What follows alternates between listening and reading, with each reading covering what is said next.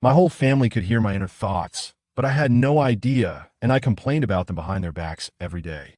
Even their secrets were revealed, and my image as a fool was in jeopardy. Chapter 1. I never knew that I was living in a mystery. 3 days ago, I learned that the parents I was raised by were not my biological parents. All of this turned out to be a conspiracy designed by a competitor. They bribed the confinement nanny, secretly took me away, and placed another child in my home. The confinement nanny passed away 3 years ago. If my competitor hadn't let the secret slip when he got drunk that night, I probably would never have known this secret. Today, my mother and her assistant Anna came to the address where I live. They stood in this dilapidated shanty town, obviously shocked. My mother looked to be in her 40s, but she was well-maintained, and she was still dignified and beautiful in her new Chinese cheongsam. However, when she saw the environment here, her face visibly darkened. The environment here is really not very good.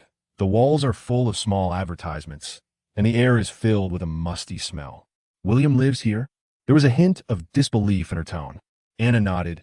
Yes, ma'am. Master William lives in the innermost courtyard. I sat in a wheelchair in the courtyard, watering the flowers with a kettle in my hand. My arms were shaking slightly, and every movement seemed inconvenient. Suddenly, I heard my mother's voice. What happened to my son? Her voice was a little distressed, and her eyes were red. I knew she was a little shocked to see me like this. At this moment, that voice rang in my mind again. Hey, look at the time. The woman that the fake guy found should be here soon. She's really not worth mentioning. This was my voice, but my mouth didn't move. The mother was stunned for a moment, as if she noticed something. William? She asked tentatively. I turned around and saw her excited look. She walked quickly to me, squatted down, and gently grabbed my hand, her eyes red again. William, I am your mother, your biological mother. However, the voice rang again. Wow, Mom's hands are so warm. Mom is so gentle. How could such a gentle mother raise a bad child? Its tone was somewhat sarcastic and a little contemptuous. At this moment, I felt my mother's confusion and shock. She looked at me with an inexplicable disappointment in her eyes. I knew she thought I had made some bad guesses in my heart, but I did nothing. Okay, Anna, come and help him pack up, and let's go back. My mother's tone became cold, and I could feel her attitude had changed. She was no longer as excited as before. Anna obviously didn't understand what was going on. She looked a little flustered when she saw that her mother was no longer gentle to me. Okay, Mom. Just as we were about to leave, we heard a woman crying outside the door. William, how could you do this to me? I'm carrying your child in my belly. I heard this voice, and my heart tightened. Her voice was sharp, filled with anger and pain. A pregnant woman suddenly rushed into the yard and ran straight towards Anna. William, you are such a heartless man. Don't think that you can ignore the life and death of us mother and son, just because you go back and become the eldest son. Anna was obviously frightened and stepped back, looking anxiously at her mother. My mother was also a little stunned for a moment, and seemed to not know how to react. I coughed lightly, and my voice rang out clearly. Hey, I'm wrong. I'm William. Chapter 2. The pregnant woman was stunned for a moment, then turned to look at me, and then looked at Anna. She obviously didn't expect that I would be a disabled person, but she was doing it for money after all, so she continued to act and didn't dare to stop. She rushed towards me. William, you are such a heartless man. She even repeated the same words she had said before. I couldn't help but feel helpless, wondering why she couldn't come up with something new. Seeing her acting like that, I couldn't help but frown, and then pretended to be sad and said, Xiaoxua, you can even admit your mistake to me. You make me so sad. Xiaoxua? This name surprised me. How could there be a Xiaoxua? Was this a new story she made up? But she continued to cry. It's all your fault. You had sex with me after drinking that night. After that, you kept refusing to let me in. I even forgot what you looked like. This reason is simply speechless. Anna and her mother couldn't help but purse their lips. Anna seemed to want to ask for clarification, but her mother gave him a look, signaling him not to interfere. She wanted to see how I would deal with this situation. I grabbed her hand, and my expression became more sincere. Xiaoxua, I didn't expect that you would stick with me even though I was paralyzed. I'm so touched. We will go get the marriage certificate soon. From now on, you will stay with me for the rest of my life. I'm already very satisfied. She was stunned. She didn't expect me to say such harsh words. It seemed that I just wanted to find a substitute to take over. Her face changed a little. Just when she was a little shaken, I continued, Oh, by the way, our child, I checked before, many children from poor families can cook at the age of 3. Our child will cook in the future, and you will be responsible for taking care of my shit and urine, and our family of 3 will be self-sufficient. Her expression changed completely. Obviously, the rich life she imagined did not include this kind of hardship of self-sufficiency. She turned to look at her mother, wondering if she could find a breakthrough from her. However, I quickly took over the topic. Xiao Xue, look at my current situation. I don't want to cause trouble for others anymore. The 3 of us will live here. Later, you can pick all the flowers, plant some vegetables, and live on our own. The mother finally spoke at this time and said coldly, our Lin family has strict rules. Since William is not going to take responsibility, he doesn't deserve to return to the Lin family. Then she turned to the pregnant woman. Unmarried and pregnant, such an indecent woman, the Lin family will not take in. The pregnant woman was stunned. She had never expected the plot to develop in this direction. She originally thought that the rich family valued offspring, and at least gave her some money to keep the child instead of being rejected. Seeing that my mother was fully cooperative, I quickly added fuel to the fire. Xiao Xu, let's go. Let's go get the certificate. I turned the wheelchair and grabbed her wrist, ready to leave. The pregnant woman was completely panicked and struggled to say, wait. I recognized the wrong person. You are not the father of my child. I pretended to be sad and said, Xiao Xue, how can you say that? She shook off my hand, turned around and hurried out of the yard, muttering, if I had known you were a cripple, I wouldn't have come. You tricked me into serving you. You're just wishful thinking. She walked faster and faster, and soon disappeared from sight. I breathed a sigh of relief, stood up quickly, and pushed the wheelchair to the next yard. Thank you, Uncle Zhang. I'll return the wheelchair to you. Seeing this, my mother smiled and said, William, you are so smart. However, I noticed some doubt in her eyes. She seemed to be still entangled in the matter between me and Marx. Her eyes lingered on me, with a hint of worry in her eyes. My luggage was very simple, just an old backpack. My mother felt sorry for me and immediately said to Anna, go buy some clothes and daily necessities for William this afternoon. I nodded and then looked ahead. There were 2 luxury cars parked not far away, a Porsche and a Bentley. The mother smiled and pointed at the Bentley. William, your father is here. The car door opened and my father hurried out. He looked at me with excitement in his eyes. Is this our biological son? Such a figure and such looks. Not bad. He really inherited my genes. He patted my shoulder heavily. I looked at him. Although he was already 50 years old, he was still energetic and handsome as he was in his youth. TSK. He is indeed my father. He is really handsome. No wonder there are always women around him. I thought to myself. Chapter 3. Mother looked at father and saw that his expression changed from excitement to embarrassment, as if he realized that I could hear his thoughts. Looking at his expression, it was obvious that I had guessed what he was thinking. Mother quietly pricked up her ears, wanting to hear more information. My father was startled by the voice in my heart, but he didn't dare to ask more questions in front of my mother. The atmosphere was a little solemn. My mother didn't say anything, but just whispered, Anna, go buy some clothes for William first, and we'll take Linda's car back. Anna nodded and said, okay, ma'am. Then she drove away in the Porsche. After the car started, I sat in the passenger seat and observed the driver Linda's condition from time to time. Linda, you don't look well. If you feel uncomfortable, we can drive slower. I said casually. My father asked in confusion, Linda, are you feeling uncomfortable? Linda quickly denied no. Her tone was a little unnatural. I sneered in my heart. Oh, of course you don't have it now, but you will have it soon. Then my inner voice started again. Tisk, forget about having a crush on Dad, but you're actually doing this kind of perverted thing while driving. That's enough. Dad, don't move. The remote control is right under your butt. The voice in my heart made me laugh out loud. Hearing this, the father was so scared that he sat up straight and quickly moved his butt. The car suddenly braked hard, and Linda quickly explained, no, sorry, there is someone in front. However, this is clearly a wide road with no obstacles at all. Linda's voice trembled and her face turned red. My mother and I looked at each other and obviously understood what had happened. My father's face turned livid and he was shaking with anger. He shouted, pull over. Linda panicked. Mr. Lin, stop the car. My father ordered angrily with a firm tone. Linda didn't dare to disobey and immediately pulled the car over. Boss Lin, you get lost. My father opened the car door and dragged Linda out. Then he sat in the driver's seat, stepped on the accelerator hard, and drove away quickly. Linda was shouting heart-wrenchingly from behind. Mr. Lin, there are no taxis here.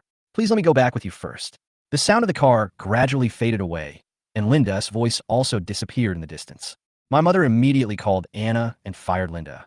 I knew that she had begun to doubt my father's slowness and realized that she could hear my voice. The father pulled the corner of his mouth awkwardly and secretly looked at his mother through the rearview mirror. Seeing her dark face, he was a little afraid to look directly at her and explained awkwardly, I really don't know. My mother just rolled her eyes at him and didn't respond to the voice in my heart. I didn't expect that my father is still a henpecked husband. I couldn't help but laugh in my heart.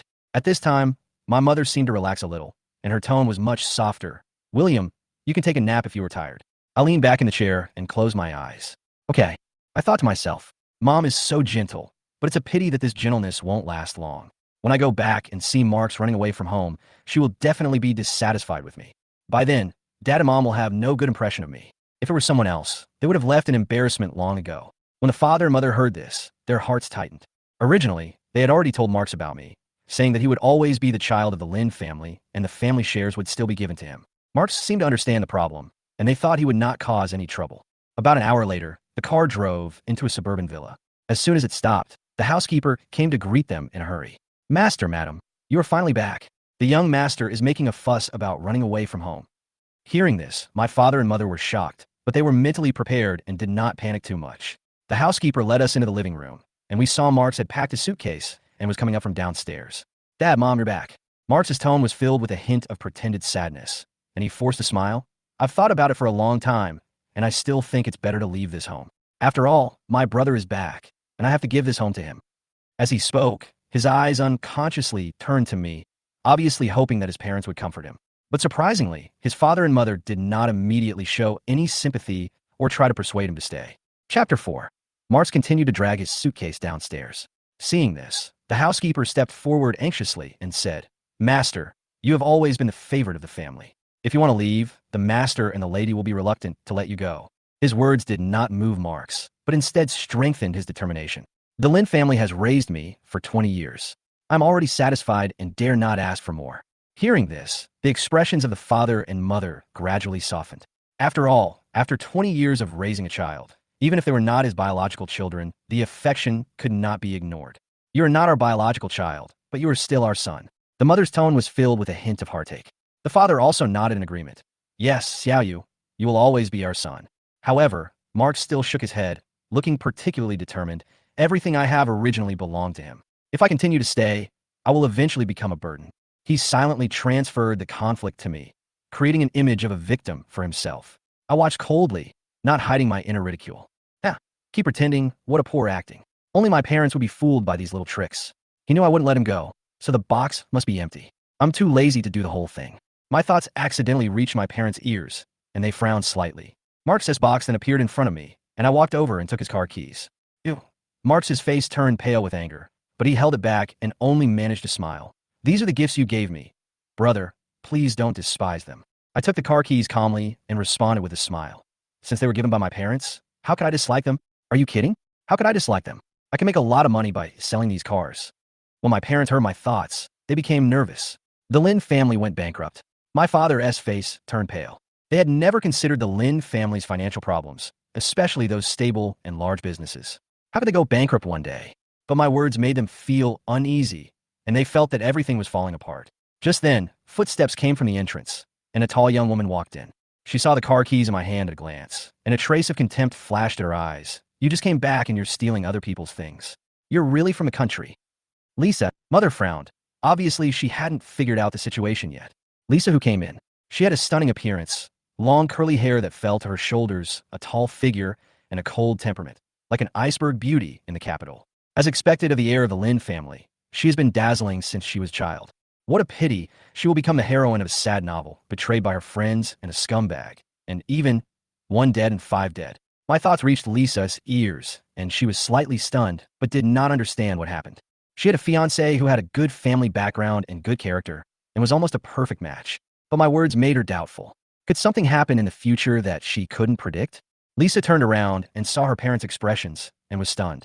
She vaguely felt that something was wrong, but did not ask any more questions. Dad, Mom, you also heard.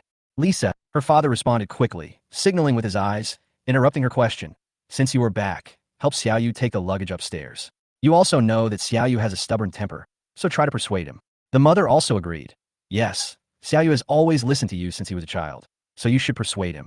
Seeing her parents' expressions, Lisa could only temporarily suppress the doubts in her heart and began to prepare to help. Mars wanted to continue to pretend to leave, but was glared back by Lisa. Although the Lins were soft-hearted, they were still most afraid of Lisa. Finally, Mars had to carry his suitcase upstairs and never dared to mention leaving again. I sighed softly. I knew that the Lin family and Marks had a deep relationship, and it was impossible for them to let him go. But for me, this is fine. Marks is a time bomb, so it is safer to keep him around. Chapter 5. At noon, the family sat around the dining table, and the atmosphere looked quite warm. The Lins obviously cared about me very much, and knowing that I had not been doing well in recent years, they kept serving me food. I didn't hesitate and ate very happily. After all, Annie Lin's cooking skills were really amazing. But the two people who didn't fit in with the atmosphere were Marks and Lisa, who were sitting across the table. Marks lowered his head, clenched his left fist, and seemed to be holding back some displeasure. Every time I took the food and saw his expression, I could feel his inner anxiety, but he didn't dare to show it. As for Lisa, she looked disdainful. Her eyes kept scanning me, as if she was doubting whether my previous words were false. She ate coldly, wondering how I did it. Everyone at the table had their own agenda, and the atmosphere was a little tense. Finally, when I had almost finished eating, my father and mother looked at each other and seemed to have reached some consensus. William, your mother and I just discussed it. Now that you are back, you'll have to take over the family company sooner or later. Are you interested in coming to the company to take a look? This was obviously their plan. In order to find out why the Lin family went bankrupt as soon as possible, they decided to let me join the company and stay there for a while. Maybe I could learn something from the voice in my heart. I paused while eating and looked up at them. Dad, Mom, but I don't know anything. It's okay. You can start from the bottom. Anyway, the company will be yours in the future, so it won't hurt to learn more first. My father obviously thought I was being modest, but the next second, my inner voice burst out. You are already a rich second generation. Why do you still have to work? You might as well just give up. Besides, I still have to go to college, and there are people waiting for me to teach them a lesson. I felt restless inside, but I didn't show it on the surface. My father's eyes twitched slightly, and he was obviously a little stunned. He began to doubt whether I was really, as he said, completely uninterested in doing these things. My mother couldn't help but think that I had not lived well these years and lacked the opportunity to receive an education. She immediately changed her mind and said, Husband, we may be a little impatient. William is still young and should go to school first. It won't be too late to come to the company after graduation. Dad, Mom, I also think that brother William should go to school first. At this time, Mark suddenly spoke. This uncharacteristic behavior made me a little confused. Marx said this now, obviously to divert the focus, in order to make his parents feel more justified. He turned his head and looked at me, as if he wanted to humiliate me again. Dad, there is still half a year until the college entrance examination next year. Recently, our school is cooperating with an outside organization to recruit students. You can get in by spending some money. He said it confidently, as if it was not worth mentioning. My father frowned slightly. He knew the reputation of these fake institutions, but I had never taken the college entrance examination before. Marx thought that I would accept this quick method because I had no grades. But at this moment I laughed. Dad, Mom, I forgot to tell you that I already have school, which is a university where Marx is. Dad, Mom, it seems that brother William really wants to go to school and has already registered himself. Marx's eyes flashed with disdain, wanting to humiliate me again. I took out my phone and opened the student background interface, finance major. Huh? You're not afraid to study finance at an institution like this. Before he finished speaking, I saw the student backend interface of university it displayed on my phone. This is a carefully designed backend that can only be used by students of the school. His eyes instantly became alert because the finance major of university is almost ranked in the top 3 in the country. After being shocked, Marx tried to hide his confusion with a disdainful attitude. Brother William, it's a good thing to want to go to school, but you can't fake yourself and deceive your parents like this. Just take a screenshot to deceive people. He tried to expose my lie, but when he poked the screen a few times, the screen slid up and down normally, and it was not a picture. This is absurd. There are also people who falsify the student website of University A. We must report it. Marx was furious and angry. He would rather believe that I spent a lot of money to fake the results than believe that I could really get into University A. His mentality had long deviated from rationality. Seeing him like this, I was too lazy to argue. Whether it was true or not, I knew it in my heart. Dad, Mom, you have to investigate carefully and don't be fooled by him. Mark still insisted, his tone full of impatience. The mother was a little unhappy and frowned. Xiaoyu, didn't I teach you not to make groundless and malicious assumptions about others? We originally wanted William to go directly to the company. What reason did he have to lie to us? Marx quickly changed the topic.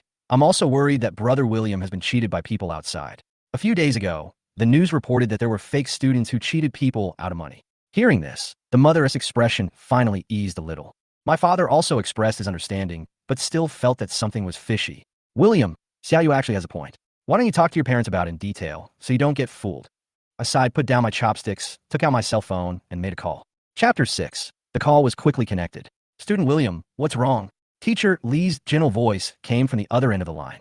Teacher Lee, I just want to ask about the information about the required course for our freshman finance major. I want to take a look at it in advance, so that it will be easier when I make up for it. I try to keep a polite tone. Sure, I'll send it to your email later. William, have you dealt with your issues? If you need any help, be sure to tell the teacher. Don't try to handle it on your own. Teacher Lee's tone was filled with worry. Don't worry, Teacher Lee. I will be able to go back to school soon. I responded simply and hung up the phone. I looked up at the person at the table and said calmly, "This is my counselor, Teacher Anna from the finance department of University A." Unexpectedly, Marks couldn't help laughing out loud. "William, you are absolutely deceived. How can you not go to school for half a year and then make up for it? If that's the case, wouldn't the school be in chaos?" Marks did not hide his ridicule at all this time. His eyes were full of contempt. I sighed helplessly and said silently, "Dad, I remember you have cooperated with the university before. Why not give them a call and ask? It shouldn't be difficult." My father and mother were a little embarrassed. After all, it seemed that they didn't trust me. But since it had been mentioned, they had to get to the bottom of it. The father gritted his teeth and dialed the phone. "Mr. Zhang, please help me. I want to check my son's academic information." A few minutes later, a student record popped up on my father's mobile phone screen. William, male, ID number XXX, was admitted as an exception due to his participation in a confidential project. After my father finished reading the information, he stared at me, obviously a little shocked. What kind of confidential project is this? He knew in his heart that it was a top university, and the confidential project involved were the national level. And those who could participate were all top figures. Lisa also raised her head slightly. She knew that the Lin family was also involved in some scientific research projects, and she was not unfamiliar with the idea of special admission. But what puzzled her was how a child like me from the countryside could have the opportunity to participate in such an advanced project. Just when the atmosphere was tense, Marks interrupted with disdain. "Oh, still keep it secret? I think the school just took the money and deliberately made an excuse." "William, tell me yourself, what confidential project did you participate in?" I responded nonchalantly. "Marks, if you want to go and operate the sewing machine, you'd better not get us involved." Marks looked confused and didn't understand what I was saying. Instead, he continued to laugh. "Oh, you are pretending to be a real person. You really think you're a big shot." The mother finally couldn't stand it anymore and shouted angrily, "Enough! Xiaoyu, how can you treat your own brother like this? You are really going too far." She began to wonder if there was something wrong with Marks' education over the years. Although the Lin family was rich, their education was always strict, but Marks' attitude was completely different. Although Lisa was also dissatisfied with Marks in her heart, she saw that her parents looked a little embarrassed, so she patiently explained, "Xiaoyu, you don't know that a strict agreement must be signed for confidentiality projects. If it is leaked, everyone will be traced." Marks' mocking smile froze instantly, but he was still unwilling to give up. "Even if I was admitted as an exception, what's the matter with not going to school for half a year?" Although his doubts were somewhat weakened, he still seemed a little guilty. At this moment, the father's cell phone rang, and the caller ID showed an unfamiliar number. After the call was connected, Anna's voice came again. "Dad, William. I'm Anna, William's counselor. This is what happened."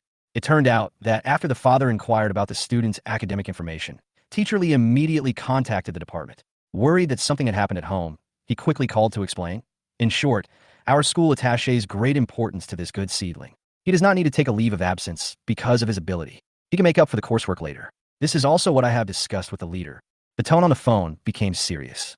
It was obvious that Teacher Lee didn't want to hear about my delay. My father quickly responded awkwardly, "I know. Thank you, teacher."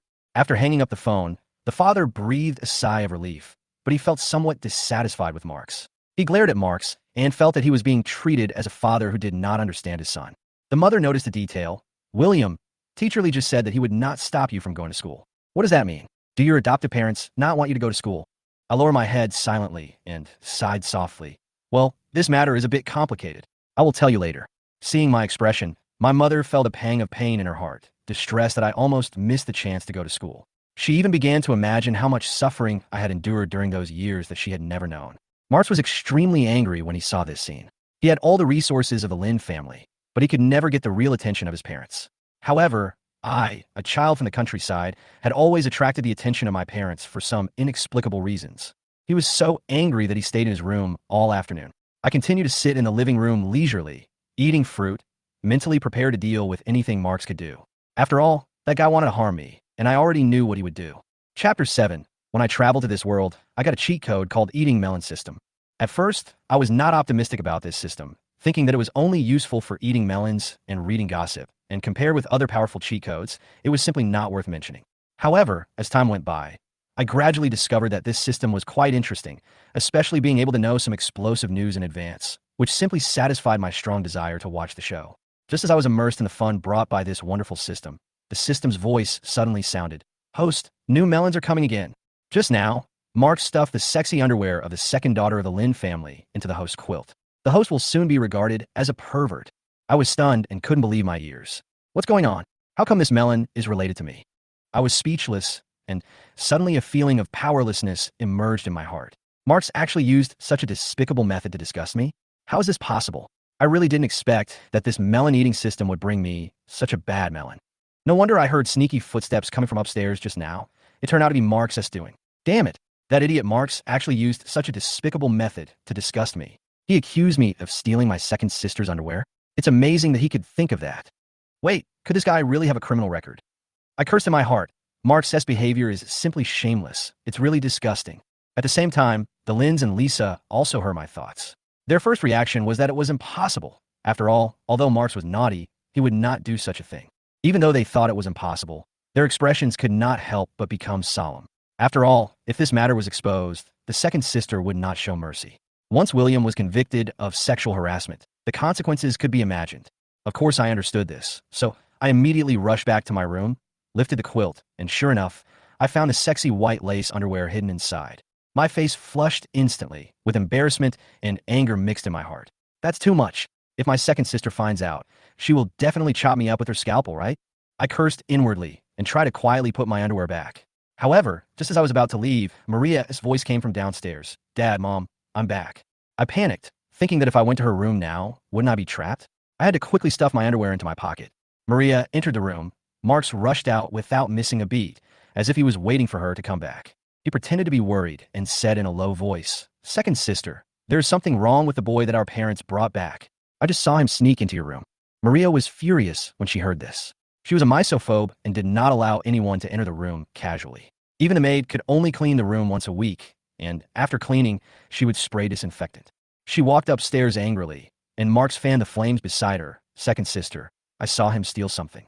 Maria entered the room and quickly discovered something was wrong. Her cabinet had obviously been moved, especially the small drawer, which had a gap. Sister, did you lose something? Marx asked with pretended concern. Lisa also came over and saw Maria's face change. She realized that the problem might be more serious than they thought. William, come out. Marx finally got angry. He rushed to my door and knocked hard. I know you are in there. After knocking a few times, the door finally opened. I stood at the door pretending to be ignorant, looking at the people outside in confusion. What's wrong? Marx sneered, squeezed into the room, and started to act. You stole my second sister's things, and you are still pretending to be innocent? He glanced sharply at the quilt on the bed, and it was obvious that he had made plans in advance. William, now that things have come to this, you should just take out the things. Marx said impatiently.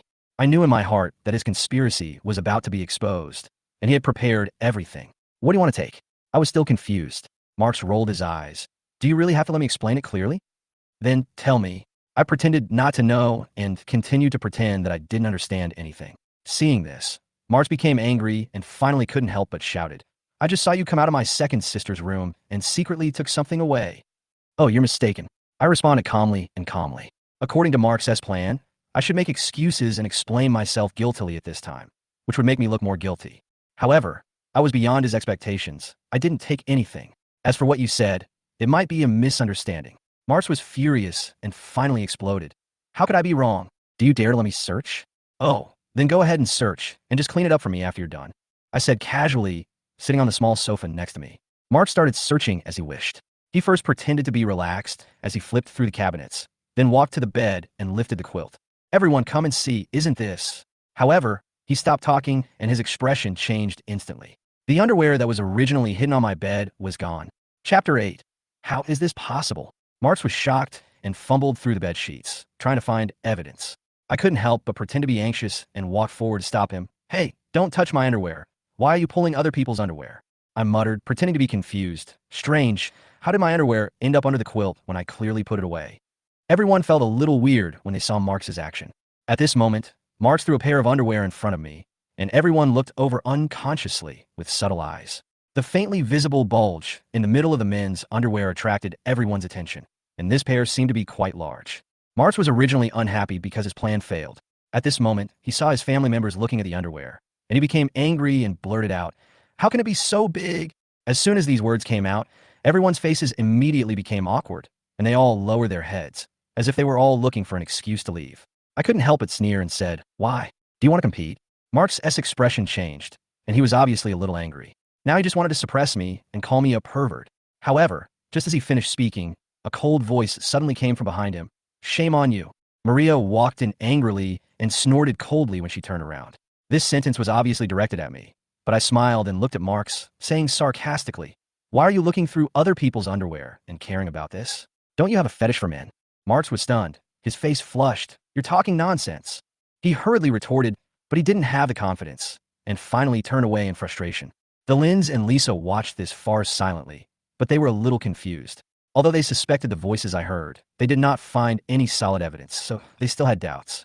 During dinner, the atmosphere became even more eerie. My father and mother tried to get Maria to meet me formally, but she was cold and didn't want to interact with me. I don't have any prejudice against Maria. After all, she is my biological sister. She is beautiful and elegant. Who wouldn't like a beautiful sister? Moreover, Maria is a well-known surgeon in the Capitol Hospital and has saved countless lives. However, what happened tonight surprised me a little. Just as everyone was eating silently, Maria suddenly heard a voice. "Hey, the second sister looks strong, but she's actually a pitiful person." She looked up suddenly and saw that no one around her spoke, so they all lowered their heads. If I heard correctly, the sound came from me. I was holding my elbow and chewing it hard, obviously not saying anything. Poor second sister. She clearly applied for a very good major, but her choice was secretly changed by a classmate. I thought to myself, before long, her right hand will be disabled because of that classmate's betrayal, and she will not be able to hold a scalpel for the rest of her life. Maria was stunned by what I said. She seemed to be oblivious to what I said. Her eyes flickered slightly, and she began to recall the incident. Maria never told anyone about the change of her application. She always thought that she had filled in the wrong application, which led to her not being admitted to the university of her choice. But now thinking back, something was wrong that year. She has always been a very serious person. How could she have filled in the wrong application? She suddenly realized that maybe her classmates who filled out the application together at that time had secretly tampered with it. She was full of doubts, but she had no way to confirm it. Just as she pricked up her ears to listen to my thoughts, I'd already concentrated on chewing my elbow and didn't mention the matter again. Her mood also sank. "Hey, William, your second sister wronged you today?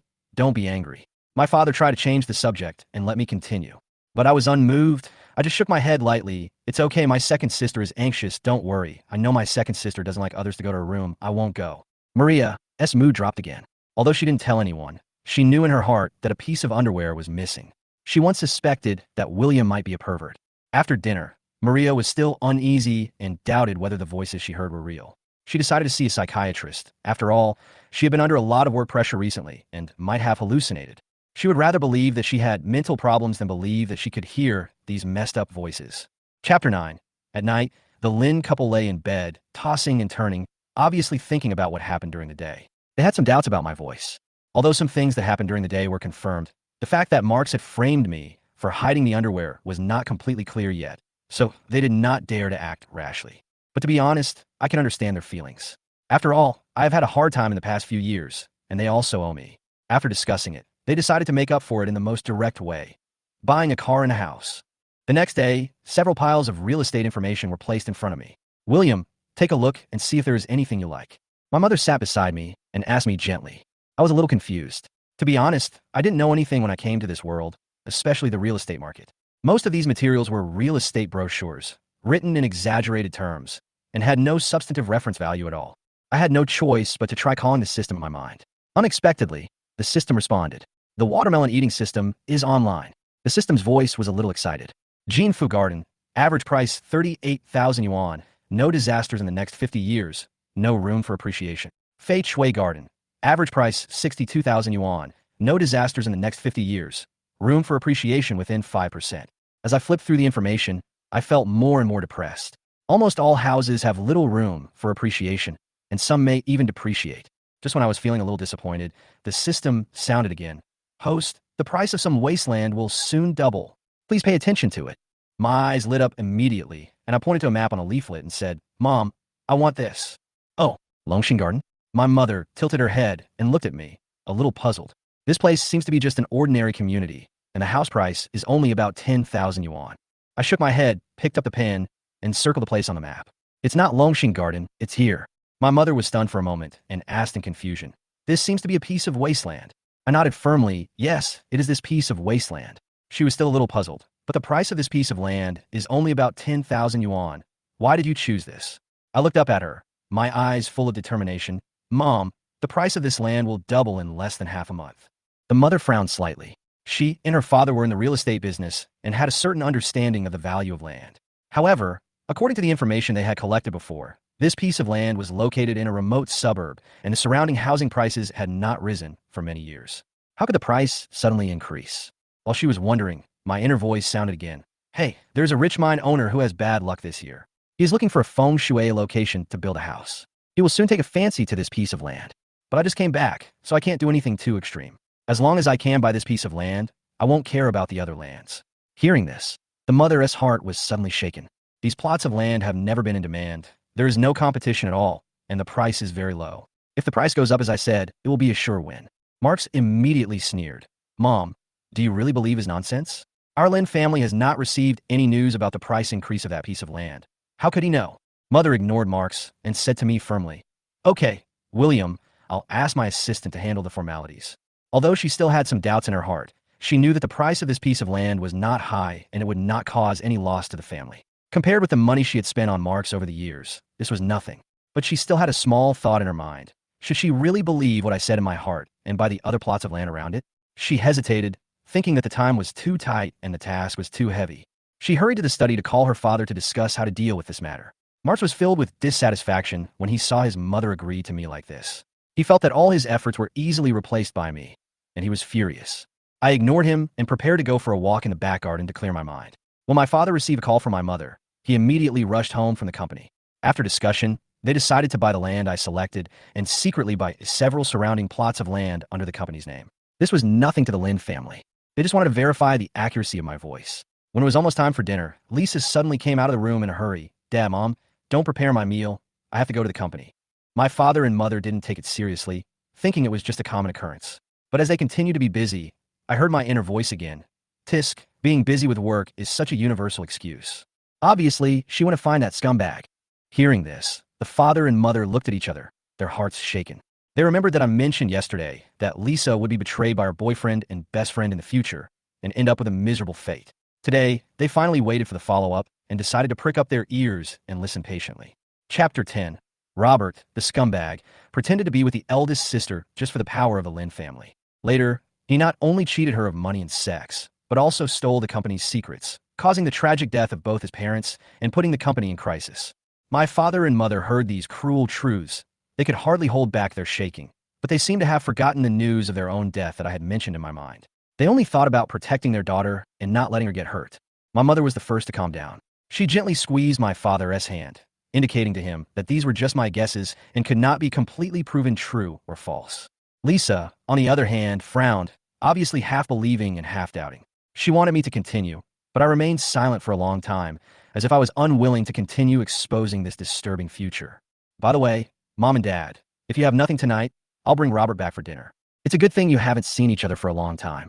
Lisa suddenly broke the silence. My father and mother nodded immediately. They also wanted to know the truth. However, my inner voice rang again, breaking the tranquility. That scumbag can't come tonight.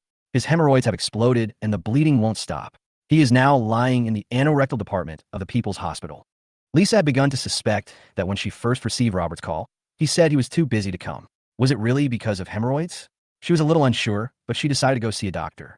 I could feel that she had made a decision, and she was clearer in her heart.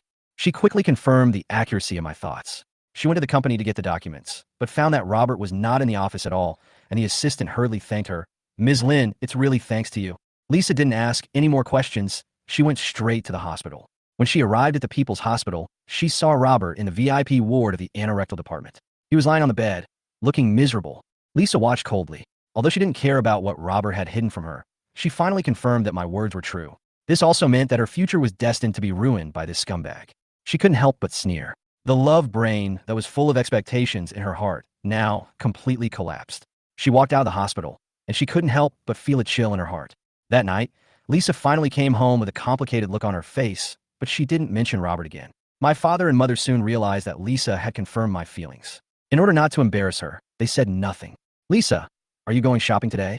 Her father asked with a smile, trying to give her a relaxed atmosphere. Yeah, I went shopping for a while when I had nothing to do. Lisa lowered her head and took out an exquisite box. William, I bought you a gift. See if you like it. The whole place fell silent instantly. I was a little stunned. Yesterday, Lisa scolded me for being from the countryside and only caring about money. But today, she actually gave me a gift. Moreover, the logo on the box looked very valuable, which made me even more confused. I turned around, pointed at myself, and asked, "Is it for me?" Lisa nodded and said calmly, "Yes." I took the box, opened it, and saw that it was a very exquisite watch. The design of this watch is low-key and luxurious, and the inlay of diamonds and sapphires stunned me. Although I don't know much about watches, this watch must be worth hundreds of thousands. Thinking that the Lin family would soon go bankrupt, I naturally wanted to save some private money before that. But this watch is too expensive. How can I accept it? Sister, this watch is too expensive. I can't accept it.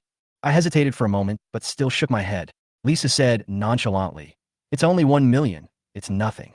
If you have something you like in the future, tell me, and I'll buy you something better." At this moment, Marx came down from the building. Seeing the scene, he was filled with jealousy. He suppressed his anger and asked casually, "Sister is so kind to Brother William. I have always wanted this watch." Lisa glanced at him coldly and said lightly, "I want to buy it myself." Marx was stunned and obviously shocked. He had never seen Lisa so indifferent to him. However, he thought about it and suddenly remembered something. "Oh, right, today my parents only bought a house and land for William, but not a car, right? How about I take him to look at cars tomorrow? It just so happens that I know something about this." Chapter 11. I stood at the door of the store, feeling a little confused.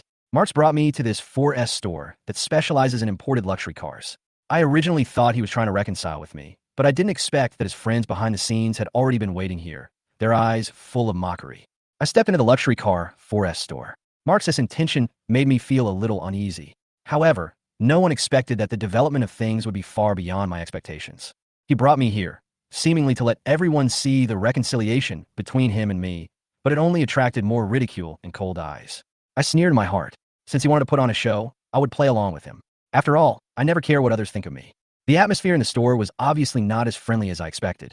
When the salesmen saw us coming in, their eyes flashed with disdain, and they quickly focused on Marx and his friends, as if I was nothing but air. I wasn't in the mood to fight them, so I just ignored them and walked straight to an Aston Martin SUV in the showroom. Although it was ridiculously expensive, I still felt that this car was a better fit for my body shape. Just as I was about to open the car door, a voice suddenly broke my thoughts. "What are you doing?" I turned around and saw a woman in her 30s standing in front of me in a rage. Her attitude made me frown slightly, but I didn't say much. I just responded lightly, "You're not allowed to touch the cars here?" The woman snorted coldly, showing a disdainful look. "Why are you touching it if you're not buying it? If you scratch it, can you afford to pay for it?" I was obviously displeased by her attitude, but I didn't argue with her any further. Instead, I chose to sit down nearby and wait for the salesman to realize that those so-called young masters had no intention of buying a car. Just then, a cup of warm water was handed to me, and a timid voice said, "I also think these cars are too expensive." I looked up and found that it was a young girl, smiling shyly. "New here?" I asked casually, and saw the name Lu Xiaoxiao on her badge. She nodded and shyly replied, "Well, I just came here for internship last month." This name suits her quite well. She looks like a character from a novel. Just as I was about to speak, the salesperson in the distance finally realized that Marx and his group were just making trouble and had no intention of buying. The salespeople hurriedly smiled and tried their best to cater to them. I didn't think about it anymore and smiled and said to Lu Xiaoxiao, "Please make an order. I want this car." She seemed a little stunned and didn't move for a long time. I added, "When will the new car arrive?" New car? Next month." She finally realized what was happening, ran into the office excitedly, and started preparing the paperwork for me. I couldn't help but feel a little relieved when I saw her busy figure. After all, this girl really works hard, unlike those salespeople with fake smiles on their faces. Lu Xiaoxiao took out a stack of documents and prepared to explain them to me in detail. But I raised my hand, signed my name directly, and then took out a black card from my pocket and handed it over. Her eyes lit up immediately, and it was obvious that she was very excited about this order. This was the first order she had received since she started working here. Just as I was about to leave, a voice suddenly came from behind with an angry tone. "If you don't want to buy, leave early." I turned around and saw that it was the salesperson from before with a very ugly expression on his face. She obviously didn't expect that I would actually buy a car under such circumstances. When she saw the receipt in my hand, her face became even uglier. "It doesn't matter if you have a bad brain," I smiled. "The worst thing is having bad eyesight. You like to look down on others and treat garbage as treasures." With this sentence, I was not only mocking them, but also responding to the ridicule of Marx and others. Just as I was about to walk out of the store, I bumped into someone accidentally. I subconsciously looked up and saw a familiar face. The man was stunned for a moment, and then his face turned ugly. "William, why are you here?" I looked at her carefully, and some memories came to my mind, and finally recognized her. "Lily." This name made me hesitate. Lily was my high school classmate. She was once the school belle and the dream lover of many boys. Now, her makeup is gaudy, totally lacking the fresh temperament she had back then. When she saw me, a hint of displeasure appeared on her face. "It's you, the ghost that's haunting me. Didn't I reject your confession back then? Why haven't you let me go for so long?" Chapter 12. Lily's words left me speechless. I never expected her to suddenly attack me like this. To be honest, I have never confessed my feelings to her. It was just a few school bullies who made fun of me over the years. But she actually thought I was a persistent person. Marks and his friends heard this and started to make a fuss. "William, you were wrong. How can you be so persistent when pursuing a girl?" One of them said while patting Marks on the shoulder. "Yeah, look at yourself. A toad wants to eat swan meat." I just found it funny to hear them laughing. When they were done joking, I realized that although Lily's words were reproachful, her eyes were fixed on Marks, and she seemed to have been interested in him for a long time. A man looked at her and said confidently, "Beauty, you can consider our master you. He will never let those cats and dogs harass you again." Lily's eyes sparkled. Apparently, Marks' identity as a rich second generation moved her. She slowly walked up to Marks and said delicately, "Hello, Mr. Yu. My name is Lily. Nice to meet you." Marks obviously didn't mean anything, but he instinctively saw Lily's hard-to-get attitude towards him. He put his arm around her shoulders, glanced at me provocatively, and said contemptuously, "Oh, so this is the girl that William can't get." Lily's cheeks flushed slightly, and she said coquettishly, "Mr. Yu, stop joking with me." In my heart, I couldn't help but sneer. Lily's so-called school belle identity is nothing but a joke in my eyes. She used to look pure and elegant in school, but her private life was very messy behind the scenes. She had 4 abortions in her early years. She's really born with a bad luck in love. Whoever likes this kind of woman can take her away right away and don't need to have anything to do with me anymore. Marks seemed very proud, thinking that he had the upper hand, so he hugged Lily with a lewd smile and prepared to leave. Before he left, he actually threw me a few $dozen and said, "I'm gonna have fun. Take a taxi back." I watched him and his group leave, and I couldn't help but feel relieved. Marks and his friends didn't take me seriously at all. Whatever, I didn't have to waste my time arguing with them. I turned around and prepared to leave when I suddenly received a call from Maria. Her car broke down and was sent to the repair shop for repairs, and she was going to pick it up today. Maria's car parked near the repair shop. When she saw me, she stopped the car in surprise. I walked over and saw that she looked unhappy, but she couldn't help frowning. "Second sister, is it on your way?" I asked with a smile. She glared at me, obviously not wanting to talk to me, but she still stopped the car. Without waiting for me to say anything more, I opened the door without hesitation and got in. "Sister, it's great that you're here too." I pretended to be happy. She frowned deeply, obviously not having a good impression of me. "It's not on the way." Maria interrupted me rudely with a cold tone. "Hey, I haven't told you where I'm going yet. So how come we're not on our way?" I shamelessly fastened my seatbelt and pretended not to care about her attitude. She sighed, started the car reluctantly, and planned to take me home. The atmosphere in the car was a little tense, and I leaned back comfortably with my eyes closed. However, at this moment, the system's voice suddenly sounded. "Alarm! Maria is about to encounter a bloody disaster." Bloody disaster? My heartbeat suddenly accelerated, and my mind instantly alerted. I hurriedly asked the system what happened, but the system remained silent. I remembered that the system had mentioned before that it could not intervene too much in events involving life and death. Could it be that my second sister really encountered some trouble? To ensure safety, I decided to go to the hospital with her. "Second sister, are you going to work at the hospital?" I asked tentatively. "Yeah." She nodded calmly. "Then I won't go home. I'll go with you. I've had a headache lately. Let's go see the doctor for some medicine." Maria glanced at me through the rearview mirror with a suspicious look in her eyes. She seemed to want to understand what I was planning. Seeing my seriousness, she finally agreed. About 40 minutes later, our car pulled into the hospital parking lot. I followed her, keeping an eye on the surroundings, still feeling uneasy. This ominous feeling enveloped me, making me alert to anything that might happen. "Registration is over there." Maria pointed to the registration window in the hospital lobby. I answered casually and hurried to the window. After she entered the elevator, I took the opportunity to walk to the stairs and quickly rushed to her surgical office on the 6th floor. At this moment, a scream came from not far away. "Ah, murder!" My heart sank, and I immediately accelerated to see what was happening. Chapter 13. Maria was obviously shocked by the scene before her. Her face turned pale instantly, and her eyes were filled with fear. The blade was getting closer and closer to her, and she had almost no time to react. At this moment, I rushed over without hesitation and kicked the crazy man in the back. He lost control of his body and fell to the side. I followed closely and quickly knocked the knife out of the man's hand, controlling his body. Then I held him down with one hand and took a roll of bandage from the nurse station next to me with the other hand and expertly tied his hands. I was relieved when I saw the situation stabilized. The man was still struggling, shouting, "Let me go! I'm going to kill her. Poof. I took out a pack of gauze and stuffed it directly into his mouth, completely blocking his screams.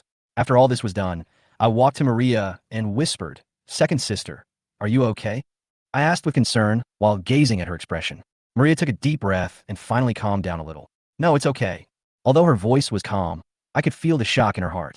After all, even professionals would not act rashly when facing a madman with a knife. But I rushed up and killed him without hesitation. Her eyes were full of surprise, and she unconsciously thought of my past, whether I had done something similar before. A sense of doubt rose in her heart, but she quickly rejected the idea. After all this happened too suddenly. Perhaps it was just because she was in a bad mental state recently that she had such inexplicable doubts. She shook her head gently, trying to calm herself down. Seeing that she was fine, I finally relaxed my guard. It seemed that the warning of bloody disaster had disappeared. I clapped my hands in relief, walked aside to wait for the police to arrive, and planned to say goodbye to Maria. Maria was grateful. Her face was full of displeasure, and she was obviously annoyed that I had been following her and interfering with her work.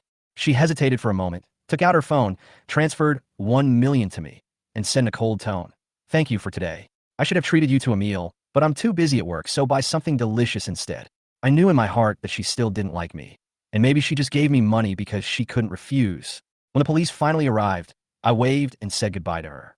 After dealing with all this, Maria finally had time to talk to Professor Song from the psychiatry department. She explained to him the recent situation, especially about hearing those voices. Professor Song thought for a while and advised her, "Maria, you've been under a lot of work pressure recently, and you may be a little tired physically and mentally. It should be helpful if you can take a break for a while." Maria nodded. Indeed, she had been busy recently, performing surgeries every day and supervising interns, which exhausted her both physically and mentally. Add to that what happened today, and she had developed a resistance to work. She happened to have the opportunity to take annual leave, so she decided to take a break. Professor Song helped her get leave from her boss, and the boss agreed. From today on, she can have a good rest. Maria, relieved, drove away from the hospital. On her way home, she passed the park and unexpectedly ran into me again. At that time, I was riding a shared bicycle and leisurely parked in a corner of the park, watching a group of old men walking their birds in bird cages. Maria suddenly felt a little curious for some reason, so she stopped her bike and observed me from a distance. After a while, she saw a beautiful woman approaching me, seemingly asking for my contact information. To her surprise, I waved my hand and rejected her. Maria smiled, feeling somewhat disdainful in her heart. Oh, she actually refused. Just when she was feeling bored, a stray cat came to my feet and rubbed against me. I smiled and whispered, "You guy, didn't I just feed you him sausage? Why are you here again?" The stray cat seemed a little uneasy, meowed a few times, and was ready to find someone else. I smiled and continued, "Hey, you're not vigilant enough. If you continue like this, be careful that someone will kidnap you and cut off your balls." The stray cat suddenly stopped and looked down at itself. Maria stood in the distance, watching all this in amazement. The stray cats actually responded to me, as if they understood every word I said. She couldn't help but wonder, these stray cats are so close to William and even talk to him. This situation is really incredible. She muttered to herself, could it be that William was the one with the real mental problem? She herself thought this idea was too ridiculous and couldn't help rolling her eyes. However, she couldn't help but wonder, why was he so bored that he actually stopped the car and watched William play with the cat? She was about to start the car and leave when she suddenly heard William's voice. "What? Dismembered body?" This sentence made her heart tremble violently, and she immediately turned to look at me. I had already started walking towards a remote corner of the park, seemingly following the stray cat. Maria's curiosity was aroused again, and she wondered if this news was true. Although she thought it was absurd, she still followed me secretly. At this time, I was also very panicked. How could I have heard about the dismembered body from the cat? I just followed the stray cat all the way to a remote place. From a distance, I could smell an unpleasant smell, and a strange fear rose in my heart. After a while, I saw 7 or 8 stray cats gnawing at something. When I got closer, I found that there were several black plastic bags. The bags had been bitten by stray cats, revealing the minced meat inside. Chapter 14. I almost vomited. The sight before me was unbearable. The scattered pieces of meat and bones made me take 2 steps back and wanted to call the police. However, before I could do anything, I suddenly heard my second sister Maria's voice from behind me. "Just stand here and don't move. Let me see what's going on." "Second sister? Why are you here?" I turned around in surprise and looked at her. Maria didn't have time to explain to me. She took out the gloves and mask she carried with her from her bag, put them on quickly, and then walked towards the black plastic bags. Her movements were quick and professional, and it was obvious that this was not the first time she had dealt with a similar situation. Hey, you guys, stop eating. The meat might be poisonous. Get out of the way," she shouted at a group of stray cats surrounding a plastic bag. I watched the stray cats hesitantly spit out the meat in their mouths and reluctantly ran to the side. They seemed to understand what I had just said, and after hesitating for a while, they still gave up the meat. Maria was again shocked by the strange interaction between me and the stray cat, something she had never seen before. She walked over to a plastic bag, carefully opened it, and turned over some mincemeat. Suddenly, she picked up a few bones and looked at them with a serious expression. My heart sank immediately. They were actually human bones. It's really a human. Call the police. Her voice was deep and solemn. Seeing her holding a piece of human flesh as calmly as if it were ordinary food, I felt a chill in my heart. My second sister is so brave. I thought to myself, and I had a bad feeling. Fortunately, I changed my major and didn't become a male doctor. Otherwise, if she looked at me like this, a thought flashed through my mind, and then I lowered my head and looked at my crotch, and I couldn't help but shrink my neck. The bloody disaster had just been resolved, and then I encountered something like this again. About 10 minutes later, the police finally arrived at the scene, and the technicians began to investigate. We were taken aside for questioning. I described in detail what the stray cat had told me. To be honest, even I found it strange. How could I get these details from cat? It was 2:30 this morning. The person who dumped the body was about this height, a little fat, wearing glasses, and had a beard. I described it as detailed as possible, and the police looked at me with suspicion. How do you know this? The policeman asked, obviously doubting my description. A stray cat told me. I answered directly. The policeman was stunned, obviously not accepting this answer at all. I could see that he wanted to say something, but he didn't refute it immediately. Maria seemed a little embarrassed and quickly waved to the policeman to talk to her next to her. The police nodded silently and walked away from us to an open space. I watched my second sister talking with the police, feeling a little uneasy. After they came out, the police waved and said, "Okay, leave your phone number and ID information. You can wait nearby for now. You may need to give a statement." "No problem." I nodded and walked outside the cordon with Maria. We found a park bench and sat down. I couldn't help asking, "Second sister, what did you say to the police just now? Why did they let us go so easily?" She looked at me and replied coldly, "You are mentally ill." I was stunned for a moment and smiled awkwardly. My second sister is so straightforward. I can understand that she has obviously given up on my behavior that cannot be explained by common sense. At this time, there were still many people walking and exercising in the park. The news of the dismemberment case spread quickly, and many reporters were already broadcasting it live. Not long after, my cell phone rang. It was my mother calling. "Mom, we're fine. We just happened to pass by here. Hey, it's okay. You don't have to come over." Maria answered the phone and hurried to comfort her mother. However, within 20 minutes, a car from the Sue family stopped at the entrance of the park, and then my father and Marks got out of the car. My father was wearing a formal suit, and his forehead was full of sweat. It was obvious that he had just rushed over from the company. Seeing that we were safe and sound, he breathed a sigh of relief. "William, Maria, are you scared?" he asked, with a hint of uneasiness in his concerned tone. I silently complained in my heart. How could my second sister be frightened with her personality? On the contrary, if my mother knew that her hands had just touched those body parts, she would probably be really frightened. The father looked inside the cordon, frowned, and said, "What kind of murder and dismemberment case is this?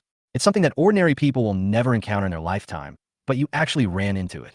I heard that there was a mentally ill person stabbing someone with a knife in the hospital this afternoon. How unlucky." Mark seemed to think there was something interesting to watch and said, "So many dangerous things happened in one day. I wonder who is unlucky." I retorted unhappily. It's bad luck to encounter a mentally ill person, but finding a body is not a bad thing. On the contrary, it may help the police find a real culprit faster. Marks curled his lips in displeasure and almost blurted out, "It's good enough that I'm not considered the real murderer." "Don't talk nonsense," his father scolded impatiently. He obviously knew the sensitivity of reporters and warned Marks to be careful with his words. "What's the point of being scared now?" Marks curled his lips in disdain. "Look, the police won't let him go now. They must have regarded him as the main suspect. The unlucky one is my second sister. She was implicated. Second sister, you are so kind. Maybe he is the one who committed the crime," Marks said without hesitation. Maria couldn't stand it anymore. She responded coldly, "Xiaoyu, don't talk nonsense." At this moment, Maria's phone rang again. Seeing the strange number on the screen, she picked up the call. "Maria, this is Officer Zhang from before. Are you and your brother still in the park?" "Yes, on the bench outside the cordon." "Okay, don't leave yet. I'll find you soon," Officer Zhang said and hung up the phone. Mark smiled proudly and said, "Look, the police are coming to arrest you." Chapter 15. Mark's voice was so loud that it immediately attracted the attention of the people around him. The reporters keenly discovered the identities of his father and mother and immediately turned their cameras to us. "It seems that those are the chairman and wife of the Lin Group." One of the reporters whispered, "Why are they here?" Another reporter asked in confusion, "Was the young master of the Lin family the one who just spoke?" Could they also be involved in the murder case? The voices were getting louder and louder, and there was a lot of discussion around. Some brave reporters even came over to interview. At this moment, the policeman in the cordon came out, led by Officer Zhang, who had just called. He looked at me with a smile on his face and said easily, "William, the case is solved. The murderer is the man you described. My colleagues have caught him." Officer Zhang looked very happy. For them, this level of dismemberment was a major case, and it was not easy to solve it in such a short time. The journalists had already started reporting, and the police obviously didn't want to cause more panic, so they tried to digest the news. "William, our leaders will publicly praise you."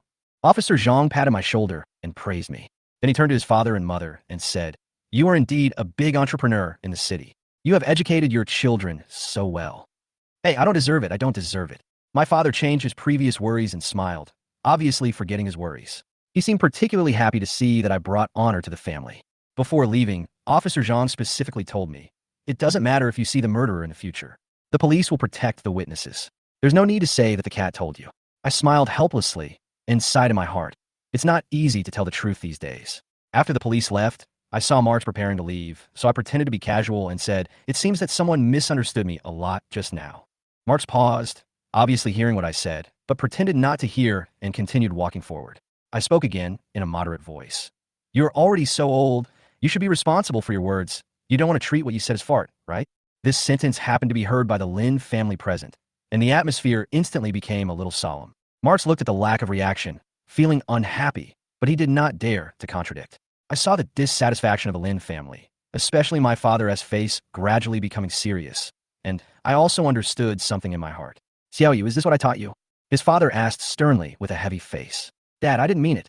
Marx lowered his head, seeming a little unwilling, but he didn't dare to contradict him. Maria's eyes could not help but show a hint of disappointment. She was obviously very dissatisfied with Marx's performance. "Why don't you apologize to William?" His father's voice turned cold.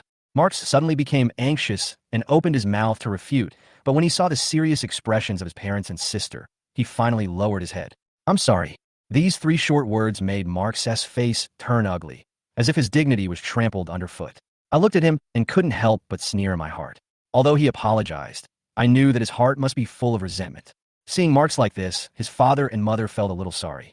After all, a relationship of 20 years cannot be severed overnight. Even if William was brought back to the Lin family, they still hoped that the two brothers could live in harmony. On the way home, my father and mother obviously wanted me and Marx to take the same car, but I refused directly. "Dad, Mom, I'd better take my second sister's car back," I said lightly. They were a little puzzled, probably thinking that I had just been wronged and should ride with Marx, but they didn't insist. Unexpectedly, I had just taken 2 steps when a helpless thought suddenly came to my mind. I don't know what Marx ate. He farted all the time. I don't want to ride in the same car with him. It would be unfair if he got sick from the smoke. My complaints in my mind made my father and mother stop in their tracks. They looked at each other with a hint of disgust in their eyes. The mother frowned and whispered to the father, "Well, your mother and I have something to go to the company for, Xiaoyu. You go back by yourself." As soon as the two finished talking, they hurriedly got in the car and left. Mark stood there, stunned, as if he didn't understand why his parents were so determined all of a sudden. I had already gotten into Maria's car and urged her to drive. Maria also heard my thoughts and couldn't help but chuckle, but didn't say anything else. She naturally understood that I didn't want to be with Marx. Along the way, I kept praising her abilities and appearance in my mind. "Second sister, you are amazing, beautiful, capable, and calm in times of crisis." Although I didn't say these words, I admired her in my heart. Although I was a bit chatty and annoying, who doesn't like to be praised? When we got home, Maria and I saw an unexpected figure. Robert, Lisa's fiancé, came to the Lin family without saying hello in advance. When he saw Maria, he greeted her warmly. "Sister Xian, you are finally back." Maria was a little unhappy and frowned. "Why is Masterby here?" Robert looked a little anxious and explained, "I couldn't contact Lisa. I was worried that something happened to her, so..." He took out his phone, and the screen showed that he had sent many messages, but none of them had been replied to. Maria looked at the time and asked in confusion, "Didn't my eldest sister tell you that she went to deal with a problem at an overseas branch this morning?" Robert's face froze, and he shook his head. "No." His tone was full of confusion, and he was obviously puzzled by the sudden lack of news from Lisa. Maria explained politely, "My elder sister left in a hurry this time, and may not have had time to tell you. She will tell you when she comes back." She obviously noticed something. At this moment, Marx also came back. He just got off the taxi. He seemed to have heard our conversation just now, and some uncertain thoughts emerged in his mind. Chapter 16. Robert. "Wait a minute, I have something to tell you." When Robert was about to leave, Mark suddenly came up and pulled him aside. Robert and Marks had always had a good relationship. Especially when Robert was pursuing Lisa, he gave Marks a lot of benefits. Seeing Marks' mysterious look, Robert was a little curious. "What's wrong?" he asked. "Robert, has my elder sister been a little cold to you recently?" Marks got straight to the point. Robert nodded hesitantly, obviously feeling a little uneasy about the topic. Seeing this, Marks continued. "Did you see that boy with my second sister just now? It's all because of him." Robert frowned. What? He recalled the person who had just walked out of Maria's car and felt puzzled. How could William, that seemingly ordinary guy, be related to Lisa? He was immediately a little unhappy. "Hey, Robert, don't think too much. That boy is my biological son that my parents just found in the countryside." Marks finally revealed the truth. Robert's brows relaxed, but he still looked a little uncertain. "Is he Lisa's biological brother?" Mark smiled. "Yeah, I heard that since that kid came back, he has turned the family upside down. I saw what he said to my eldest sister the other day, and my eldest sister said directly that she didn't want to care about you anymore." He pushed all the blame on William, trying to make Robert think William was a troublemaker. Robert's eyes became colder after hearing this, and he looked at William, who was about to enter the room, obviously unhappy. "Robert, don't worry. No matter what you need, I will definitely help you," Marks whispered, his eyes flashing with some subtle conspiracy. Robert narrowed his eyes. "What do you want?" His eyes were sharp, and he had obviously begun to consider his own interests. Marks smiled smugly. "They just found their own son, and they don't care about me as much as before. The pocket money is also—" The dissatisfaction in his words is self-evident. Robert raised his eyebrows. "Don't worry, as long as your sister and I get married, you will definitely get the benefits." Marks nodded. "Thank you, Robert." His face was full of excitement, and he felt that he had finally seized the opportunity. Marks and Robert, talking in low voices outside from the window. I knew from a smug look on Marks's face that their conversation was definitely not a good thing. Most likely he was plotting something against my sister Lisa. I just hope Lisa's love brain will not act up again. On the first day of school, I returned to school as planned. Although there was a little trouble, unfortunately, Lynn's company had a very important meeting, and my father, mother, and Lisa were unable to come and see me off. Seeing that they felt sorry for not being able to accompany me to school, they decided to use a sum of money to make up for it. Although I knew in my heart that the money was just a compensation for their guilt, I still accepted it. Finally, Maria, who was on vacation, was the only one who was responsible for taking me to school. I didn't want to be like a child and need my sister to accompany me everywhere, so she settled me down and prepared to leave. I settled everything in the dormitory and thought I could put it in order, but I didn't expect trouble to come knocking on my door. "William, come out." A loud shout brought me back to my senses. Standing at the door of the dormitory was a tall and strong boy who hooked his finger at me without any hesitation. I was a little confused. After thinking for a while, I realized that I didn't know him. I asked calmly, "What do you want from me?" The boy sneered. "Just come out if I tell you to. Why are you talking so much nonsense?" He pinched his knuckles, making a crackling sound. "Don't force the brothers to go in and drag you in." I felt something was wrong, and when I looked up and saw the camera in the dormitory, I was prepared. So I went out. As soon as I went out, the boy suddenly hugged my shoulders, and several other boys with similarly strong bodies slowly surrounded me. I quickly analyzed the situation in my mind, and after a few seconds, I guessed something. But I remained calm and asked, "I don't know you guys. Just tell me what you want to say. It doesn't matter if you don't know me. You will know me later." The boy smiled coldly and started dragging me downstairs. I didn't resist and followed them to the grove behind the dormitory with some guesses in my mind. Along the way, we didn't attract the attention of the people around us, and everyone seemed to think that this was a normal scene between boys hugging each other. When we entered the woods, the people around us gradually disappeared, and finally only a few of us were left. I knew they were going to start a fight here. The boys no longer concealed their anger and pushed me aside roughly. "Kid, don't blame us. You can only blame yourself for offending someone you shouldn't have offended." The leading boy laughed wildly, obviously feeling that he had the upper hand. He raised his hand to push me, but at that moment, I quickly grabbed his wrist and twisted it hard. There was a cracking sound from his wrist, and the boy immediately screamed in pain. "If you take another step forward, his hand will be broken," I said calmly, with a cold look. Don't move." The boy grimaced in pain, and beads of sweat fell from his forehead like raindrops. He begged for mercy in a hurry. "Yes, I'm sorry. We're just taking money to help others get rid of disasters. There is no need to make such a big fuss." I sneered and pushed him away. "Open your eyes in the future. Don't cripple yourself for a little money." The system in my mind had already reminded me that Robert would find someone to cause trouble, but I didn't expect Robert to just find a few hooligans in the school. This was too light. Just as I was about to leave, I heard a gust of wind. I turned around subconsciously, and a switchblade flashing with cold light passed in front of me. The man holding the knife was a slightly thin boy with a sinister look in his eyes and a sneer on his lips. At that moment, I realized that I had underestimated him. Robert was not stupid. He had planted a real killer behind the scenes, which was the source of the trouble. Chapter 17. The man was stunned. obviously not expecting me to dodge his attack. Taking advantage of the few seconds he was stunned, I quickly kicked him and hit him hard in the stomach. He was kicked back several steps by me, holding his stomach for a long time and unable to stand still. Facing so many people besieging him, how could they give up easily? Especially since they had received the money. If the task was not completed well, they would definitely offend the young master. Ah, you're looking for death. I snorted coldly, a hint of contempt flashed in my eyes, thinking that these people were just hired tools for money. As long as I didn't show any mercy, they would have no power to fight back. I knocked down the first one who rushed over with one punch, then quickly grabbed the arm of a brave boy and slammed him against the tree trunk next to me. Then came the third and fourth. In less than 5 minutes, I knocked them all down one by one. For me, these 5 minutes were not my limit, but the limit of these people. If I continued to fight, I would be seriously injured if not killed. However, the noise was too loud and eventually attracted the attention of the outside world. Group fighting is no small matter in school. Seeing the situation escalate, someone soon notified the security guards, and then the school leaders. Not long after Maria drove away from University A, she received a call from the counselor, Ms. Lee. "Hello, is this William's parent? Can you come to school?" The tone on the other end of the phone sounded a little anxious. Maria's heart skipped a beat, and she turned around and rushed back. I was standing in the office of the sports college at University, with Anna next to me, and the boys who were beaten up by me were sitting on the sofa. The matter had been made clear, but Anna looked unhappy, but she could do nothing about it. The college leader was out for a meeting and would not be back until next week, so she had to deal with it first. How can you have a group fight in school? Director's son, the director of the Sports Institute, walked in. He looked a little bloated and didn't look like a sports person at all. His imposing words made me unable to react for a while. Anna retorted without showing any weakness. "Director's son, this is not a gang fight at all, but my students are being bullied unilaterally." "Hey, Teacher Lee, look at what your students have done to my students. You call this bullying? Who is bullying who?" Director's son walked up to Anna, looking down at her with a disdainful tone.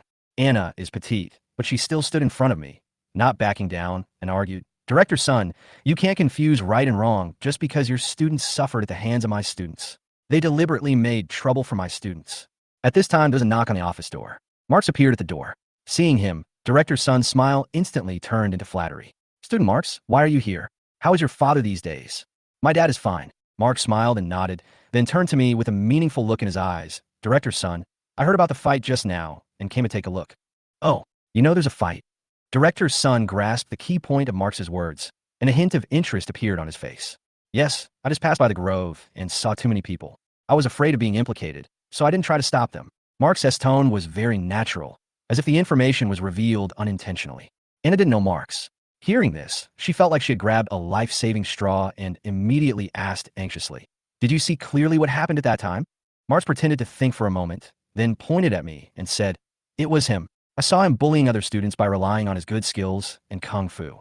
The other students begged for mercy, but he didn't stop." At this moment, Anna's face turned very ugly, and it was obvious that she couldn't accept it. "No, classmate, did you really see it clearly?" she asked unwillingly. "I can guarantee that I saw it very clearly at that time." Mark's tone was very firm, and it was obvious that he was full of confidence.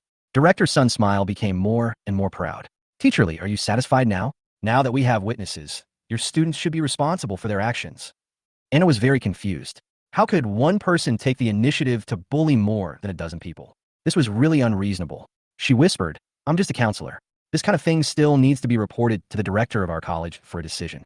Unexpectedly, Director's son said impatiently, "That won't do. Look, my students are injured. Either you give my students an explanation today, or I will call the police." Anna was a little worried that calling the police would have a negative impact on me, so she could only continue to ask, "So what do you want?" "It's very simple. Report it and expel him." Director's son glanced at me coldly. "Students who beat others recklessly don't deserve to stay in our school." Anna didn't expect things to turn out like this, and she actually wanted to fire me directly. She finally realized that everything in front of her seemed a little wrong, especially Mark's sudden appearance and Director's son's attitude. Did I offend someone? She was anxious and was about to call her superiors to report this. But at this moment, I suddenly said, "Director's son, are you serious?" "What?" Director's son was stunned. "I mean, are you serious when you say that students who hit others randomly don't deserve to stay in our school?" I asked sincerely. "Of course it's true," Director's son responded righteously. "I will never tolerate such an unstable factor remaining on campus and threatening the personal safety of other students." I couldn't help but want to applaud and laugh in my heart. Before I finished speaking, I took out my phone from my pocket and said with a smile, "Fortunately, I turned on the video recording the whole process, which can definitely help Director's son eliminate the dangerous elements in the school." Chapter 18. When I took out my phone, everyone's faces changed instantly. The people I beat up turned pale, as if their parents had died.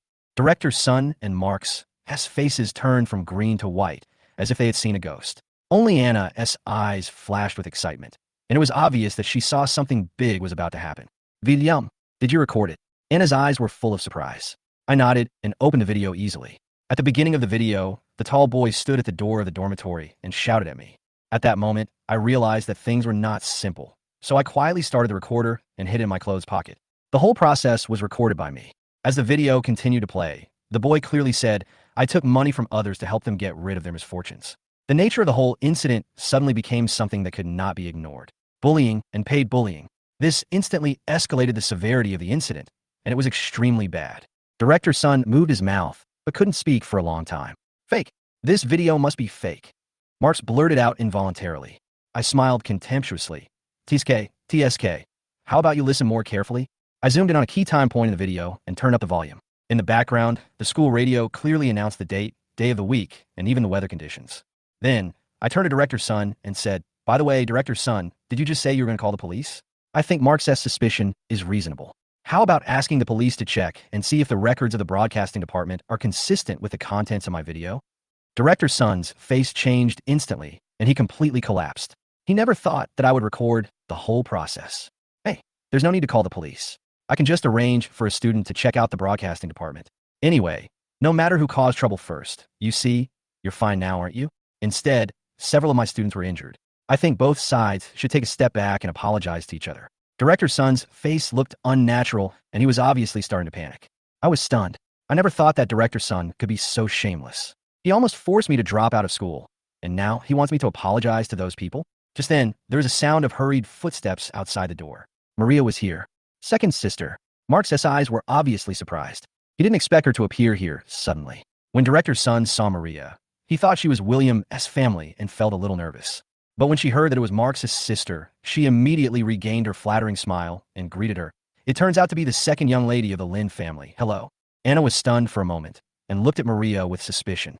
Half an hour ago, she called Maria in person to inform her. So how could she be the sister of the witness now? She began to wonder, could it be that? Second sister, I shouted, pretending to be aggrieved, and walked to Maria. As soon as you left, someone came to trouble me. As I said, I handed the video to her. This video was recorded, and it included the whole process of Director Sun threatening me and Mark's rude remarks. Maria's face changed immediately. She first glared at Marks coldly, then turned to Director Sun and said coldly, "Now that the truth is out, I wonder how you plan to deal with it?" I smiled and said, "Second sister, Director Sun just told us to apologize to each other and then let this matter go." I looked innocent. Maria's brows immediately frowned. If Director Sun doesn't know how to deal with it, maybe we can consider calling the police. Don't. Director Sun panicked, his eyes full of anxiety, and he obviously couldn't keep his previous calm. The students also realized that the situation was not good and began to lower their heads. They apologized in a low voice and said that they would respectfully address me as William in the future. Finally, after some discussion, Director Sun offered to pay 500,000 yuan in compensation. It was obvious that he just wanted to settle the matter peacefully. Director Sun also paid most of the compensation himself. I took the money, feeling calm. Marks walked away while explaining to Maria, "Sister, listen to me. I was threatened by them. They said that if I don't help testify, I will be the next one to be bullied." Maria said nothing and continued walking. Marks kept explaining to her, but she ignored him. She seemed to be struggling with whether to believe him. Suddenly, Maria heard, "Hey, you're still pretending." These people were obviously bribed by Robert after being instigated. Robert? She was shocked. Could it be that her fiancé was also involved? Maria's expression suddenly became serious. She became more and more certain that she was not mentally ill and could really hear my inner voice. In order to verify this, she decided to conduct a thorough investigation. She asked us to go back to class first, and she returned to the office building. Soon, she saw the bullies coming out of the office with obvious annoyance and anxiety. Maria followed them outside the school and eventually saw Robert's car parked on the side of the road and several people arguing with him. Several wads of money were thrown out and Robert's car drove away quickly. Maria was extremely excited, finally confirming that she was not wrong. She decided to investigate how William colluded with Robert. All of this had something to do with me and Robert. Chapter 19. Since I entered school, life has become simpler and simpler, and I spend every day in a routine manner. I attend classes, eat melons, and enjoy a rare leisure time. I chose some elective courses that I was interested in, and one of them about domestic and foreign literary appreciation particularly attracted me. The classroom was located in the library with a quiet environment and excellent atmosphere. However, to my surprise, I actually encountered Marx in this course for the first time. I was really surprised that he, who usually didn't even bother to bring textbooks, would appear here. Soon, I found something wrong. Marx was talking nonstop next to a pretty girl in a white dress. The girl didn't seem very interested. Her brows were slightly furrowed, and she was obviously upset. After a while, several girls walked into the classroom. Seeing them, the girl in the white dress showed a look of relief on her face and quickly waved to them. Marx obviously also felt her attitude and awkwardly gave way, but he did not give up and sat directly behind the girl in the white dress. I chose a quiet corner to sit down and concentrate on the class. Soon, the professor came in, looked around, and said with a smile, "You may have heard that I will hold a reading club after this course. I hope you will not be too unfamiliar with it." Then he continued, "In the first class, let's introduce ourselves." The professor pointed to the students on one side. The students stood up one by one and briefly introduced themselves. Marx's turn, he did not allow anyone to interrupt him. He waved his hand and said, "My name is Marx. Yes, I'm a Lin from the Lin Group. The buildings in the commercial district are all mine." These words attracted the attention of the students present, and low-pitched discussions broke out instantly. "Oh my God, this is too high profile. He is the young master of the Lin Group. It is normal for him to be high profile. But this is a school after all. Why are you pretending?" Marx didn't care about these private discussions at all. Instead, he smiled and winked at his friends next to him. "I have prepared a gift for everyone today." As soon as this was said, the negative comments disappeared without a trace. What else can people say about getting a gift for free? Some girls even began to like Marx's generosity. Wow, is this the charm of superpowers? The gift boxes were distributed one by one. The gift the girl in the white dress received was from Marx himself. He seemed to have prepared for it, and even practiced a magic trick. While making mysterious gestures, he conjured a rose from the air. The classmates around started making noise. "Oh, isn't that the iceberg beauty from the art department? The young master of the Lin family and the beauty are a good match." However, the girl in the white dress still had no expression on her face, and no one noticed that she was holding her hands tightly under the table, as if she was enduring something. The girl next to her urged her to take the rose, and her face became even stiffer. Suddenly, I heard a discordant sound from the corner of the classroom. Tisk. Although the sound was small, it sounded just when the booing stopped, and it seemed particularly abrupt. Everyone turned around and saw me sitting in the corner with a disdainful look on my face. "You're performing such a tacky magic trick. Do you like to play awkward?" Marx got angry when he heard it. He obviously didn't expect me to be so direct, so he challenged me. "Then show us something that's not awkward?" I originally thought that Marx would stop, but I didn't expect that I actually stood up and nodded confidently. "Okay, I'll show you a non-awkward performance right now." I silently counted down in my heart, intending to give them a surprise. More than 10 seconds passed, and I still didn't move. Marx looked at me and sneered. "William, you are not performing, wasting everyone's minutes?" Marx's lackeys also laughed. "I think he doesn't know anything. He is just pretending to be rich." Another 2 minutes passed, and the atmosphere gradually became awkward. Just as the professor was about to speak, I suddenly raised my head. "Everyone be quiet," I shouted. Then I put my hands together, pointed one finger at the sky, and shouted loudly, "Attract! Thunder! Jew!" This Chinibu action stunned everyone present. Before anyone could laugh out loud, a huge boom suddenly came from outside. A bolt of lightning really fell from the sky. The whole classroom fell silent instantly, and everyone looked at each other in bewilderment. It was sunny outside. Why did thunder suddenly start? I raised my hand again. "Strike me." Boom! This time, the thunder was even more deafening, and even the ground began to shake, and the chandelier above the head began to sway. What on earth is going on? Is it an earthquake? It seems like I was really struck by lightning. The students panicked, and there was a chaotic noise outside. "It's on fire. The top floor is on fire. Go put out." Soon after, the library staff rushed in and shouted, "Get out of here quickly. The top floor was struck by lightning and is on fire." Everyone got up in a hurry and ran out. William didn't panic and followed behind. Soon, everyone was evacuated. We stood outside the library, looking at the burnt roof. All of us were shocked. There was a lightning rod, so how could it be struck by lightning like this? Just then, someone pointed at me and shouted, "Ah, that's him. He's the one who brought down the thunder." Yes, I saw it too. Soon, the story of William attracting lightning spread all over the campus. I stood there, my mind in a mess. Did everyone really believe it? I just performed a small show. Why did they react so strongly? Chapter 20. I didn't expect these people to be so serious. This isn't some fantasy world. How could they really believe that I had caused that lightning? This is too outrageous. There was nothing unusual about a lightning strike in a library. It was just a coincidence. Did they need to investigate? But it happened. I was called in as a parent again. Actually, my sister Maria's annual leave was over, and she was about to go back to work when the school called again. When she heard that I was in trouble, her head exploded. If she had known that I was so troublesome, she should not have been my contact person in the first place. Wait a minute. Are you saying that my brother attracted a thunder and blew up the library? Maria sat in the school office and couldn't believe her ears. She thought it was some kind of prank. The curator with glasses looked extremely serious, and his tone was even more serious. Well, according to the rumors from the students at the scene, of course, we will not make rash judgments, and we must verify it first. Verify? Maria was a little confused and muttered in her heart. Is there any need for verification for such a thing? However, she did not say this out loud and still smiled. The curator continued, if it wasn't William who did it, we would never wrongly accuse him. Her tone was still serious, but my sister's expression was a little strange, and she was obviously getting impatient. William, can you tell me what's going on? Maria turned her gaze to me. Although her tone was not urgent, I knew that she was not at peace. I smiled awkwardly. It's just a coincidence. But I secretly complained in my heart. I just wanted to show off, but I didn't expect it to turn out like this.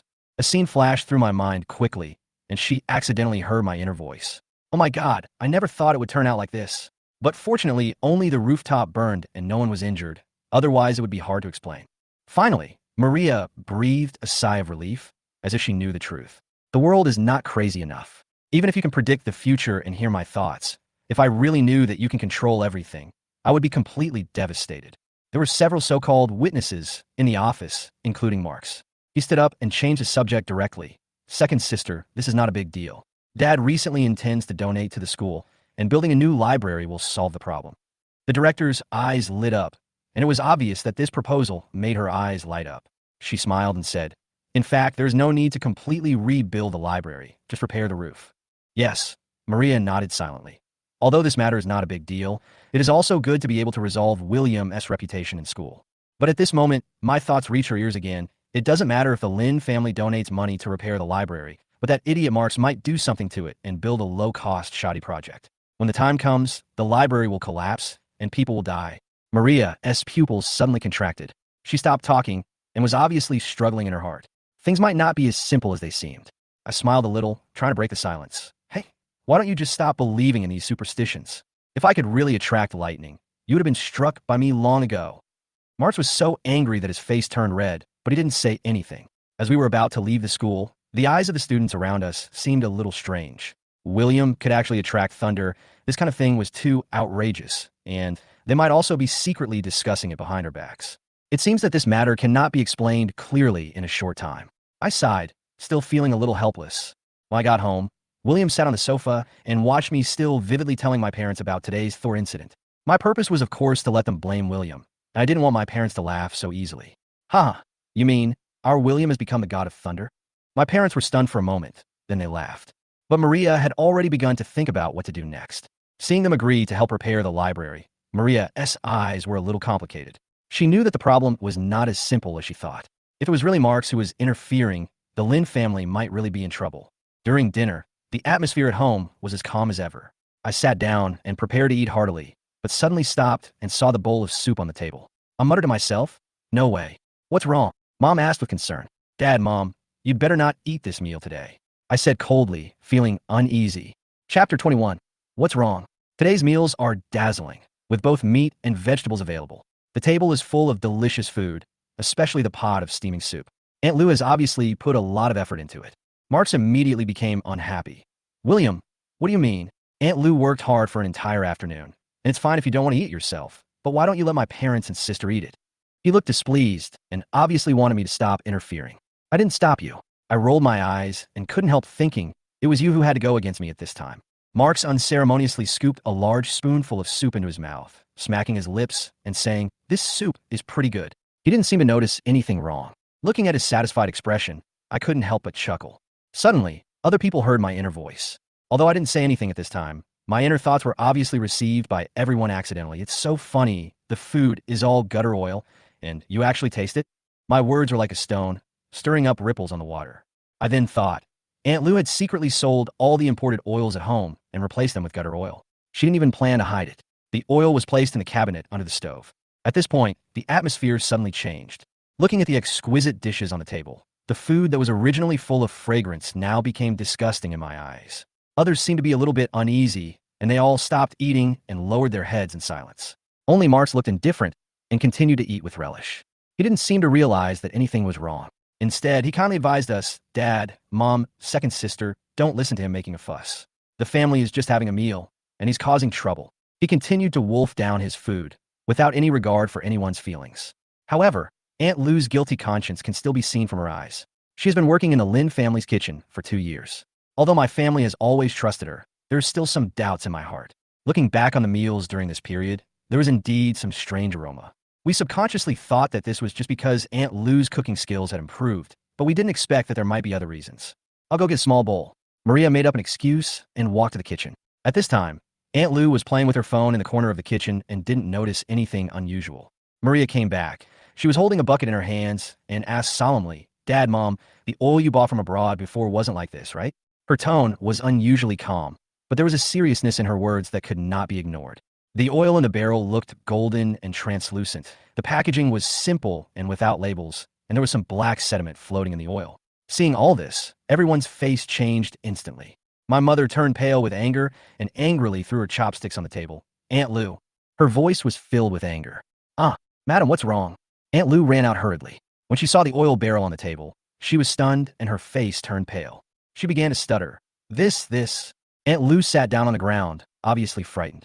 My father said angrily, What on earth is going on? He could no longer keep calm.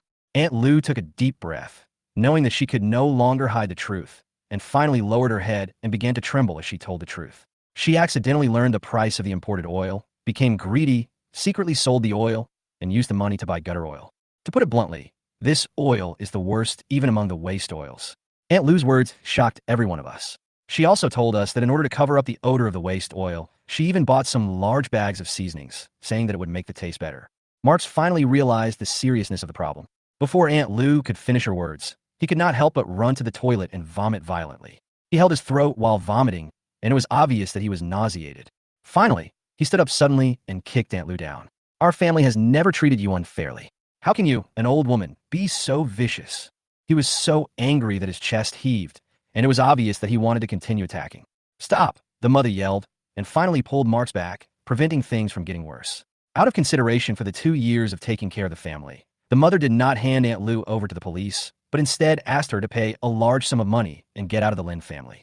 At this time, all the food on the table had been thrown away by other servants, but everyone was still sitting at the table, looking at each other, their hearts filled with disgust and uneasiness. Why don't we go out for dinner? Marx rubbed his stomach unwillingly and suggested. Or order takeout. I know, a very clean, spicy crayfish restaurant. I smiled and proposed a different opinion. Marx looked at me and said with disdain, How clean can takeout be? Isn't it just gutter oil? His words made me laugh and cry. Soon, 2 large bags of takeout arrived. I smelled the aroma of crayfish and happily ate them at the table. I used to work in this store. The crayfish here are carefully prepared from the beginning to the end. The kitchen is very clean, and the oil used is from famous brands. Although it is a bit more expensive, it is safer. Oh yes, it tastes good too. Hearing my thoughts and seeing how he was enjoying the meal, the Lins finally began to salivate. Chapter 22. The Lins didn't have many opportunities to eat street food since they were young. They were obviously curious about the spicy and fragrant taste. My father couldn't help but say, William, is this enough? If not, Dad will order some more for you. He looked at me with a gentle tone. I proudly raised a small bowl in my hand and said, I ordered 4 servings. As soon as I finished speaking, my father was stunned for a moment, then smiled and said, It seems that my son is really considerate. He and his mother looked at each other, their faces full of relief. I felt a sense of warmth and sat down with them with a smile.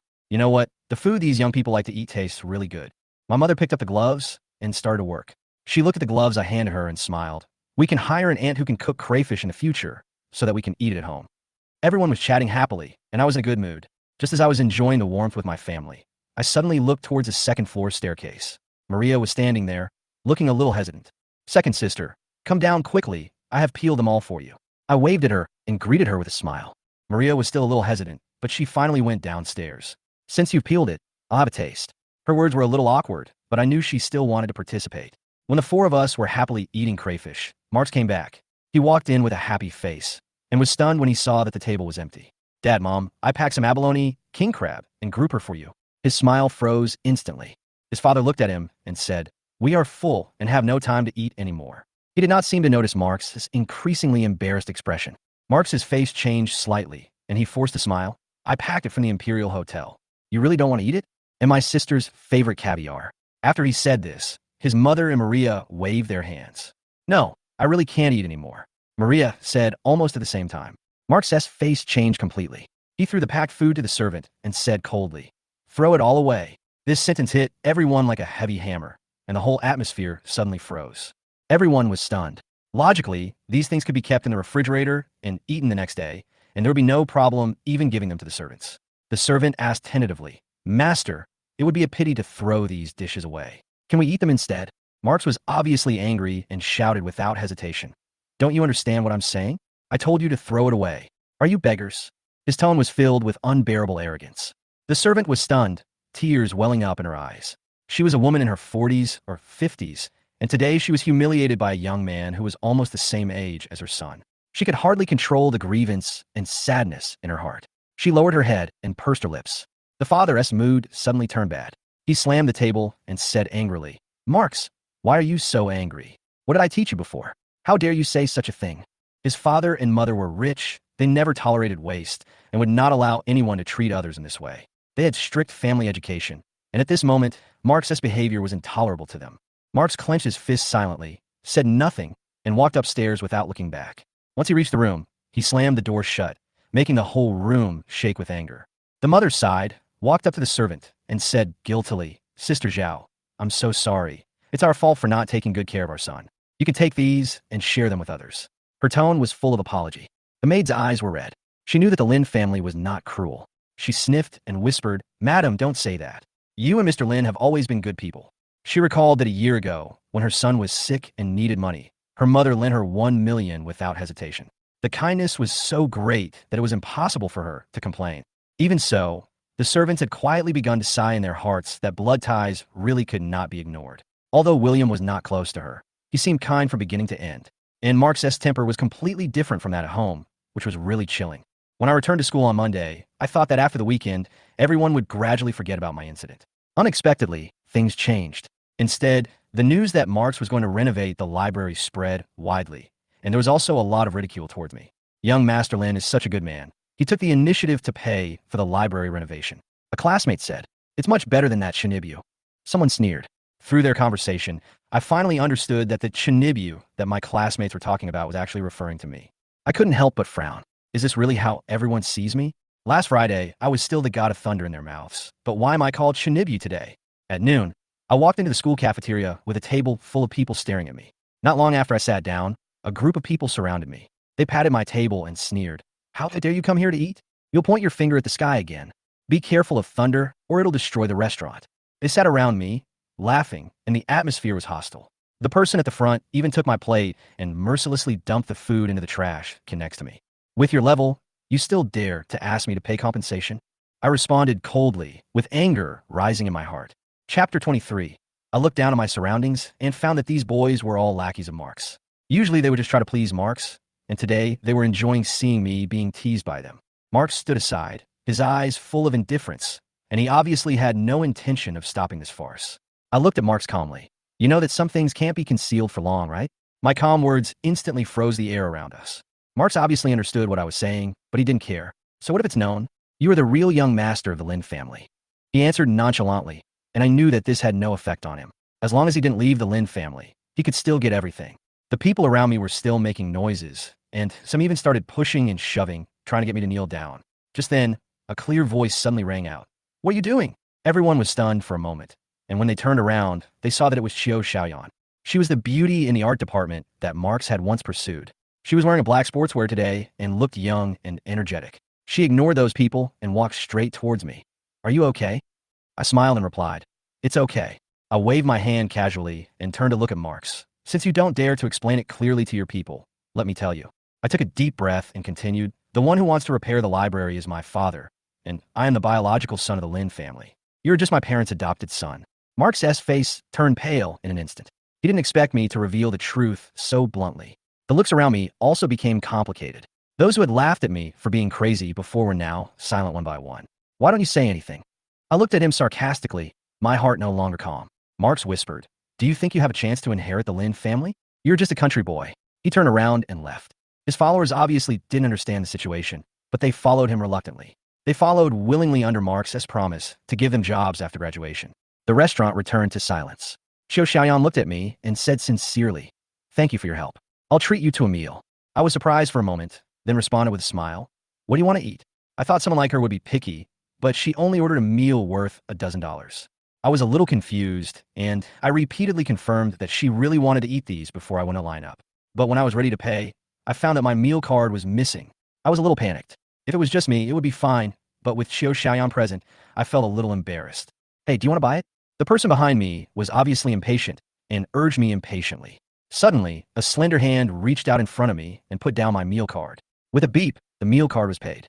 I looked up, and it was Xiao Xiaoyan. She looked at me and smiled. I was immediately more embarrassed. I said I would treat you, but now you treat me."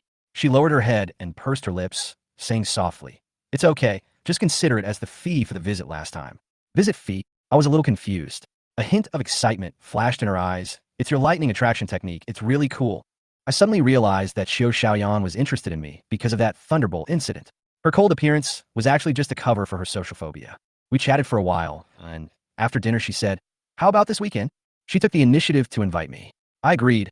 "Okay, I'll contact you in advance." She nodded and left alone. Looking at her back, I was a little curious. Xiao Xiaoyan seemed cold, but she seemed to be an interesting girl. Maybe there will be more unexpected gains this weekend. After leaving the restaurant, I did not return to the dormitory immediately, but called the police. Suddenly, I realized that when those boys asked me to kneel down, they seemed to have touched my pocket. How could the meal card disappear out of thin air? The police arrived quickly, checked the surveillance, and confirmed my guess. The police walked up to me and whispered, "Student Lin, if you only have the meal card, I'm afraid it won't be enough to file a case." "That's enough. I have more than 5,000 yuan in my card," I replied calmly, mentally prepared to overwhelm Marks. The policeman was obviously a little surprised. "More than 5,000 yuan? Are all kids so rich nowadays?" They quickly found the person involved. The boy was obviously afraid to face me. When he saw me, his face changed instantly.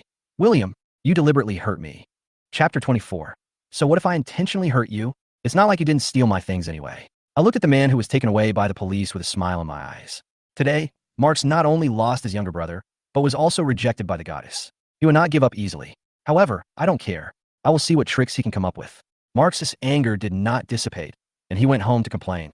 However, he soon realized that those family members who once cared about him the most now seemed unwilling to stand by him.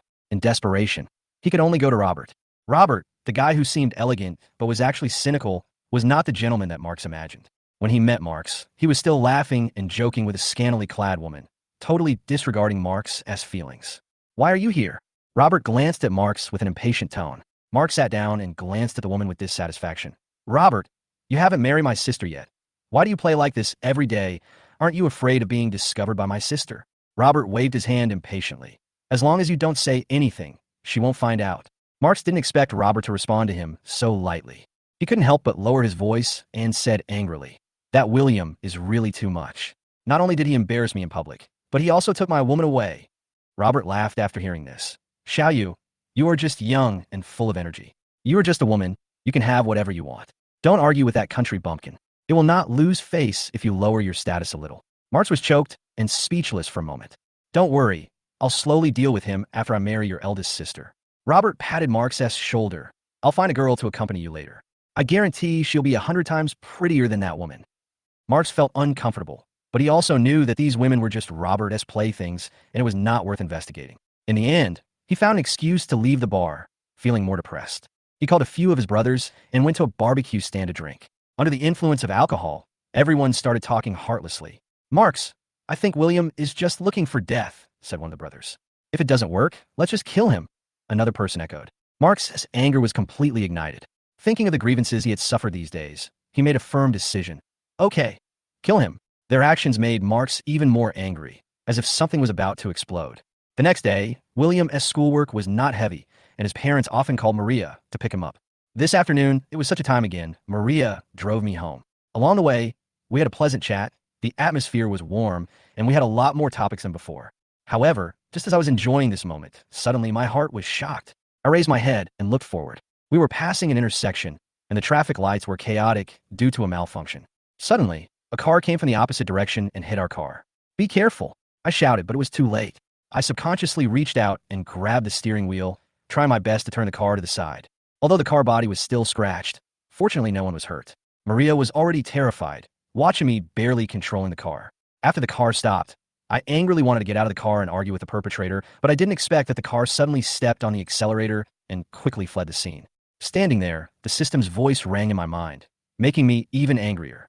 Marks, fuck you. You usually use tricks, but now you want to kill me? The anger in my heart was almost burning. Maria finally came back to her senses from the shock, her hands trembling a little. This was done by Marks. She found it hard to believe this fact. After all, no matter how dissolute Marks was, he would not want to kill us. She got out of the car and said firmly, I'll call the police. We can't wrongly accuse a good person, nor can we let the bad guy go. I nodded silently and stood there in silence for a long time.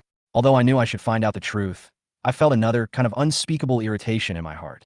I have been in more and more dangers recently. They're no longer simple pranks. It seems that someone has begun to have real murderous intentions towards me. System, what else can you do besides eating melons? To be honest, your golden finger is too useless. I asked in my heart, who said there are no functions? We are all systems. Who doesn't have some functions? The system's voice carried a hint of reluctant confidence. After a moment of silence, the system continued. Every time you eat melon 50 times, you can draw a prize. The prizes include divination, golden eyes, etc. Divination? I frowned. What kind of skill is this? The system seemed a little helpless. Anyway, when you encounter melons that are not delivered in time, you can calculate it yourself. I sighed lightly. Now that I have a new skill, it is also an extra choice. Just as I was about to put down my phone, Qiu Xiaoyan's name suddenly appeared on the screen, and I couldn't help but smile. Qiu Xiaoyan, have you decided what to eat this weekend? I answered the phone, feeling a little relieved. But there was a burst of noise from the other end of the phone, and after a while a weak voice came, William, save me. Chapter 25, Straight Man Rescue. Hearing Qiu Xiaoyan's weak voice on the phone, William broke out in a cold sweat. Where are you? Huayao. Hotel. I'll be right there. William finished speaking. He wanted to remind Qiu Xiaoyan not to hang up the phone, but before he could finish his words, there was another burst of noise on the other end of the phone, and the call was hung up. Oh no, I'm afraid Qiu Xiaoyan's request for help has been discovered. Second sister, please handle the things here first. I have something to do, and I'm leaving first. William said something, hailed a taxi, and left anxiously. Maria had never seen William so anxious before, and she didn't have time to ask more questions. On the way, William heard the system's voice in his mind. Marks, who did it again. System, your timeliness is getting worse and worse. William couldn't help but complain. If it's any later, it'll be the same as not saying anything at all. The system was a little embarrassed and explained patiently. The timeliness of eating melons is closely related to the relationship between the melon owner and the host. If it happens to a family member or to the host himself, the public will eat melons earlier. People like Qiu Xiaoyan, who have only met the host a few times, may not be so timely sometimes. William didn't care about that. When he arrived downstairs at Huayao Hotel, he realized that he didn't know which room Qiu Xiaoyan was in. The front desk here obviously wouldn't tell him easily. When he was anxious, he suddenly remembered the divination skill he had just acquired. He concentrated and calmed his mind, and a bagua pattern appeared in his mind. He quickly threw out the question. Soon, the bagua pattern began to rotate, as if guiding him. William followed the gossip's instructions, ran all the way upstairs, and finally stopped at the door of a guest room. This should be it. At this moment, he suddenly heard a sound coming from the next room. Why hasn't Marks come yet? Isn't it unsafe for us to lock that girl up in the next room? It'll be fine in such a short time. Marks will be back soon after he finishes his work. William thought for a moment and knocked on the door next door. Hello, the takeaway has arrived. Take out. The person inside seemed a little confused, but he quickly opened the door. William took advantage of the person's lack of reaction and punched him. Then he squeezed in and quickly knocked down the two people inside. They took out the room cards of the next room from them, then pulled out 2 data cables from the room, tied them up, and stuffed their mouths. The whole operation went smoothly, and when the 2 men woke up, William had already left. Moreover, William tied them very tightly, and they couldn't struggle free at all. They could only whimper. This little sound could not attract the attention of people outside. They could only wait to be discovered and could do nothing else. William took the room card and opened the door of the room. As soon as I entered, I saw Qiu Xiaoyan lying on the bed. Her hands were tied, her eyes were slightly narrowed, and she was breathing heavily. The whole person looked dazed and a little confused. Was he drugged? No wonder Mark's minion stayed next door instead of here. William first untied the ropes that bound Qiu Xiaoyan's hands. But what was unexpected was that as soon as Qiu Xiaoyan's hands were freed, she suddenly hugged his neck. Even the whole person pressed against him. Hey. William was startled and stepped back. I feel uncomfortable. Qiu Xiaoyan looked in pain, with an abnormal flush on her face. William reached out and touched her forehead. It's so hot. As he spoke, he leaned over picked up Chiu Xiaoyan, and walked toward the bathroom. William like a kitten? The little face kept rubbing against William's chest, with her little mouth slightly open, and it seemed that she was about to move closer to William's face again. But William put Chiu Xiaoyan directly into the bathtub, and before Chiu Xiaoyan could react, cold water was poured directly on her head. Ah? Chiu Xiaoyan was smart, but under the influence of the drugs, her screams sounded like moans. William is also a normal man. It is impossible for him to say that he has no feelings. But if he takes advantage of the situation now, what difference will there be between him and Marx? So he was still very rational, and was thinking about letting the effect of the medicine on Chiu Xiaoyan disappear as soon as possible. Chiu Xiaoyan was also much more sober than before. Zhuan Xufei said that her brain was always conscious and she knew what she was doing, but she just couldn't control her body. Soon, her entire body was submerged in the bathtub. The cold water did make her feel better. William with some resentment. Her hair was wet and she looked a little disheveled. Are you feeling better? William asked with concern. Chiu Xiaoyan seemed to be angry and said unhappily, no. She was now doubting whether she had no charm or William was not a man. It would be fine if he didn't respond to her ambiguity. But how come he doesn't know how to be gentle and considerate to women? William frowned and looked Chiu Xiaoyan up and down. As if he suddenly thought of something, he slapped his forehead and said, this medicine has a strong effect on the brain. You hold your breath for a while. Chiu Xiaoyan didn't know what William meant, but she nodded subconsciously. William pushed her head into the water. About half an hour later, Chiu Xiaoyan was lying on the bed in another room. At this time, the effect of the medicine in her body had completely dissipated. This also made her feel fortunate. Otherwise, she didn't know how that idiot William would torture her. William was sitting on the sofa on the other side, holding a cell phone, not knowing what he was doing. Chiu Xiaoyan took a deep breath. William, thank you. It's okay. You're welcome. William didn't even look up. Chiu Xiaoyan suddenly became even more resentful. Looking at William's appearance, she couldn't help but wonder if she had recognized the wrong person. Yes, that day's elective class was not the first time Chiu Xiaoyan met William. About 15 years ago, she was only 5 years old. Once when she went to visit relatives in the countryside with her parents, she accidentally fell into the water. Fortunately, he was found and rescued by a little boy who was fishing not far away.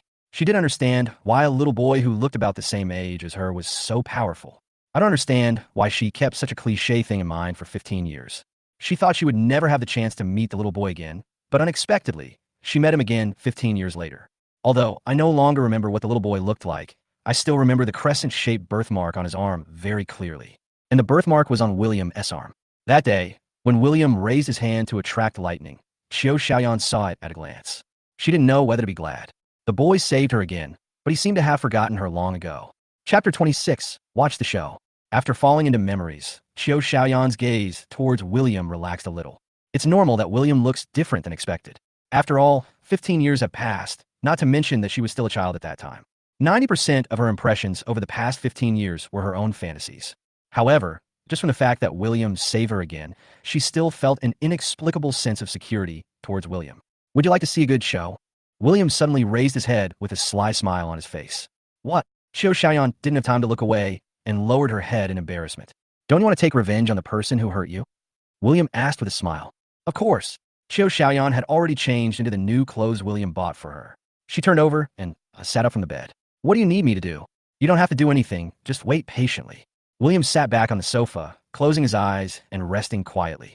Chiu Xiaoyan had no idea what William was up to, so she could only sit aside patiently. After a while, she suddenly heard footsteps outside and the sound of the door opening next door. Her expression suddenly changed. If William hadn't brought her out, she would probably be in trouble now. Soon, an unhappy roar came from next door. You can't even watch a person. A bunch of rubbish. Is this voice Marx? Chiu Xiaoyan looked at William in surprise. She thought she was being plotted against by some gangsters, but unexpectedly, the man behind it was actually Marx. Marx was still a college student, but he did such an outrageous thing. Chiu Xiaoyan was furious and wanted to go out to argue immediately.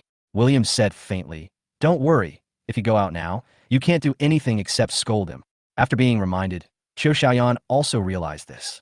He sat back on the sofa dejectedly, his eyes a little red. Can these rich people do whatever they want? There was a hint of trembling in Chiu Xiaoyan's tone, and it was unclear whether she was asking William or herself. William hadn't rescued her today. She wouldn't know how Marx would have humiliated her. Then her life would be ruined.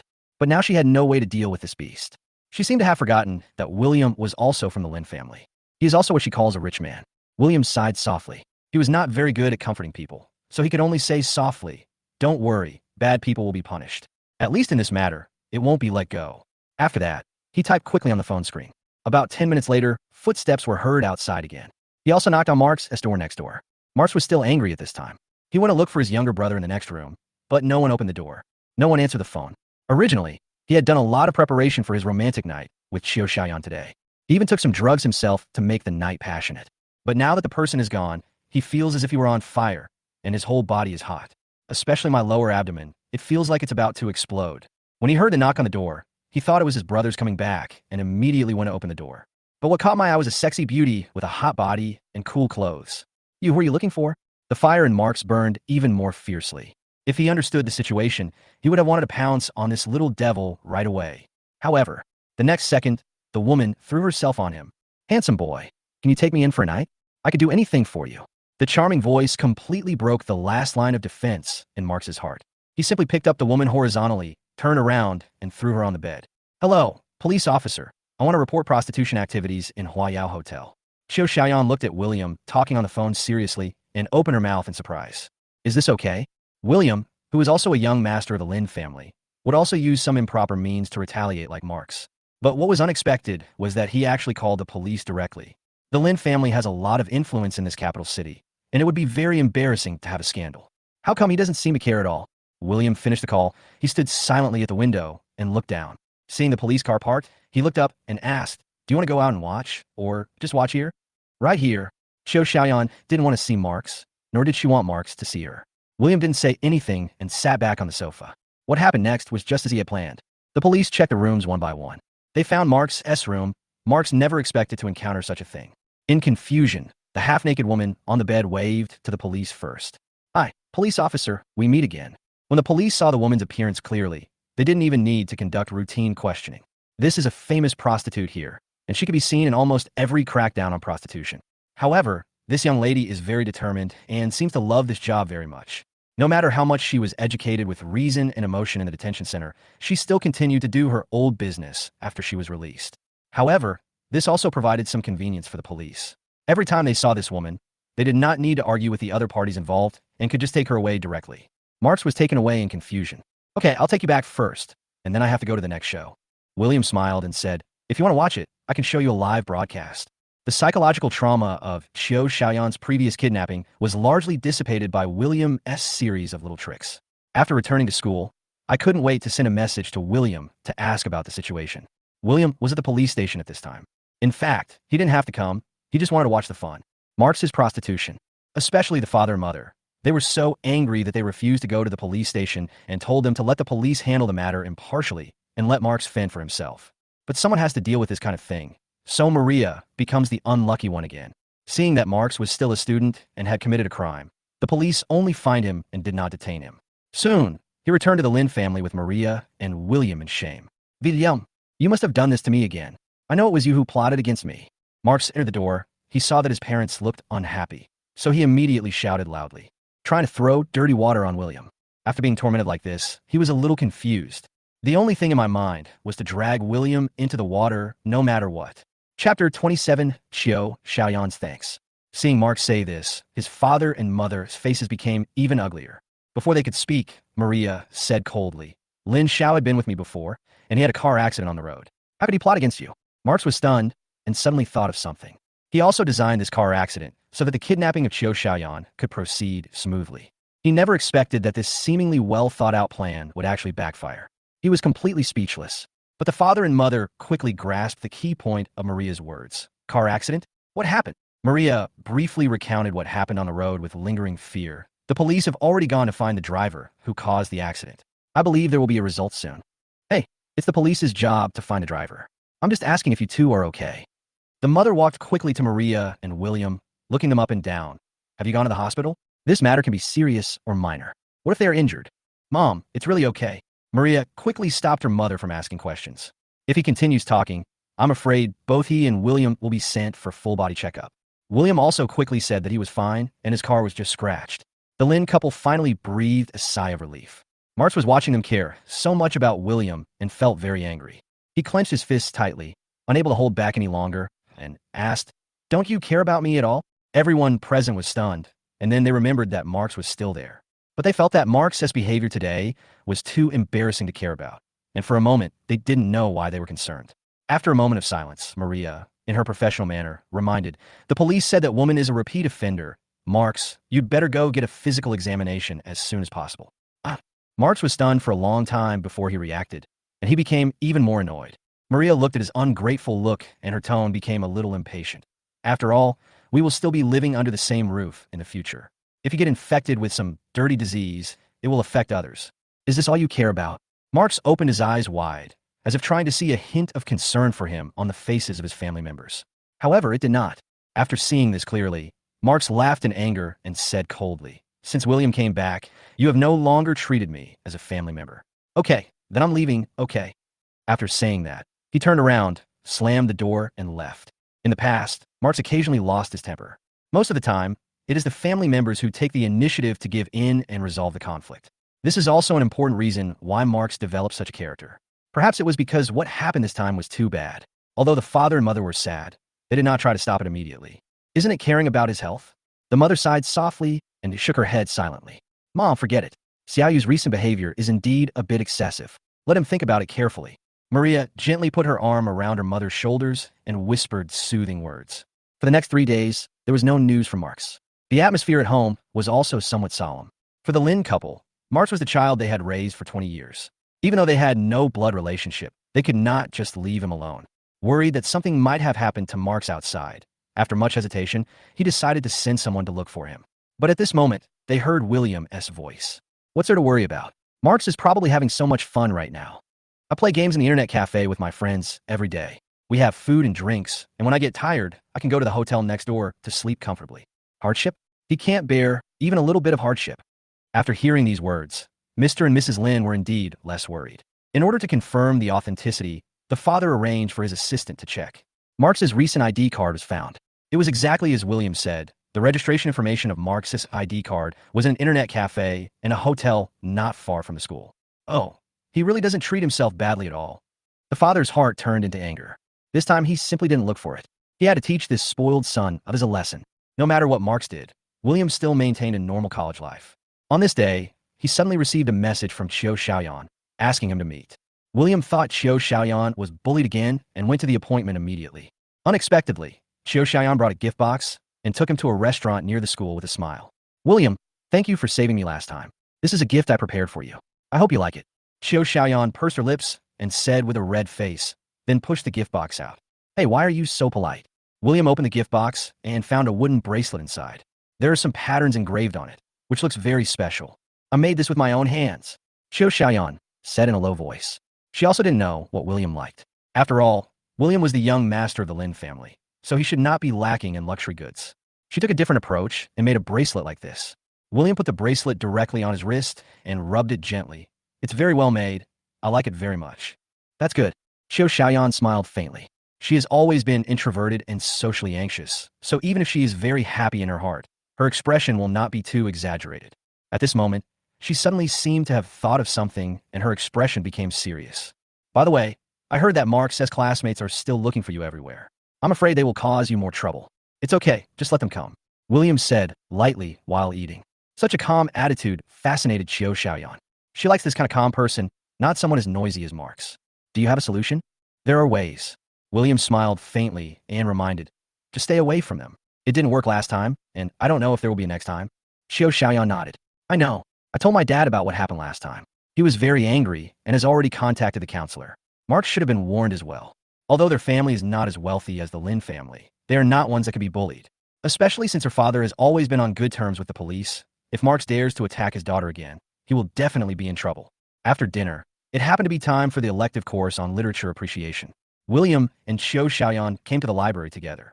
Just as he was about to enter the classroom, he saw Mark's followers there, standing in the aisle, looking at him with a smirk on their faces.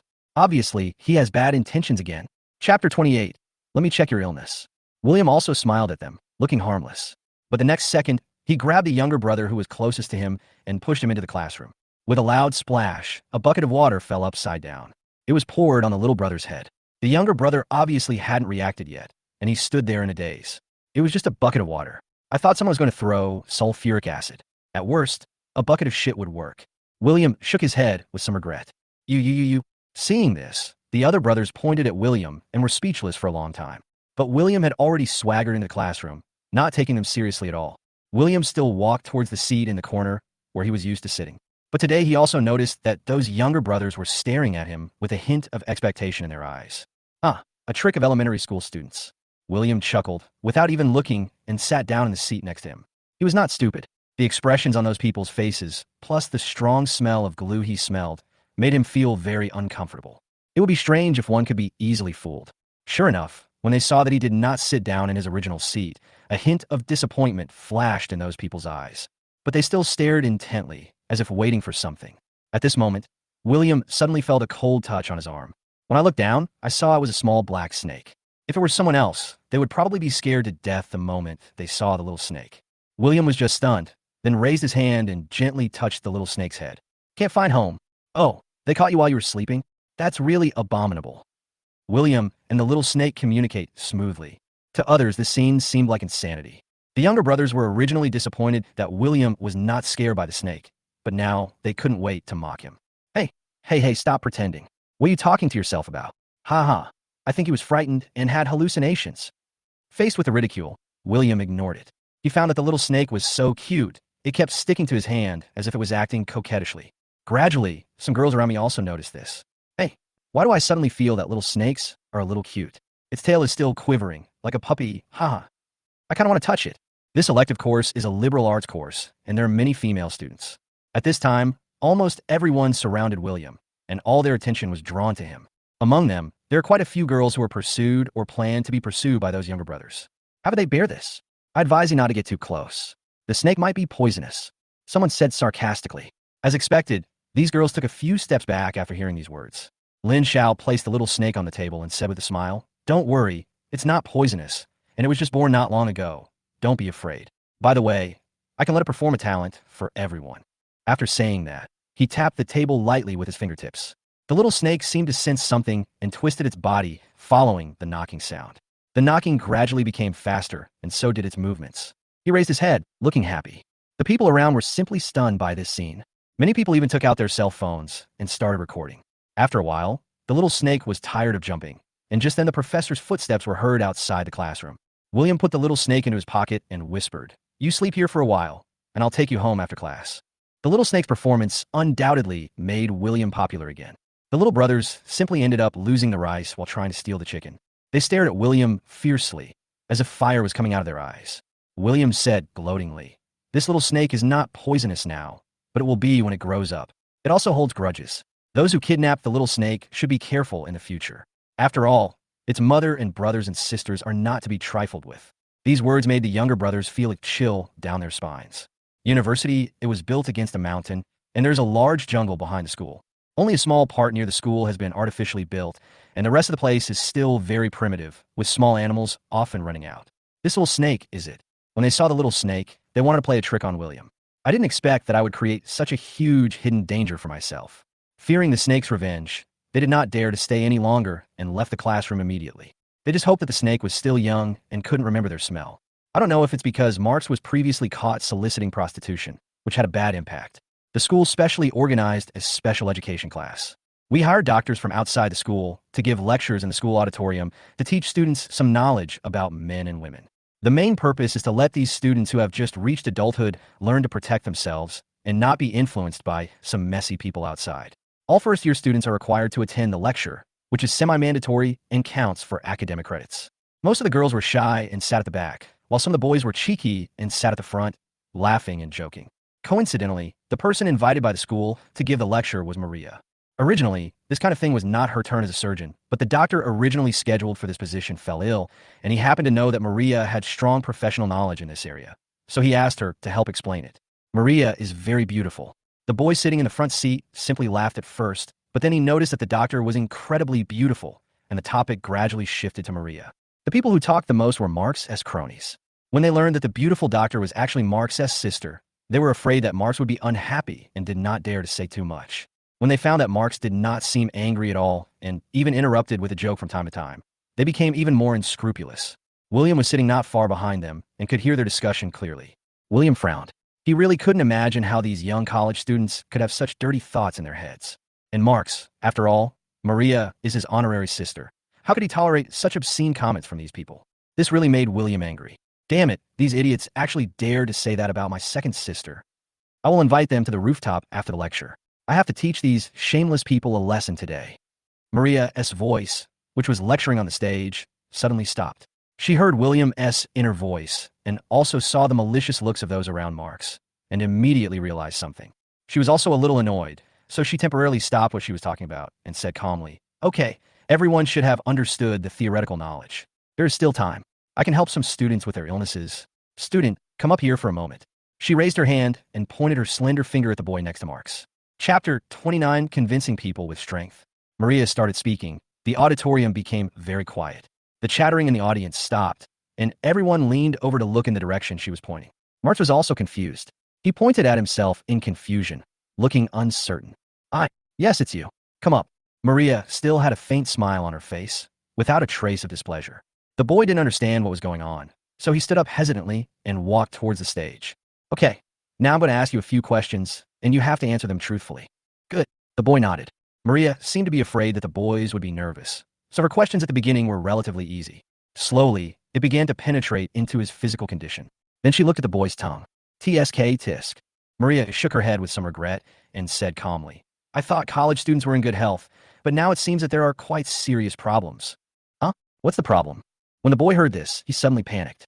Maria frowned slightly and looked at the boy seriously. "I won't talk about your other health problems for now. The biggest problem right now is your kidney deficiency."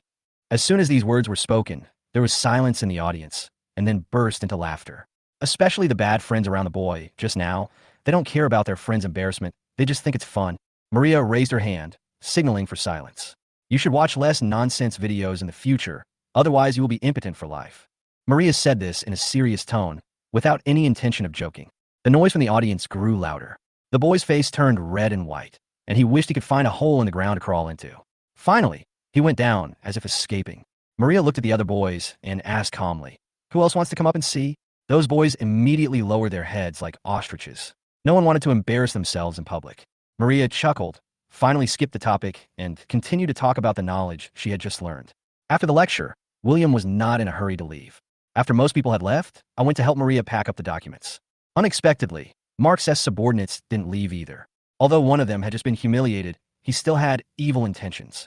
He came over with a smile, wanting to ask Maria for her contact information. William sneered. "If you have the time, you might as well take some medicine first. If there is any problem, your family will be extinct." As she said this, she glanced meaningfully at the boy's crotch. The boy's face darkened, and he said unhappily, "William, don't make trouble here otherwise." "What else?" "Use your weak body to hit me." William laughed even harder. Maria with some hesitation and said through gritted teeth, "Go out and tell me if you have the guts." Haha, that's exactly what he wanted. William raised his eyebrows non-committally and walked towards the back door of the auditorium first. There's an open space behind the auditorium where some discarded items are piled up. Usually few people pass by. William picked up the stick and turned to look at the boys. "Are you guys coming one by one, or all together?" At first, those boys wanted to curry favor with Marx. They thought that if they bullied William, they might even make William kneel down like a dog to apologize to them, which would make Marx happy. But for some reason, when they looked at William's appearance at this moment, they felt a chill in their hearts. "Why are you still holding a weapon?" One of the boys said, unconvinced. "Oh, then come on empty-handed." William threw the stick on the ground carelessly and hooked his finger at them. Although he had clearly dropped the so-called weapon, William's relaxed look made them even more uneasy. "But things have come to this point, and we can't retreat. He's the only one anyway. Let's go together." The boy gritted his teeth and walked towards William first.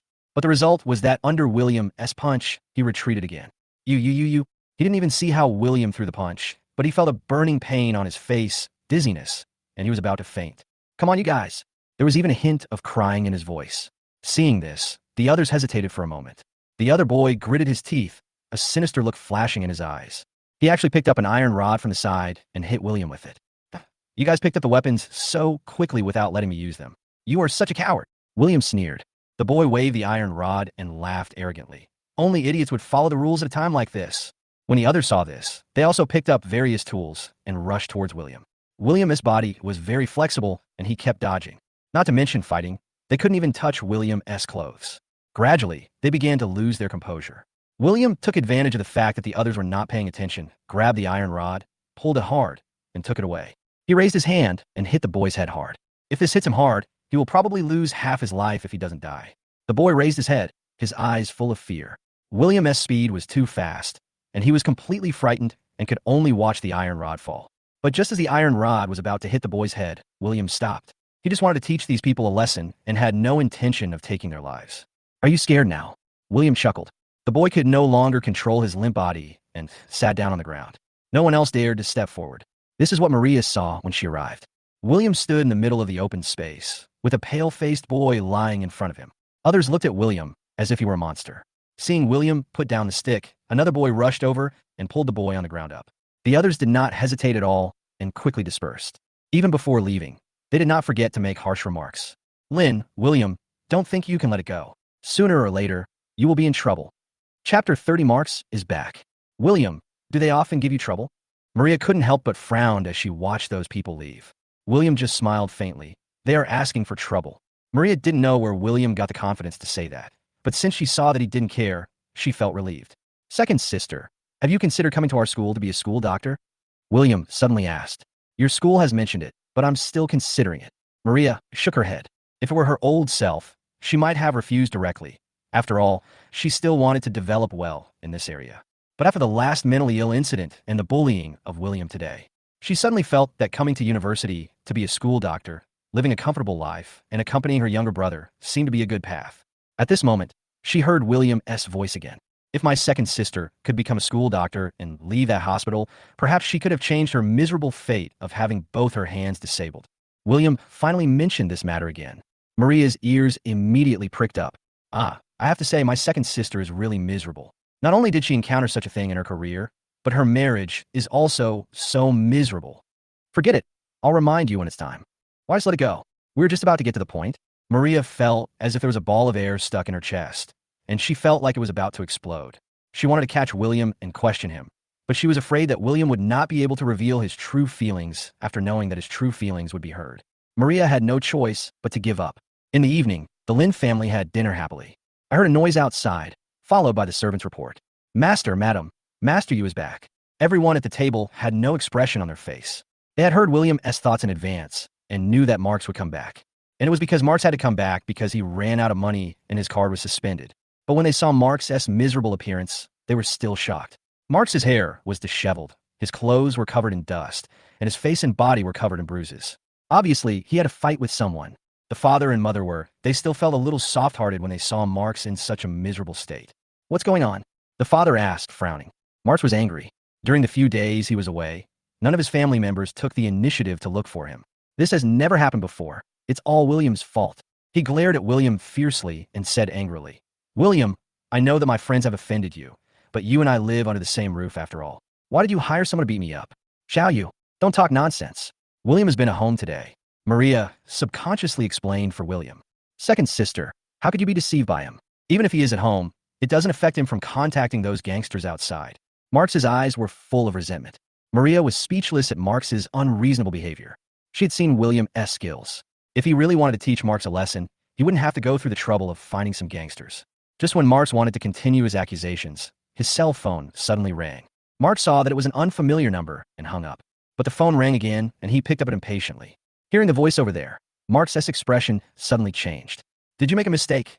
Oh no, I'll be there right now. Marks' appearance became visibly panicked. After hanging up the phone, he didn't bother to explain anything to his family and left immediately. William sneered and ate the fruit plate in front of him leisurely. At this moment, his voice rang in the ears of other members of the Lin family. What is coming will eventually come. This time I want to see how you explain it. I beat someone up and sent him to the hospital. I thought he would just ignore it if I gave him some money. I didn't expect that I would run into a tough guy. Even if they don't want money, they will send you to jail. Hearing these words, father and mother looked at each other, and their faces became very ugly. Marks actually beat someone into the hospital? If this matter were to get out, it would have a huge impact on the Lin company. If the stock price falls, they will not be able to explain to the shareholders. No, they have to resolve the matter before the media finds out. Prepare the car. My father changed his clothes and went outside. The mother hurried along. They rushed to the hospital almost nonstop, but it was still too late. As soon as I went upstairs, I heard Marks' familiar voice. Do you know who I am? I am the young master of the Lin family. It's the Lin family. The Lin family, you can never afford to offend in your life. Why don't you take a piss and see what you are? How dare you threaten me with suing the police? If you know what's best for you, take the money and keep quiet. If you continue to make trouble, I will make you regret coming into this world. Such an arrogant voice shocked the hearts of both father and mother. They never imagined that these outrageous words would come from the mouth of the son they had raised so carefully. All along, they were willing to believe that Marx just liked to throw tantrums like a child and was not a bad person by nature. But he actually used the identity of the Lin family to bully others like this, which was really too much. Marx! The father could no longer bear it and shouted angrily. Marx was startled, turned around, and saw that it was his parents, and immediately a cold sweat broke out on his back. The reason why he was worried that the matter would get out of hand was not because he was afraid of the police, but because he was afraid of his parents. If his parents expelled him from the Lin family completely because of this, then he would be really finished. Dad, Mom, why are you here? Marx managed a stiff smile. Then he pointed at a yellow-haired gangster on the bed and said, "It was him. William ordered him to beat me." Bah! The yellow-haired man was also a stubborn person. He spat in anger and shouted, "Marx, don't you know how much money you owe me these days? It's just right that your parents are here now. Pay me back first, and then you can talk about beating me." "You don't talk nonsense. I am a member of the Lin family. How could I owe you money?" Marx was still quibbling, but he didn't seem to have much confidence. Chapter 31. First Love on the Internet. What the hell is going on?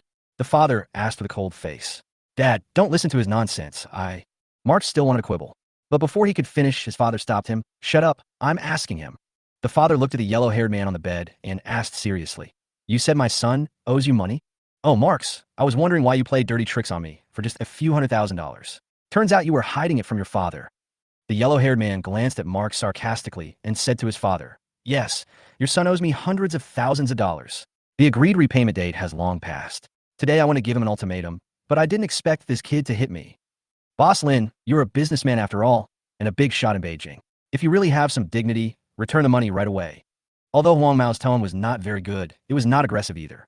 Looking at the whole matter, it is obvious that Marx is not in the right.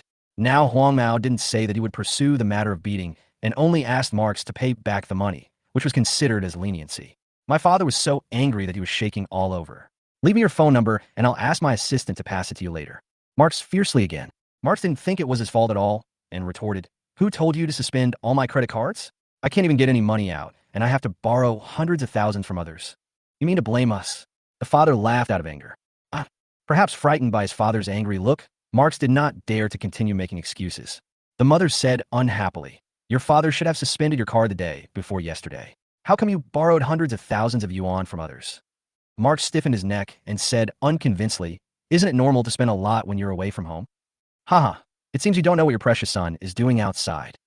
The yellow-haired man on the hospital bed suddenly laughed. "Yeah, you rich people just play with flowers, internet celebrities, young models.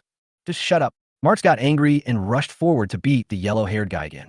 The yellow-haired man yelled, "Marx, I advise you not to be so arrogant. Otherwise, even if your parents are here, I will call the police anyway." Marx's hand in midair stopped. Huang Mao's words really touched his sore spot. Today's incident has finally been resolved into a minor one. If it continues, I'm afraid it will be difficult to resolve. At this time, William and Maria also came to the hospital. From a distance, I saw a confrontation between several people. William glanced at the yellow-haired man and suddenly couldn't help laughing. Maria looked over curiously, and soon she heard William's voice. "Haha, Marx and this yellow-haired guy are really destined to be together." A few years ago, Huang Mao turned out to be Marx's online love interest. Both men used female accounts to pretend to be transsexuals online. Coincidentally, they both thought the other was a real girl. It was a pity that the online relationship was discovered by his mother, who secretly changed Marx's password, forcing the relationship to end. It was a pity for Huang Mao. From then on, he spent every day in the internet cafe to surf the internet, just to find his former true love. TSK, TSK, TSK. So this means they are each other's first love. I didn't expect it to get to this point. It's really fate playing tricks on me. These words shocked the Lin family, and they all had different expressions. Maria looked like she was eating a melon, while her father and mother held their foreheads helplessly. They are reflecting. How have they been parents all these years? Why did they raise such a son? Seeing that Marx and the yellow-haired man were still on edge, the mother hesitated for a moment and said sternly, "Xiaoyu, you've been in the internet cafe these days, right?" No, just playing around." Marx said guiltily. How come I've been addicted to the internet so much since I was a kid?" The mother snorted coldly and deliberately raised her voice. "Remember a few years ago, you were still having an online romance? You didn't even know whether the other person was a man or a woman." "Mom." Marx had not expected that his mother would expose his shortcomings in front of so many people, and for a moment he felt a little embarrassed. "I remember you were called something like Miss Innocent." Xiaoyu, you are a boy after all. It's okay to have an online romance, but you're also pretending to be a girl. Isn't that shameful? My mother talked endlessly about this matter. At the same time, her eyes turned to the yellow-haired man on the hospital bed. Sure enough, after hearing the name Miss Pure Love, a hint of surprise suddenly flashed in the yellow-haired man's eyes. Wait a minute. Huang Mao raised his hand, pointed at Marx and asked, "What game were you playing?" "None of your business." Marx now gets annoyed when he sees Huang Mao and is unwilling to answer any of his questions. The mother answered helpfully. "I remember it was called something like Love and Destiny. It looks like a game played by girls." "Haha, the person you were dating online is also interesting. She changed her name for you to something like Miss Spoil." In an instant, Huang Mao sat up from the hospital bed. The body still wrapped in gauze didn't seem to hurt anymore. You were actually Xiaochun." Huang Mao's face looked very ugly. There was surprise, but more of it was disbelief and anger. March was also confused. He hasn't heard anyone call him Xiao Chun for many years. He reacted quickly, his pupils almost trembling. You are Xiao Jiao?" The two looked at each other for more than 10 seconds and said in unison, "Fuck you." The situation instantly became out of control again.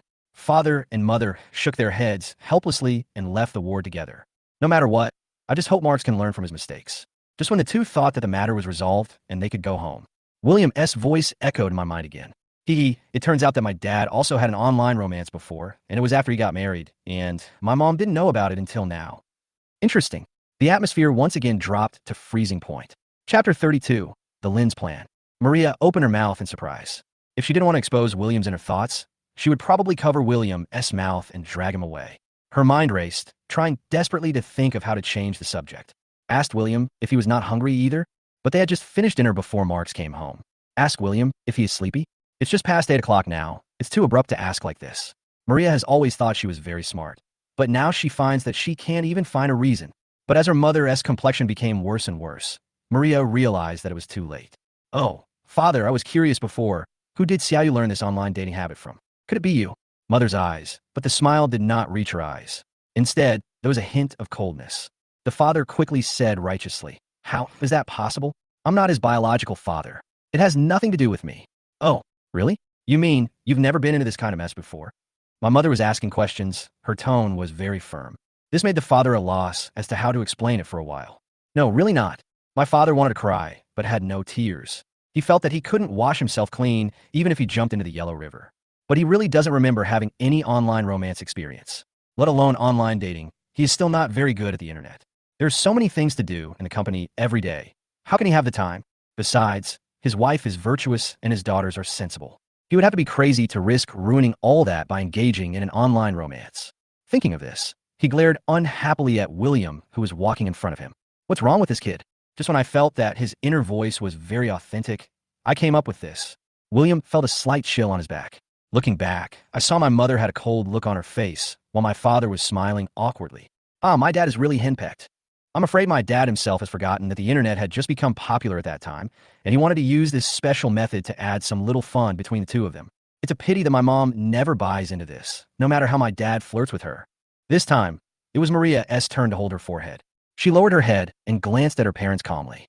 In her impression, her parents came from prominent families, and the two of them always treated each other with respect and were relatively reserved. I didn't expect this to happen. After hearing William's thoughts, his father finally remembered. At that time, he thought the way young people dated online was very novel, and he also heard from his subordinates that couples should have some small surprises from time to time. That's why he created a small account and wanted to have an online romance with his mother. But what he didn't expect was that his mother didn't bother to pay any attention to him. Often he would send more than 10 messages before his mother would reply with just one, and it was a repetitive process. I was blocked after a few days. This made him happy and disappointed at the time. My mother also vaguely remembered this incident, when she found out that the person who harassed her was actually her father. The most embarrassing thing is not the memories, but their childish behavior was actually known to their son and daughter.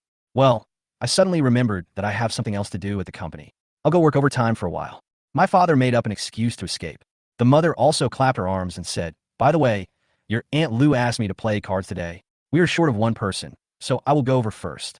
You can go home by yourselves." After saying that, he left quickly. Maria naturally knew why her parents suddenly had something to do, but William didn't know. He just stared blankly at the backs of his father and mother as they left. These two people are weird. In the following days, Marx finally calmed down. He seemed to realize his mistake and behaved very well every day. Father and mother were not fooled by Marx's appearance. To be precise, Marx no longer has much credibility in their hearts, making trouble again and again. If they hadn't heard William's thoughts and tried their best to stop him, the Lin family's reputation would have been ruined by Marx long ago. In order to prevent such incidents from happening again, the Lin couple came up with a solution. That is to send Marx abroad. Anyway, after Marx failed the college entrance examination, he had pestered them and wanted to go abroad. At first, they felt that Marx was immature and could not take good care of himself abroad, so they would rather spend more money to let him study at a university in China. Now it seems that was the wrong decision they made. Fortunately, it's not too late to make up for it now. Marx abroad first, and then break off their relationship with Marx after they had adapted to each other. That's right. It means breaking off relations. They may have been reluctant to do so before, but after seeing Marx's performance in recent times, they had no choice but to do so. Even if it's just a superficial severance of ties, it's okay to continue supporting each other secretly. In short, we can't let Marx continue to cause trouble. The Lins did not discuss this plan with other family members. They just wanted to wait for Marx to be out for a year or two before slowly implementing it. Unexpectedly, Marx, who was not very smart, was able to keenly feel the change in his parents' attitude towards him this time. After eavesdropping several times, he learned their thoughts. This made him angry and scared. He doesn't want to leave, and he can't leave. As long as he stays in this family, he still has a chance to turn things around. Once you leave, there will be nothing left. After thinking for a long time, Marx came up with a solution. That day, he went to the underground bar again and found Robert. "Brother-in-law, you have to help me this time." As soon as he entered the door, Marx couldn't wait to speak. Robert didn't take it seriously at first and waved his hand, trying to get him to drink or drive him away. But this time, Marx was no longer submissive and fawning in front of Robert, and his eyes were full of viciousness. "Robert, if you don't help me, don't blame me for being ruthless." Hearing this, Robert's face darkened. He raised his eyes and stared at Marx and said coldly, "Marx, do you know what you were talking about?" Marx leaned back on the sofa and put the bottle of wine on the table forcefully. "If you help me, I will continue to help you in the future. If you don't help, then don't expect to marry my sister." Chapter 33. The Self-Torture Scheme. Robert realized that Marx was serious. After a moment of silence, he raised his hand and dismissed the women around him. "Marx, don't think that just because you helped me before, you can threaten me like this." Robert narrowed his eyes, with a sinister light flashing in his eyes. As the future heir of the Bai family, no one has dared to speak to him like this for a long time. Marx clenched his fists. He also knew that he couldn't afford to offend Robert. But at this point, he has no other choice. "Robert, I'm not blackmailing you. I just have no other choice. They want to send me abroad and cut off all ties with me. Just think about it. If I leave the Lin family, who will be able to help you in the future?" Marx used both soft and hard tactics to persuade people with both reason and emotion. Robert was still unhappy. He barely suppressed his anger and asked calmly, "Then how do you need me to help you?" Marx saw Robert let go and quickly moved closer and whispered something in Robert's ear. Robert's face was expressionless. "Then I'll help you again." Weekend, early morning. The doorbell rang outside the Lin family's door. At this time, the servant went out to buy groceries. The younger generation in the family usually haven't gotten up yet, and only the father and mother are doing morning exercises in the yard. Seeing the courier standing outside the yard, the mother was a little confused. "Why is the express delivery so early today?" As he said this, he wiped the sweat from his forehead and went to open the door. "Maybe they bought too much stuff, so the courier delivered it to us in advance." My father wiped the sweat from his forehead and didn't care. Followed his mother, thinking that if there were a lot of express deliveries, he could help out. But when the courier handed a box to the mother, the father suddenly saw a flash of cold light under the box. Careful! By the time the father reacted and wanted to rush over, it was too late. The courier simply overturned the carton and swung the knife at the mother. The mother was so frightened that she turned pale and stood there, forgetting even to dodge. At this moment, another figure rushed out from the side and stood in front of the mother. "Mom, be careful." It was Marx. In a flash, the knife stabbed over and pierced Marx's shoulder. "Ah!" Marx screamed. The severe pain made his face lose color instantly, but he did not dodge. Instead, he shouted at the courier, "How dare you hurt my mother? I will fight you." Maybe the courier was frightened by Marx's appearance, but he immediately threw away the knife and ran out without looking back. The father rushed over and saw Marx's bleeding shoulder. He was so angry that he was shaking all over. "Call the family doctor and call the police immediately. Quick!" The servant who had just gone out to buy groceries just came back. Seeing this scene, they made a phone call in horror and helped Marx back to the living room. After a while, the family doctor arrived with his assistant. When William came out of the room, he saw the chaotic scene downstairs. Marx lay pale on the sofa, being examined by the family doctor. Father and mother sat next to him, their faces filled with worry and nervousness. The mother's eyes were still red as she looked at the wound on Marx's shoulder that was still bleeding with heartache. Maria was sitting not far away. As a doctor, she has seen many big scenes. He just frowned slightly, showing no emotion. Marks was injured so early in the morning? William was confused. I don't know if it was because he was sleeping, but he didn't get to eat the melon this time. I simply used divination again to find out what was going on. The Bagua formation appeared in his mind, and soon, a simple vein was revealed. Haha, it's another self-directed and self-acted movie. But this time, he was really ruthless. After William understood what happened, he couldn't help but sneer. Downstairs, Marks lay on the sofa, still looking weak. While tending to the wound, he hummed from time to time. This made the mother feel even more guilty. After all, Marks was injured because he saved her. Recalling that they had previously planned to send Marks away, she felt even more uncomfortable. Marks on some things. Marks was still a good kid at heart. Xiao Yu, if you feel uncomfortable somewhere, remember to tell the doctor and get checked out immediately.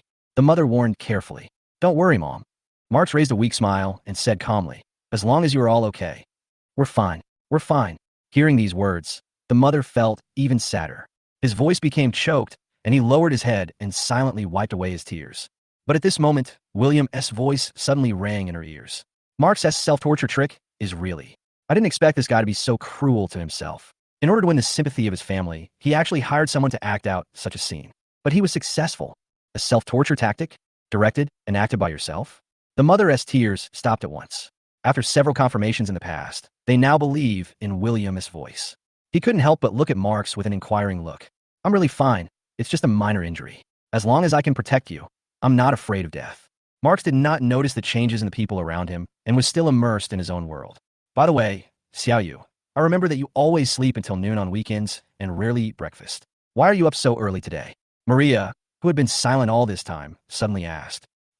Marks didn't seem to expect someone to ask this out of the blue. After being stunned for a moment, he stammered and explained, it's just that I don't know why I can't sleep, and I want to go downstairs to do morning exercises with my parents. Oh, that's a coincidence. If you hadn't gotten up early, I'm afraid Mom would be in danger. Maria looked thoughtful. At this time, footsteps were heard outside the door. The police had arrived. This time the matter was relatively simple to explain, and the police quickly understood the situation. But unexpectedly, the surveillance camera installed at the front door of the Lin family broke down at some point. So apart from the person involved, no one knew what the murderer looked like. You don't have to worry. The surveillance cameras on several roads outside have just been replaced with high-definition ones. Even if the suspect is wearing a hat or mask, we can still identify him from the data by his eye and body features. The policeman said patiently. After hearing these words, the Lin family's expressions finally looked a little better. Only Marks had a flash of panic in his eyes. Chapter 34. Taking kickbacks. After hearing William's thoughts, the Lin family focused their attention on Marks's face. Marks's face was captured accurately. They are all smart people, so it's no wonder they guessed the truth. Xiao Yu, are you sure you didn't see that person clearly? The mother asked one last time. Mom, really not. The situation was so urgent that my mind went blank. Mark still used the excuse he had thought of earlier to fool people. But this time, he vaguely noticed the helplessness in his mother's eyes. Only then did he notice that the concerned looks his family had shown him had disappeared at some point. In addition to the mother, the father and second sister also had helpless looks in their eyes. Dad, Mom, why do you look like that? Marks's heart was pounding with nervousness. He considered the possibility that he might have been exposed, but quickly rejected the idea. This was done so secretly that there was no way he would be discovered, especially now that even the police have no evidence. It is impossible for them to suspect him. After hesitating for a moment, Marks raised his head firmly. Dad, Mom, I really didn't see the man clearly. You also saw the situation at that time. If I hadn't appeared in time, Mom would have. Seeing Marks's refusal to admit his mistake, the mother felt uncomfortable but could not say a word. Having raised her son for 20 years, she didn't want to completely break up with him. No matter what, she still wants to give everyone some respect. Others probably think so too. They just told Marks to take good care of his injuries and then ignored him. Seeing the indifference of his family, Marks understood something. Although he didn't know where he made the mistake, it seemed that being exposed was a foregone conclusion. Sure enough, in the next few days, Marks always saw his parents talking about something in the study. When he gets close, they stop talking. Moreover, he also saw some information about foreign schools in the trash can in the study. It seemed that they were determined to send him out this time. Marks was extremely upset, but he had no other choice. He knew that Robert would not help him anytime soon. Marks pondered for several days and suddenly thought of something. He immediately went to the school and found the person in charge of renovating the library in the logistics department. The person in charge is named Lee, a middle-aged man in his 40s. He is tall and thin, with a shrewd look on his face. After his father decided to help University A renovate the library, Marks found the person in charge. Just as Marks thought, Director Lee was also a greedy person. The two of them immediately agreed to make a 50-50 profit from the materials. When Director Lee saw that it was Marks who came, a wry smile appeared on his face. "Hey, Mr. Lin, what brings you here?" Director Lee was busy serving tea and water while greeting the guests. But that smile was very fake. Faced with these second-generation rich people, he felt very dissatisfied in his heart as he had to smile to these young people even though he was already old. "But I really can't afford to offend him." Mark sat on the sofa, took the teacup without hesitation and took a sip, then said calmly, "Director Lee, Lin's money should have been transferred a few days ago. Why is there no movement from your side? You're not thinking of taking it all for yourself, are you?" "How could that be?" Director Lee quickly explained. He glanced outside the door and made sure no one was there before lowering his voice and saying, "Mr. Lin, didn't we agree before that we would divide the money after the renovations were completed?" Marks rolled his eyes in annoyance. "It's only a month at most. What's the difference?" In fact, Marks felt a little uneasy at this time. They had indeed agreed to split the money after the project was completed, but it was too late for him now. He didn't know when his parents would send him away. If he was not ready by then, he would have to wait for death. So he had to get the most money as quickly as possible. But in order not to leave any trace, he could not show any eagerness. You must remain as arrogant and domineering as before. Director Lee was indeed frightened by Mark's disappearance, and hurriedly explained patiently, "Mr. Lin, because a lot of materials have not yet arrived, I am not sure how much will be left in the end." Marks frowned. "Do you think I really don't understand? This kind of project plan has been written in advance, with detailed information. But there may be special circumstances." Director Lee wanted to explain. Marks waved his hand impatiently. "No matter what special circumstances there are, the amount won't be much different. You can just bear it yourself. Don't forget, without me, you won't make a penny." Director Lee was very annoyed by Marks' attitude. It's bad enough that he goes back on his word, but he actually threatens him?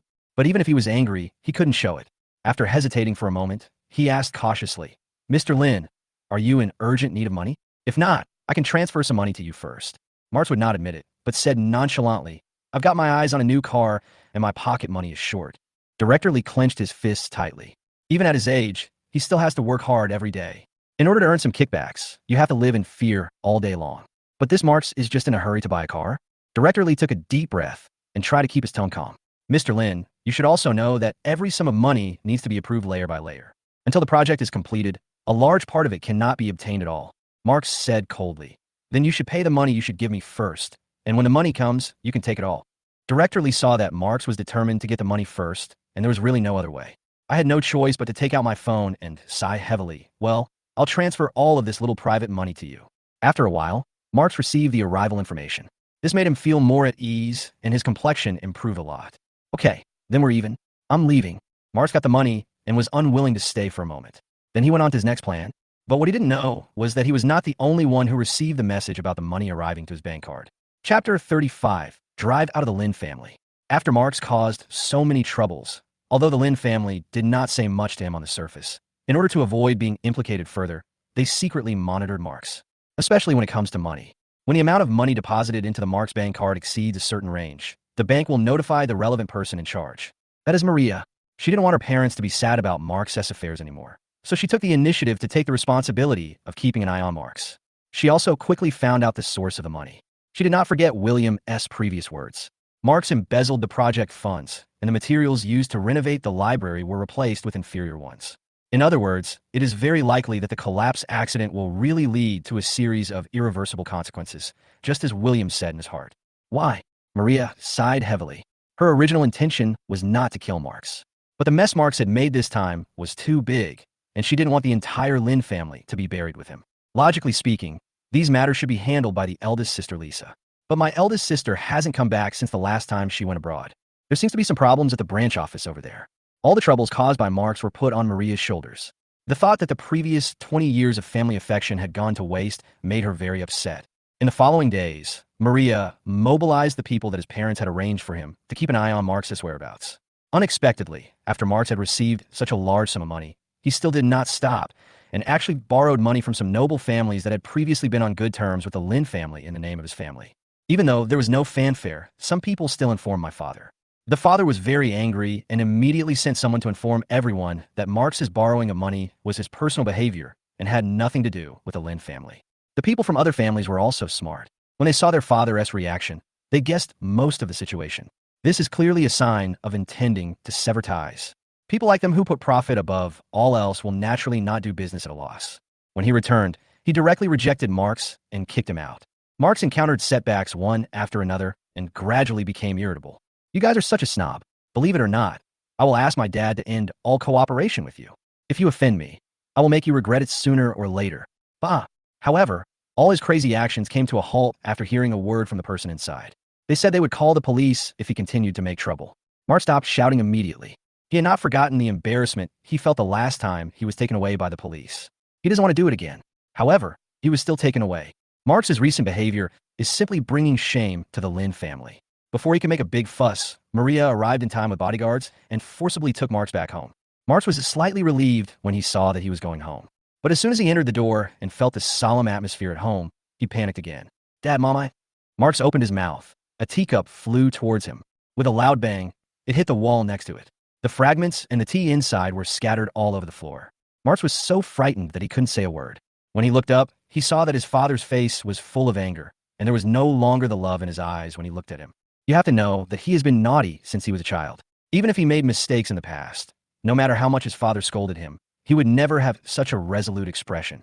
Marx quickly looked at his mother. But I found that my mother's face didn't look much better either. Marx, what did we owe you to become like this? The mother said with a trembling voice. Marx broke out in cold sweat on his back, and his legs felt a little weak. This might be the first time he thought about whether he had really done something wrong. The father snorted coldly. Oh, you are just an ungrateful wolf. If you continue to stay in this family, sooner or later, you will completely destroy the Lin family. This topic has finally come to the surface. Marx clenched his fists tightly, finally feeling scared. He couldn't imagine how he would live in the future if he left the Lin family like this, after living a life of luxury for 20 years. Thinking back to the predicament I faced when I went to borrow money today, what should I do if he becomes like a rat crossing the street in the future? Thinking of this, Marx could no longer bear it and fell to his knees with a plop. Dad, Mom, I'm sorry. I know I was wrong. I really know I was wrong. Marx said this, tears and snot streaming down his face uncontrollably. He crawled to his mother's feet on his knees, apologizing repeatedly. But the mother was so disappointed with Marx that she was unwilling to forgive him. They dare not gamble. Marx behaves the same way this time. They will have to clean up the mess again. Marx hugged his mother's legs and kept begging. But he found that his mother, who had always loved him, didn't even look at him today. If it were in the past, his mother would definitely not have the heart to see him like this. This made him feel even colder. Marx, don't make things difficult for your mother. We have already decided that you will no longer be a member of our Lin family. My father sighed and said lightly, Dad. Marx was going to kneel before his father again. But my father stood up first and walked upstairs. The mother followed. Dad, Mom, Marx wanted to catch up. Maria stood up and stood in front of him. Marx, don't make things difficult for your parents. The Lin family has never treated you unfairly, but you have done this again and again. Your parents have decided that they will still give you pocket money every month, and they have also arranged an apartment for you near your school. If you really want to ask for your parents' forgiveness, you can live a stable life on your own. Maria knew that her parents did not want to kill Marx, so she told them their plan. Marx gritted his teeth, stood there, and didn't speak for a long time. It would be a lie to say, I don't hate you. But now he is more afraid. He is afraid of losing everything he had. Chapter 36. Fake Young Master. Marx still left the Lin family. But he was only depressed for half a day, and the next day, he went out to play with that group of bad friends. Just like a rebound after being suppressed, he became particularly rebellious and arrogant in front of everyone. In the dim box, Marx sat in the middle, still looking like a second-generation rich kid. Sitting next to him was William's former school beauty, Liang Xiaoxue. Liang Xiaoxue was always dressed seductively, and today she was wearing cool clothes, sticking to Marx. The fullness on her chest made her want to press it directly on Marx's arm. Marx was so infatuated with her that he completely forgot about being kicked out of the Lin family. He even felt a little relieved. Anyway, his pocket money didn't decrease much. He didn't have to live at home, and no one would care about him. Wouldn't he be freer then? After a few rounds of drinking, this group of friends began to speak more and more without restraint. At the beginning, everyone was praising Marx and belittling William. But someone suddenly brought it up. By the way, Marx, what that kid said before, that he is the real young master of the Lin family. I don't know if it's true or not. The person who was speaking was drunk. His speech was slurred and unclear. But as soon as these words were spoken, the scene suddenly became quiet. Everyone present should have known about this matter. But since Marx did not express his opinion, they, as Marx's followers, naturally did not dare to ask more questions. I didn't expect that under the influence of alcohol today, this topic would be brought up. Everyone looked at Marx, not knowing what to say for a moment. Marx's expression suddenly changed, and he shouted, What's with your expressions? What's wrong with me not being a member of the Lin family? Have I ever been at a disadvantage to you? The younger brother beside him smiled and comforted him. No, Marx, don't bother with them. They're all talking nonsense. This topic was Mark's sore spot. The fire in his heart was ignited, and it was not so easy to extinguish. He immediately stood up regardless and shouted even louder. Even if I'm not a member of the Lin family, even if they kick me out, so what? I'm still just as awesome. That's right, Marx is the best. It's a loss for the Lin family that they lost Marx. Sooner or later they will ask Marx to come back. The other brothers were still echoing. But Liang Xiaoshua's expression turned a little ugly. She curled her lips and whispered, "Ah, it turns out what those people said was true. I thought they were lying to me." Marx was already fragile, and when he heard this, he immediately became angry. "What do you mean? Do you regret it?" No, no. Liang Xiaoshua felt that something was wrong with the atmosphere, but naturally she didn't dare to admit it. But Marx grabbed her arm and shouted, "You bitch, do you regret it?" Liang Xiaoshua's arm was so painful from being grabbed, and she was a little impatient. "I already said no, no. Why are you acting so drunk?" Bang! Before she could finish her words, she was slapped in the face. Liang Xiaoshua raised her head in surprise and asked in disbelief, You dare to hit me? I'm hitting you, bitch." Marx was drunk and grabbed Liang Xiaoshua and continued to beat her. Liang Xiaoshua was terrified. During the struggle, she screamed loudly, "Marx, if you dare to hit me again, I will sue you for rape." This sentence instantly reduced Marx's original anger by half. It was as if a basin of cold water was poured on him, and his face turned extremely ugly. He seemed to have finally calmed down from the backlash and recalled his current situation.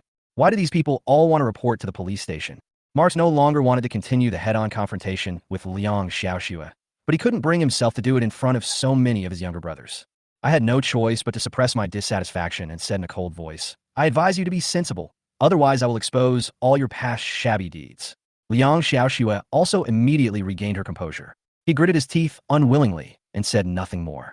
This farce made everyone present start to have their own thoughts.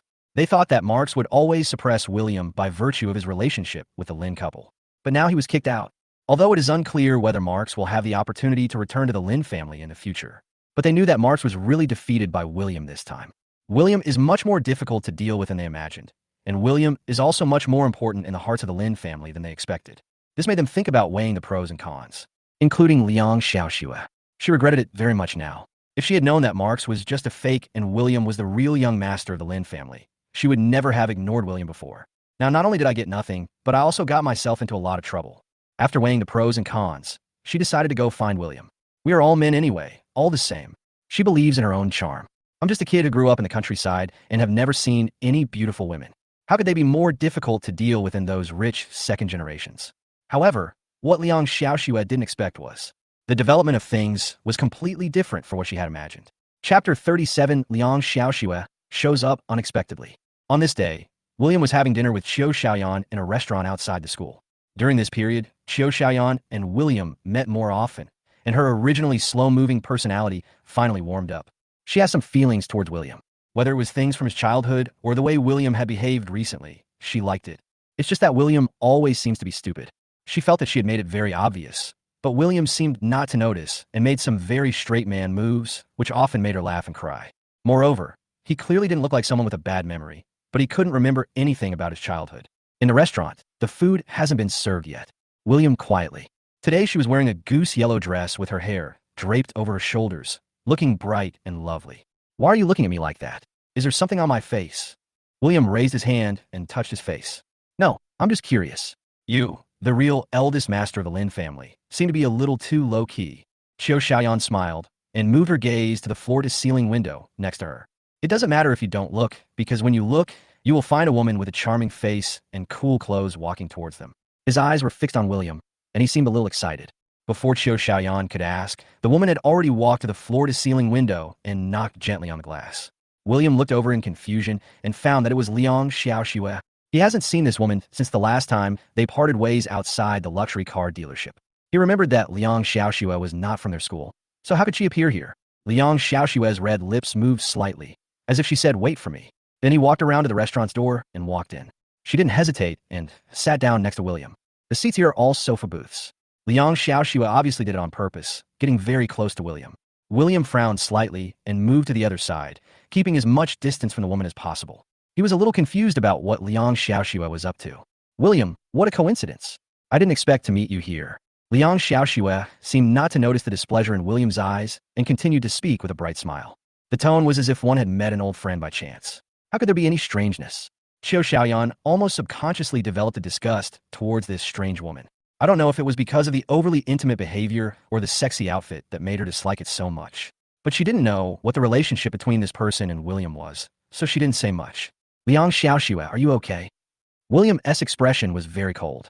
The strong smell of perfume on Liang Xiaoxue made his nose feel uncomfortable. But Liang Xiaoxue just touched her hair pretentiously, leaned towards William, and said coquettishly, William, after all, we were classmates before, and it's rare for us to meet on the road. Why are you so cold? As she spoke, she stuck out her tongue in a playful manner, her eyebrows curved. And you liked me so much before, didn't you? Hearing these words, Qiu Xiaoyan couldn't help but open her eyes wide. It feels like there are 10,000 alpacas passing through my heart. No way. William actually likes this type? The flaming red lips, and the big waves, and the trembling waves. Thinking of this, Qiu Xiaoyan almost subconsciously looked down at herself. As a woman, Liang Xiaoxue also keenly noticed Qiu Xiaoyan's reaction. She raised her chest a little higher, her eyes full of provocation. Wait a minute, Liang Xiaoxue. William suddenly raised his hand and interrupted the two women's fight. Liang Xiaoxue thought William couldn't resist her temptation, so she turned around happily and gave him a wink. Brother William, what's wrong? Normally, any man would be attracted to her, but she saw the undisguised disgust in William's eyes. Liang Xiaoxue, if you come to eat, I can treat you, but please stay away from me. Your smell is bothering me. William spoke. He waved it in front of his nose. His voice was quite loud, and the restaurant was very quiet, so people at several tables around him immediately looked over in confusion. Some people covered their mouths and laughed, while others talked in low voices. They all pointed fingers at Liang Xiaoxue. Liang Xiaoxue's smile also froze on her face. She had dressed up carefully today and even sprayed perfume, but William actually complained that she smelled bad?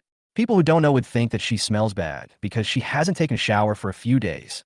Qiu Xiaoyan couldn't help laughing and reminded her seriously, Sister, has no one told you that if you spray too much perfume, it will stink easily? As he spoke, he waved his hands solemnly. Liang Xiaoxue was both embarrassed and annoyed and was shaking with anger. But she couldn't lose her temper in front of so many people. But she would not give up so easily. She had been wandering around the school gate for several days, hoping to have a chance encounter with William. She finally had the chance today. She must seize it. After a moment, she adjusted her expression, raised her hand, and called the waiter to add a chair. Then he sat between Qiu Xiaoyan and William. I even ordered some food. Chapter 38 Girlfriend. Liang Xiaoxue's actions shocked Qiu Xiaoyan. She had never thought before that there were such shameless people in this world. William also didn't expect Liang Xiaoxue to be like this. He looked up at Liang Xiaoxue and said calmly, Let's go to another one. Qiu Xiaoyan had the same idea, so she immediately picked up her bag and stood up. The waiter next to him was a little anxious. The dish is all ready. The bill has been paid. Please enjoy the food. William took out his cell phone and shook it. After saying that, he took Qiu Xiaoyan outside. Liang Xiaoxue didn't expect William to be so disrespectful to her, and she was so angry that her face turned blue. But she was still unwilling to give up and continued to follow. The waiter looked at the three people who left with a look of surprise on his face. College students today are so generous. The waiter was very happy at the thought of having a free meal. William and Qiu Xiaoyan planned to change to another store.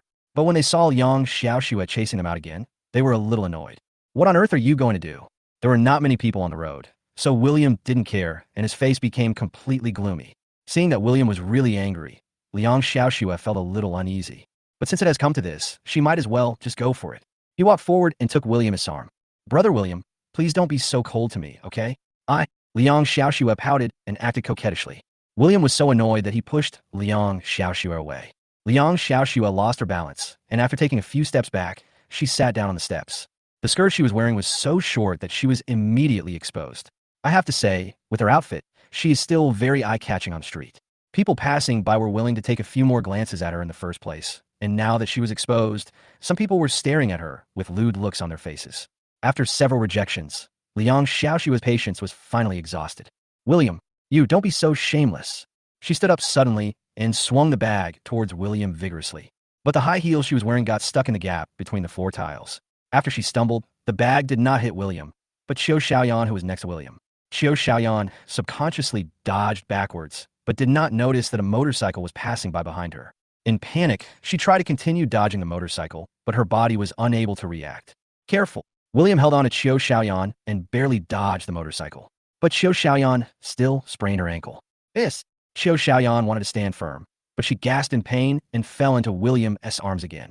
The faint fragrance filled his nose, and William's heart couldn't help but move. But he quickly came to his senses and helped Xiaoyan sit down beside him. He squatted down and carefully examined Xiaoyan's ankle. Does it hurt here?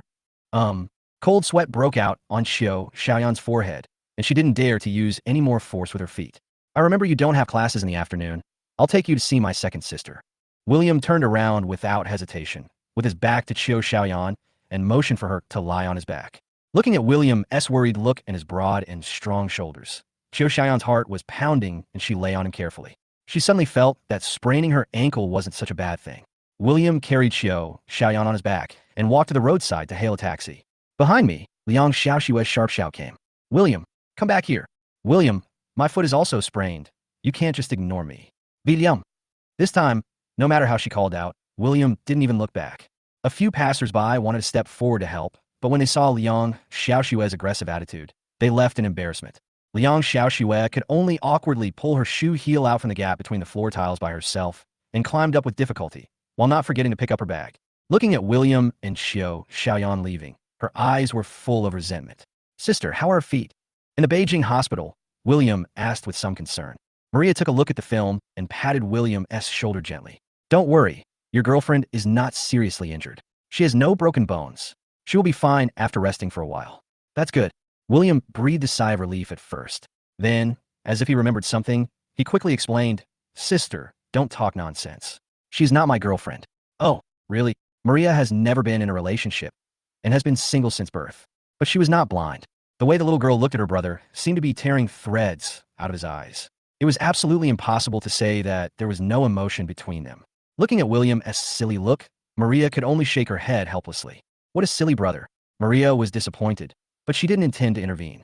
It is better to leave young people's affairs to young people themselves. After confirming that Xiaoyan was fine, William planned to send her home first. Before leaving, Maria suddenly asked, By the way, William, are you free tonight? I'm free, what's the matter? William nodded. There's a social gathering at the hospital tonight. I didn't want to go, but Maria doesn't like crowded and noisy places. But she never went before, which made people around her more or less dissatisfied. There was no suitable excuse this time, so I thought of taking William with me, which would help me relieve the discomfort in my heart. Okay, I'll go with you. William agreed without hesitation. He did not forget that he had eaten Maria while eating the melon. He wanted to see who in this hospital wanted to harm his sister. Chapter 39. Can't stop eating melons. In the evening, a private restaurant near the hospital is very lively. More than 20 doctors and nurses sat around 2 long tables, eating and chatting happily. Oh, Maria, I didn't expect your brother to be so handsome. Yes, Maria. If I had known your brother was so handsome, I would have introduced my aunt's sister to you. My younger brother is in University A. He's so outstanding. I don't know what's going on. William has been trying hard to reduce his presence, but he is still teased. Some of these people are older ladies in their 40s, and some are younger ladies about the same age as Maria. They seemed very interested in him and kept asking him all kinds of questions.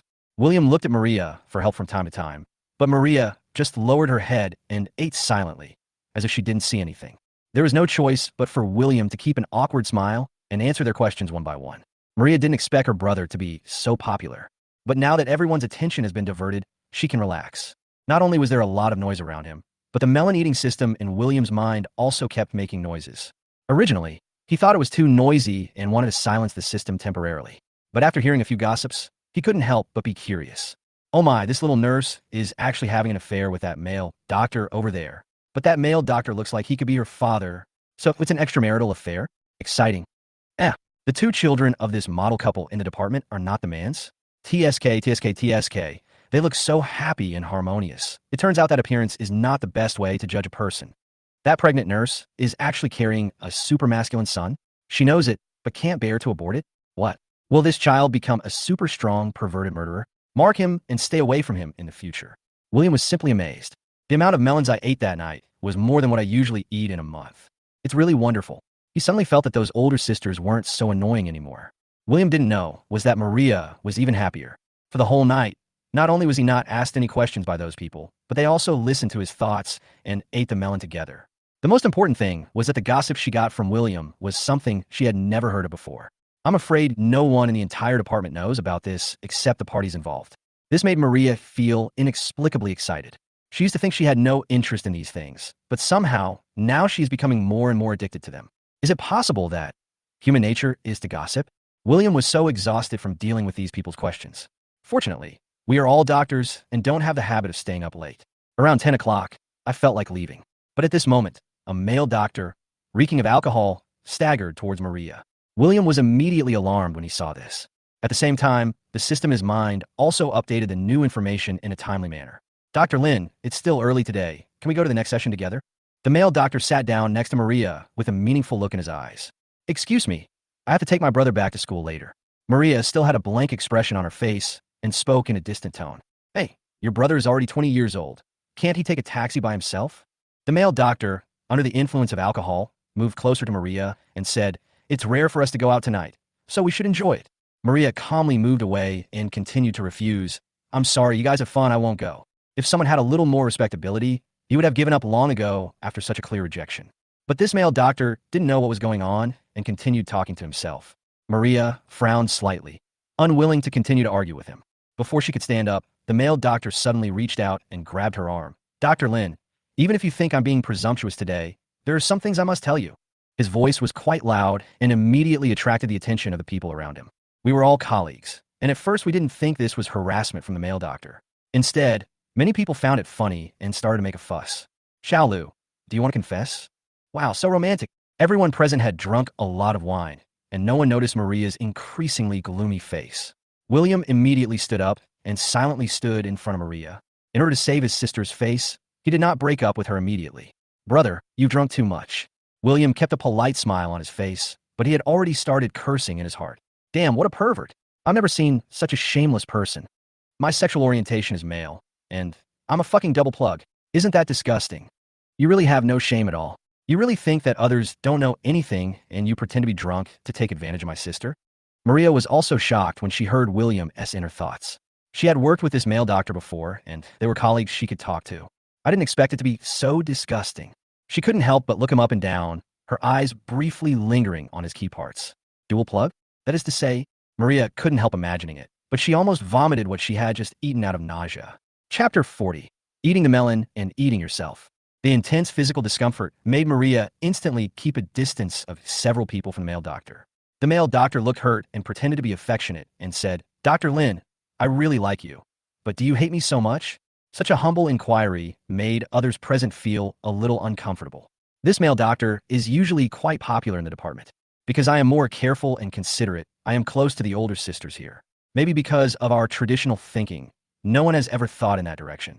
Xiaolin, I think Xiaolu is a pretty good person. Since you don't have a partner right now, why don't you give it a try with Xiaolu? What if it works out? Yes, Dr. Lin, Dr. Lu and you are both surgeons. If anything happens in the future, you can still take care of each other. Listening to these people talking at once, Maria knew that if she didn't say something, she would probably be criticized for letting others down. After thinking for a moment, she raised her head and stared at the male doctor. Dr. Lu, are you sure you like me? The male doctor looked at Maria's cold eyes and suddenly felt a little uneasy. But he had already said those words in front of so many people, so he could only nod his head and say, Of course, I like it. However, before he could finish his words, he saw Maria took out her cell phone. Dr. Lu, I recorded this. I hope you can think carefully before you say the following words. No matter what happens in the future, no matter who comes to me, I will not be responsible. There was a hint of meaning in Maria's eyes. The male doctor was suddenly speechless. He was just restless and wanted to take advantage of Maria under the influence of alcohol. And he could completely deny this kind of thing afterwards. But now that Maria was making such a big deal out of it, he began to feel unsure. Although he is single now, he has many ambiguous objects. If they find out, how will he survive in the circle? The male doctor's embarrassment was obvious, and everyone present saw it. They seemed to be worried that the situation might get too ugly, so they began to persuade them. Dr. Lin, are you taking it too seriously? With so many of us here as witnesses, is there no need to record it? Some people think that this is why the male doctor was unhappy. Some people were trying to persuade the other party, Xiaolu. After all, this is a confession of love. It's okay for a girl to record a video and leave a good memory, right? Only one or two people looked at the strange appearance of the two and noticed something unusual. Dr. Lin, what do you mean by what you just said? Who will come? Or does Dr. Lu already have? Before they could finish their words, others reacted. Everyone looked at Maria, and their curiosity instantly grew.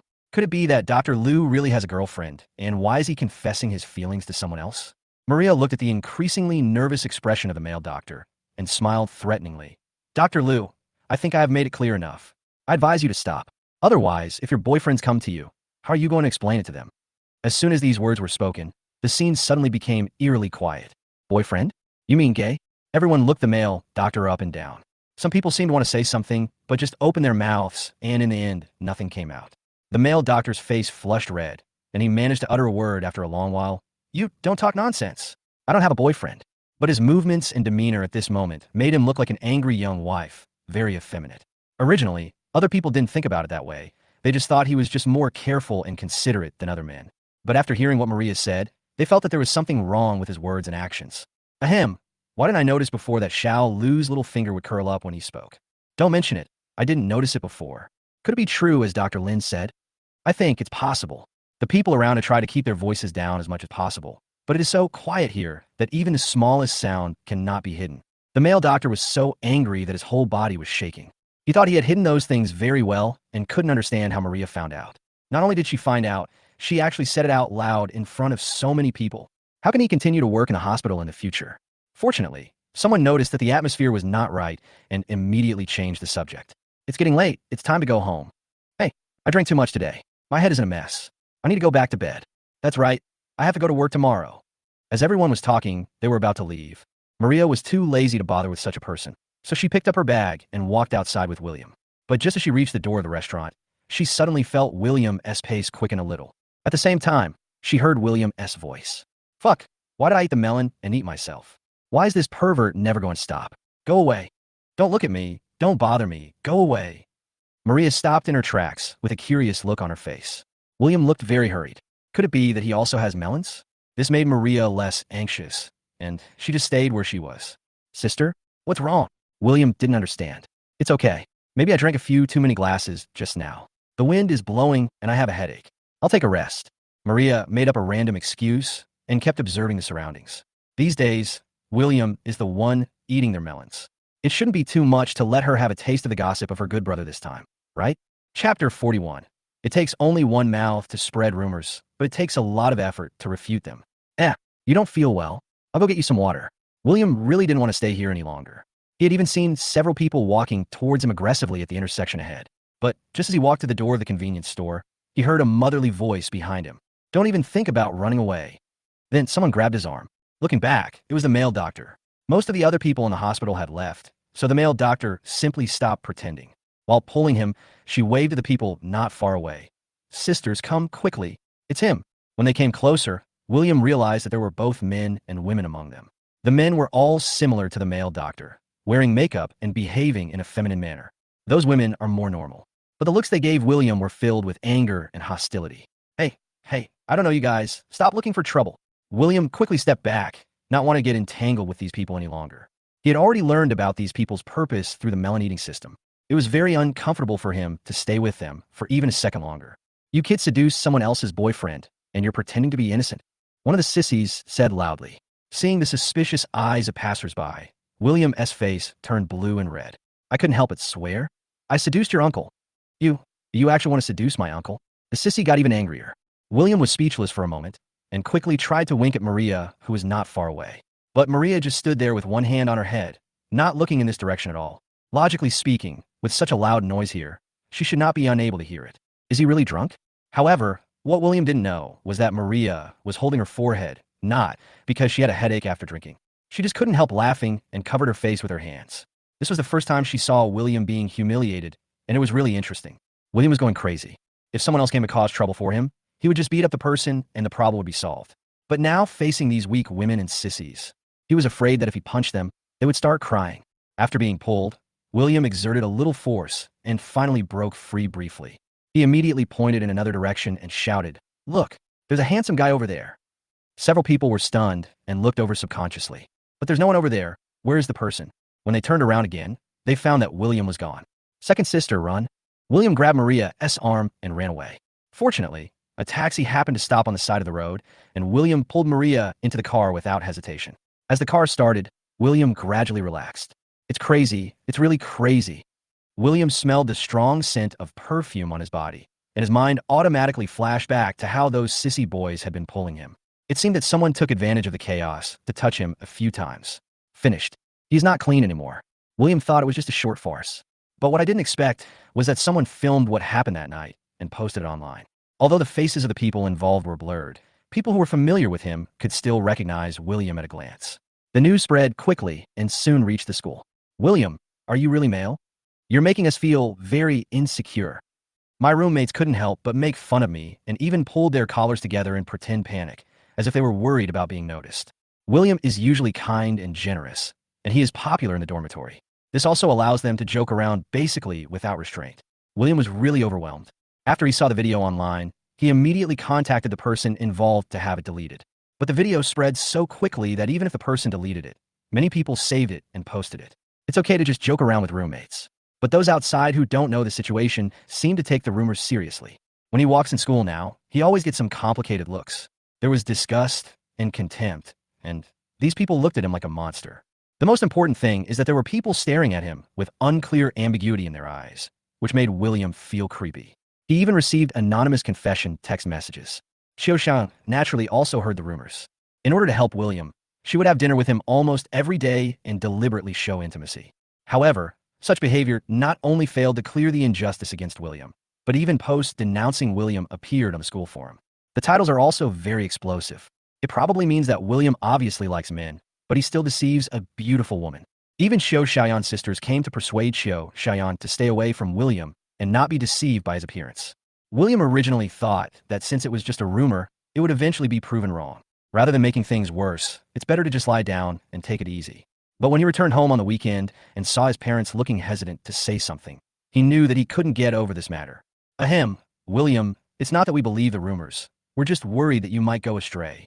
At the dinner table, my father hesitated for a long time before awkwardly bringing up the topic. "Yes, after all, you're our only son. What should we do if you go astray?" The mother also echoed earnestly. "Dad, Mom, why are you also?" William felt even more headache and looked to Maria for help again. But Maria just concentrated on eating and had no intention of helping him explain. William held his forehead, at a loss for a moment. At this time, my father suddenly said, "By the way, your eldest sister will be back in 2 days. There will be a banquet next weekend. You and your eldest sister can go together. Then you can clear up the rumors."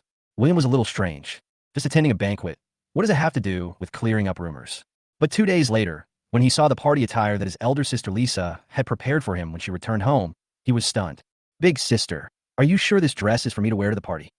William picked up a pair of shorts, his eyes full of surprise. Chapter 42, Breakup Announcement. Lisa seemed to have expected William's reaction, and she still had a smile on her face. With his arms folded across his chest, his expression was playful. "Didn't my parents tell you before that this weekend's party is a bikini cocktail party?" "Bikini cocktail party?" William opened his mouth, completely stunned. He never expected that the first banquet he attended after returning to the Lin family, as a representative of the Lin family, would be a bikini cocktail party. Wouldn't everyone present at that time be? Thinking of this, William felt his nose itchy. He quickly sniffed his nose to prevent his nose from bleeding. But he soon realized his parents' intentions. It must be because of the previous rumors that he was allowed to attend this kind of banquet. "Since I've already agreed, I have no choice but to obey." William quickly went upstairs carrying his shorts and a few other thin jackets. Lisa smiled and reminded, "Remember to try it on first. If it doesn't fit, I'll buy you another size." "No." William blushed and closed the door. On the weekend, the entrance to a villa was filled with luxury cars.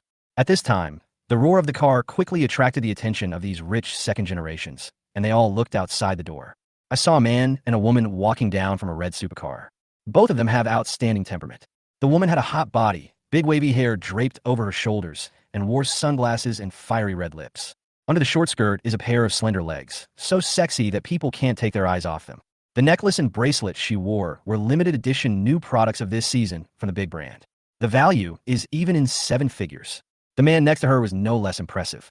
The man was tall and slender, wearing a thin V-neck short-sleeved shirt, revealing his muscular arms and the faintly visible pectoral muscles on his chest. Under the shorts is a pair of strong calves. Her clothes are also very exquisite, with limited edition watches and shoes, which bring out her overall temperament. "Sister, we are not keeping a low profile today." William still felt a little uncomfortable under the gazes of people around him.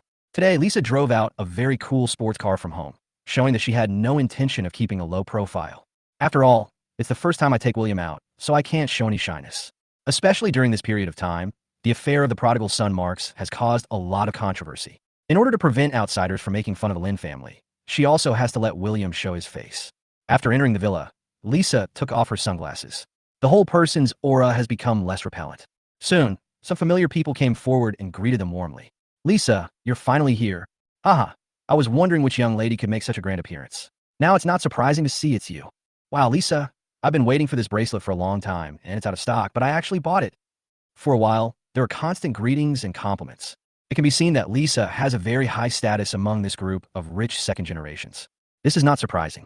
The Lin family is a big family in Beijing, and Lisa is the youngest female president. She is said to be the future heir of the Lin family. She is definitely different from those ordinary rich daughters. Lisa also responded generously. Seeing that their eyes were occasionally looking at William, he took the initiative to pull William over and introduced him. Let me formally introduce him to you today. This is my younger brother, William. Oh, it's my brother. A girl covered her mouth and said something meaningful. Haha, Lisa, if you hadn't told me, I would have thought you had a new boyfriend. Another girl couldn't help but agree. The expressions of the two men next to them changed slightly, and they looked to the other side unnaturally. William also turned his head and saw Robert leaning on a lounge chair next to the swimming pool, surrounded by several hot girls. But Robert didn't seem to be in a good mood and didn't pay any attention to the girls. It was completely different from how he usually looked in that underground nightclub. In front of these acquaintances, he still maintained the appearance of a modest gentleman. The girl also noticed their gazes and joked. Well, I was just joking. I don't think anyone is going to tell on me, right? How could it be? Everyone knows that Miss Lin and Master Bai are about to get engaged. How can their deep feelings be affected by just a few words? The men also hurried to smooth things over. But Lisa chuckled and said calmly, Sorry, I forgot to tell you that Robert and I have broken up. Lisa spoke. She picked up a glass of champagne from the waiter's tray and took a sip. He looked so calm and composed, as if he was just talking about the weather. But the people around were stunned. Lisa, please don't joke with us. Everyone knows that your marriage has been decided by both families a long time ago. A girl who was familiar with Lisa smiled awkwardly. No kidding, we really broke up. Lisa said lightly. This matter will be made public sooner or later, so it doesn't matter if I just reveal it to them today. Although she had only unilaterally informed Robert of the breakup, Robert was still pestering her and unwilling to give up. But since she has heard William's voice, she will not be deceived by such a scumbag, nor will she allow anything to happen that is detrimental to the Lin family. So she was determined to break up, and letting everyone know sooner rather than later could avoid some unnecessary trouble. Big sister. William gently tugged at the corner of Lisa's clothes and shook his head silently at her. He admired his elder sister's courage in breaking up, but saying this now would undoubtedly be a slap in Robert's face in public. Robert might do something dirty. There's only a thief who can steal for 1,000 days, but there is no such thing as a thief on guard against. He felt that Lisa didn't need to put herself in danger. Chapter 43, Beauty's Siege. Sure enough, as the discussions here grew louder, William felt a chill coming from behind him. Turning around, I saw that Robert had disappeared at some point. William sighed softly. It seems that Lisa still thinks things are simple. That's right. After all, Robert's pretense has always been very cautious, even airtight. The only people who knew his true face were a few people like Marx, who had leverage over him. In order to continue to stay in this circle, they will never reveal even a little bit of information to the outside world. Robert never revealed any secrets in front of Lisa.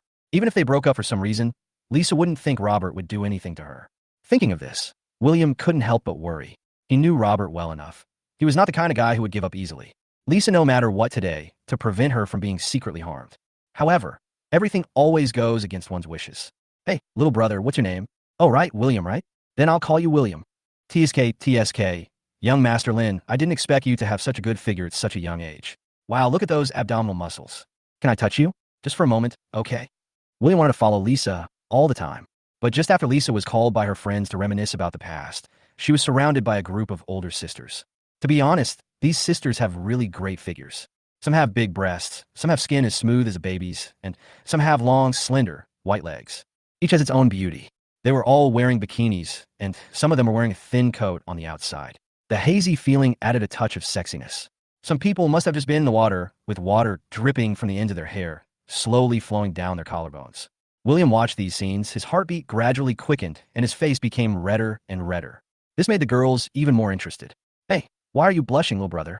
A beautiful sister in a red bikini came up and gently put her arm around William. Come and get close to me, and let me touch you. As he spoke, William felt a chill on his chest. Only then did he realize that all the buttons of his shirt had been opened, revealing his strong chest and abdominal muscles. And the beautiful sister's slender fingers just touched his chest. Brother, are you free tonight? I'm home alone tonight. Winked at William with a hint of playfulness in her eyes. William felt a little confused. He was just a 20-year-old young man. How could he have seen such a scene? My whole body was hot, and my throat was a little dry. No, we can't go on like this. If this continues, something bad will happen. Seeing that the other sisters also wanted to come over, William quickly and calmly broke away. I'm going to the bathroom. After saying that, he immediately walked into the villa. The beauties were all stunned, then started laughing. Look how scared you are of your little brother. I think it's you. If I don't run away, I'm afraid you'll trick me into bed with you. So what if he was tricked into bed? He won't suffer any loss. Hearing these words, William couldn't help but shudder again and quicken his pace. Everyone was playing outside, so there were not many people in the villa. Most of them were servants, preparing some wine and cold dishes. William finally breathed a sigh of relief when he entered the bathroom. He was helpless as he smelled the various perfumes still lingering on his body. If he had known the party would be like this, he would not have come. What if I lose my body by mistake? Although just like what those beauties said, he didn't suffer any loss in this matter. But after all, he had just entered this circle and didn't know anything about the people and things here. Who knows what awaits him will be a sweet and warm ambiguity or a den of tigers and wolves. If this kind of thing affects the Lin family, it would be a disaster. But then again, these beautiful sisters are so tempting. William couldn't help but recall the scene just now. No. He suddenly realized that something was wrong and immediately closed his eyes and silently chanted the heart-cleansing mantra. It took a long time before I finally recovered. Feeling somewhat calm, he left the bathroom. But just as he passed a more secluded corridor, he suddenly heard a familiar voice. Lisa, I was wrong about what happened before. Please forgive me. It was Robert. William thought something was wrong and immediately sneaked over. Robert was seen holding Lisa's hand with a look of remorse on his face. Lisa, we've been together for so long, and I'm sincere to you. Robert's tone sounded very sincere. Coupled with his handsome appearance, it is easy for people to feel sympathy for him. Lisa looked at Robert, and her expression also showed a little emotion. Just as I was about to say something, a voice suddenly appeared in my mind. I hope you don't believe this scumbag's lies. He is just pretending. As long as the elder sister lets go, the scumbag will take out a glass of drugged wine, and then, oh my, I absolutely cannot let this happen, but how can I stop it? Lisa frowned slightly and saw the corner of clothes exposed not far away from the corner of her eyes. It's William. She had also heard this voice before going abroad, and it was confirmed to be very true. But in order to confirm it again, Lisa had a plan in mind. Robert, if I forgive you, how will you compensate me? Chapter 44. Teaching Robert a lesson. Robert didn't seem to expect that Lisa would agree so easily. His face immediately showed joy. He took the wine glass that had been prepared beside him and handed it to Lisa. Lisa, this is the wine I specially mixed for you. It's your favorite flavor. Try it. Oh, really? Lisa narrowed her eyes slightly and slowly took the wine glass. In fact, her head was about to explode at this time. William's inner voice kept ringing, saying that there was something wrong with the wine. Lisa wouldn't drink it. She just didn't want to let Robert off so easily. Seeing the figure in the corner about to rush out, Lisa smiled faintly and said, Robert, I've always wanted you to taste my favorite flavor. How about you drink this glass of wine? Robert never expected that Lisa would suddenly say this. I didn't think of a response plan in advance, and the smile on my face gradually froze.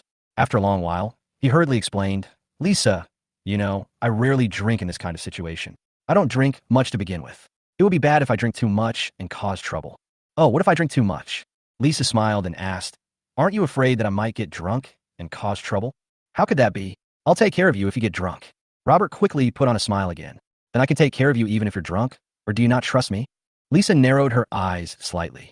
Robert was speechless again, not knowing how to explain. Lisa now completely saw through Robert's abnormality and was basically certain that there was something wrong with the wine.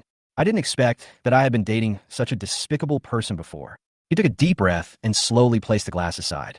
Robert's eyes followed the wine glass, full of anxiety, and he kept thinking about how to get Lisa to drink the wine. He totally didn't notice Lisa's increasingly cold eyes and her slowly raised arm. The next second, there was a pop sound. Robert's face was hit and tilted to the side. He turned his head in surprise and touched his face tremblingly. The burning pain almost made him lose his gentlemanly appearance. Lisa, what do you mean? Robert suppressed his anger and asked through gritted teeth. Don't you know what I mean? Lisa quickly raised her hand and slapped Robert on the other side of his face. Lisa. Finally, Robert got angry. He suddenly grabbed Lisa's arm, which was raised again, and clammed her wrist tightly. He couldn't pretend anymore. He thought he had bowed his head, but he still suffered such humiliation. As the eldest son of the Bai family, when had he ever suffered such humiliation? Lisa, you really don't want to accept my toast. In that case, don't blame me for being rude. Robert gnashed his teeth in hatred. Lisa's arm forcefully and dragged her to the next room.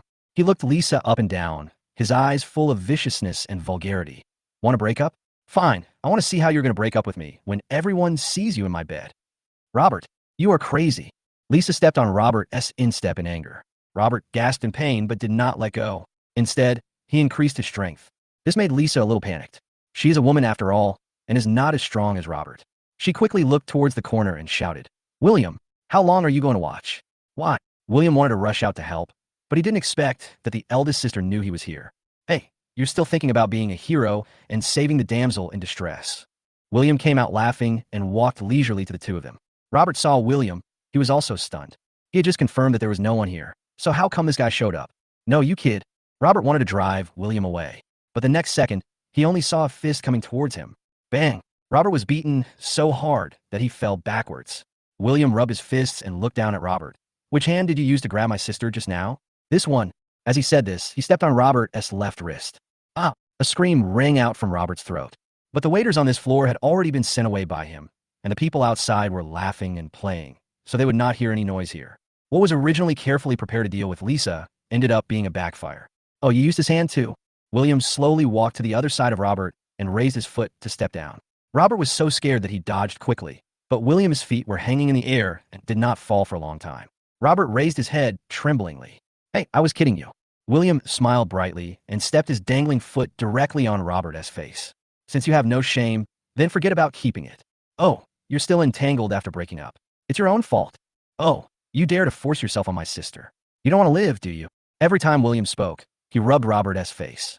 At first, Robert still fought hard, but he soon found himself like a little chicken in front of William, completely unable to use any strength. A fear he had never felt before rose in his heart. Does this kid really want to kill him? He is the eldest son of the Bai family, but William is the only son of the Lin family.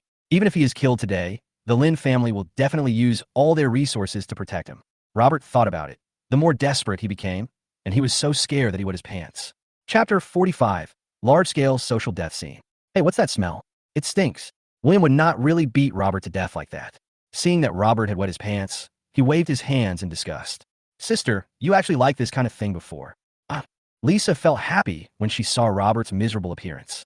Unexpectedly, William suddenly turned the topic to her, which made her feel a little embarrassed. "Who said I like it too? It was just for marriage before.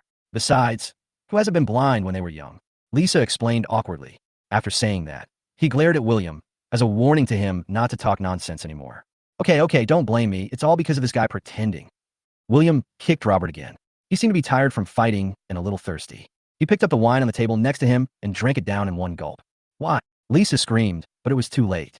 William drank the whole glass of wine in one gulp. William finished drinking, looked up and saw Lisa's surprised look, then looked down at the glass in his hand. "This can't be." William opened his mouth and immediately looked towards the table. "I found that there was no other wine on the table except this glass." In other words, he really drank the glass of spiked wine. Unwise. William immediately rushed into the bathroom and held his throat hard. But he hadn't eaten anything in the first place, so the alcohol and the medicine were absorbed very quickly. And to be on the safe side, Robert gave a very high dosage of the medicine. After a while, William felt a slight heat in his body. "William, come out quickly. I'll take you to the hospital." Lisa shouted anxiously outside. William also realized that he couldn't stay here any longer and went out immediately. The brother and sister ran all the way downstairs. Passing by the yard, William looked at those sisters wearing bikinis with hot bodies, and his body instantly became hotter. He was so scared that he quickly closed his eyes and let his elder sister take him out and stuff him into the sports car. Many people saw how hurriedly they were walking and wanted to ask them, but were blocked by Lisa's cold eyes. On the way to the hospital, Lisa called Maria. When they arrived at the hospital, Maria was already waiting there. "What on earth is going on?"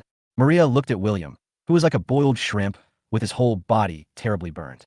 As Lisa helped William onto the bed, she explained, "Robert, that bastard, drugged me, and William drank it." "Robert drugged you?" Maria was surprised for a moment, then suddenly realized something and immediately went to explain the situation to the doctor in the emergency department. Seeing William like this and thinking about the cause and effect of the matter, she probably guessed the nature of the medicine. In the treatment room, Maria is with the emergency doctor. William was first given in the hope of diluting the effects of the medicine. Then I wanted to do a further physical examination on him. But soon, their eyes were drawn to a certain part of William's body. William's lower body was still wearing loose shorts, but at this moment, a tent was erected under his crotch. The doctor on duty in the emergency department was not very old and had rarely encountered such patients before, so his expression suddenly became a little unnatural. The other nurses followed the doctor's gaze and also discovered the amazing tent. It's really, really big. One of them couldn't help but blurt out. After saying this, she realized something was wrong and her face immediately blushed. The other young nurses also blushed. At this time, the door of the treatment room was pushed open and a male doctor walked in. Coincidentally, the doctor who came was also a female doctor, and she was followed by several interns, also girls. Because of their professional habits, the first thing they did when they came in was to look at the patients, and naturally they also noticed William's outstanding tint. Suddenly, there were more red faces in the room. William was dazed all the way to the hospital and had long lost consciousness. But after receiving some fluids, the effect of the medicine was diluted and he finally woke up slowly. But when he opened his eyes, the first thing he saw was this horrifying scene.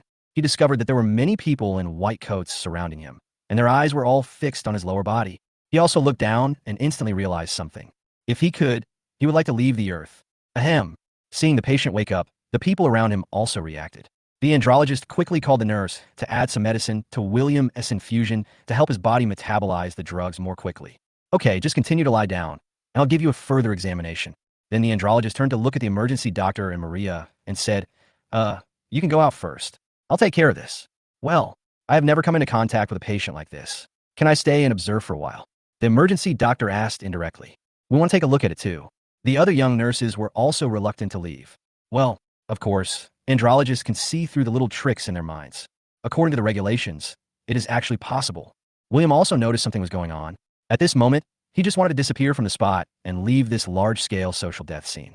But what he didn't expect was that Maria's voice came from the side. I'm his sister, so I'll stay too. Chapter 46. Delivery men are not allowed to enter. William no longer remembers how he left the hospital. He only remembered that he was being watched for a long time.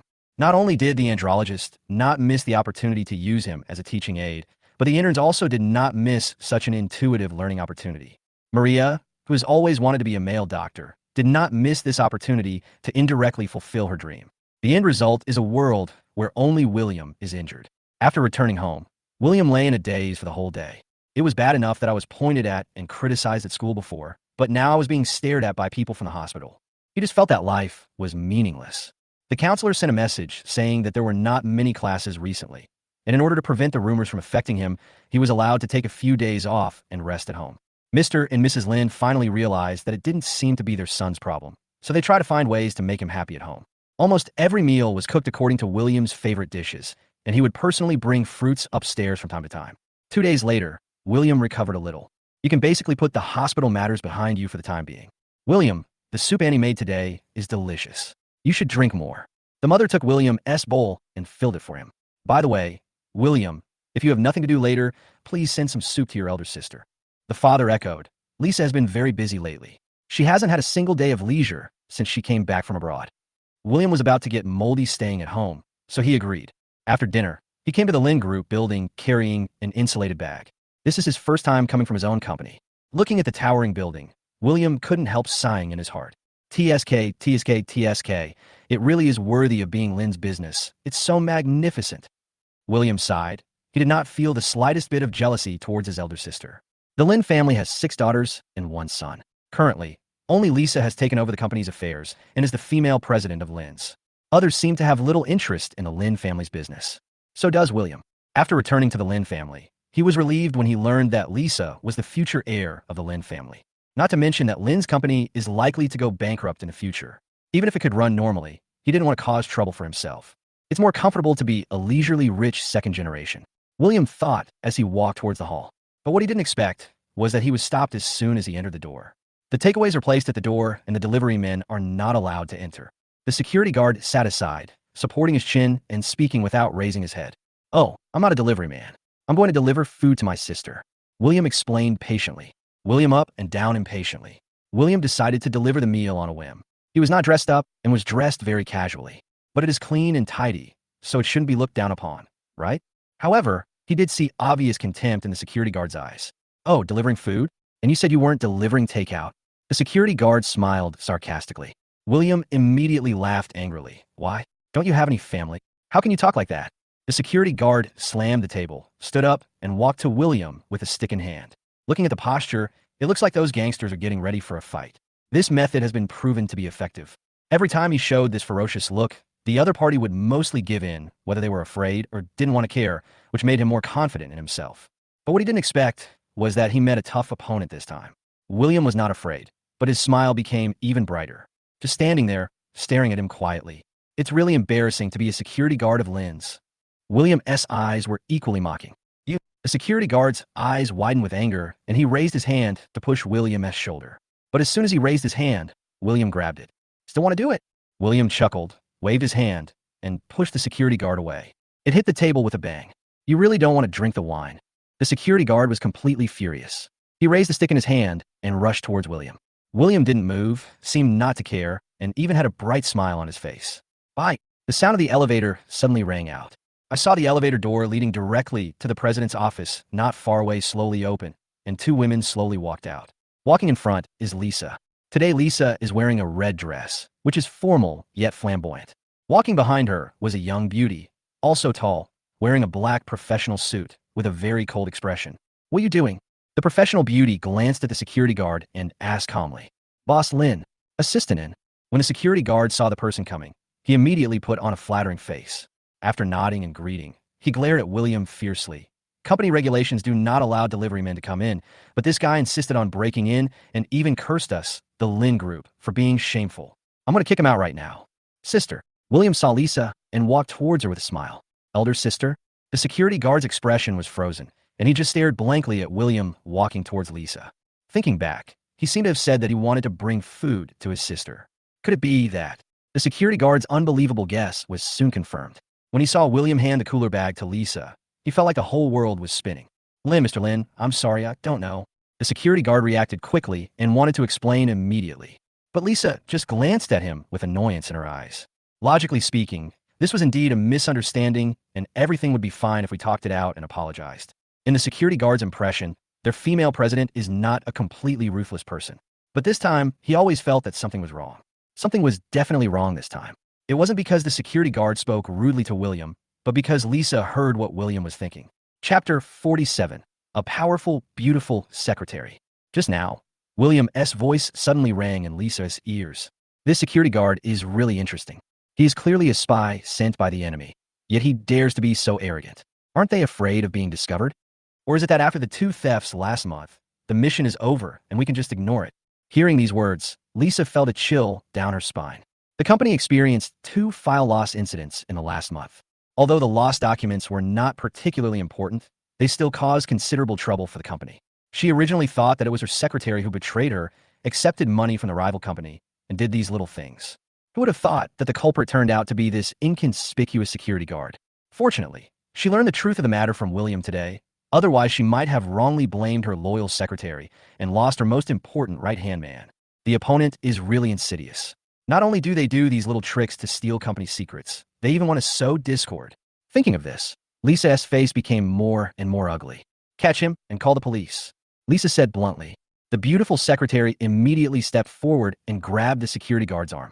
Although she didn't know why Lisa made such a big deal out of this little thing, the president must have his own reasons, and she just needed to do as she was told. The security guard was stunned and asked in surprise, Boss Lynn, what are you doing?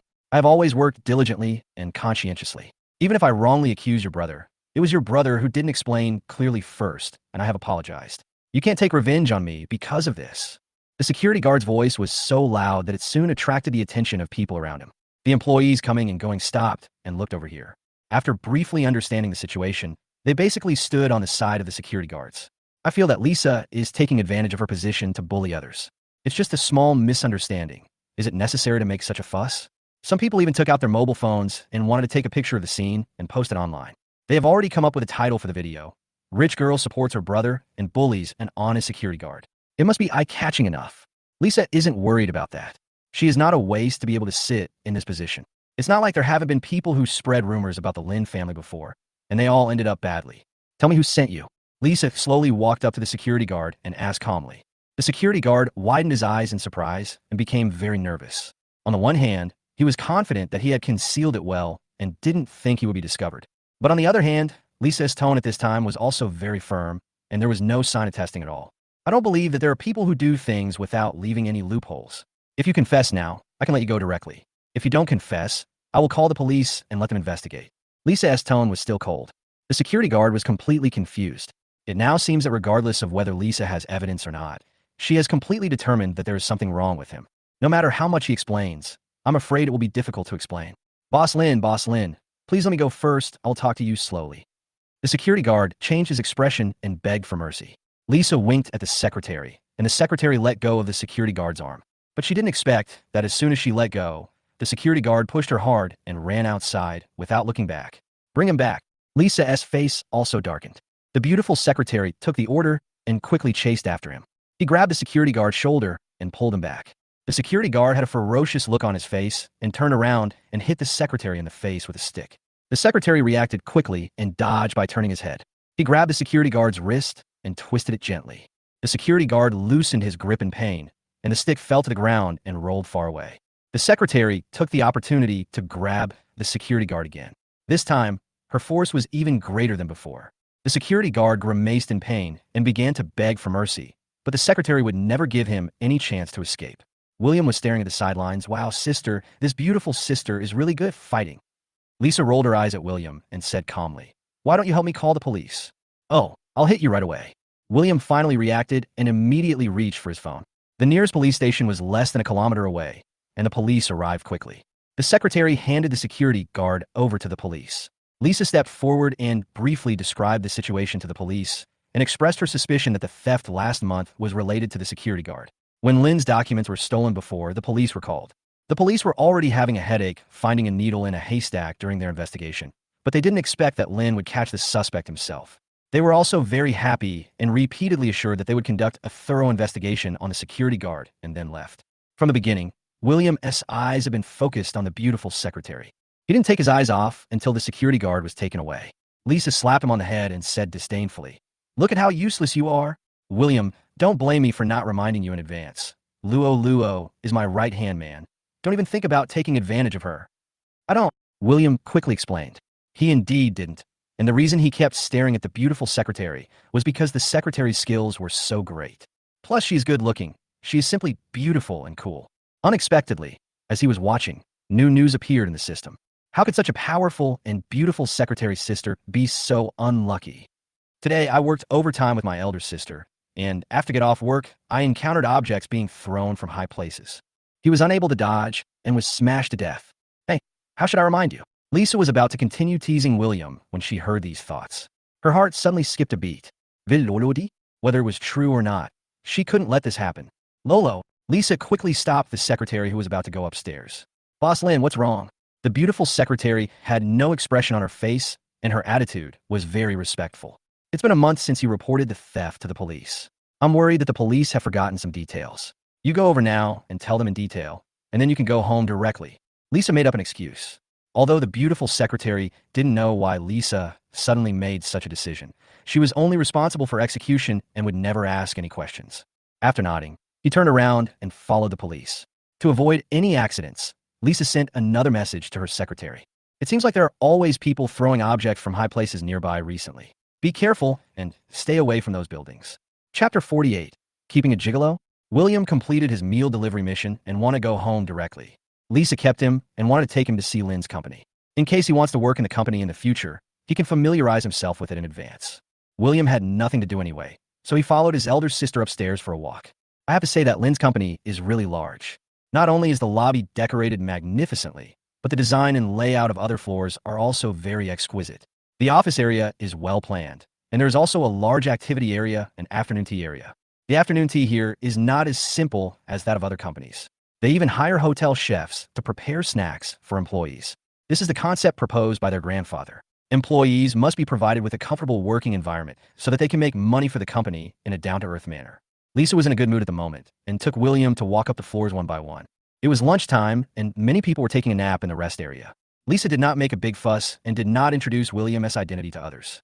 But these employees are all smart people. When they saw that William was brought by the president himself, they were very respectful, until they arrived at the sales department and passed by the sales manager's office. The manager of the sales department is named Wong. He is a middle-aged man in his 40s, short and fat, with a pair of small eyes that roll around. Looks like a little clever. Lisa usually doesn't like this kind of people, but the Lin family puts strength first. As long as you don't have any major character flaws and have outstanding abilities, you will be promoted. When Lisa and William passed by, they didn't want to disturb the people here. But the managers seemed to have a very sensitive sense of smell and came out just by smelling the scent. "Hey, isn't this President Lin?" Manager Wong looked over with a smile. His small eyes narrowed into slits.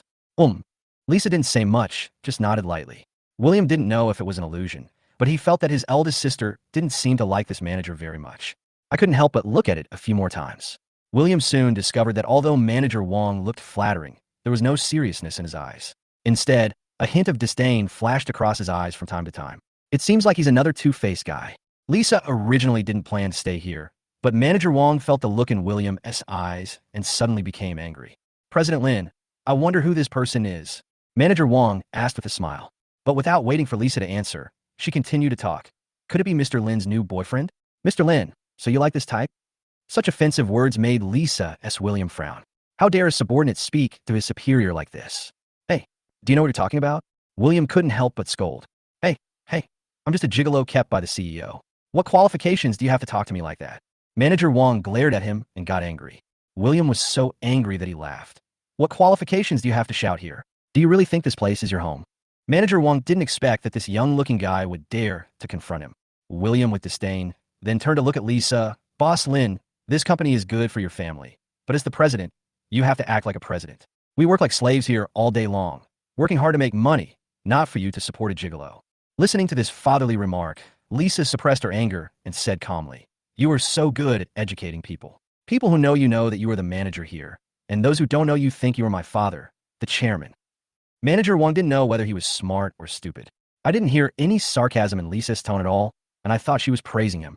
Oh, Mr. Lin, you are flattering me. Although I am still a little bit inferior to the chairman, I can still give you more guidance. Manager Wong said arrogantly, with his big belly sticking out. William couldn't help laughing. You really can't tell good from bad. Who gave you such a thick skin? And you're still giving me advice. Who do you think you are? You? Mr. Lin. Manager Wong felt a little embarrassed after being ridiculed so blatantly and immediately wanted to complain to Lisa. But Lisa said first, Don't tell me. What he said is also what I mean. Lisa, are you crazy? This time, Manager Wong didn't even pretend, and the contempt on his face was clear. I'm the manager of the sales department. Do you know that at least half of the money Lin earned is due to me? If you dare to annoy me, do you believe that I will change jobs with my team? Lisa's eyes turned slightly cold. Is this a threat to her? Manager Wong, are you going to blatantly violate company regulations? Lin's senior management have signed relevant non-compete agreements with the company, and such a thing as changing jobs with a team is not allowed to happen. Manager Wong sneered. Do you think that broken rule can still restrict me after I leave? I have plenty of ways to circumvent it. Lisa was silent. From her personal point of view, she really hated this old thing. But for the company's interests, Manager Wong did create some value before. Just as she was hesitating, William's voice rang out again. Chapter 49. Killing one's relatives for the sake of justice? Hey, another spy. Other people's spies are always doing things secretly. Why are the spies planted by the Lin family so arrogant and domineering? Do they really think that no one will suspect them? Oh, this Manager Wong is not only sent by the rival, but he is also colluding with Robert. He took advantage of his position to embezzle public funds many times. Wow, this is really a punishment. Lisa heard William's inner voice. She felt as if everything went dark before her eyes. Another spy? It's another spy. She thought she was very careful in hiring people and had done very detailed background checks. How could this happen so repeatedly? Lisa had already considered firing Manager Wong, but at present, she has only heard William's inner voice and has no substantial evidence. William is such a fool. Why doesn't he continue talking? Lisa was a little anxious. She had no choice but to continue beating around the bush with Manager Wong, hoping that William would say more soon. Seeing that Lisa was still willing to argue with him, Manager Wong thought that Lisa was scared and became even more unscrupulous. The words he spoke became more and more infuriating. Sure enough, under such stimulation, William's inner voice sounded again. This fat guy actually dares to shout. Does he really think he can withstand a thorough investigation? What he did before should be considered as economic crime. This cannot be solved by going to the police station and making a small fuss. The Public Security Bureau is responsible. If they find out something, I'm afraid I'll end up in jail for life. This time, William did not directly state any evidence, but his confident tone gave Lisa peace of mind. She immediately took out her cell phone and called the police. Manager Wong, I hope you can remain confident when facing the investigation. Manager Wong didn't expect Lisa to dare to call the police. His expression suddenly changed. Are you really going to do this? Lin's is so big. Do you think it's clean everywhere? Even if you find out that I'm the one behind this, you will definitely be in trouble. Lisa sneered. You don't need to worry about whether the Lin family is clean or not. You should think about how to explain it to the master behind you. After saying that, he left without looking back.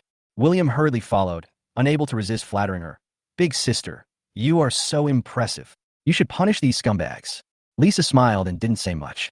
William saw that Lisa was in a good mood at the moment, so he boldly asked, by the way, is there really nothing inconvenient for Lynn to meet with people? He asked very politely, but Lisa still frowned. Why? Do you not trust mom and dad, or do you not trust me? Do you think our family can't make money through legitimate channels? Hey, I don't mean that. I'm just worried that Manager Wong, that mad dog, will bite people randomly. William immediately waved his hands to explain, looking embarrassed. Really? Lisa stopped and turned to look at William. William quietly. What if I say yes? William felt a chill down his spine when he saw this look, and he opened his mouth but couldn't say anything for a long time. He already regrets it. Why does he have to ask such a sensitive question out of the blue? Wouldn't it be better to just be a rich second generation? Even if Lin goes bankrupt later, he can save a lot of money in advance and live the rest of his life comfortably. He was so reckless today. If he was forced to board the same pirate ship, wouldn't he be implicated as well? Big sister, just pretend I didn't say anything. William pulled the corners of his mouth and showed a forced smile. I wanted to continue explaining something, but Lisa suddenly laughed. Oh, my silly brother, look how scared you are. Lisa patted William's shoulder vigorously. I was just kidding. Remember, our Lin family's ancestral motto is to obey the law, not to do evil, and only make the money you deserve. Do you understand? William was so scared that he broke out in a sweat. He finally breathed a sigh of relief when he saw Lisa's serious expression. Big sister, you scare me to death. I was worried that you would really do something, and I would have to bear the pain and kill my own relatives for the sake of justice. You are so poor. The atmosphere became harmonious again. With the previous experience, Lisa thought that since William had such ability, it would be a waste to use it. She first settled William in her office and then asked her assistant to notify all people above the level of team leader to go to the conference room to prepare for the meeting. She wants to take advantage of William's presence to uncover all those people in the company who have ulterior motives. William was actually a little sleepy. When she heard that Lisa was going to a meeting, she was about to get up and leave. Sister, you are busy. I will go home first. Wait, you're going to the meeting with me. Lisa said lightly. Huh? I'm not from the company. Why should I go there? William was a little confused. Nothing. I just want you to meet the people in the company and see how the company is running. You're taking a leave of absence from school anyway. So instead of lying at home, why not come here and get some education? Lisa smiled and added sarcastically, so that you don't even know the people in the company when you want to sacrifice your relatives for the sake of justice. Chapter 50. Why did you fall asleep? Big sister, what are you talking about? How could I kill my own relatives for the sake of justice? William knew that Lisa was still concerned about his distrust of the Lin family, so he could only explain seriously and hurriedly change the subject. Then let's have the meeting, but don't tell them who I am yet, so as to avoid making them uncomfortable. Good. Lisa also did not intend to reveal William's identity directly. She was counting on William to help her find the spy in the company. The assistant was very efficient. In less than half an hour, all employees above the level of team leader were gathered in the conference room. Lisa let William go first and blend into the crowd. This is to avoid the two of them appearing together and attracting too much attention. Anyway, Lin's is a very large company, so it's normal that people in some departments haven't met each other. William entered the meeting room and sat down in a relatively inconspicuous corner. Watching people coming in one after another, he couldn't help but sigh at the scale of the Lin family. The employees above the level of team leaders alone would fill up this huge conference room. Soon, Lisa arrived and sat in the front seat. Today's meeting is mainly to tell you a few things. Lisa looked around and spoke calmly. William supported his head with one hand, and out of boredom, he began to look at the people around him. When Lisa mentioned the spies sent by other companies, William vaguely noticed that the expressions of several people began to change. Unlike those whose first reaction was shock, there was a hint of nervousness in their expressions.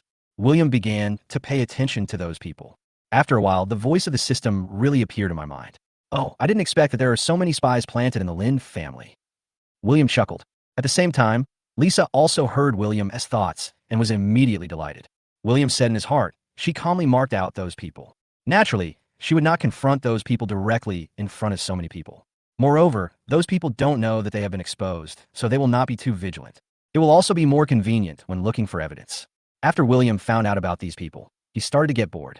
In the ears, Lisa's voice also became like soft music, making people drowsy. Before I knew it, I fell asleep. While sleeping, he smacked his lips and said some incomprehensible words. Lisa heard the noise. She stopped talking and looked over there quietly. When she found out it was William, she was speechless. Although this meeting is a bit serious, it shouldn't be so boring, right? How could he fall asleep in front of so many people? It's fine if you're just asleep, but why are you talking in your sleep? Lisa was worried that William might say something he shouldn't if he continued, so she immediately winked at the assistant next to her. The assistant knew William's identity, so he quickly walked up to him and gently patted him on the shoulder. Wake up, wake up. The assistant didn't address him, just called out twice in a low voice. William's head shook, and he opened his eyes blearily. He even had a moment of trance and forgot where he was. It wasn't until he saw so many people's eyes were focused on him that he reacted. Sorry. William lowered his head in embarrassment. Lisa said calmly, either wake up or get out. William thought about it carefully. He was indeed still a little sleepy now, and if he continued to stay here and listen to their meeting, he would probably fall asleep. Then the only option is to go out. Thinking of this, he stood up and smiled awkwardly. Then I'd better go out first. As soon as these words were spoken, everyone present couldn't help but gasp. They began to mourn in their hearts for this foolish young man. They didn't believe that anyone who dared to disrespect the president in front of so many people could continue to stay in the company. Lisa's face didn't look good either. She regretted that she should have let William out directly instead of letting him choose. I made myself so embarrassed. Fortunately, William is not her employee, so there's still time to teach him a lesson after returning home. William left the meeting room in full view of everyone, but he certainly wouldn't leave without Lisa's permission. Moreover, he was still concerned about the spies just now, wondering if there was any way to remind them. While I was wandering at the door, 2 female employees came over. They saw William. Their eyes lit up. Sister, I always tell you the inside information as soon as I get it. Isn't that generous of me? One of them spoke secretly in a low voice. Hey, I didn't expect our CEO to be so secretive. If your sister hadn't happened to be in the same university as the young master of the Lin family, I would have missed such a good opportunity. The other man's eyes sparkled as he said confidently, Don't worry, I won't disappoint my sisters and will definitely take him down. William was wandering alone outside the meeting room, completely unaware that he was being watched. I heard the sound of high heels behind me, turned around, and saw a young female employee wearing a professional suit and with a slim figure. Hey, why are you here alone? Sister invites you to have a cup of afternoon tea over there. The female employee blinked her big eyes with a gleam in her eyes. Before coming, she deliberately unbuttoned one more button on her chest. As I leaned over, waves of spring scenery appeared and disappeared. Chapter 51, Unchangeable Fate. William looked the female employee up and down. This style is not what he likes. Although there was a hint of temptation in those eyes, they seemed more purposeful. Coming to see him at this time, most likely it's not good news. Just as I was about to refuse, the system's voice sounded in my mind. I just wanted to hook up with a rich second generation, but no one really took me seriously. I was always being played by them. She had more than 20 boyfriends and had 5 abortions. No, it's already like this. Why haven't you given up yet? This sister is really strong. William's eyes kept changing as he looked at the female employee. The female employee was also a little confused. She has seen a lot of rich second generations. No matter whether they really like her or not, when they see her for the first time, there is more or less a desire to possess her in their eyes. Not only did she not see a trace of such emotion in William's eyes, but there was a strange kind of admiration. Little did he know that William really admired her for having a good body. Lisa is in the meeting room. William's voice came to my mind. I glanced towards the door and vaguely saw the wandering figure. Why is this guy standing at the door so stubbornly after being asked to leave? Can't he go to the rest area next door and have a drink first? Lisa had a headache. If she had known this earlier, she would have arranged for an assistant to keep William away from her. After all, she's not interested in anything other than herself and the impact on the company. After finally waiting for William to finish speaking, she continued her speech and the meeting. William outside didn't know what was going on. Once this kind of gossip happened, there would be a second one. Oh, I never realized that this sister is having an affair with her manager. But the manager is almost 50 years old. He could be her father. How come there are still people who take shortcuts to get close to rich women? TSK. They are really not picky. Hey, this sister had plastic surgery to the point where her own mother disowned her, all for the sake of marrying into a wealthy family. It turns out that there are so many people who admire Big Sister. She is indeed the most powerful female CEO. I will support Big Sister. Lisa took a deep breath. Listening to the noisy voices in her head, she felt that this meeting might not be able to go on. Fortunately, William found all the spies at the beginning, so there was nothing serious left. Okay, let's adjourn the meeting. Lisa waved her hand casually, holding her forehead with her other hand. The assistant thought she was not feeling well and came forward to ask her a few questions out of concern. Lisa said she was fine, stood up, and went to take the gossiper away from the door. Just as she reached the door, the cell phone in her bag suddenly rang. This is her work phone and is only used by her secretary and assistant to report on work. At this time, all the assistants were by her side, and the only one who could contact her with this number was her secretary. William's previous thoughts, Lisa's heart suddenly skipped a beat. He quickly took out his cell phone and found that it was indeed a message from his secretary Lolo. Mr. Lin, I'm sorry. I'm injured and may need to take a day off tomorrow. Lisa looked at the message and called immediately. The person on the other end answered the call quickly, and his voice was a little weak. Boss Lin, I'm in the Beijing hospital. I'm Yufina. I just heard a little. However, before she could finish her words, the call was hung up. Lisa immediately asked her assistant to go back and arrange the work, while she grabbed William at the door and walked towards the elevator. Hey, big sister, what's wrong? William was a little confused. Lolo was injured. Come with me to the hospital. Lisa briefly explained. William was also a little confused. He had indeed learned from the system that the secretary would be hit by falling object from a high altitude, but he remembered that the system said it happened on the way home from get off work after working overtime. It's not even 4 o'clock yet, so it can't be considered overtime, right? Is there something wrong with the system? He was also curious, so he took Lisa's car and rushed all the way to Beijing Hospital. Lisa was also very confused along the way. She knew Lolo's character, and it was impossible for him not to take her words seriously. In other words, no matter how careful he is, William's wish will come true. If this is the case, then the future of their Lin family. Thinking of this, Lisa couldn't help but feel a chill down her spine. The two came to the hospital, and after a quick ask, they found the ward where Lolo was. Lisa pushed the door open without any hesitation. She was afraid to see Lolo, who was critically ill, but she had no choice but to face it. But when she entered the room, she found that Luo was leaning on the bed, holding a large cup of milk tea in her hand, sipping it leisurely. Lin, Mr. Lin, why are you here? Luo was obviously confused as well. William even saw 2 pearls stuck in the milk tea straw, neither rising nor falling out. Neither drinking nor spitting is right. Lisa took a closer look at Lolo and saw that she only had gauze wrapped around her left shoulder and her arm was hanging around her neck. I finally breathed a sigh of relief. Just as I was about to ask, I heard a curious voice coming from outside the ward. Isn't this Dr. Lin's brother? Hey, it really is you, little brother. We meet again. William heard this voice. He immediately thought something was wrong. He was so embarrassed in the hospital a few days ago that he has a psychological trauma. If he hadn't wanted to confirm whether there was anything wrong with his system today, he would definitely not have set foot in this hospital. I wanted to leave as soon as possible after watching, but I didn't expect to be caught by someone. Big sister. I suddenly remembered that I have something else to do, so I won't stay here with you. I'm leaving first. William finished speaking. He covered his face and ran away without looking back. Hearing the loud laughter behind him, he wished he could find a hole in the ground to crawl into. After William left, Lisa asked about Lolo's situation today. When mentioning this, Lolo's eyes suddenly turned red. Boss Lin, you are really my lifesaver. If you hadn't reminded me to be careful of falling objects, I would have been crushed to death by now. Chapter 52, How to Distribute. Thinking back to what happened just now, Lolo is still scared. After she came out of the police station, she went straight home. She remembered Lisa's reminder and didn't dare to get too close to the buildings nearby. She tried to walk in the middle as much as possible, and occasionally look up at the sky. If you see someone working at high altitude, you will move further away. Just when she was about to reach home, she suddenly saw several people hanging outside a building, installing glass. She still planned not to get too close, but found that an old woman didn't notice any of this and was still passing under the building. She suddenly had a bad feeling. Lisa hadn't reminded her today. According to her usual habit, she would have walked at the back of the road like the old woman. Maybe. When Lolo thought of this, he heard a click sound from above. Looking up, I saw that the glass exterior wall, which was supposed to be solid, actually had a crack in the middle. The rope that hangs the glass is under the force as a whole. If the glass breaks in the middle, it will definitely not be able to be held up completely, and some fragments will definitely fall off. This height, this weight.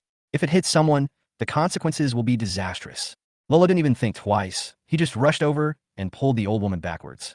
The old woman was so scared that she sat down on the ground, and Lolo had to carry her up. With a loud bang, just as she was about to leave the spot, the glass fell down. Her legs were cut by several pieces of glass that flew up from the ground, but it was a blessing in disguise. So your arm is... After listening to Lolo's description, Lisa was still a little confused. Well, the old lady didn't cooperate at first, and I accidentally twisted my arm when I hugged her. Luo smiled awkwardly. Lisa finally breathed a sigh of relief. It seems that prevention in advance is still useful. In other words, the Lin family's future bankruptcy is not a dead end. Okay, you should take a good rest these few days. Don't rush back to work. Get well first. By the way, this accident is considered a work-related injury. In addition to the stipulated compensation, the company will also provide additional subsidies. You could just take this as a vacation. Lisa will not be stingy with gifts for this secretary who is very loyal to her. After settling everything and giving repeated instructions, he left the hospital. She didn't go back to the company, but went straight home. She knew her parents could hear William's voice, too. Since William's voice is of such great help to the company, She must discuss with her parents to see how to make good use of it in the next step to resolve the future crisis of the Lin family. Is this actually possible? Hearing Lisa's description, her father was shocked. William's thoughts before, they just treated it as gossip.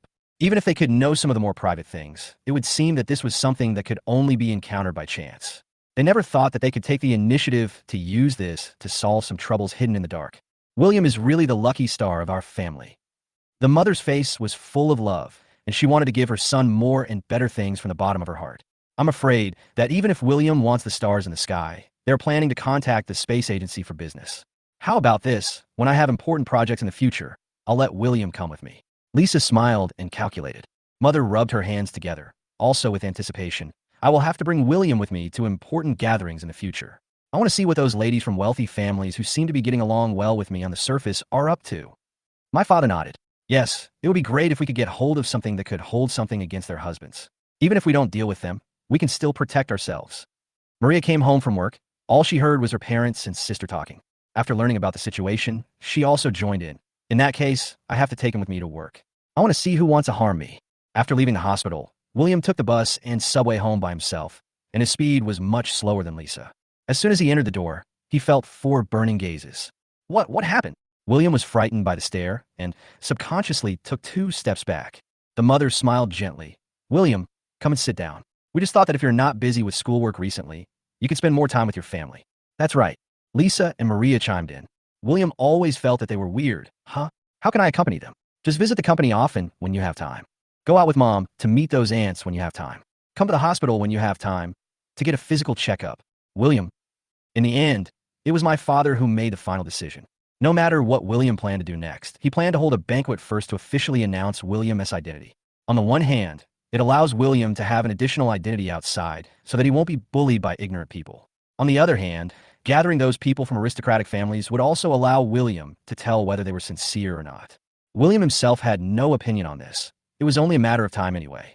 Coincidentally, the car he had ordered had just arrived, and he planned to pick it up on the morning of the banquet and then rush to the venue himself.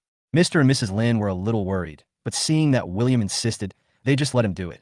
Chapter 53. You are still here. William completed the formalities quickly and successfully obtained the car keys. The clerk was kind enough to help him drive the car out of the parking lot and park it on the side of the road. Everything seemed to be going very smoothly. But when William opened the door and got into the car, he realized the seriousness of the situation. He has a driver's license. He has it both before he traveled through time and in this world. But equally, whether before crossing over or in this world, he had never driven a car much. Not to mention, it's such a luxury car. After he started the car, he felt a little at a loss. It should be no problem to drive away, but he was not willing to take the risk and become a road killer. Or call a designated driver? Thinking of this, William immediately got out of the car and took out his mobile phone to look for the designated driver app. At this moment, he suddenly heard a sudden braking sound not far away, followed by collision sound. This place is remote, and there are not many people on the road. William took a quick look and discovered that it was a very cute pink car that had overturned into the ditch nearby. The cars passing by just slowed down, took a look, and then drove away. William ran over and tried to open the car door. I saw a young girl sticking her head out in a very embarrassed manner. Can you pull me up? The girl was pale and looked frightened. William reached out his hand and pulled the girl out of the car with difficulty. But the girl's skirt was torn, revealing a pair of white legs. Why am I so unlucky? The girl grabbed her hair, looking upset. I just put a film on my pink car, and it broke after less than an hour of driving. William leaned over and took a look at the car. This is a Mercedes-Benz Smart, which is relatively light. It must have been during a sharp turn that one of the wheels got stuck in the ditch and then the whole car flipped over. But the ditch is not very deep, so it is probably not a big problem. Seeing the girl's collapse, he reminded her, I think she may still be able to be saved. Really? The girl raised her head, and a glimmer of hope rose in her watery eyes. Yeah, but you might need to find someone to get the car out first. William can push the car by himself. But in order to avoid secondary injuries, professional matters should be left to professionals. The girl nodded and immediately made a phone call. Hearing the reply from the other end, she frowned slightly and said in a somewhat impatient tone, Okay, then I'll send you the location, and you can come over and deal with it later. After saying that, he hung up the phone. The more urgent the matter, the more urgent it is, she muttered quietly. With a sigh, she carefully lifted her skirt, stepped into the shallow ditch, and took out a large bag from the trunk. It's over. The dress is dirty too. The girl broke down again. William looked at the girl in front of him, who sometimes collapsed and sometimes was normal. Although the girl was very pitiful, he couldn't help but want to laugh. But just as he raised the corners of his mouth, the girl suddenly turned her head. Benefactor, can you please help me again? William quickly stopped smiling. It's hard to get a taxi here. Can you take me downtown? Please. The girl clasped her hands together with a pious look on her face. William took a look at the car he had just picked up. He originally wanted to call a designated driver. Logically speaking, now that he has someone with him, it would be best if someone could help drive him. But the girl just drove her car into a ditch, which is really unreliable. But it is just as she said, this place is too remote and it is difficult to find taxis or designated drivers. After thinking for a moment, he reminded, I'm a novice. Do you dare to ride in my car? You dare. I have something urgent to do today. I leave my life in your hands. The girl looked as if she was ready to die heroically. William was trusted so much that he no longer refused. He drove the girl all the way to the city. However, when the 20th bicycle overtook her, the girl became a little overwhelmed. Brother, how about we not drive anymore? This speed was not much faster than she could walk. How about you come? William was also a little embarrassed. The girl nodded. Okay, let me do it. Don't worry, I'll be careful. After that, the two exchanged positions. I have to say that although the girl drove her own car into the ditch, she drove William's car quickly and steadily. We drove all the way to the parking lot of a luxury shopping mall. Okay, I'll get off here. Thank you so much. William solemnly again and hurried away. William got back into the driver's seat. Soon, a more serious problem was discovered. This parking lot seems to be more difficult to drive than the road outside. He suddenly felt a little regretful. Why did he buy such a big car? I should have bought a smart car earlier to travel freely. After an unknown amount of time, he finally drove out of the parking lot. When he reached the roadside, he decided that he must call a designated driver. But just as I took out my phone, a familiar voice came from behind me. Huh, why haven't you left yet? William looked back and saw that the girl had changed into a new dress and a windbreaker and walked out of the mall. The girl saw William standing next to the car, fiddling with his phone, and suddenly thought of something. You didn't just drive out of the parking lot? Chapter 54. Not allowed in again. William held his forehead, feeling a little embarrassed. The girl chuckled. I just happen to have some time. Since you helped me, I'll be your driver for free. Where are you going? I'll take you there. William thought that this place didn't seem far from the hotel where the banquet was held, so he told the location. When the girl heard this, she exclaimed, You're also going to the Lin family banquet? Yes, you too. William looked the girl up and down curiously. Yeah, hey, I didn't want to go, but my parents insisted that I go. It's on our way, I'll drive you there. The girl got back into the driver's seat and drove William to the hotel. Soon, they arrived at the hotel entrance. The girl asked mischievously, Do you need me to help you park? No need. I could do it myself this time. Today has been embarrassing enough. William must fight for it. Okay, my parents just called me, so I'll go in first. The girl said this with a smile, then got out of the car and walked towards the hotel on foot. William sat back in the driver's seat and took a deep breath. It's just parking. How difficult is that? He just doesn't believe it. I don't know if the parking space of this hotel is spacious, but after some effort, he actually parked there. But soon, he regretted it. This luxury hotel provides parking services. As long as he drives his car to the hotel entrance, someone will come to help him park. Just treat it as practicing your skills. William sighed softly, got out of the car, and walked silently towards the hotel gate. But before he could enter the door, he saw a man in a security uniform running towards him. Hey, online ride-hailing cars can't park in our parking lot. William looked confused. Online ride-hailing? Why are online ride-hailing services so expensive? Could it be that I recognized the wrong person? But the security guard quickly walked up to him, pointed at his car not far away, and said, You can't park here with your green BYD. William was even more confused. The green license plate is correct. He bought a hybrid. But what the hell is BYD? What did he do to offend anyone with his green license plate Bentley? No, big brother. Are you mistaken? William wanted the security guard to take a closer look. But the security guard looked at him with disdain. Stop pretending. I just saw you send a girl over here. Don't you see that there are luxury cars parked here, which is not where you should park? I've seen a lot of people like you, taking advantage of sending people over to eat and drink for free. William looked at the security guard's serious expression and didn't know what to say for a moment. Aren't you really being abstract? Listen to me. First of all, I don't drive an online taxi, and secondly, I'm here to attend the party. William said seriously, You're attending a banquet? The security guard looked William up and down and sneered. William looked down at his clothes. Thinking that it wouldn't take long to pick up the car, he asked his elder sister to bring his suit here first, intending to change into it after he got here. So he was wearing casual clothes now, and his trouser legs were also stained with a lot of mud and water because of saving the girl just now. It certainly doesn't look like someone who's here to attend a party. Seeing that it was getting late, William had no choice but to take out his cell phone and call his elder sister. But the phone rang for a long time and no one answered.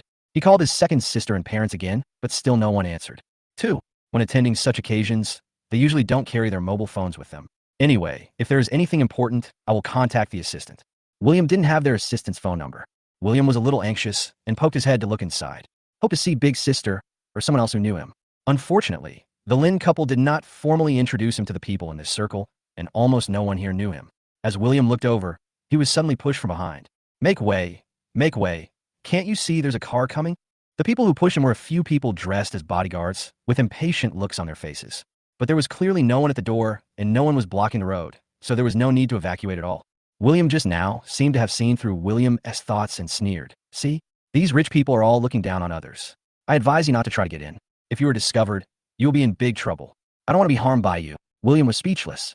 Strictly speaking, he is also the rich man mentioned by the security guard.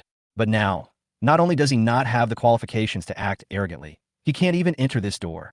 After a group of bodyguards cleared the area, a luxury car slowly stopped. The car door opened, and a young woman in a purple dress walked out. Surrounded by bodyguards and assistants, she walked slowly towards the door on the red carpet in high heels. She looked like a big star walking on a red carpet.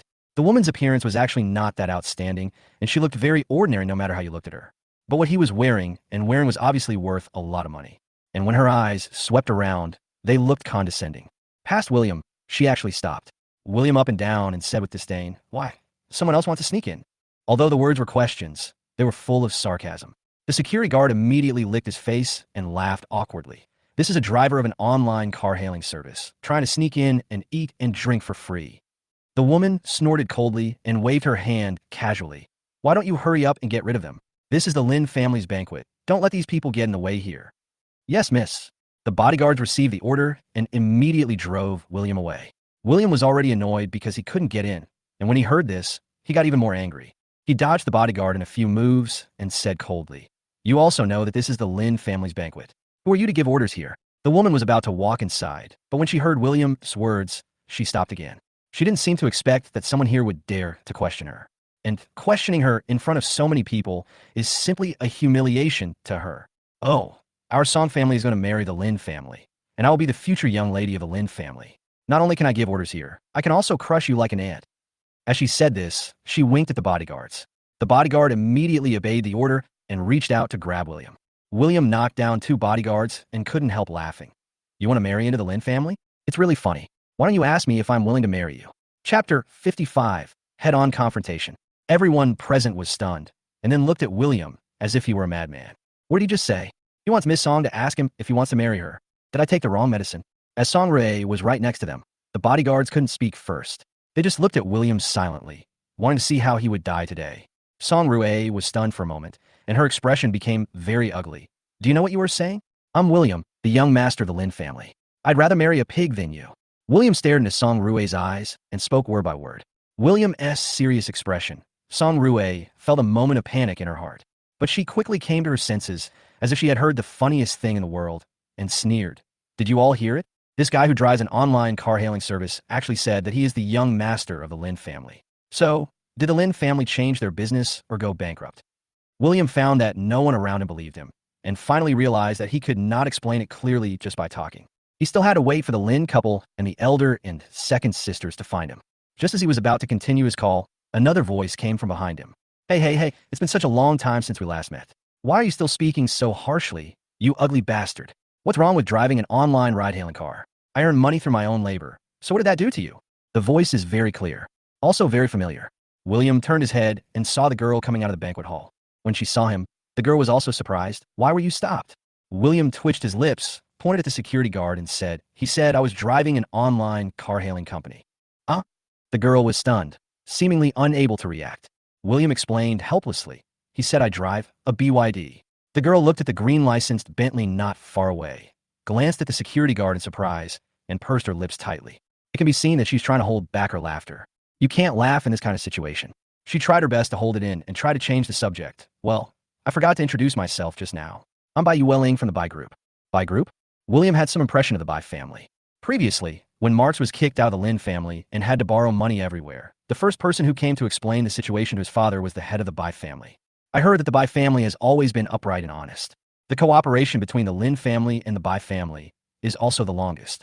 But William never expected that the girl in front of him who drove the car into the ditch would be the daughter of the Bai family. And it looked like Miss Bai knew the annoying woman in front of her.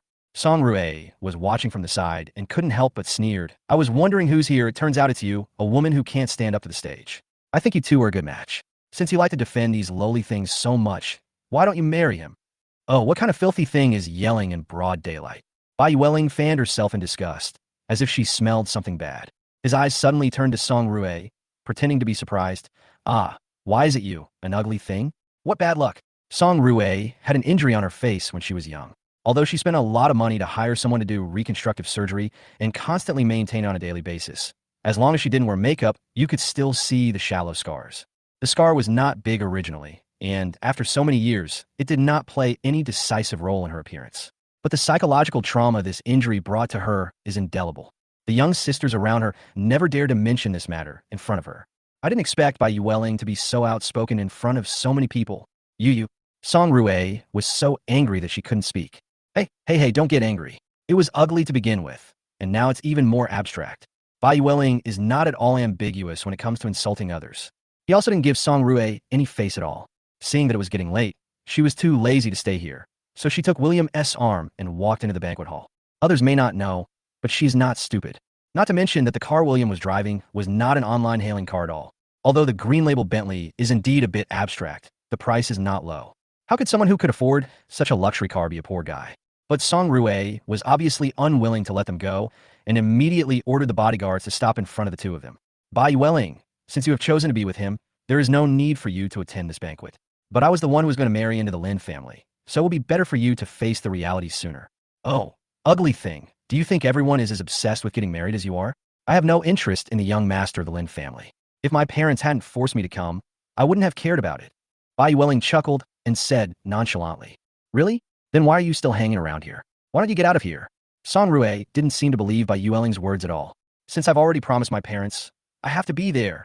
Bai Yueling's expression became a little impatient, and her eyes gradually turned cold. Song Rue, do you really dare to stop me? The Song family and the Bai family had never gotten along, and Song Rue and Bai Yueling had also disliked each other since childhood. Since the two families were equally powerful, the two of them just quarreled when they met. Song Rue is arrogant and domineering in front of others, but in front of Bai Yueling, she doesn't dare to confront her head-on. But now that there are so many people watching, it would be embarrassing for her to just move aside. At this moment, the sound of high-heeled shoes was heard from inside, followed by a cold and resolute voice. What's going on? Who dares to cause trouble at our Lin family banquet? Upon hearing this voice, Song Rue and Bai Yueling's hearts skipped a beat. Only William smiled brightly. Lisa is here. Chapter 56. Go wherever it's cool. Big. William wanted to speak. Unexpectedly, Song Rue came over first and took Lisa's arm affectionately. Ah, sister, why are you here? There's a trouble here. I can handle it myself. Why bother you to come here? William could hardly help rolling his eyes. How could this woman be so shameless? Are the two families familiar with each other? He had been home for quite some time, but he had never heard anyone mention her, the eldest daughter of the Song family, when she and Lisa became so close. Bai Yueling originally wanted to step forward and say hello, but when she saw Song Rue's expression, she stopped. Hey, if you don't have to attend this party, why don't you leave first? Otherwise, you'll be ridiculed by them if you go in. Bai Yueling whispered beside William. I'll go in and say hello to my parents and then come out to find you. It's better not to attend this kind of banquet where people look down on others. Bai Yueling spoke with indignation, and it was obvious that she was angry. William chuckled. Don't go. There's something interesting to watch. What? Bai Yueling blinked in confusion. Next, you just need to stay here and watch. William said this because he noticed that Lisa's face looked unhappy. The arm that was entangled by Song Rue was pulled out without a sound. But Song Rue didn't pay any attention to all this and was still there slandering William and Bai Yueling in her own smart way. Even until William slowly walked towards Lisa, Song Rue still wanted to stop him. Big sister, William said somewhat unhappily. Look how many times I called you. Lisa shook her head helplessly. I'm really too busy today. I should have asked someone to pick you up earlier. After hearing these words, Song Rue stood there stiffly as if petrified. Bai Yueling was also confused, but she quickly reacted and couldn't help but laugh. Of course, you are really the young master of the Lin family. How could it be false? William curled his lips and looked at Song Rue meaningfully. It's a pity that some people say that I'm a lowly person. TSK. I don't know what my parents would think if they knew about this. No. Song Rue panicked and said at a loss. I didn't know you were the young master of the Lin family, and you didn't tell me earlier. Wait a minute, if I remember correctly, I just said that, but you didn't believe it. William would not give Song Rue any chance to make excuses. What did you say at that time? Do you need me to help you recall it? Song Rue suddenly felt a chill on her back. How could she not remember what she just said? If those words were heard by the Lin family, I'm afraid. Lin, Master Lin, I didn't know at the time. Ignorance is innocent, right? Song Rue forced a smile and explained with difficulty. What's more, we want to get married.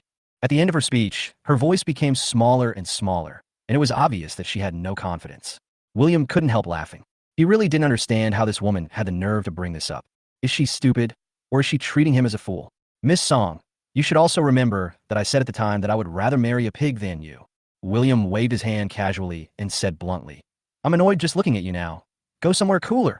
Master Lin, Song Rue wanted to explain something, but William had already left in big strides. Bai Welling did not miss the opportunity to scold Song Rue. When passing by Song Rue, he acted in all kinds of weird ways and even made a face at the end. Seeing Song Rue's complexion getting worse and worse, she felt so happy. At the same time, she no longer resisted the banquet and walked happily in the direction where William left. In the dressing room, the stylist was already on standby. William arrived. He immediately began to transform him. All the messy clothes were changed, and the messy hair was combed neatly. In less than half an hour, William looked like a new person. When my parents and second sister pushed the door open, they saw a different William and were very surprised. William looked at himself in the mirror and was stunned for a moment. He never expected that after dressing himself up and putting on a suit, he would look so good. The perfectly tailored suit made his already slender figure look even more outstanding. The black hair was styled to make his face look extremely handsome. As good as a big star. My son is so handsome. The mother praised with a smile. As expected, clothes make the man. Brother, from now on, buy clothes like this and weld them all on your body. Lisa was also very satisfied and immediately gave the stylist a big red envelope. William felt a little embarrassed by the compliment and immediately changed the subject. Dad, Mom, don't you have to entertain the guests over there? It's okay to go away for a while. The mother then remembered that they came here to look for William for something important. William, I just heard from your sister that you have a good relationship with a young lady from the Bai family. If you like, we can go talk to your uncle and Aunt Bai. William guessed what his mother meant and quickly explained, we just met by chance. I think the girl is interesting, but I can't say I like her. Oh, so that's how it is. The mother nodded somewhat disappointedly. I was thinking that if you like, we can start the process of marriage between the two families. I have long wanted to become a relative of Aunt Bai. William knew that his mother actually had selfish motives. Chapter 57. Selecting a marriage partner. Because the situation of the Bai family is a bit complicated. Lisa's ex-boyfriend Robert is the illegitimate son of the eldest son of the Bai family. He was originally raised outside and was not intended to be brought home. Unfortunately, the old man of the Bai family has 3 sons but cannot give birth to a grandson. The eldest brother has no other children except this illegitimate child. The second and third sons each have only one daughter. In this kind of traditional family, sons have always been given priority in inheritance. I will only hand over the company to my daughter if there is really no other way, and she's exceptionally outstanding. Just like Lisa. But the 2 remaining daughters of the Bai family are not interested in the company at all. Bai Welling thinks about experiencing life all day long and doesn't act like a young lady at all. Her cousin was not much better. She was obsessed with art and wanted to be a freelance painter. Mr. Bai had no choice but to ask the eldest brother to bring Robert, the illegitimate son, back home to train as his heir. Robert did a good job on the surface. As long as he could marry Lisa, he would be truly successful. But it was destroyed by William. The Lin couple has a good relationship with the third son of the Bai family. Finding William, they had thought about letting Marx marry Bai Welling. But Bai Welling really couldn't stand Marx's cynical attitude, so she had to give up. William would be able to perform well this time, but unexpectedly he still failed. Hey, we as adults can't force young people to do anything, so let William decide for himself. My father is more open-minded. His marriage with his mother was also a marriage of arrangement. The 2 of them had been childhood sweethearts and had an emotional foundation. Naturally, we also hope that our children's marriages, even if they are arranged marriages, are based on mutual love. Seeing that the Lin couple were so easy to talk to, William slowly breathed a sigh of relief. But what he didn't know was that someone was a little sad because of his attitude. At the door of the dressing room, Bai Welling had a little disappointment in her eyes. She wanted to say hello to her parents first, and then wanted to come here to find William. Unexpectedly, as soon as she arrived at the door of the dressing room, she heard William reject the marriage proposal and say that he didn't like her. Although they had just met, she thought William was quite interesting. If possible, it is not impossible to develop it. But why did William refuse so thoroughly? Didn't she leave a good impression in his heart? This shouldn't be the case. Unconsciously, Bai Welling felt a little bit of strong will in her heart. The banquet officially begins. The father took William to the front stage and solemnly introduced William's identity to everyone. Although these people have high status in the capital, not many of their children are successful. Many people still envy top students like William who were admitted to the finance department of University A on an exceptional basis. Hearing that he grew up in the countryside made them look at him with even greater respect. Most of the people present were adults, and they would not play childish games and think that William's growing up in the countryside was something shameful. On the contrary, I would think that the fact that William was able to excel so well despite growing up in such difficult conditions shows that he has strong personal abilities. With the training of the Lin family, he will definitely become a great man. In the following period, many people brought their children to introduce themselves to William, hoping to establish closer ties with the Lin family. A large number of them came with their daughters. People here basically assume that children need to be arranged into marriages. The Lin family has only one son, so those families with daughters have to seize the opportunity. My father and mother also accepted it. Anyway, it's not a bad thing to get to know a few more girls. What if you find one you like? William, this is your Uncle Lou and his little daughter. My father introduced with a smile. William just glanced at it and shook his head silently. The girl is very beautiful and has a good figure. From the appearance, there's almost no flaw to be found in her. But as he observed, the melon-eating system in his mind started to ring again. William's thoughts also echoed in the ears of the Lin family members present. She looks so dignified, but in private she is the queen of nightclubs. Last year, she saw a handsome male college student in a nightclub, and she forcibly took him away to sleep with him, and even got pregnant with his child. Too domineering. I can't afford to offend you. In an instant, the expressions of the other four members of the Lin family changed. Lisa and Maria were chatting with their friends. When they heard the voice, they looked towards their parents with amusement in their eyes. Of course, they knew what their parents were thinking and wanted to take advantage of the opportunity to choose a suitable partner for their younger brother. Seeing those people queuing up to meet William, it seems that today's gossip will be heard to your heart's content. My father and mother are also people who have experienced many ups and downs. The surprise on his face only lasted for a moment before he turned into a smile. Well, old Lou, I remember your daughter had a good relationship with the boy from the Yang family. Well, I have to advise you, let the children solve their own problems.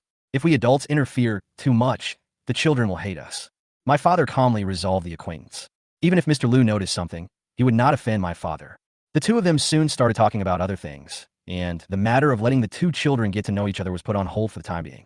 However, after the first person left, the people behind him naturally took over. William, this is your Aunt Zhao and her daughter. Come and meet them. The mother saw the woman she was familiar with. She quickly stepped forward to introduce her. She still trusts her own vision.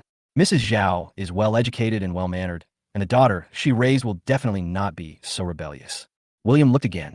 The girl is also good-looking, tall, and with long legs. But the look she gave him seemed inexplicably cold. Soon, he found out the reason. This girl is nice, but she doesn't like men at all. Hey, Mom, don't bother praising me. We are not on the same track. Chapitre 58 Robert's parents arrivent. The mother's face was visibly panicked. Mrs. Zhao obviously did not notice anything unusual about her mother and continued to try her best to introduce her daughter. He graduated from a famous foreign university and has a good personality and is considerate. But my mother couldn't bear to hear a word. What William said just now. I just don't like boys. This is completely not the same track. What's the use of being excellent? Seeing her mother's embarrassment, Lisa held back her laughter and walked forward. She made up an excuse and helped take Mrs. Zhao and her daughter away. She didn't go far. There were still many people queuing up behind her, and she wanted to see how many shameful secrets these girls from big families had. Father and mother took a deep breath and regained hope. With so many people present, they just couldn't believe there wasn't a suitable one. Cases like the two just now should be exceptions. After all, they're all trained in big families, so it shouldn't be too outrageous. However, every subsequent person challenges their hearts. Oh my, this is incredible. He actually has a masochistic fetish. You can't tell from his appearance. He's so perverted. This little girl is interesting. She lacked fatherly love since she was young, so she only likes men over 40 years old. Hey, this girl actually likes others to nibble on her toes. It just so happens that she can form a pair with a guy in front. Gradually, the light in the eyes of father and mother disappeared. There was helplessness and also some anger. They just don't believe that these people really don't understand their children at all. Isn't it just that he wants to take advantage of the fact that William is still young, has just entered this circle of wealthy people, and can't judge people well, so as to seize the opportunity to take advantage of him? Do you really think that we, the parents, are fools? But then again, if it weren't for William's voice, some people might have gotten away with it. Fortunately, there are many guests today, and some of them are relatively normal people. I also got to know William a little bit, and there may be opportunities for development in the future. The introduction was almost over, and William was about to leave when he heard the sound of a cup breaking not far away. Turning around, I saw Lisa standing in front of the table with an unhappy look on her face, and a couple was sitting in front of her. The wine glass on the ground seemed to have been broken by Lisa. Father and mother also noticed the situation over there, and their faces darkened. Why are they here? I don't remember sending them an invitation. The mother said coldly. Hey, after all, he is a well-known person in the capital, so it doesn't matter if he just comes to attend the banquet. But now it seems that it is not that simple. My father thought for a moment and walked over there. William quickly followed. My father is indeed an old man in the mall. He looked so bad just now, but when he walked in front of the couple, he put on a smile and said, Brother Bai, Sister Bai, what are you doing? Another member of the Bai family? And came directly to Lisa. Could it be the eldest couple of the Bai family, Robert as parents? The man's name is Bai Yuan, and he looks about the same age as my father. He immediately stood up and said politely, Oh, Lao Lin, as you know, there were some misunderstandings between Robert and Lisa before. We are here to apologize to Lisa on behalf of Robert. Yeah, we mean no harm. The woman's name was Lu Qing. She looked quite young, probably in her early 40s. Like Bai Yuan, his face was full of guilt. The father heard that the two of them were indeed here for Robert's matter. He hesitated for a moment and said lightly, Since you want to clear up the misunderstanding, let's go to the back and talk slowly. Previously, Robert wanted to drug Lisa and force herself on her. Although he failed, Lisa did not give up. She called the police after leaving. During the investigation, the police actually found evidence that Robert had drugged the patient and detained him. The Bai family is wealthy and powerful. If they had encountered such a thing in the past, they could have solved it with money. At worst, they could have asked the victim to issue a letter of forgiveness. But this time he had provoked the Lin family, and there was absolutely no possibility of compromise. Lisa refused to coordinate. She even refused to meet with the two of them. There was no choice but to find this place. In a small reception room behind the banquet hall, the four members of the Lin family sat on one side, and the Bai Yuan couple sat on the other side.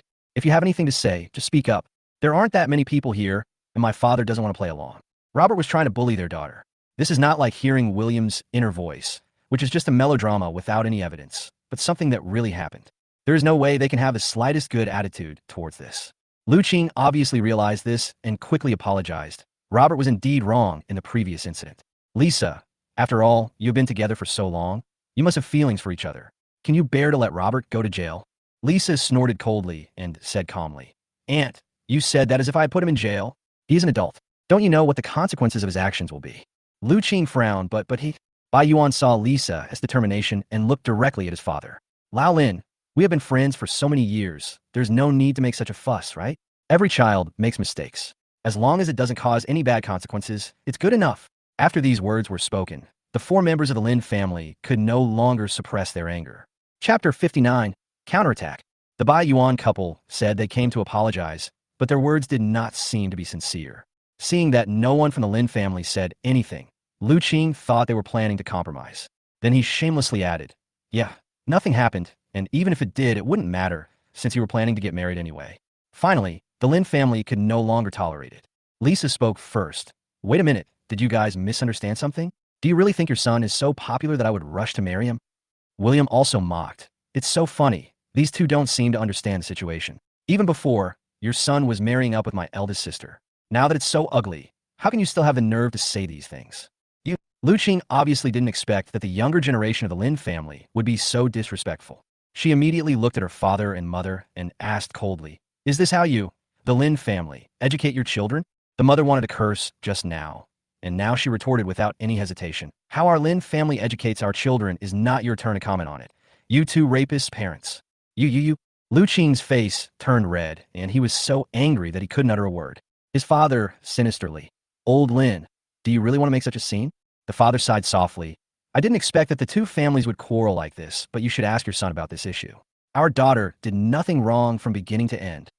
Bai Yuan's expression became even uglier. They obviously hadn't thought, before they came, that the situation was totally beyond redemption. Even if the relationship between the two families was used as a threat, the Lin family would not compromise at all. William really didn't want to listen to these two shameless guys anymore, so he threatened directly. To tell you the truth, we have found out all the dirty things your son did secretly. Considering the friendship between our two families, we will just call the police now. If you continue to make trouble, we don't mind letting him spend the rest of his life in jail. When Lu Qing heard this, his face turned pale instantly. Of course, she knew what kind of person her son was and what he had done secretly. Now Robert is facing a criminal record, which is hard for her to accept. If I really let those things out, I would probably be very hurt and the rest of my life would probably be ruined. Okay, since you are so heartless, don't blame us for being rude. Bai Yuan looked fierce and took out his cell phone and clicked a few times. Just a few seconds later, 3 men in black rushed in from outside, holding knives in their hands, and went straight to William. Since you want to destroy my son, I will destroy your son too. Bai Yuan smiled cruelly. The Lin family obviously didn't expect things to turn out like this. Almost subconsciously, his father and mother stood in front of William to prevent the men in black from getting close. Bai Yuan, are you crazy? There are people everywhere outside. Do you think you can really leave after hurting someone? The father yelled. Oh, those people outside? They won't mind their own business. Bai Yuan's eyes were full of madness, and he raised his hand to signal those people to take action. Seeing the sharp knife waving towards his father, William reacted quickly. He jumped directly onto the table, went around to the front of his parents from the side, and kicked the leading black-clad man in the face. Bang! The man in black groaned, covered his nose, and fell backwards. Blood oozed from between his fingers. William didn't give the two people behind him a chance. He rushed forward to attack, snatched the knife, and knocked them out. The whole movement was very smooth, without any drag.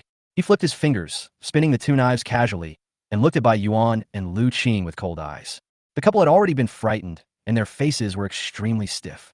You only found a few such losers. You really looked down on me. William snorted coldly, raised his hand, and waved it, and two knives flew towards them. At this moment, not only were they scared silly, but even the Lin family members went crazy. It was too late to stop it, and I could only watch the knife fly past. The Lin family had even imagined the scene of Bai Yuan and his wife being covered in blood. Fortunately, the two knives only scratched the cheeks of Bai Yuan and Lu Qing, leaving a shallow blood mark, and then stabbed into the wall behind them.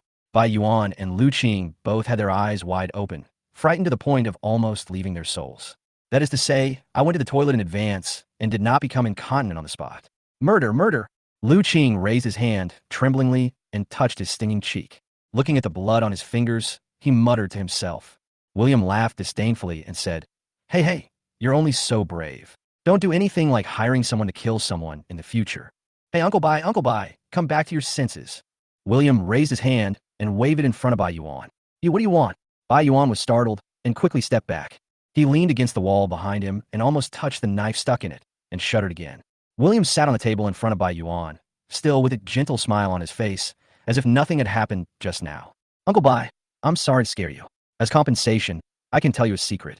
William lowered his voice, looking mysterious. Bai Yuan's brain was a little slow to react, but he still asked subconsciously, what secret? William's lips curled up mischievously. Robert was born prematurely, right? In all these years, have you never doubted this? Bai Yuan was stunned for a moment, and finally came to his senses. What do you mean by that? William laughed. You are so old, and you still ask me what I mean? What I mean is that Robert is not your child. Ha ha ha. Chapter 60, Eating Melons. Everyone present was a little confused as William laughed. What did you say? Bai Yuan even thought he had heard it wrong. Even if the assassination fails, just send them to the police station. It's really strange to say something like this suddenly. At this time, footsteps were heard at the door again. Dad, Mom, what's going on? Maria looked at the situation in the room and the person lying on the ground with a look of surprise. She originally wanted to come with them, but there were so many guests outside who needed someone to take care of them, so she had to stay in the banquet hall. The waiter who just passed by hurriedly found her and said that she had hurried over because she heard that something seemed to have happened here. Some guests outside noticed what was happening here and gathered around curiously. William looked outside and accurately locked onto a person in the crowd. Well, that's him, your son's biological father. Bai Yuan looked in the direction William pointed and saw his second uncle, Bai Yin. He seemed to have thought of something, his eyes full of surprise. Yes, it's just what you think. You and your son should actually be called cousins. William looked like he was watching a lot of fun and turned to look at Lu Qing. Do you think I'm right? After saying that, he smiled to himself and said, It doesn't matter if you don't admit it. It's not difficult to do a paternity test these days. It will be clear with just a simple check. Although there is no way to prove anything now, Bai Yuan is not a fool at his age. Since the other party can say it so confidently, he must have something to rely on. And since just now, his wife hasn't even said a word of rebuttal. He just looked terrified, and I didn't know what he was afraid of. Lu Qing, what on earth is going on? Bai Yuan asked, suppressing his anger. This is not what you think. Faced with the questioning, Lu Qing had no idea how to explain. Or in other words, the facts are before our eyes, and any explanation is useless. When the onlookers heard these words, they suddenly realized that they seemed to have discovered some incredible secret. They stopped cautiously, not daring to make any sound, for fear that they would be driven away before they could finish eating the melon. William continued to kindly help explain. More than 20 years ago, your wife was the nanny of your second uncle's family. She was pregnant with your second uncle's child before she came of age. At that time, your second aunt was strict, and your second uncle did not dare to let the child be born in public, but he was unwilling to give up the child, so he contacted your girlfriend at the time. Although I don't know what kind of handle that woman had on your second uncle, she agreed to help pretend to be pregnant and left the capital. After Robert was born, he was returned to you as her child. Later, your second uncle found a way to marry Lu Qing to you so that you could raise their biological son well. As William explained, Bai Yuan's expression changed again and again. Many things vaguely popped up in his mind. Many years ago, he seemed to have heard some rumors that his second uncle liked to mess around outside and even got someone pregnant. He didn't take it seriously at the time. After all, he was a playboy from a wealthy family. It was normal for him to like playing no matter how old he was. Unexpectedly, they had been plotting against him for so many years. No wonder Lu Qing didn't show much reaction when he wanted to take this illegitimate child back. Robert harshly over the years, but instead treated Robert as his own son. She didn't even have her own children and would rather let this nominally illegitimate child inherit the Bai family.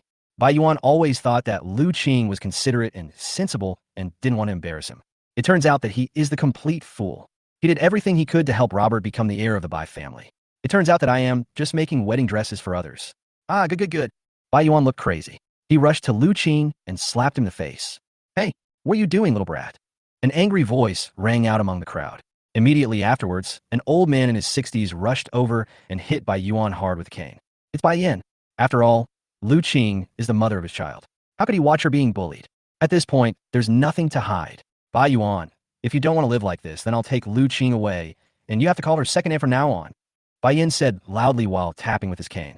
Hearing these words, Bai Yuan almost couldn't breathe. After cheating him for more than 20 years and causing him to not even have a child of his own, now you want to be his elder? He immediately picked up the chair next to him and threw it at the two shameless people. For a moment, the three of them wrestled together.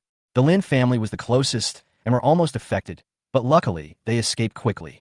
Lisa frowned unhappily and raised her hand to call for someone to take the three people away. But William stopped her, pointed behind him and said, "There are so many people here to watch the show, don't rush to chase them away." Lisa turned around and saw that the guests were all staring intently. His face is full of excitement, as if he has eaten a big melon. There is no other way, so let this farce continue for a while. William whispered a few words to the waiter next to him. Chapter 61, very straight. After a while, the waiter came over with a large plastic bag and distributed melon seeds to the guests who were watching the fun. The Lin family rolled their eyes at William in annoyance. This kid really enjoys watching the fun. Bai Welling was also in the crowd and watched the entire show. Looking at William eating melon seeds leisurely, I suddenly found this guy more interesting. Do you want to try and take him down? A banquet belonging to the upper class was interspersed with a farce that could only happen on the streets. The guests present were all very grateful to be there today. After this, the Bai family scandal will probably continue for a while. In the room, the three people who were fighting finally got tired. They fell to the ground in a very embarrassed manner, but still glared at each other. Bai Yuan knew in his heart that was a very embarrassing thing to be laughed at by so many people. But thinking back on the fact that he had been a laughingstock for more than 20 years, he didn't care about it for a moment. Finally, Mr. Bai heard about this and sent his assistant to take all three people away. The other guests then slowly dispersed. William positioned quietly. Now that we have decided to take down William, we can start implementing the plan now. Her smart eyes turned, and she thought of a simple method. William was walking a little bit behind her, so if she accidentally fell now, they could have a close contact. In fact, she used to look down on such methods, but it must be said that these methods are often very useful. She adjusted the angle and aimed.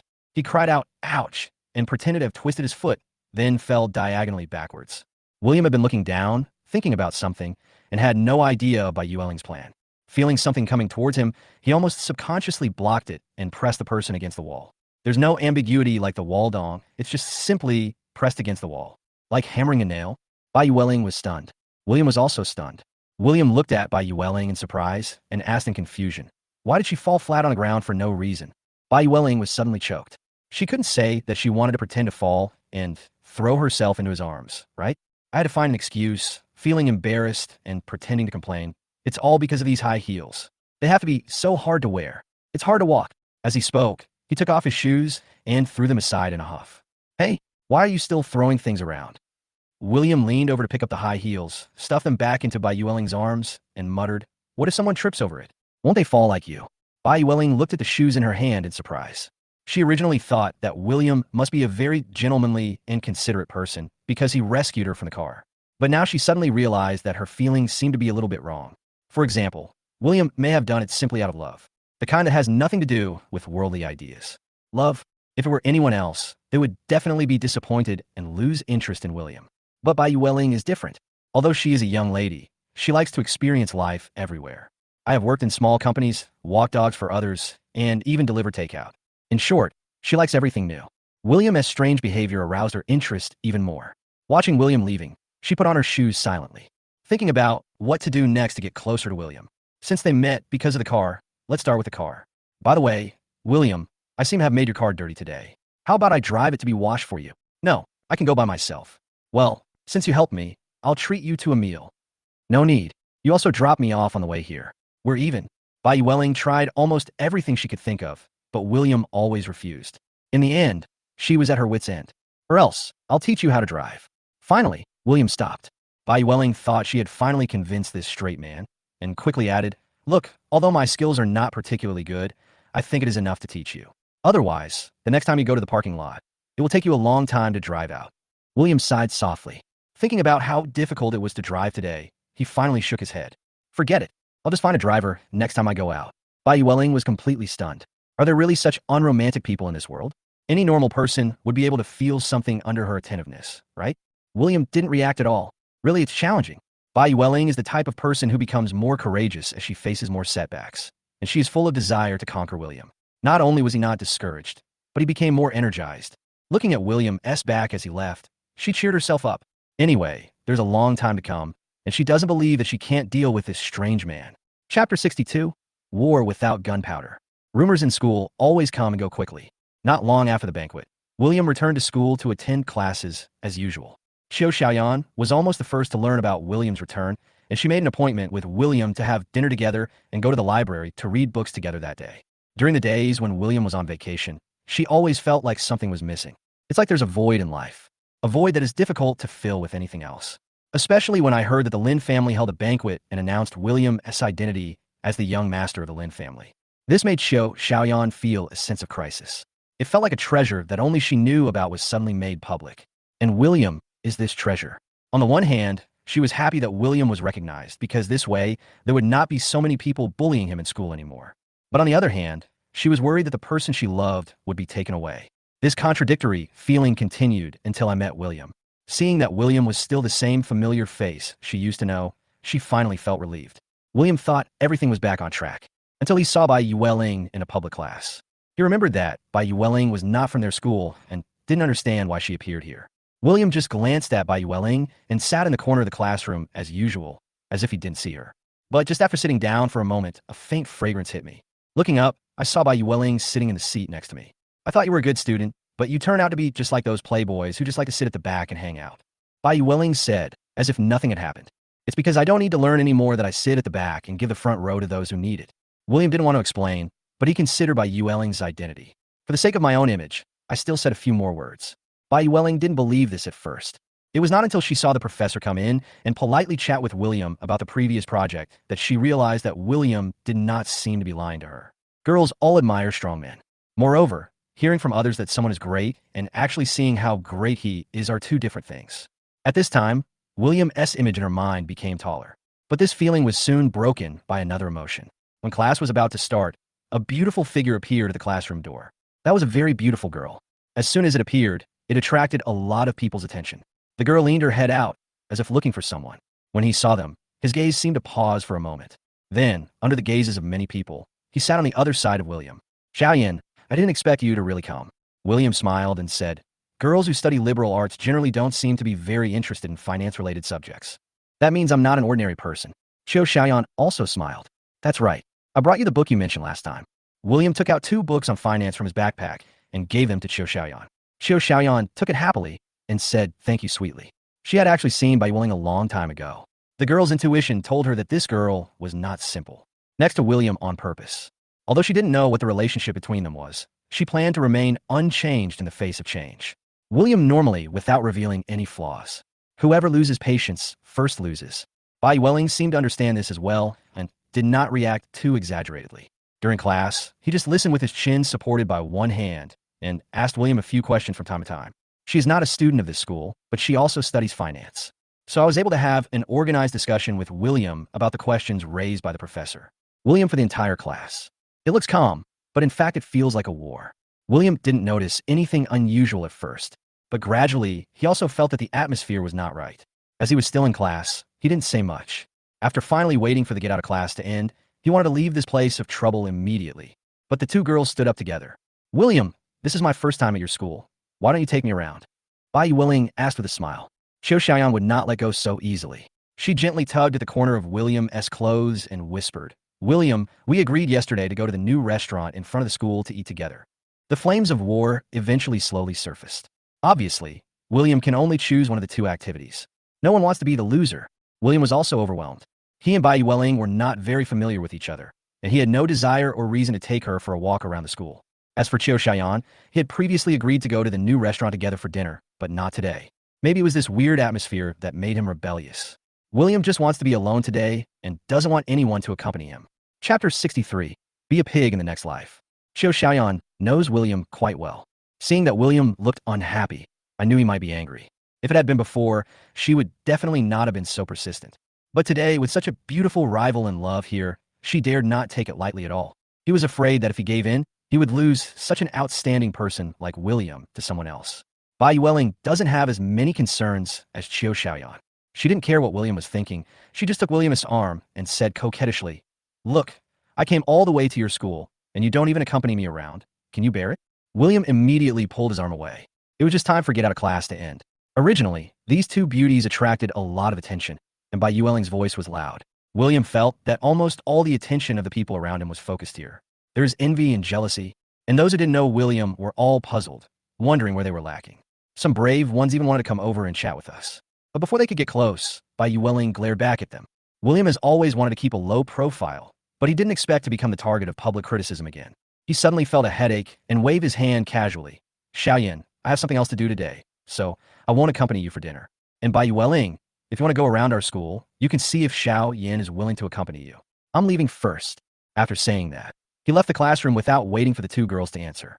I was planning to go straight back to the dormitory when I suddenly received a message from Maria.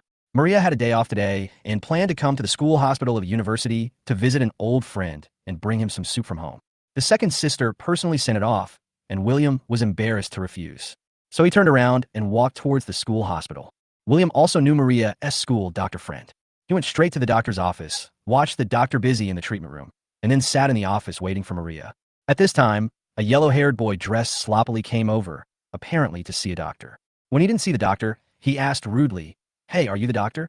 William felt annoyed when he saw such people, so he didn't even raise his head and pretended he didn't hear anything. The yellow-haired man walked up to William and continued, I'm talking to you. Are you deaf? William still didn't respond. A yellow-haired melon had already appeared in the system in his mind. Huang Mao's family is in the gambling stone business, and they are uneducated nouveau riche.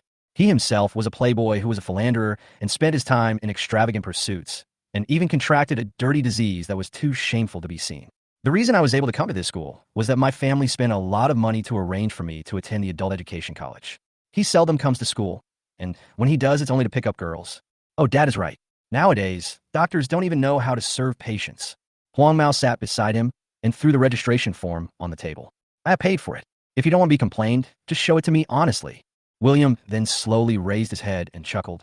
See a doctor? What's wrong with your body? Since this yellow-haired guy thinks he is a doctor, then he'll take a good look at him. Hey, you're a doctor, and I'm a doctor. If I want to know what's wrong, do I need to ask you? Huang Mao said rudely. Obviously, this is the kind of person who thinks doctors are fortune tellers. Coincidentally, although William has no medical skills, he happens to know a little about fortune telling. He mobilized the Bagua technique and easily saw the yellow-haired man's fortune. No need to treat it. You're going to die soon. Choose a cemetery in the southwest direction as soon as possible. You could be a pig in your next life.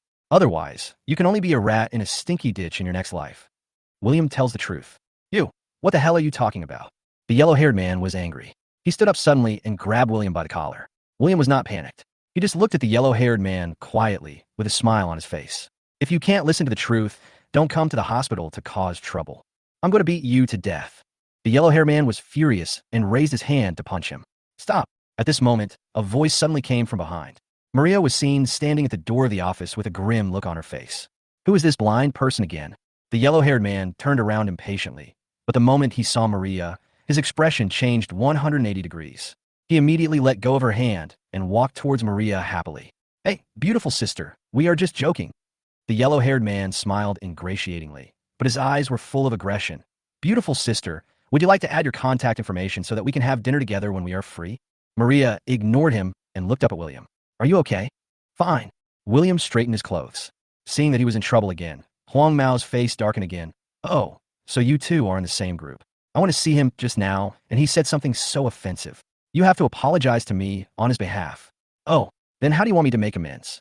Maria became curious when she heard that it was William who was pretending to be a doctor here. Of course it's to treat me.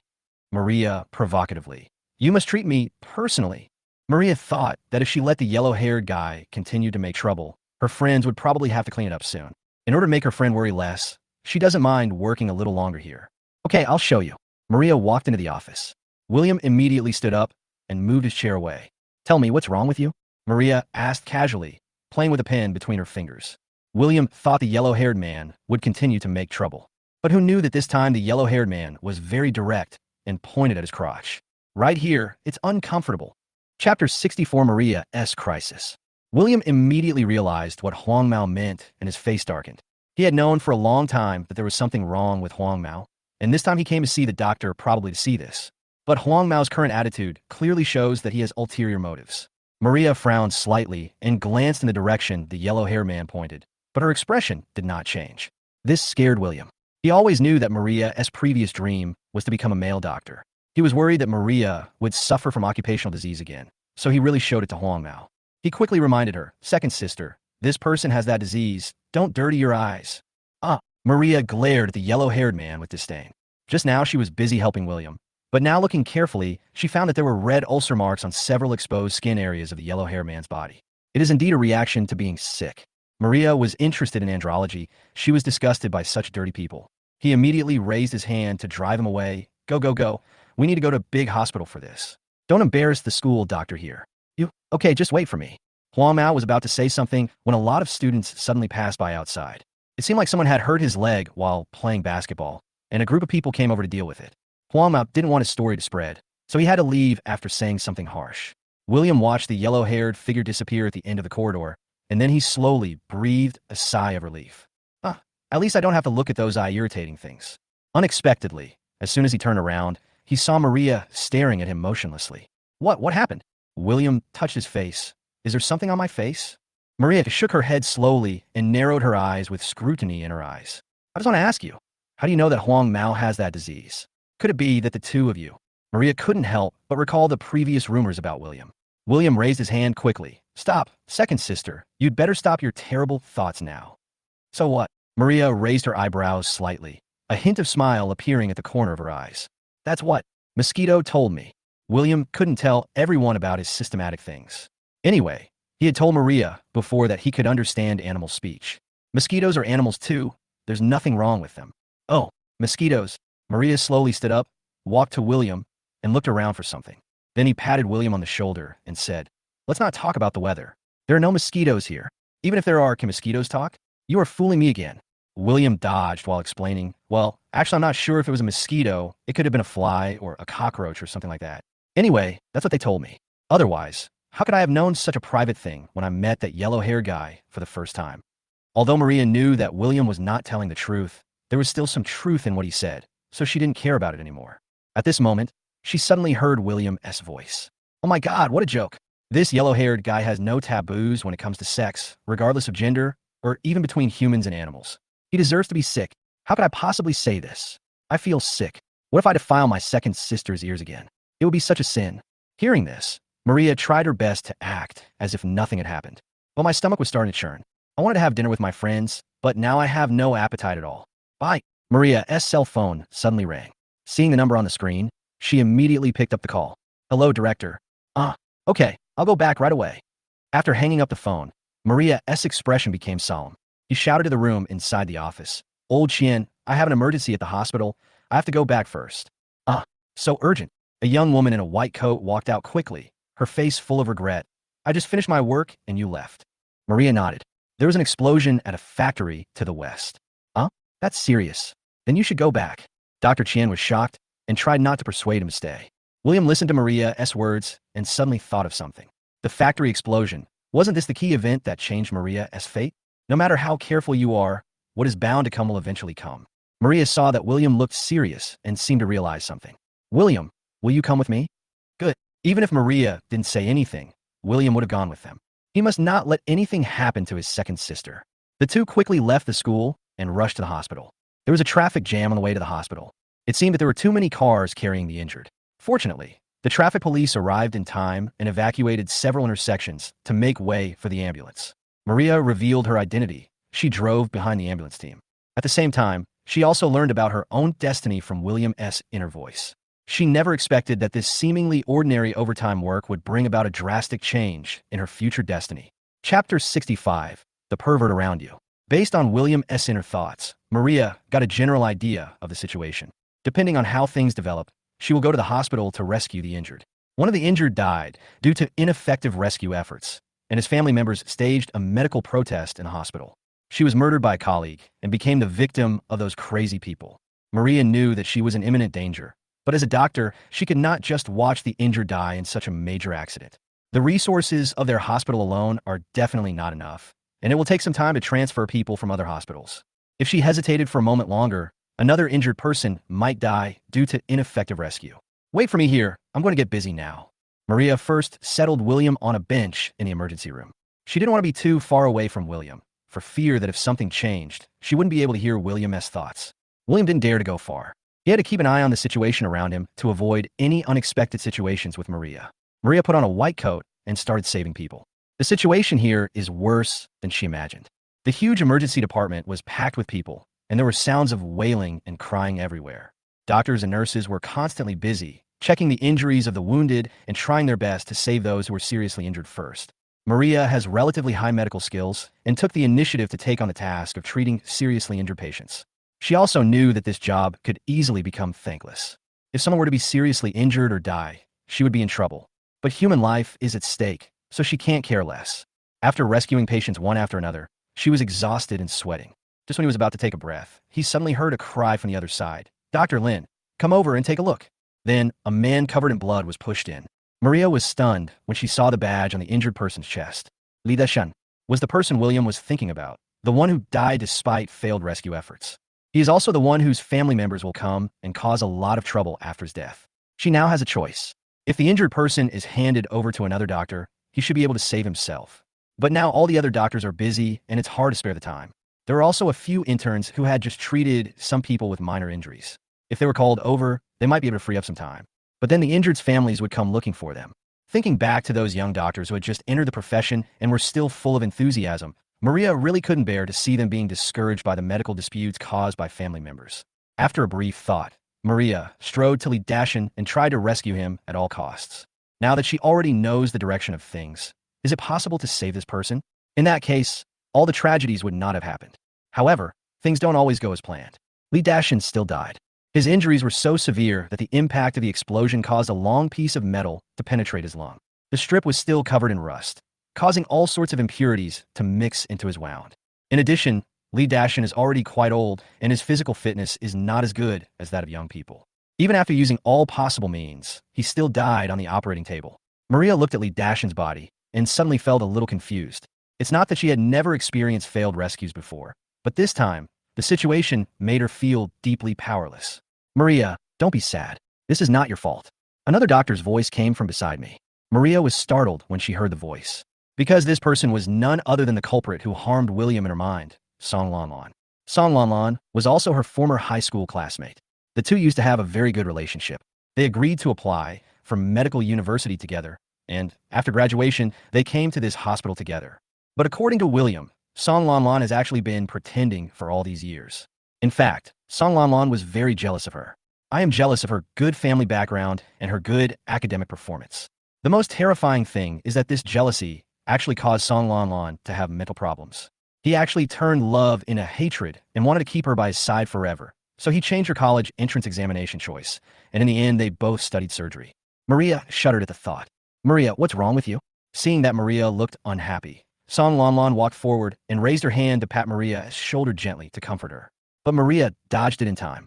Looking at Song Lanlan's hand frozen in midair, Maria recalled William's thoughts and mentioned another thing. William said in his heart that the reason why Song Lanlan did not let him apply for the andrology major as she wished was that she was actually mentally perverted. Song Lanlan had a perverted feeling for her, so she didn't want her to study andrology and come into contact with men's organs. "Although I am a girl, I start to imagine myself as a boy. He always takes pictures of her secretly. Maria felt physically uncomfortable when she first heard this. She didn't want to believe that her former friend had such perverted thoughts about her, but when she thought about it carefully, Song Lan Lan was indeed the only person who knew that she had filled out her application form. Under the influence of these things, Maria no longer knew how to face Song Lan Lan. Fortunately, there were still many injured people around, so Maria just responded and continued to work. After an unknown amount of time, a roar was heard from the door. Who on earth killed my dad? Chapter 66, I want to report. Maria's heart sank, and she looked up towards the door. I saw several men walking towards this side, and the man leading them looked extremely furious. Walk straight to the emergency room. Maria whispered. Oh no, no wonder that old man looked so familiar to me just now. He is indeed the father of this Chao Xiong. Huh? Is it the one who caused trouble in the internal medicine department earlier? Yes, at that time, Mr. Li took the medicine prescribed by the doctor, but he didn't get better after more than a week, so his family came to make a fuss. I also remembered that the head nurse there used to work at a nearby county hospital. She said that she felt her son was abnormal many years ago, and when she took him for a checkup, it turned out that he was a hypermasculine. TSK, it's really pitiful. Look at that old man. Lee's family conditions are not very good. Giving birth to a child like this is really making the family situation worse. Let's not talk about that for now. Why do I feel that the look in this super masculine man's eyes is scary now? It seems quite scary. Maybe something bad is going to happen. Listening to the discussions of people around her, Maria felt even colder. I can still reason with normal people, but with Chao Xiong, there is no logic at all. While I was thinking, the man had already rushed over here. Who killed my dad? Come out here now. Faced with this situation, doctors and nurses dared not speak. Even the other injured and their families did not dare to breathe, for fear of being implicated. The man continued to roar, his expression becoming more ferocious. Maria clenched her fists. She is not usually timid, but she is not stupid either. To step forward and admit it in such a situation, and to confront such an irrational person head-on, will only end up in a tragic end. Especially when she noticed that the man was shouting, a cold light flashed from his sleeves. It's a knife. This man came prepared. At this time, no matter who it is, if you stand out, the consequences will be disastrous. Maria saw that the medical staff near the door had gone to quietly look for the security guard. Originally, as long as they kept waiting like this, they could wait for the hospital security to come and take the man out. However, Song Lan Lan moved. Although she just silently moved away from Maria, the avoidance in her eyes was very obvious. She looked at the man for a while, then at Maria, as if she wanted to say something but hesitated. Maria saw the whole scene. Maria didn't believe that Song Lan Lan was unaware of the seriousness of the situation. Moreover, the two of them were standing in similar positions. Since she could see the knife in the man's sleeve, Song Lan Lan must have seen it too. Song Lan Lan could have chosen to stay still and wait for rescue. But she made such an obvious move, it's hard to imagine that she didn't do it on purpose. The man looked at Song Lan Lan, then at Maria, and asked coldly, "Is it you?" After saying that, he walked over here without waiting for Maria to answer. Maria's answer didn't matter to the men. The other medical staff did not notice Song Lan Lan's actions. When they saw the man approaching, they were so scared that they quickly fled. Maria also stepped back step by step, while her hand behind her back, calmly picking up a bottle of alcohol. "Bitch, how dare you kill my dad? I'm going to kill you." The man roared, raised his knife, and rushed towards Maria. When the other people around saw the knife, they were also frightened and screamed and scattered. Maria did not step back. She took the alcohol in her hand and sprayed it on the man's face. The man's eyes bulged with excitement and were soaked with alcohol, and he immediately howled in pain. But the howl only lasted 2 or 3 seconds before it was replaced by a muffled groan, and then he fell limply to the ground. William stood behind the man, a cold look in his eyes. In fact, even if Maria didn't take action, he had already been prepared behind the scenes. Once a man dares to go crazy, he will take action. Unexpectedly, Maria got there before him, which made him seem a little redundant. "That's awesome, second sister." William pulled the bandages and tied the man's hands. "Raise your head and smile brightly." Maria also breathed a sigh of relief. He raised his eyes and looked at the people who came with the man. These people are not Chao Xiong. They are very normal-minded, and they are not direct relatives of Li Dashan. They just came to watch the fun.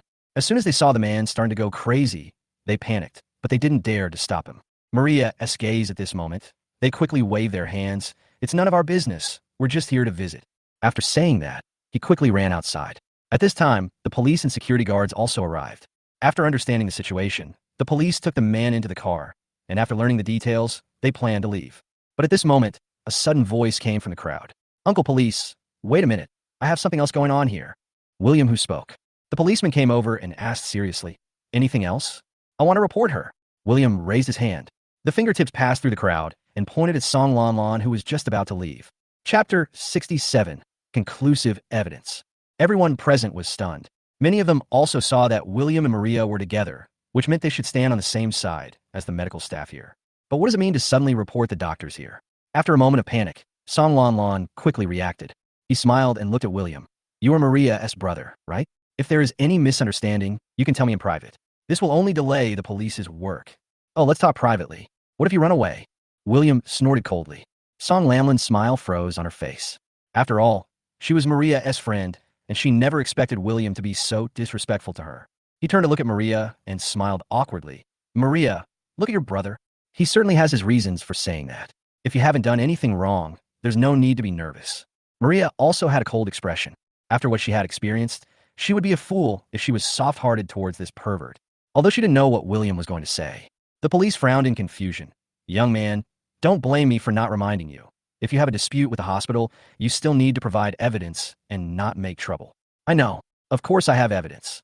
William smiled faintly and said loudly, in a voice that everyone could hear, I want to report this Dr. Song Lan Lan for abusing and damaging the bodies in the hospital morgue. As soon as these words were spoken, the scene fell into an eerie silence. The people present even doubted their own ears. Doctors in the hospital, abusing corpses in the hospital? This is too perverted. And looking at the person involved, Song Lan Lan, she is young and good-looking. How could they do such a thing? Maria was also a little confused. These were things she hadn't heard in William's heart, and they were really shocking. But she definitely believed in William unconditionally. The police were also shocked. They had indeed received several reports of bodies being damaged in the hospital morgue. But because no clues were found, the case was shelved for a while. Could it be that there's finally a clue to this unsolved case today? When Song Lan Lan heard William's words, her expression changed for a moment. But she thought that everything she did was very covert, and no one would be able to find out. So she quickly adjusted her expression. Young Master Lin, do you know what you were talking about? Song Lan Lan pretended to be surprised and said, it's illegal to spread rumors. There's so many people here. You're joking too much. You know whether I am joking or not. William's tone was very firm. Maria felt a surge of excitement and hope. She was very angry about Song Lamlin's deliberate harm to her, but she had no evidence and could only suffer in silence. If William can really produce evidence for what he said and send Song Lan Lan to prison, it would be a great relief to everyone. She also pretended to persuade him. William, if you have evidence, tell the police immediately. This is a big deal after all, and it would be bad if anyone was misunderstood. William said casually, it's easy to get evidence, the surveillance in the security room. Having said that, he deliberately looked at Song Lan Lan. Seeing that Song Lan Lan was still calm and composed, he knew that this guy must have tampered with the surveillance to be so unscrupulous. The security cameras definitely can't detect anything. After all, no one would commit a crime against the law. But because she tampered with all the surveillance, she thought she was foolproof, so she definitely wouldn't care that much about other things, such as her backpack. William said, while watching Song Lamlin's expression, Dr. Song, do you dare to let the police take your backpack for inspection? Maria added, Lan Lan, the big canvas bag you carry every day should be in the cabinet in your office now, right? In an instant, Song Lamlin's face turned pale. Don't make excuses. When I came here today, I saw that you were still carrying that bag. Song Lan Lan wanted to explain something, but Maria interrupted her without any hesitation. The police were very observant and found Song Lamlin's unnatural appearance very suspicious. Dr. Song, your bag should be convenient for us to take back for examination, right? Although the police's words were inquiries, there was a tone that brooked no refusal. As he said that, he motioned to Song Lan Lan to take them to the office. Under the gaze of so many people, Song Lan Lan couldn't refuse. I had no choice but to go back to the office and take out the big canvas bag from the cabinet. The policeman took it, examined it carefully, then picked it up again and put it to his nose. Soon, he frowned slightly. Song Lan Lan continued to explain, I often take this bag to the market to buy meat. It is normal for it to smell bloody. The smell in the bag is very faint, and it is covered by the smell of cosmetics. You can't smell it at all if you hold it far away. But the police have seen many injured people and dead bodies. Where's the bloody smell in this bag? It should be said that it smells like rot. The policeman immediately handed the bag to his companion and said coldly, take it back for inspection. After saying that, he looked at Song Lan Lan with a serious look. Dr. Song Lan Lan, the public has reported that we suspect you are involved in multiple cases of damaging corpses. Please come with us. Song Lan Lan looked as pale as death, unable to argue. She knew very well that her bag was the evidence of her crime. If tested, the DNA of those damaged bodies will be found. The reason why she still carries this bag every day is to give herself some stimulation. especially when she got close and smelled that faint scent. She would remember the pleasure she felt when fiddling with those corpses. This abnormal mentality made her unable to extricate herself. What she didn't expect was that the police found her bag without any clues. She looked up at William, her eyes full of resentment. Rush straight toward Maria? Chapter 68. Escape from the bitterness of fate. No one present had expected that Song Lan Lan, a mere female doctor, would dare to escape from the police's control. William was worried that Song Lan Lan would go crazy and do something to hurt Maria, so he resolutely stood in front of Maria. With Song Lan Lan's strength, there was no way she could break through William's obstruction. With the police pulling her from behind, she was quickly controlled again. But her eyes were fixed on Maria, and her expression was extremely excited. Maria, I love you. Maria, everything I do is for you. I have loved you deeply for so many years. Why are you not willing to take a serious look at me? Maria. Song Lanlan's face was ferocious, and she was screaming miserably. Hearing these quite explosive words, the people around were very shocked. William interrupted immediately. Hey, stop talking nonsense. You insulted those corpses. It's your own psychopath. It has nothing to do with my sister. After that, he went to explain to the police, Uncle Police, don't listen to her nonsense. Naturally, the police will not easily believe what the suspect says. Moreover, this is a suspect who is already a psychopath and is now obviously crazy. They said they would conduct a detailed investigation and then took Song Lan Lan away. Song Lan Lan was shouting as she walked. However, the police had already handcuffed her, leaving her no chance of escape. Only when he was taken to the police car did the surroundings finally quiet down. Maria watched them leave and sighed quietly. It's finally over. Dr. Lin, we're almost done here. Why don't you go back and rest first? The other doctors in the department seemed to notice Maria's fatigue and try to persuade her. Maria nodded and went home with William. She looked tired, but she was actually very happy. The matter of changing my destiny was finally resolved. She won't get hurt, and her career won't be ruined. She was so happy that she even felt like crying. When I got home, my family was there. Maria briefly recounted what happened in the hospital today. The family members were worried at first, but then they all reacted quickly. They had also heard William's thoughts a long time ago and knew that Maria would be in trouble. Now that the disaster has been averted, they are also very excited. William, thanks to you. My mother's eyes were red with excitement, and she couldn't continue speaking because her nose felt sore. He raised his hand and wiped the corners of his eyes, trying not to cry on such a happy day. Everyone present, except William, understood her excitement. They had been living in fear ever since they knew something might happen to Maria. Now they can finally put their minds at ease. Lisa gently held her mother's hand and comforted her. Mom, William is the lucky star of our family. Think about how to reward him this time. His father also quickly agreed. Yes, we must reward you. William, whatever gift you want, just tell me as long as Dad can give you. I will give you everything. Well, William touched his head embarrassedly. He didn't know that his family could hear his thoughts, so he didn't quite understand why his family was so happy today. He had helped solve some problems before, but they were not as excited as they were today. Maria was not injured today, was mainly because of her quick reaction. It doesn't have much to do with him, but since his family wanted to reward him, he wouldn't hesitate. Ahem, actually I don't really want anything. I just don't want to go to work in the company anymore. God knows how tired he has been during this period. I have to go to school from Monday to Friday and go to work on Saturdays and Sundays. Although this so-called work means just staying in Lisa's office, eating, drinking, and playing as you please, and sleeping in the lounge next door if you want to. But he always felt something was weird, as if Lisa wanted to tie him to her side. He suspected that Lisa was tired of sitting in the position of president and wanted to be a hands-off boss, so she trained him in advance and would hand over the company to him after he graduated. This won't do. You're already the second generation of rich people. Isn't it good to have money and free time? He doesn't want to manage all that mess in the company. However, as soon as he said this, Lisa rejected him. No, you're the only boy in the Lin family. Mom and Dad will give you the company's shares in the future. You must learn management skills, otherwise how can you take over the company in the future? Lisa said this seriously. The other members of the Lin family remained silent. They all knew that William had no interest in the company, and they also knew that Lisa just wanted to use William's voice to solve some of the company's problems. However, in order to prevent the company from going bankrupt in the future, they still chose to stand on Lisa's side at this time. William, your sister is doing this for your own good. As long as you go to the company, Dad will pay you a salary of $500,000 a month. Of course, your black card still has no upper limit, so you can buy whatever you want. The father smiled and comforted. $500,000. William couldn't help but click his tongue. This is money that an average family cannot earn in a year. And he can earn so much by just hanging around the company for 2 days on the weekend. It really is a world of the rich. William thought about it for a moment and agreed. After going through so much, his thoughts have changed.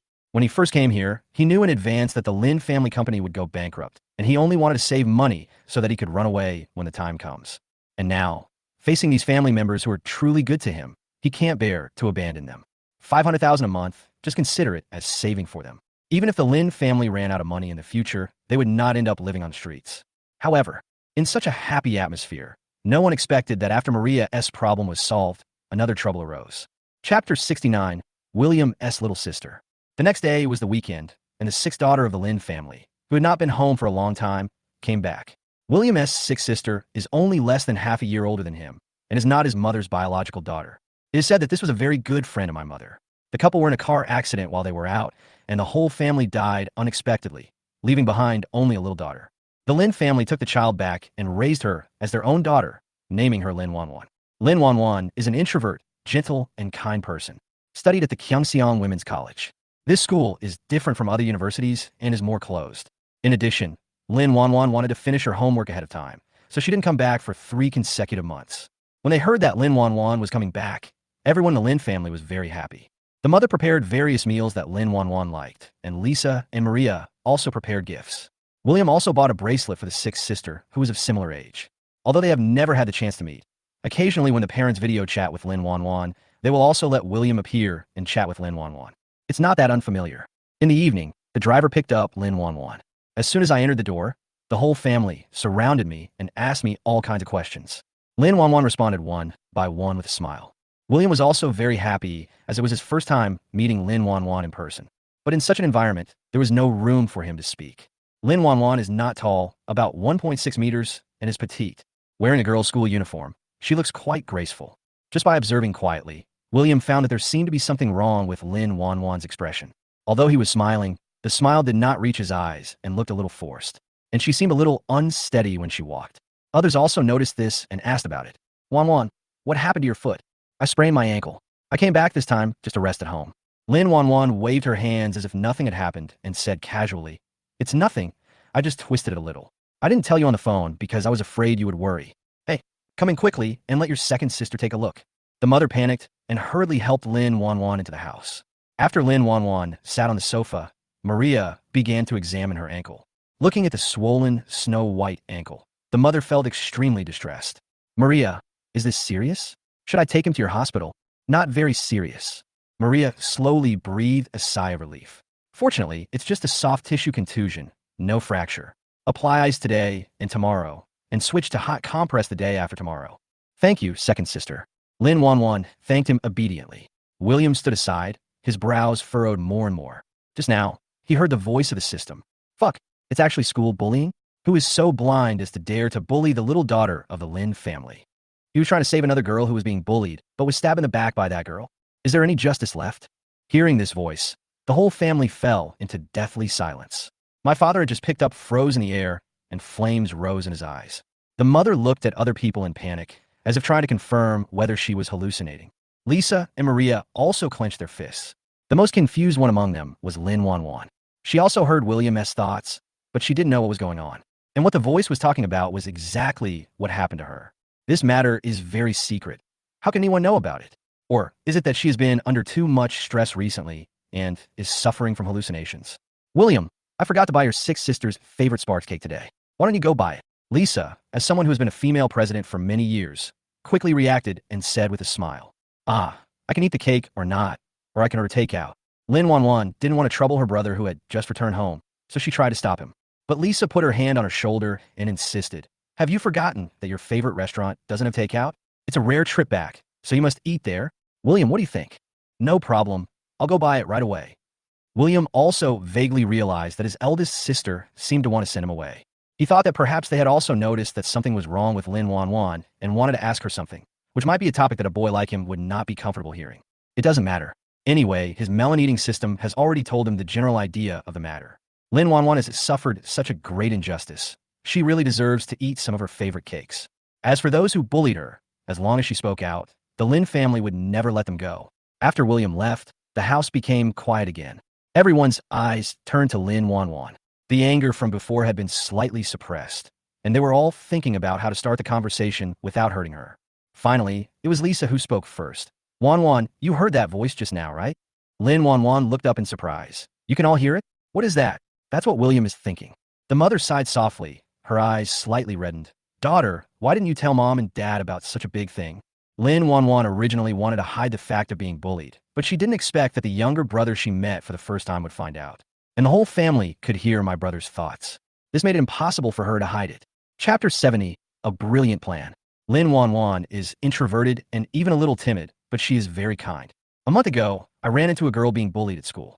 She mustered up the courage to step forward to stop them, but was threatened and warned by those people. Later, the girl thanked her and became friends with her. Unexpectedly, just last night, a group of people blocked the way she had to take to return to the dormitory. She helps the teacher organize materials every Friday, and only people who are familiar with her know about this. Recalling what had happened recently, she immediately realized that it was the girl she rescued who betrayed her. The bullies punched and kicked her and filmed the incident. He threatened her that if she dared to tell anyone, he would exaggerate the video and publish it online. She was worried that this incident would affect the Lin family, so she had to endure it. After hearing Lin Wanwan's description, the Lin family was very angry. How can this be possible? How can this be possible? My father slammed the table loudly. The mother gently pulled up Lin Wanwan's sleeves and looked at the bruises on her body, feeling extremely distressed. Wanwan, you should have told us about this. We will protect you. Since coming to the Lin family, Lin Wanwan has been very obedient and well-behaved. This overly sensible look would only make her appear distant. In her heart, even if she was close to the Lin family, she was not a real member of the Lin family. She worried that she would be abandoned and become homeless again. The Lin family naturally saw what Lin Wanwan was thinking, which made them feel even more distressed. Wanwan, do you still remember what those people looked like? Lisa asked with a cold face. They were wearing masks, and I didn't see their faces. Lin Wanwan bit her lip and shook her head silently. Lisa frowned slightly. With the methods those people used, they must have avoided surveillance at the time. It seems that this matter is more troublesome than she imagined. When Lin Wanwan saw Lisa's solemn expression, tears immediately started to flow again. Mom, Dad, sister, I can handle this matter myself. Really, you don't have to worry. After saying that, she ran upstairs crying and quickly returned to her room. The atmosphere in the living room was solemn. My father's fingers were crackling. The mother looked at her phone and wanted to call the school leaders to hold them accountable again and again. Lisa was thinking of a solution. Maria, who had been silent the whole time, suddenly spoke up. We have no evidence for this matter. If we go directly to the school leaders, they will either shirk responsibility or directly suggest that Wanwan change schools, which will not really solve the problem. That's right. Wanwan's mental trauma is far greater than her physical trauma. Running away won't solve the problem. Lisa also agreed with Maria. My mother also realized this, which is why she didn't call for a long time. She put down her phone silently, eyes full of sadness. It's all our fault. We didn't protect her well. The father gently put his arm around the mother's shoulders and comforted her softly. There's still a chance to make amends now. Lisa also comforted her. Yes, Mom, I will investigate privately and will find those people. Actually, there's an even simpler way. Maria stroked her chin with a smile on her face. I guess those people won't just give up like that. As long as someone sneaks into the school and is with Wanwan. The other three people's eyes lit up instantly. This is indeed a good idea. Wait a minute. Who should go? The fourth and fifth sisters are not here. And as for the two of us, we don't look like students, do we? Lisa was suddenly in trouble again. Maria smiled mischievously. Don't we have a college student in our family? The three of them seemed to have thought of something, and their faces were filled with surprise. But they soon reacted. What a great idea. William came back with a cake. He saw four people who were eyeing him covetously. You guys are... William sensed something was wrong, but it was too late. Lisa and Maria pushed him onto the sofa, took off his coat, and put on the large-sized school uniform that they had just prepared. Then, various makeup were applied to his face, and finally a wig was put on him. Perfect. Lisa and Maria looked at their works and were very satisfied. Even his father and mother nodded repeatedly. Not bad, not bad. I didn't expect that our William would be so handsome after a little dressing up. William didn't come back to his senses until he stood in front of the mirror. He never thought that he could look like this. His face was still good-looking. With their makeup skills, his originally angular face was made to look a little softer, but the figure is still a little bit off. The breasts are as big as an airport and look like they are underdeveloped. But it doesn't matter. He is tall anyway. Standing there, I felt like an international supermodel. Wait a minute. What do you want to do by dressing me up like this? William finally realized something was wrong, and his face was filled with surprise. Lisa walked up to him and patted his shoulder casually. We have already contacted the girls' school. You can go with Wanwan next Monday. You will be in the same class and the same dormitory. William looked at everyone in horror. Seeing that they were not joking at all, I realized that they were not just trying to play a prank on me, but were serious about it, especially father and mother. How could the couple, who have always been dignified and steady, agree to such a thing? William, you don't want to be bullied every night, do you? The mother looked at William expectantly. I am, but can... William struggled for a long time, but couldn't think of a better solution. I don't know if it's because of the distance, but the melon-eating system didn't tell him who the bully was. It seems that the only way to find out is to really sneak in. Don't worry, we've already asked for leave from your school. You can go to the girls' school this week. I believe those people won't stay quiet for long. Lisa took out a bracelet and put it on William's wrist. With the decoration, he looked more like a girl. Chapter 71, Senior Xiao Hei. Sunday evening. William, wearing women's clothes, got into the car with Lin Wanwan. The Lin family's driver took them to the gate of the girls' school. As soon as the car stopped, Lin Wanwan was about to get out, but William grabbed her arm. Wait a minute, let me get ready. William was still a little nervous. You have to know that there's not a single male student here. He felt like a lamb walking into a tiger's mouth. But then he thought again. He was here to investigate and deal with those bullies and avenge his sick sister, and he felt a little more confident. William's expression constantly changing. Lin Wanwan said, William, why don't you go back? I'm always a little unsure about this kind of thing. Logically speaking, Lin Wanwan is the older sister. Due to her personality, she doesn't have the temperament to be an older sister like Maria and Lisa in front of William. But as an older sister, she didn't want to put William in danger or trouble. William seemed to see what Lin Wanwan was thinking. He put his arm around Lin Wanwan's shoulders and said firmly, Since we're already here, why shouldn't we go in? Sixth sister, don't worry. I will definitely find those people for you. After saying that, William got out of the car with a heroic look on his face. After taking 2 steps, I felt like I was too manly, so I changed to taking small steps. Lin Wanwan watched from the side and couldn't help laughing out loud. Lin Wanwan is good looking, and when she smiles, she is full of energy. William also turned around and smiled. Sis, this is how you should be. Lin Wanwan realized something and let out a long sigh. Indeed, she had been in a very bad mood these past few days, and she looked very gloomy. Teased by William, she calmed down a little. After entering school, William finally realized the role of money. From the gate to the classroom and then to the dormitory, the entire journey is unobstructed. Apart from being looked at sideways by some people due to his height, nothing unexpected happened. As soon as I entered the dormitory, the message in the family group came. William, I'm leaving old Six Matter to you. William, you must protect your sixth sister and find out the bully. William, we believe you. If you can't find that bastard and avenge your sixth sister, don't come back. Looking at the messages constantly jumping in the group, William silently held his forehead. This is a death order. In fact, as soon as he entered the school, the melon-eating system in his mind told him who the bully was. But there is no evidence now. Even if we find it and teach her a lesson, it would be too lenient. People who are so bad at such a young age must pay the price. Wanwan, this is... Suddenly, a weak voice came from behind. William turned his head and saw a petite girl about the same height as Lin Wanwan, looking up at him. Ah, Xiao, you're back. This is my sister, who is also transferred to our school. Lin Wanwan explained unnaturally. Oh, your sister is so tall. I'm so envious. Luo Xiaoi also seems to be a relatively simple girl. After Lin Wanwan's introduction, I naturally believed it and praised it sincerely. William's previous understanding, all dormitories in this girls' school are 4-person rooms. However, wealthy students can choose to live in a double or single room.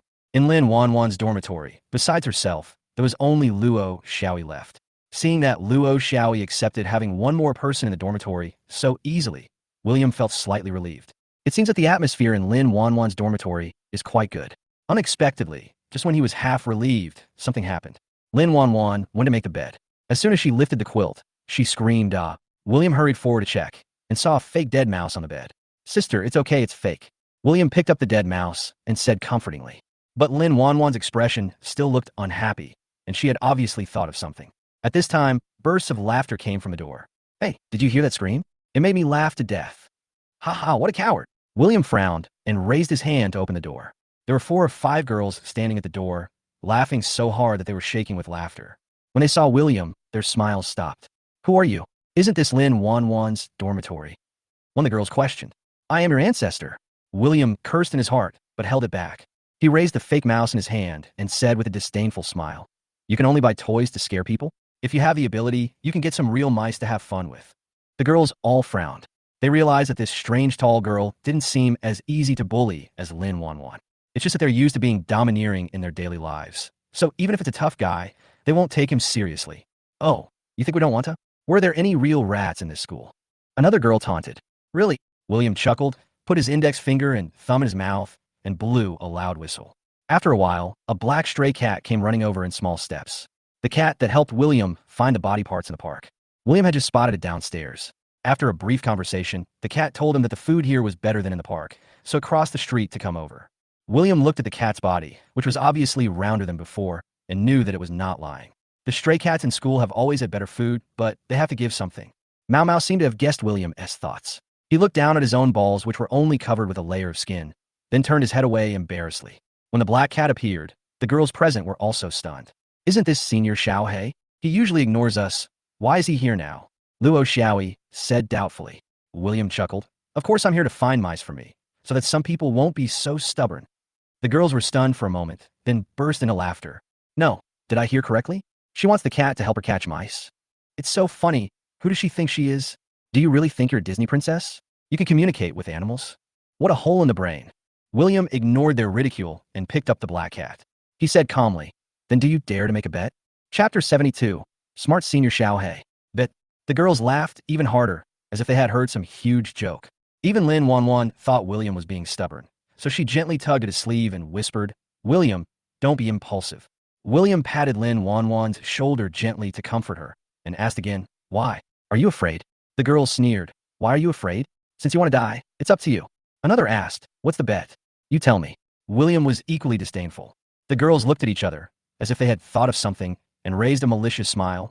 Well, if this cat can really deliver the mouse to us, then we lose, and we kneel down and sing conquer for you. If it doesn't, you have to run naked on the playground. William rolled his eyes in annoyance. How dare you say such an unfair bet? So what do you want? The girls were a little annoyed. William said calmly, I want fairness. Since I have to run naked if I lose, you also have to run naked on the playground if you lose. Good. The girls actually didn't take the bet seriously at all. To be precise, they didn't think they would lose at all. What a joke, not to mention that they have never seen a mouse in the school. Even if there was, they didn't believe that the cat would really listen to William and catch the mouse. Seeing that the bet was settled, William squatted down and gently touched the black cat's head. You better show some courage and catch all the mice for me, otherwise, I'll tell your friends in the park that your balls are gone. When the black cat heard this, he was startled. What a shame. It's really a great shame. William reluctantly, then twisted its butt and walked outside. Don't worry, I don't want the mice I caught.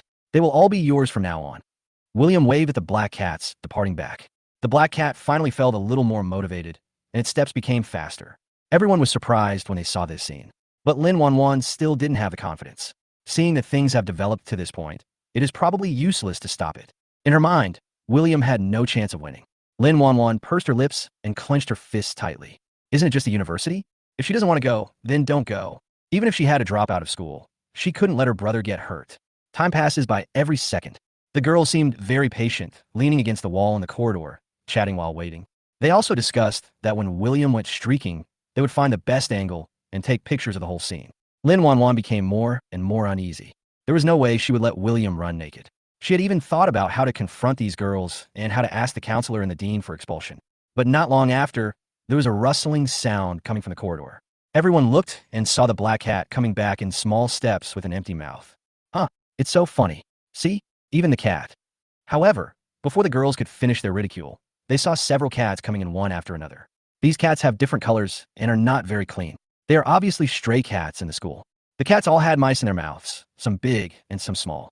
There are even cats that hold two in their mouths. William looked at the black cat's cocky look and rubbed its furry head vigorously. Not bad. You've only been here for a short time, and you've become the big brother. Meow.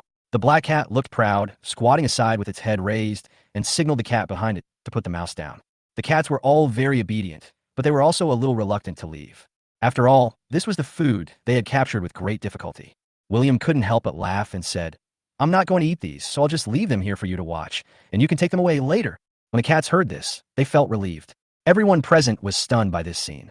Especially when I saw the cats obediently lining up to put the mice down, I was so shocked that I couldn't speak. There were still a few mice that were not dead yet, and were struggling to escape, but were slapped back by the cat that was nearby. How is it? Do you like this gift? Do you want it to help put it on your bed? William looked at the girls with a smile. The girls were so frightened that they quickly closed the doors of their dormitories. Come on, isn't this what you like? William kicked a half-dead rat and sent it flying towards the group of girls. For a moment, screams were heard in the corridor. While running away and hiding, they shouted for help and tried their best to get the dead rat taken away. Oh, you have such little courage, yet you imitate others and harm others. William snorted coldly. When the cats saw those people avoiding the mice, they all looked distressed. It's obviously such a delicious thing. These humans are really like wild boars who can't eat fine bran. Seeing that everything was almost done, William signaled to the cats to take the mouse away. The cats were very happy, and each took one and left. There are still a few left, all of which are offered to Black Cat.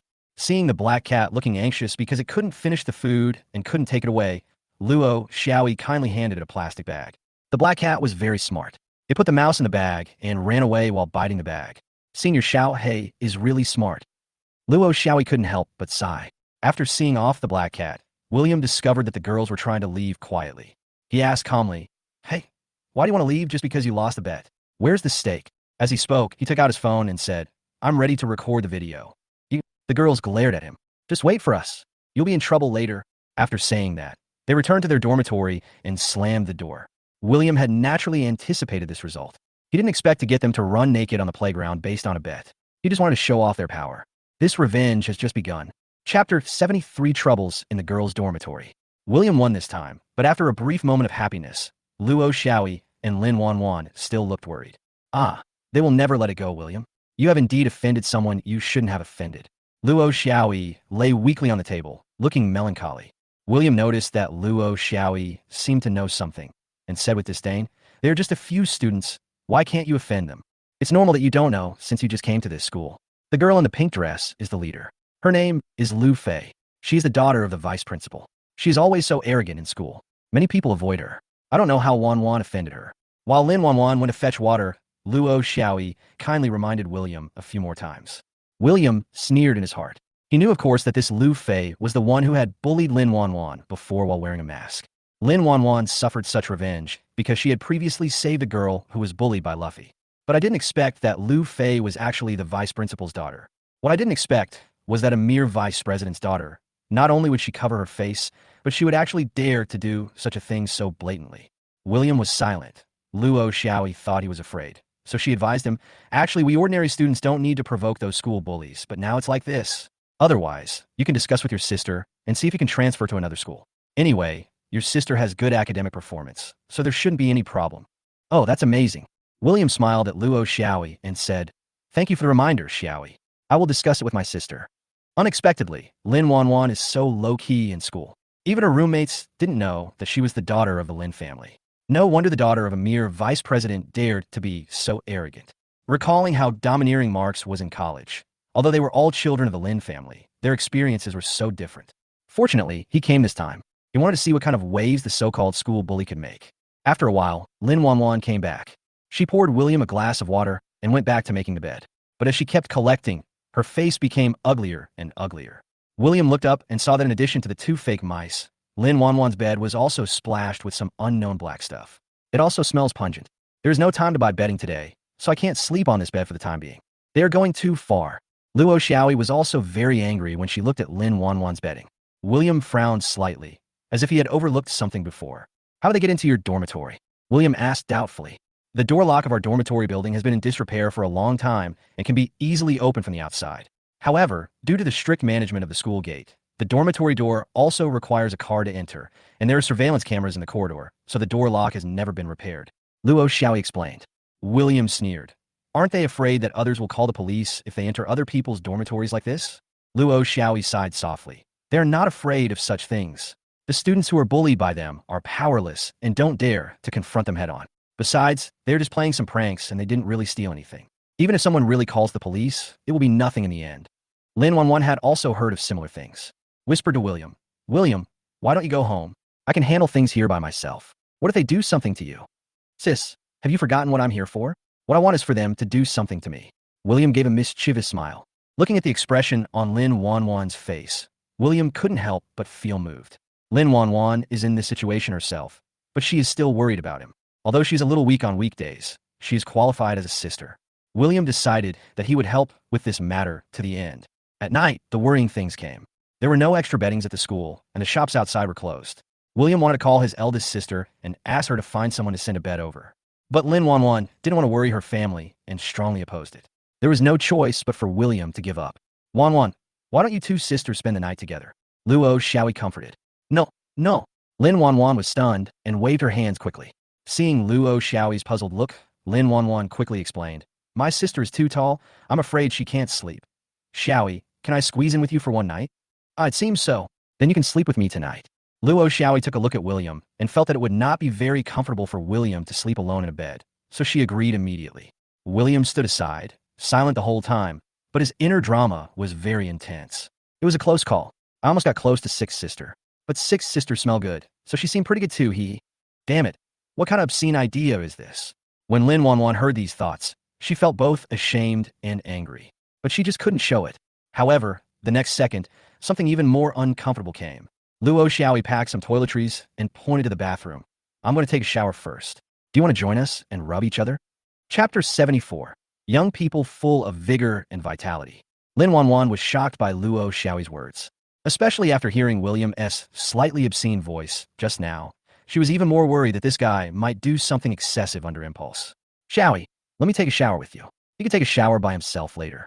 Our bathroom is small. There is no room for 3 people to stand there. Lin Wanwan said this and half pushed Luo Xiaoyi into the bathroom. When closing the door, she turned around and glared at William.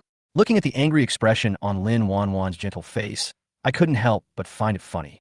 He was a little confused about what Lin Wanwan was wary of. Did she really think of him as a pervert? Does he look like the kind of man who would do something obscene? After a while, the sound of running water was heard in the bathroom. 2 shadows can be vaguely seen on the frosted glass, and the curvy lines really make people imagine. The rising mist from the hot water made the 2 shadows appear even more hazy. William didn't want to look any further. His eyes were still attracted involuntarily. After all, he is still a young man with full of energy. It would be abnormal if he really didn't feel anything at all. Listening to the occasional laughter coming from inside, William's heart became more and more elated. I didn't expect to have such an experience living in a girls' dormitory. Really, it's hard to describe. It's hard to describe. Luckily, Sixth Sister is inside and can't see it. No, I have to find something to do. Otherwise, when they come out, they will see me staring at the bathroom. It will be too embarrassing. But before they come out, I should be able to watch for a while. Why do I feel like I have become wretched for some unknown reason since I came here? William's thoughts came one after another, giving Lin Wanwan a headache in the bathroom. But more of it was shame and anger. Although William felt conflicted and thought he shouldn't be like this, he just couldn't control himself. Lin Wanwan didn't have the heart to continue washing properly. After a quick rinse, she came out of the bathroom, just as William had expressed before. When she came out, William was carefully fiddling with the books on the table. Those things were originally given to him for show. Anyway, he wouldn't stay in this school for long, and there was no need for him to study their major. Moreover, William looked obviously absent-minded, but he was trying hard to pretend. William. Lin Wanwan walked up to William and said with a half-smile, "Hey, are you reading? Is there anything you don't understand? Do you want me to explain it to you?" No. William waved his hands quickly and explained seriously. "I'm just looking at tomorrow's class first. What if your professor is strict and likes to ask questions? What if I get caught?" "Oh, is that so?" "Yeah, that's it. But you got the wrong one. This semester, we're studying this book." Lin Wanwan exposed William without hesitation and reached out to take another book from the bookshelf. She had marked the book before and told William about it. "Oh, you can't even pretend."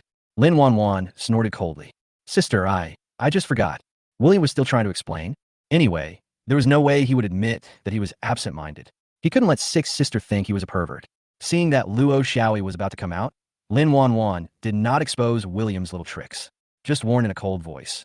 "William, you must behave yourself here and don't have any bad thoughts." "Yeah, I know, don't worry." William nodded rapidly, looking very obedient. Lin Wanwan didn't know what to say anymore, so she packed up and climbed onto Luo Xiaoyi's bed, ready to go to sleep. William waited until Lin Wanwan and Luo Xiaoyi fell asleep before he carefully climbed onto the bed and pulled the bed curtains tightly, leaving no gaps. This was his first time spending the night in the girls' dormitory, and he was still nervous. He came to help Lin Wanwan solve the problem, but he could not reveal his identity and cause unnecessary trouble for Lin Wanwan. This worry made him unable to sleep at all. In a daze, he seemed to hear a slight sobbing sound. After careful identification, it turned out to be sent by Lin Wanwan. He got out of bed carefully and crawled to the other side, and found that Lin Wanwan and Luo Xiaoyi were already asleep. And there were indeed traces of tears in the corners of Lin Wanwan's eyes. William suddenly felt distressed. He didn't understand how much grievance Lin Wanwan had hidden in her heart. When she was awake, she looked fine, but when she fell asleep, she even cried in her dreams. He couldn't help but reach out his hand and try to wipe away the tears from the corners of Lin Wanwan's eyes. But as soon as he touched it, Lin Wanwan seemed to feel something and raised his hand to punch him. William was knocked off the bed without any preparation. Covering his aching eyes, he dared not make a sound. I even felt a little relieved. It would be great if Lin Wanwan could keep her ruthlessness in the daytime. That way, no one in school would dare to bully her. William barely slept the entire night. Early the next morning, he went to wash and pack before Lin Wanwan and Luo Xiaoyi got up. When Lin Wanwan got up, William was already sitting there reading a book. This time, William was serious. Clear your mind of distracting thoughts and look carefully at their professional course materials. But when he turned around, Lin Wanwan was stunned. Because William actually has panda eyes. Chapter 75, please start your performance. You, what's wrong with you? Lin Wanwan was startled. William sighed helplessly. It seemed that Lin Wanwan really didn't remember anything. The crying and the punch last night were both unconscious actions in my sleep. Seeing that William didn't say anything, Lin Wanwan had a bad guess in her mind. She looked back at Luo Xiaoyi and saw that she was still concentrating on washing up. So she lowered her voice and asked, William, didn't you go out last night? William didn't react for a moment. William, tell me honestly, did you sneak out to do something bad last night and get beaten up? William's eyes seriously. William opened his mouth in surprise, and after a long while he uttered a sentence, no, sister, is this how you think of me? Lin Wanwan also suddenly realized why she really thought William was a pervert. But you can't blame her. It was William who had such obscene thoughts before. William sighed helplessly and didn't explain anymore. Hey, you can't say that I heard Six's sister crying in her dream at night, and then I wanted to show some concern, and then I got punched, right? With Six's sister's personality, she would definitely feel embarrassed if this kind of thing were to be spoken out. Forget it. Just apply ice to your eyes for a while, and they'll be fine. Hearing these thoughts, Lin Wanwan's face suddenly froze. If her family had not repeatedly reminded her at home that they could hear William's thoughts and must not let William himself find out, she might really not be able to hold it anymore. Even so, she was still shocked. He turned around and took a long time to return to normal. William's panda eyes are because of her? She had no idea when she started crying in her dreams. Sometimes when she woke up, she felt discomfort in her eyes, and she thought it was because she didn't sleep well. Also, I actually beat people in my dreams. Well, William, there are no important classes in the morning. You can apply some on mask in the dormitory first, and then we can go to the professional class together in the afternoon. Lin Wanwan said this and ordered a few ice packs from her mobile phone. William had the same idea. He didn't sleep well the night before and wanted to make up for his sleep during the day. After Lin Wanwan and Luo Xiaoyi went to the library together, he took a nap with his eyes frozen. In the afternoon, William followed Lin Wanwan to the classroom. The atmosphere in a girls' school is indeed different from that in an ordinary university. Even though the teacher hasn't arrived yet, the classroom is relatively quiet. Everyone was either reading a book or chatting quietly. But this silence was soon broken by the teasing sounds that came from far away. I saw Lu Fei and a few girls that day walking into the classroom, talking and laughing loudly. Some girls in the classroom showed a flash of displeasure in their eyes, but they didn't dare to show it. No one wants to provoke this school bully and bring themselves into a lot of unnecessary trouble. Lu Fei and his group obviously didn't care whether they were annoying others or not. They just walked towards the back of the classroom. Seeing William and Lin Wanwan, their expressions changed slightly, and then they sat not far from them. After sitting down, he did not forget to give them a provocative smile. It's true that once the wound heals, the pain is forgotten. William didn't care at all. He has 100 ways to deal with people like this. What's more, the melon-eating system just gave him some explosive news. After a while, the teacher came. William was tall and caught the teacher's attention almost immediately. Are there any new students today? Yes. Before William could answer, a girl next to Luffy said sarcastically, and this new student is very good. Oh, really? The teacher didn't seem to understand the deeper meaning of the girl's words and asked curiously, does this new student have any talents? Another girl agreed. Of course, we've all seen it. We have to let her perform again in front of the whole class today. As soon as these words were spoken, most of the girls around Luffy started to make a noise. Seeing that the atmosphere was already like this, the teacher smiled and said, new student, it seems that everyone wants to see your talent. Do you mind giving a simple performance after introducing yourself? No, of course not. William also had a smile on his face. He had long anticipated that Luffy had bad intentions and would definitely find the right opportunity to cause trouble for him. Coincidentally, this was the moment he had been waiting for. He will let Lu Fei see what it means to shoot oneself in the foot. After a brief self-introduction, William slowly talked about his talent. I'm not afraid to tell you. I can actually hear animals talk, and these animals often tell me some unknown secrets. After these words were spoken, not only the girls on Luffy's side, but also other people in the class became interested. After all, we are all girls. Who can refuse to listen to gossip? William smiled faintly. I know you may not believe me, so today I'll tell you a few secrets that animals told me. These secrets cannot be known by anyone except the parties involved. When I tell them, the parties involved will definitely be very anxious. This way you can tell the truth from the false. Chapter 76. Large-scale melon-eating scene. William's words aroused the curiosity of the students present. Everyone looked at him expectantly, including the girls on Luffy's side. They were just waiting to see William get embarrassed. Then tell us quickly, Don't worry, we are all watching for you. If anyone is exposed, we will help you catch them as soon as possible to prove your words. These words may seem like help, but they are actually threats.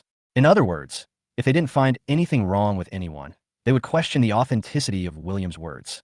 William still had a smile on his face. Thank you in advance. You must watch carefully. After saying that, he cleared his throat and began to tell the story vividly. There's a girl in our class whose family is well off, but her father has been focusing on work and neglecting her since she was a child. As a result, she lacks fatherly love and becomes rebellious when she grows up. She likes to hang out in nightclubs and find older men. She would rather be someone's mistress. Later, she became pregnant with one of the uncle's child. As luck would have it, her father found out about this, and they had a big fight. Her father insisted on meeting the man who had made his daughter pregnant. Later, he really met him, but at a banquet hosted by a distant relative. Father discovered that the man was actually his cousin. William finished speaking. There was a moment of silence. Soon, people began to question it. Wait, so that girl is dating her cousin? Does her cousin know about it? No, you're stupid. Cousins aren't distant relatives. How could a girl not know her uncle? It's hard to say. It's not impossible that many relatives stop contacting each other after encountering conflicts. Seeing that many people were questioning the authenticity of this matter, the girls around Lu Fei took the opportunity to embarrass William. William, you just assured me that this is true, but we didn't find anyone wrong. Yeah, I think you made that up. Several girls were chattering. William narrowed his eyes and said meaningfully, Are you sure you have observed everything? Do you want to take another look? Just look. Several girls began to stare at other students' faces carefully. But after looking around, I still couldn't find anyone with a problem. Sister Faye, this kind of thing must be made up. What do you think? A girl asked Luffy in a slightly flattering manner. When I turned around, I found that Luffy looked a little strange. The little face was pale, the pupils were constantly trembling, and the mouth was tightly pursed. It seemed as if he was suppressing the tension in his heart. Lu Fei has always been arrogant and domineering. Because of what happened yesterday, she hated it the whole night and was waiting for an opportunity to take revenge today. Logically speaking, you shouldn't remain silent at a time like this. Soon, other people also noticed the abnormality here. A dumber girl asked stiffly, Faye, Sister Faye, could it be that they are talking about you? Before he could finish his words, the girl next to him covered his mouth and gave him a fierce glare. The other girls immediately made up for it. I think this guy is talking nonsense. He actually dared to spread rumors about Sister Faye. Do you believe me or not? But before she could finish, William spoke again. This girl is really pitiful. She could have handled the pregnancy issue by herself, but unfortunately the pregnancy test stick was discovered by a roommate. This roommate usually acts very nice to the girl, but in fact he is very jealous of her. He secretly told the girl's father about the pregnancy, which led to a fight between the father and daughter. Oh my god, this feels like a palace drama. Other students couldn't help but complain. Hearing William's words, Luffy suddenly raised her head and looked at the girl who had just offended her. It's you, right? At this time, Lu Fei had already collapsed. He didn't care that there were other people around him and grabbed the girl's collar. The girl in the back row was startled and hurried to stop the fight. Sister Faye, calm down. This is just William talking nonsense. Don't take it seriously. Luffy seemed to realize that something was wrong and slowly let go of his hand. At this time, William spoke again. This is just the beginning. There are more explosive things to come. Other unrelated students have long been attracted by this big melon. When they heard there was something even more powerful, they all pricked up their ears. That girl only looks powerful on the surface. In fact, she has been schemed against by the people around her. Take the uncle she knows, for example. She thinks they are all romantic encounters, but in fact, all the encounters were deliberately arranged by someone. You know how much some rich uncles spend their money? They have some small groups that organize group sports every once in a while. And because they are rich, they always invite pretty girls. In order to get more money, these girls will drag their sisters into it. The uncle that the girl encountered earlier was brought to her in this way. In other words, she played with what others had left behind. At times like this, everyone can think a little darker. That's right. The girl's sister accidentally found out that one of the uncles was the girl's cousin, so she deliberately arranged for the two of them to meet. After all, this is the only way. Stimulate. William uttered the last word and there was silence. Chapter 77. Taken away by the director. The classmates slowly turned their eyes to the girl sitting behind Lu Fei, their expressions filled with surprise and inquiry. They also gradually realized that the very first protagonist in the story, told by William, was Luffy. What happened afterwards was that whenever someone spoke up to defend Luffy, related gossip would be exposed. Based on this inference, the person William just mentioned is the girl sitting behind Luffy. At this moment, Lu Fei seemed to recall something and slowly turned his head to look over, saying in disbelief, I remember that it was you who took me to that party in the beginning. How could you do this to me? The girl opened her mouth to explain, but facing the gazes of so many people, she paused for a moment, then suddenly smiled with relief, and her expression became sarcastic. You should thank me, right? It's because I know you like those old men, so I introduced them to you, just as you wished. I saw that you had a lot of fun during that time. So why do you want to turn against me now? You. Luffy was shaking with anger. The girl was obviously very satisfied with Lu Fei's appearance and continued. Okay, stop pretending to be a victim. Don't you know what a dirty thing you are? You talk as if you wouldn't play without me. After saying that, he didn't forget to roll his eyes at Luffy. Luffy was so angry that he almost fainted. If someone had spoken to her like this in the past, she would have fought back angrily. But today the situation has changed again and again. She has been betrayed by the people around her. Her brain is a mess, and she has no idea who to trust. Finally, she couldn't bear it anymore and exploded. I'm usually so nice to you, and you dare to hurt me. I'm going to fight you. Lu Fei picked up the textbook on the table and threw it at the girl in the back row. The girl's temper flared up instantly, and she grabbed Lu Fei's hair. You are a young lady. You only bully others every day, and you have never been nice to others. Know who you are. As she spoke, she raised her hand and poured a cup of milk tea on Luffy's face. The people around hurriedly dodged, and no one dared to step forward to stop it. The noise became louder and louder, and the teacher finally realized that something was wrong. You two students, calm down, calm down. However, the two parties were already furious, and no one listened to her. They tore each other's clothes and hair like madmen in the street. The clothes were torn, revealing all kinds of spring scenes. A lot of hair was pulled out and scattered on the ground. The teacher had no choice but to call his leader. After a while, the director of the School of Arts hurried over with two female security guards. The security guard rushed over and started pulling the two people apart with great difficulty. The director's surname is Zhou, and he's a man in his 40s. Seeing that the two girls were in this state, he immediately turned his head away and waved his hands impatiently. What a mess. Why don't you go back and change your clothes? Although Luffy and the other two were unwilling to give in, they also realized their own embarrassment. Besides, they'd been fighting for so long that they no longer had any extra energy. In this way, they left the classroom with the help of others. Director Zhou looked around the classroom and asked unhappily, what on earth is going on? How could a fight break out during class? The teacher suddenly realized that he should be held accountable. In order to clear herself of the matter, she quickly recounted what had just happened in class. Although Director Zhou was angry, this kind of thing was indeed an accident, and it was hard to say who to blame. But when he saw William, the culprit, a gleam of light flashed in his eyes, and his face suddenly became stern. Ahem, so this student is the one who caused this chaos. It's her. She seems to be a new transfer student. The teacher didn't know why Director Zhou suddenly wanted to pursue the matter again, so he could only answer truthfully. Then classmate, come to my office with me. Director Zhou pointed at William. William was also a little confused. Both people who were fighting could leave, but instead he was asked to go to the office. What's the logic behind this? But since it has come to this, he can only follow and see the situation. Lin Wanwan was worried about William and wanted to go with him, but was stopped by Director Zhou. Other students, please stay in the classroom and continue your studies. There was no choice but for Lin Wanwan to return her seat. In her impression, Director Zhou was not an overly strict person. What's going on today? After leaving the classroom, William followed Director Zhou upstairs to the director's office. This office is not big, but it belongs to Director Zhou alone. William walked in. He heard a click behind him. Director Zhou actually locked the door. Seeing Director Zhou's strange look, William suddenly had a bad feeling. At the same time, the melon-eating system in his mind started to ring, telling him something about Director Zhou. After hearing the system's prompt, William's face turned even worse. Chapter 78, My Bigger Than Yours. In the classroom, although the class had already started, everyone's minds were still focused. Many people who normally hated Luffy and his gang were whispering excitedly. They think William is so handsome. He dealt with these school bullies clearly and let them fight among themselves without involving himself at all. In the classroom, only Lin Wanwan had a sad look on her face. Of course, she was happy that Lu Fei was punished. But now that William was called away by Director Zhou, she always felt a little uneasy. Wanwan should be fine. Director Zhou usually just likes to put on airs and won't make things too difficult for students. Luo Xiaoyi persuaded from the side. I know, but William is not a girl. Moreover, she had just sent a message to her eldest sister to inquire about it. Her eldest sister said that in order not to expose William's identity, they only took care of the principal and the person in charge of dormitory management at the school. They were not alarmed at all by people like the director of the college. So, what should William do if Director Zhou finds out?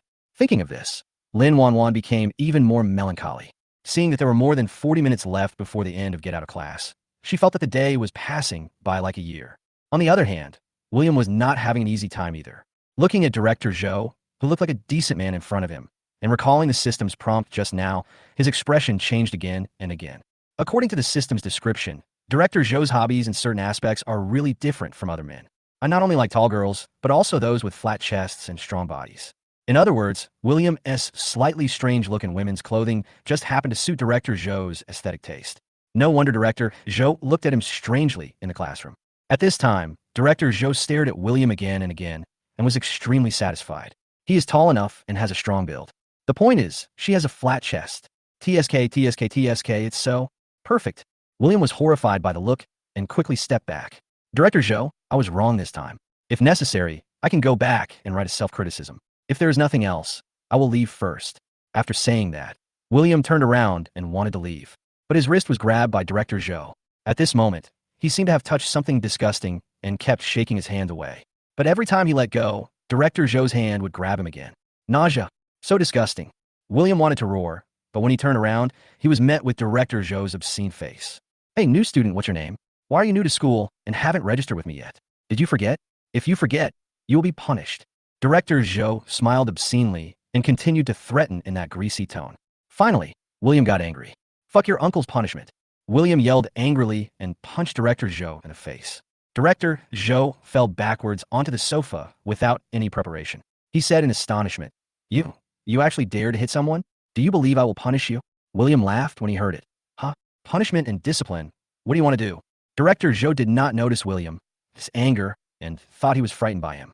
Then he put on his previous smile, leaned back on the sofa leisurely, and waved to William. I don't want to do anything.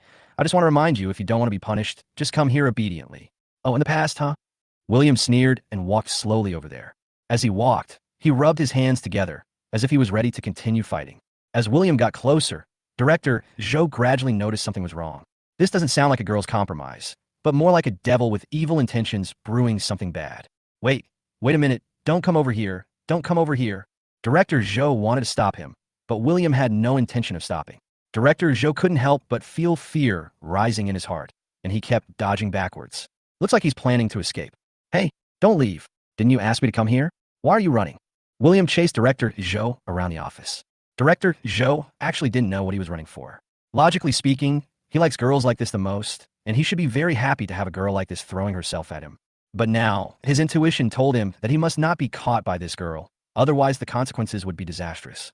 While he was distracted, he was suddenly tripped by the corner of the table and fell to the ground.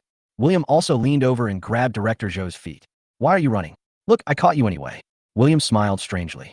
Director Zhou continued to shrink back in fear, and while struggling, he didn't even notice that his belt was loose.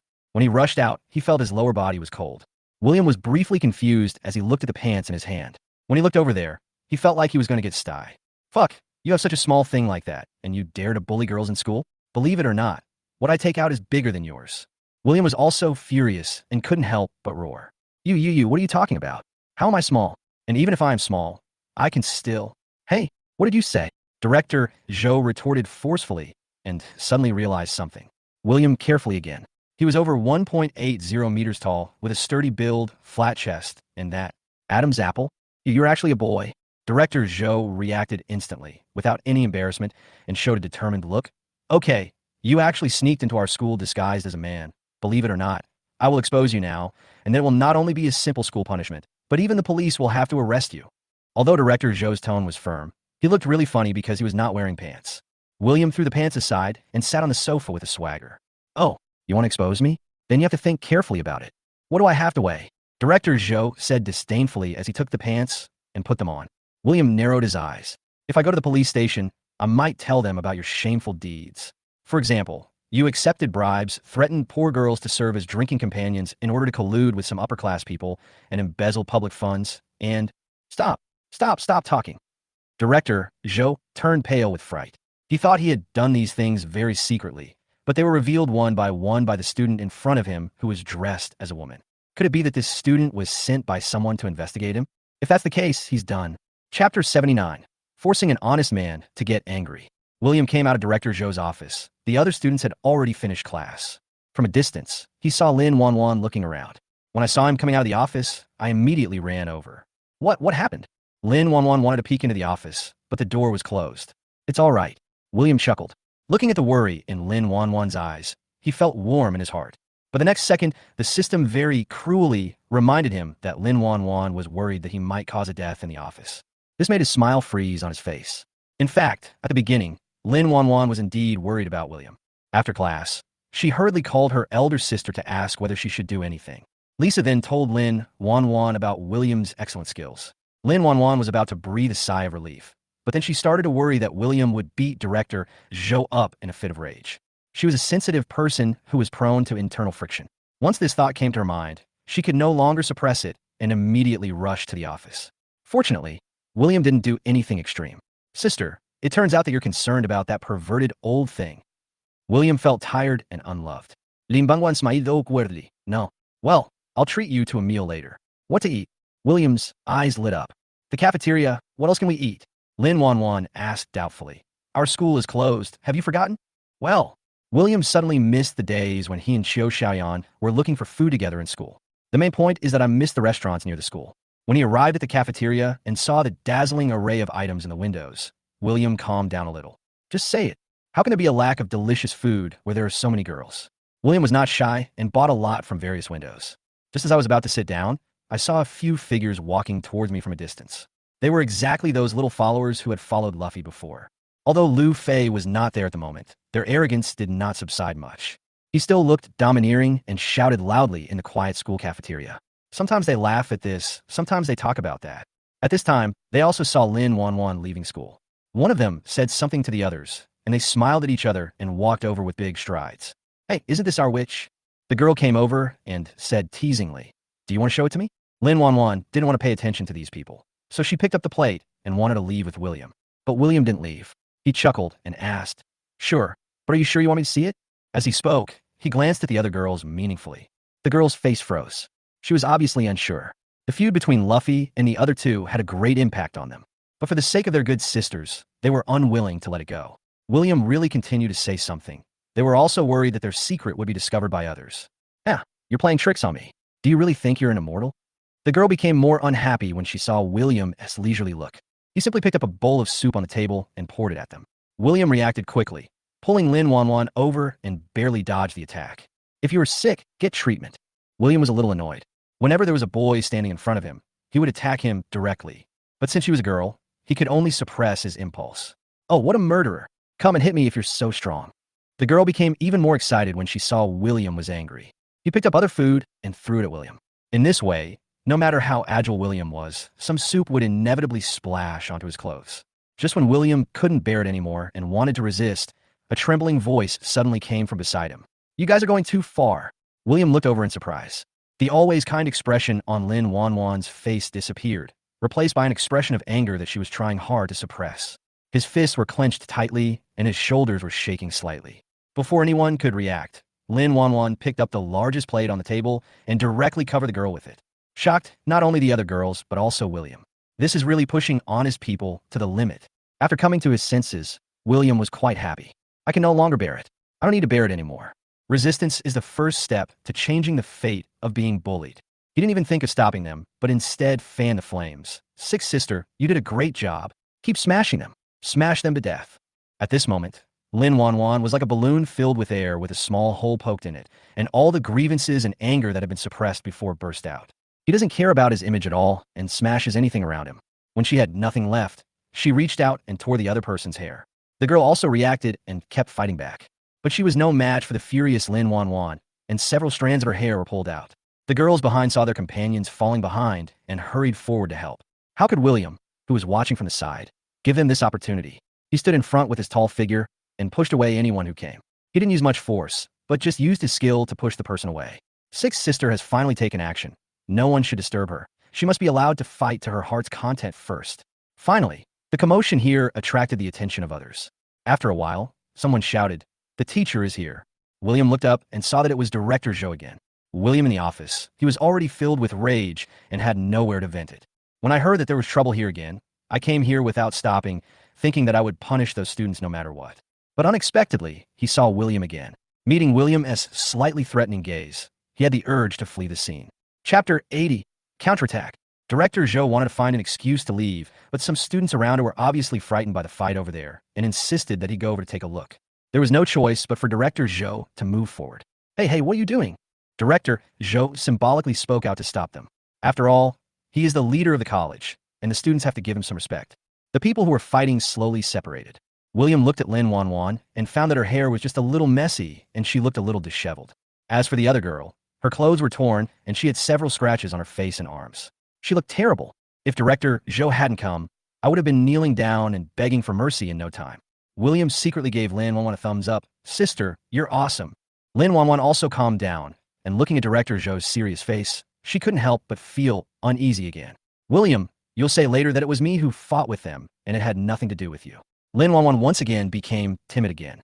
William smiled confidently. Sis, trust me, just keep quiet and let me handle it. William in confusion, but seeing that he remained calm, she had no idea what he was up to. Ahem, what the hell is going on?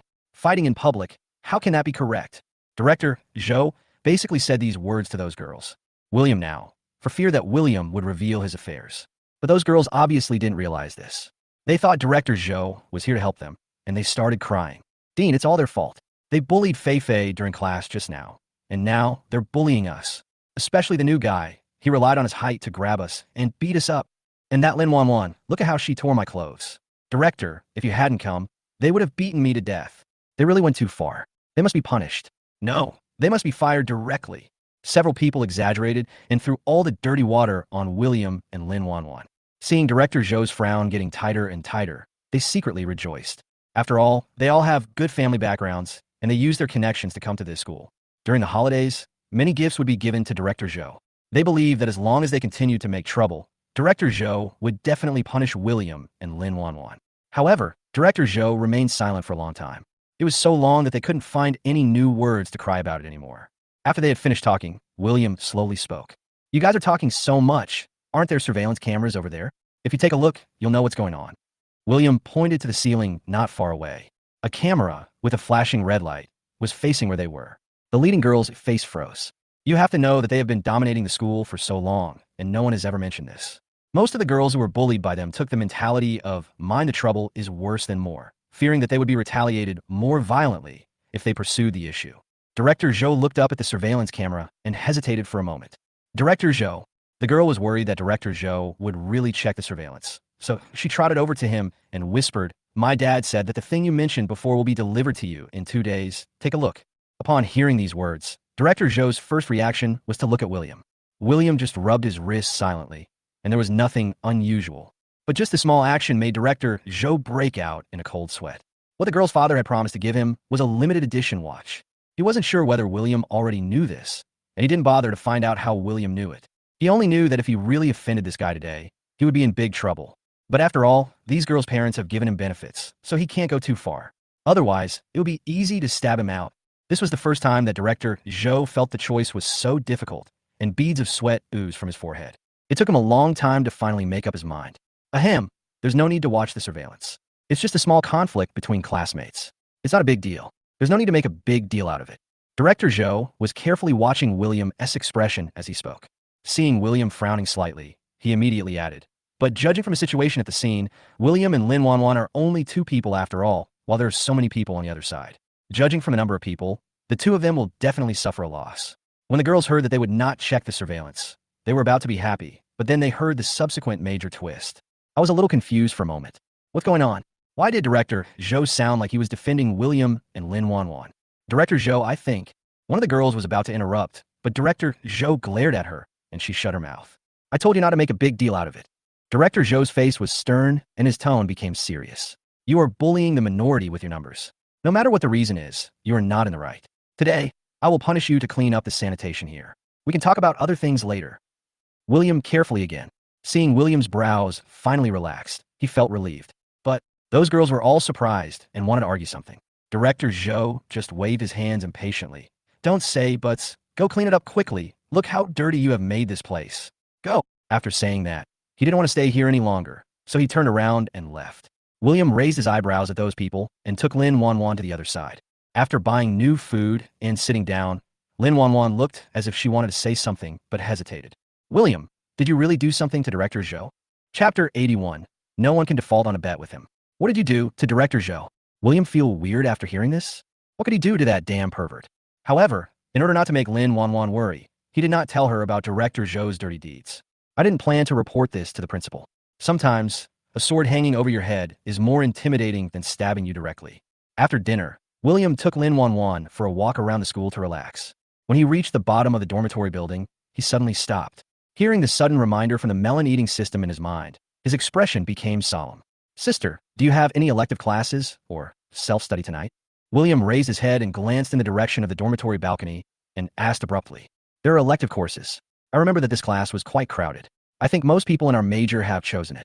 After thinking for a moment, Lin Wanwan told the truth. Then why didn't you choose? William was stunned, thinking that Lin Wanwan was being excluded again. Lin Wanwan quickly explained, because I already took it last semester, the credits for this semester have been adjusted, and many people who didn't have extra credits before have to take 1 or 2 more classes this semester. The teacher of this class is very interesting, so everyone chose this one. So that's how it is.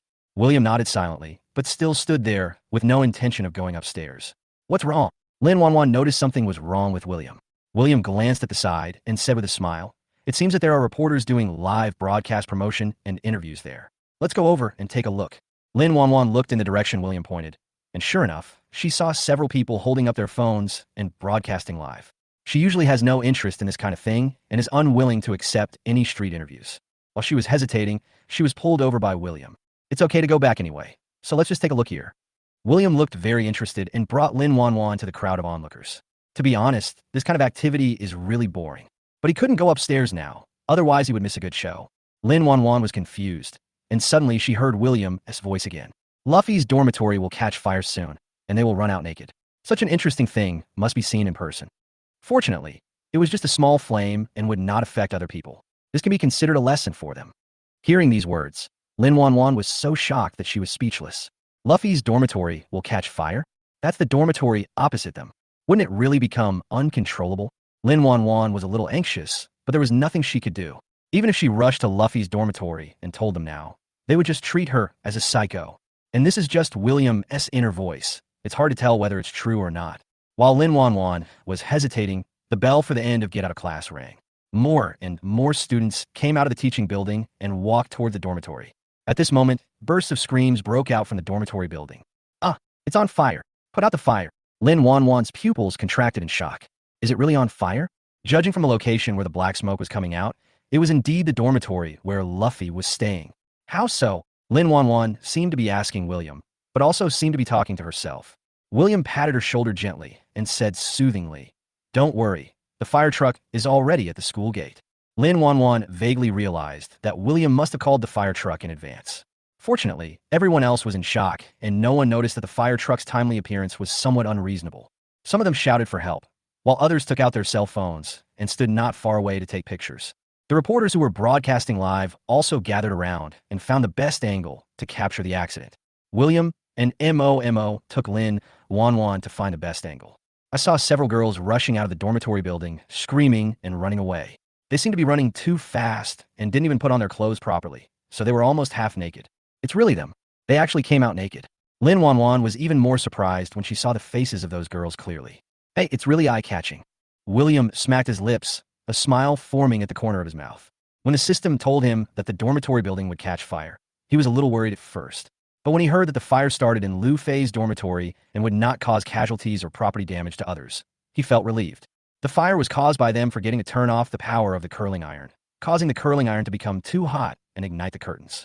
In fact, the fire was very small at the beginning. As long as they turned off the power in time and poured a cup of water on it, it could be extinguished. But they were all spoiled and had never seen such a scene before, so they were so scared that they just ran away. So after William confirmed with Lin Wanwan that most people on that floor had gone to class, he decided to watch the show. These girls have ignored the dormitory rules, and it's time they were taught a lesson. The fire truck arrived quickly and put out the fire quickly. The fire grew even smaller than previously expected, burning only the curtains and a table by the window. Although the fire was small, it caused great psychological stimulation to Luffy and his companions. After receiving the news, the school leaders also rushed over. After learning the cause of the fire, he scolded Luffy and the others and punished them all. Lin Wanwan watched all this and suddenly realized something. She looked at William in surprise. Can William really predict the future? What's wrong? William asked with a smile. No, it's okay. Lin Wanwan didn't dare to speak out her guess. She was afraid that once this matter was exposed, the situation would get out of control. Look, sister, no one can break a bet with me. William finished speaking.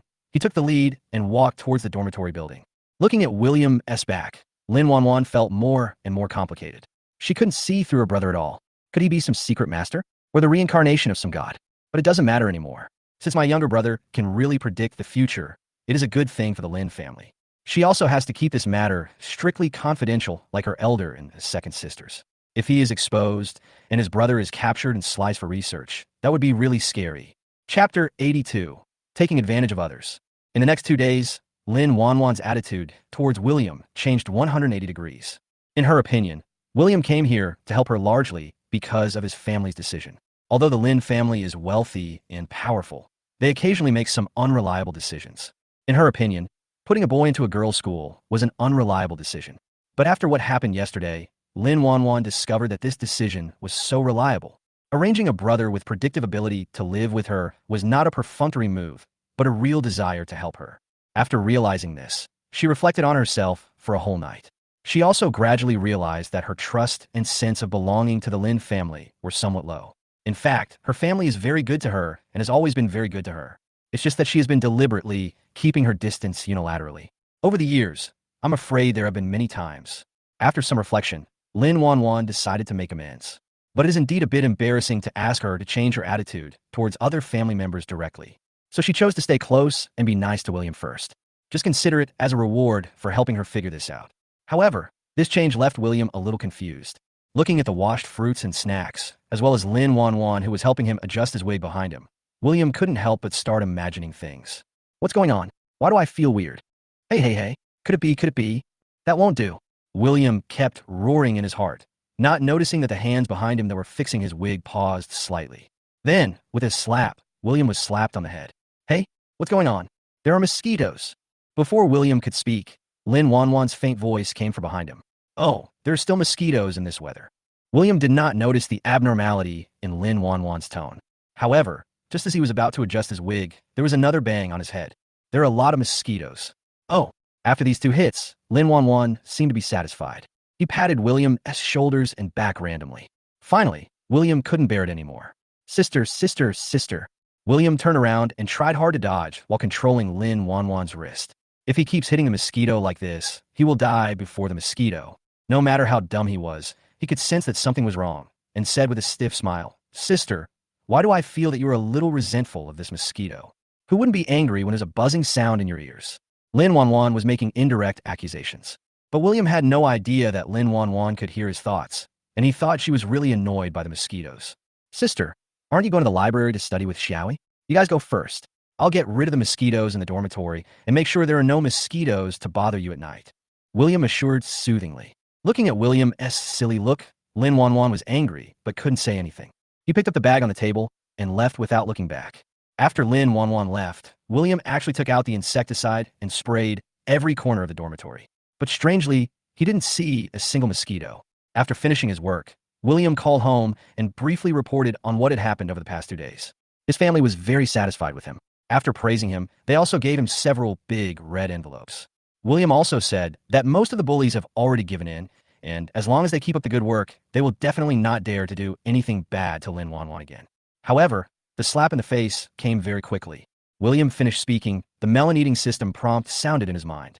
His face suddenly changed. Without bothering to explain to his family on the other end of the phone, he immediately hung up the phone and rushed out of the dormitory. The system said that Lin Wanwan was bullied again, and he is still bullied by those girls who he calls have surrendered. These people really have no memory. William quickly rushed to the door of the old utility room on the basement floor of the library, picked up an iron rod from the corner, and smashed the door lock. With a bang, the lock was smashed open. William rushed in and saw Lin Wanwan curled up in the corner. Sister. William's heart rushed straight to his mind. This utility room had obviously not been cleaned for a long time. It was dusty everywhere and smelled musty. At this time, Lin Wanwan was squatting there, hugging her legs with her arms, looking very embarrassed, with coffee splashed on her hair, and her clothes were dirty. William immediately took off his coat and put on Lin Wanwan. Sister, it's okay, don't be afraid. But it was different for what he imagined. Lin Wanwan raised her head. There was no fear or tears in her eyes, but instead they were filled with deep anger. They are going too far. Lin Wanwan combed her hair casually and wiped her dirty face. William had never seen Lin Wanwan like this before, and for a moment he didn't know how to comfort her. Sister, I will definitely help you teach those guys a lesson. Please don't. I'm really fine. I've figured it out. If I keep hiding from them, they'll only get worse. I don't want to endure it anymore. Lin Wanwan clenched her fists tightly, her eyes determined. William, accompany me to the principal's office. Chapter 83 Vice Principal. William was originally very happy to see Lin Wanwan so cheered up. But considering that Lu Fei is the vice principal's daughter and has been domineering in the school for so long, it is impossible that the father is completely unaware of it. Since you have chosen to indulge her, even if Lin Wanwan goes to him like this, I'm afraid there will be no good result. William also considered whether he should go directly to the principal. But Principal Zheng seemed to be very busy and was always away from school. All affairs in the school are managed by the vice principal. While hesitating, William and Lin Wanwan had already reached the top floor of the office building. Just as he thought, the principal's office was locked and no one was there. Only the vice principal's office had its door open, and from afar one could hear the sound of talking and laughing coming from inside. Lin Wanwan obviously realized something and stopped. How about we come back another day? Or let our parents call the principal directly? William suggested quietly. Lin Wanwan pursed her lips, thought for a moment, and then silently shook her head, her eyes becoming firm. Even if I know that he won't deal with his daughter, I can't be mute. As long as I say this openly, then if he continues to indulge him, it will be different from the current situation of turning a blind eye. William felt that what Lin Wanwan said made sense. It's like theft and robbery. They seem similar, but in fact there is a huge difference. The previous vice principal could at best be considered as playing deaf and dumb, but when they explained everything about Luffy's bullying of his classmates, the vice principal sat back and did nothing, which was a deliberate cover-up. After figuring this out, William secretly turned on the video recorder on his phone in order to avoid being bitten back at later. Taking a deep breath, Lin Wanwan knocked on the door gently.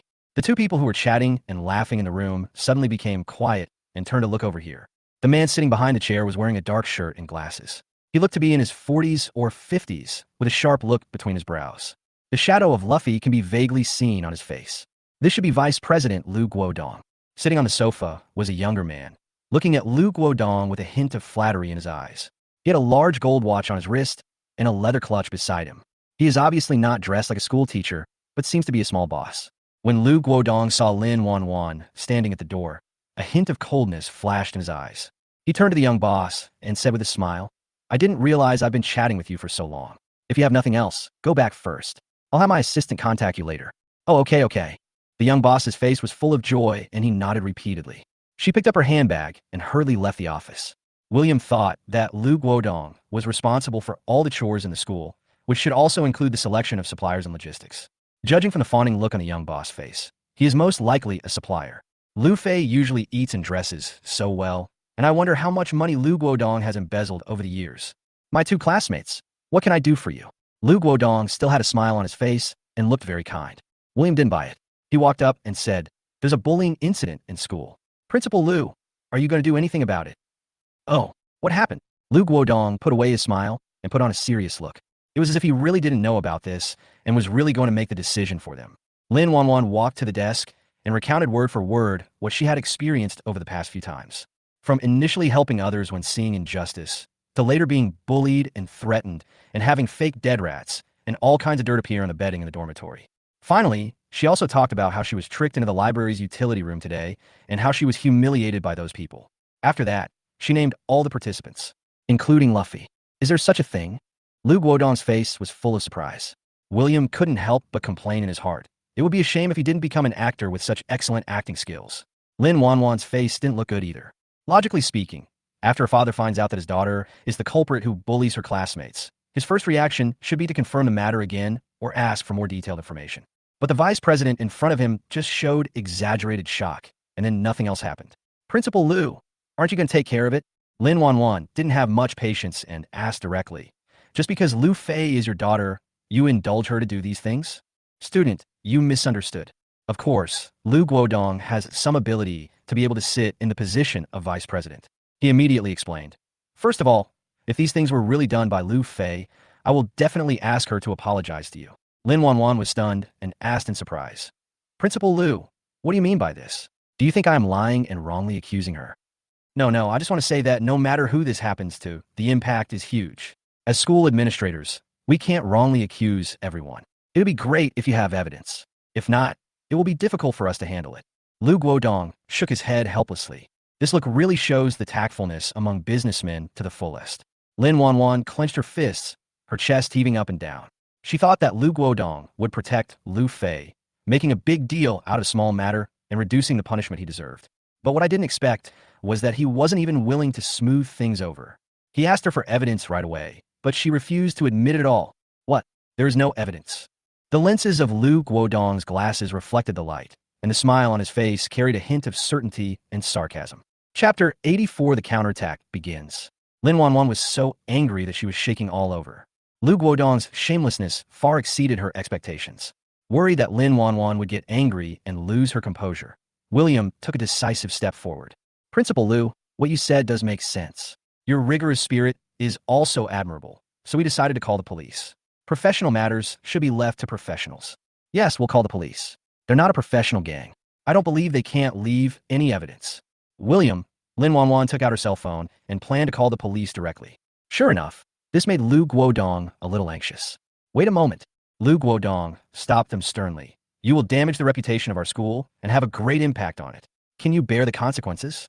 William curled his lips in disdain. These days, the perpetrators don't have to be held accountable, but the victims are held responsible.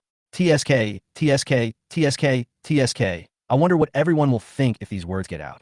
Lu Guodong's face darkened. The two people in front of him were probably the most difficult students he had ever met in all these years. In the past, even if someone dared to complain to him, he would persuade them to leave with a few words of threats and consolation. But William and Lin Wanwan just wouldn't listen to any persuasion. After thinking for a moment, Lu Guodong said in a deep voice, Lin Wanwan, you can call the police, but I have to say something in advance. According to your description just now, what those people did to you was at most some pranks. They did not cause any substantial harm to you. Let's not talk about whether the police can find out these small things. Even if they can find out everything, they will not be arrested and sent to jail. At most, they will be criticized and educated. But by then, your days in this school will be. He didn't finish his words, but he made no secret of the threat.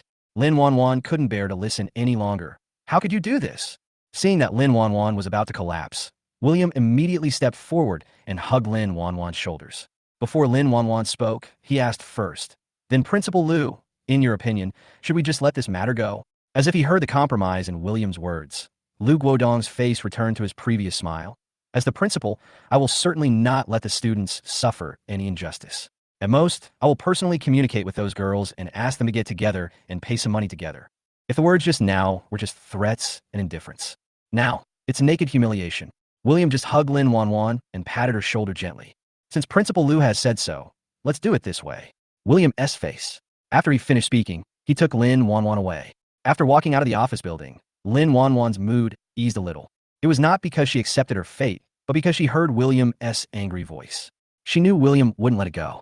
Since this way doesn't work, let's find another way. The next day, Lin Wanwan and William came to the classroom as usual. Not long after he sat down, Luffy came with his followers. Sometimes, William still admires Luffy a little. I didn't expect that after such a big conflict, even to the point of pulling each other's hair in public, they could still reconcile. I don't know what kind of dealings took place between them, but William doesn't care. Since they like to join the group, let them enjoy everything together. Ah! A scream echoed throughout the classroom. Several dead mice and cockroaches fell out of Luffy's desk. Not a simulation toy, but the real thing. There was still blood on the dead mouse's neck. Obviously, it had died not long ago. Ooh, who did it? Luffy turned pale with fright and angrily questioned everyone present. Soon, she locked her eyes on William, who was sitting not far away. William could find the mouse once, he could find a second time. She firmly believed that these things must have been put there by William. But before she could say anything, another exclamation came from the side. Why? How could this happen? I saw a follower sitting on a chair, unable to stand up no matter how hard he tried. The skirt was stuck tightly to the seat. The adhesive force is very strong and cannot be removed no matter how hard you try. Apparently, it can be taken off or cut off the most. The girl was completely devastated and glared around. At this time, the teacher came. Looking at the noisy students in the classroom, the teacher scolded them sternly. This teacher has always been known for his ruthlessness. Even Luffy is unwilling to have a head-on conflict with him. There was no choice but to sit down quietly and wait until the get out of class was over. However, as soon as the teacher announced the end of class, William and Lin Wanwan quickly left the classroom. He didn't give Luffy and the others any chance to speak. William had already contacted the dormitory manager and had the lock on the door changed so that no one could enter or leave the dormitory at will. What happened in the afternoon class was even more outrageous. Luffy happily took the milk tea handed to him by his companion, but he spat it out after taking a sip. She discovered that the milk tea had been replaced with a cup of paint water. The bitterness in her mouth was driving her crazy. No need to ask, it must have been William and Lin Wanwan who did it. But this class was an elective, and William and Lin Wanwan didn't come at all, so she could only suffer in silence. When he returned to the dormitory at night, Lu Fei was so angry that he sat down on the chair. But she soon discovered something was wrong. Their dormitory had a bed above the bed and a desk underneath. But at this moment, she discovered that blood was constantly oozing from the bedboard above her head. Some of the blood flowed down the wall, and some of it dripped directly onto her table. Papa, this scene is comparable to a horror movie. Ah, she was so scared that she screamed again. He quickly hid aside, staring at his bed in horror, afraid of seeing something on it. The brave roommate approached cautiously, raised his hand and touched the red liquid on the table, and found that there was no smell of blood. It's pain again. Luffy breathed a sigh of relief and quickly climbed onto the bed to check his bedding. When she saw the scene in front of her, her eyes went dark and she almost fell down. I saw a human figure painted on her bed with red paint, and it looked like someone had really died on it. Chapter 85, Boomerang. If his roommate hadn't supported him in time, Luffy would have fallen down.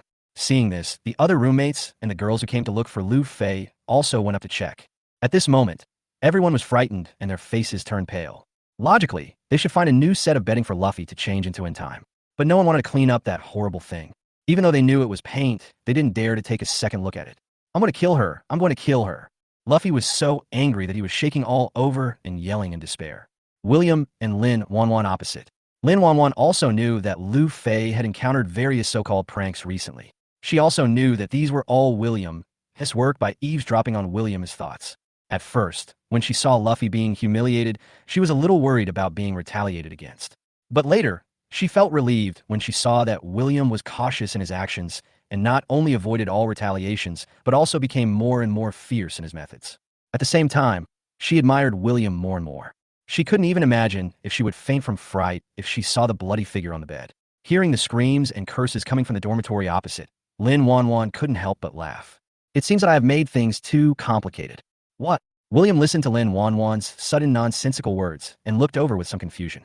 Lin Wanwan's eyes were always looking towards the door, as if she could see Luffy's collapse and embarrassment across the door.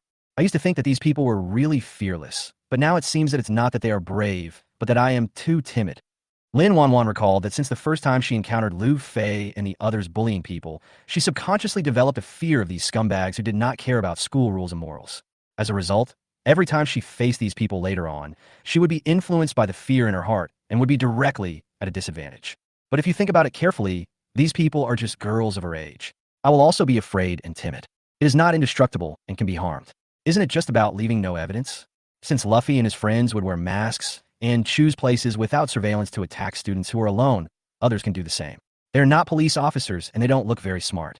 If we really start a plot ruthlessly, who will really be afraid of whom? There's no need to reason with such people. After figuring this out, Lin Wanwan seemed to have found the direction. She took out her cell phone and quickly created a group.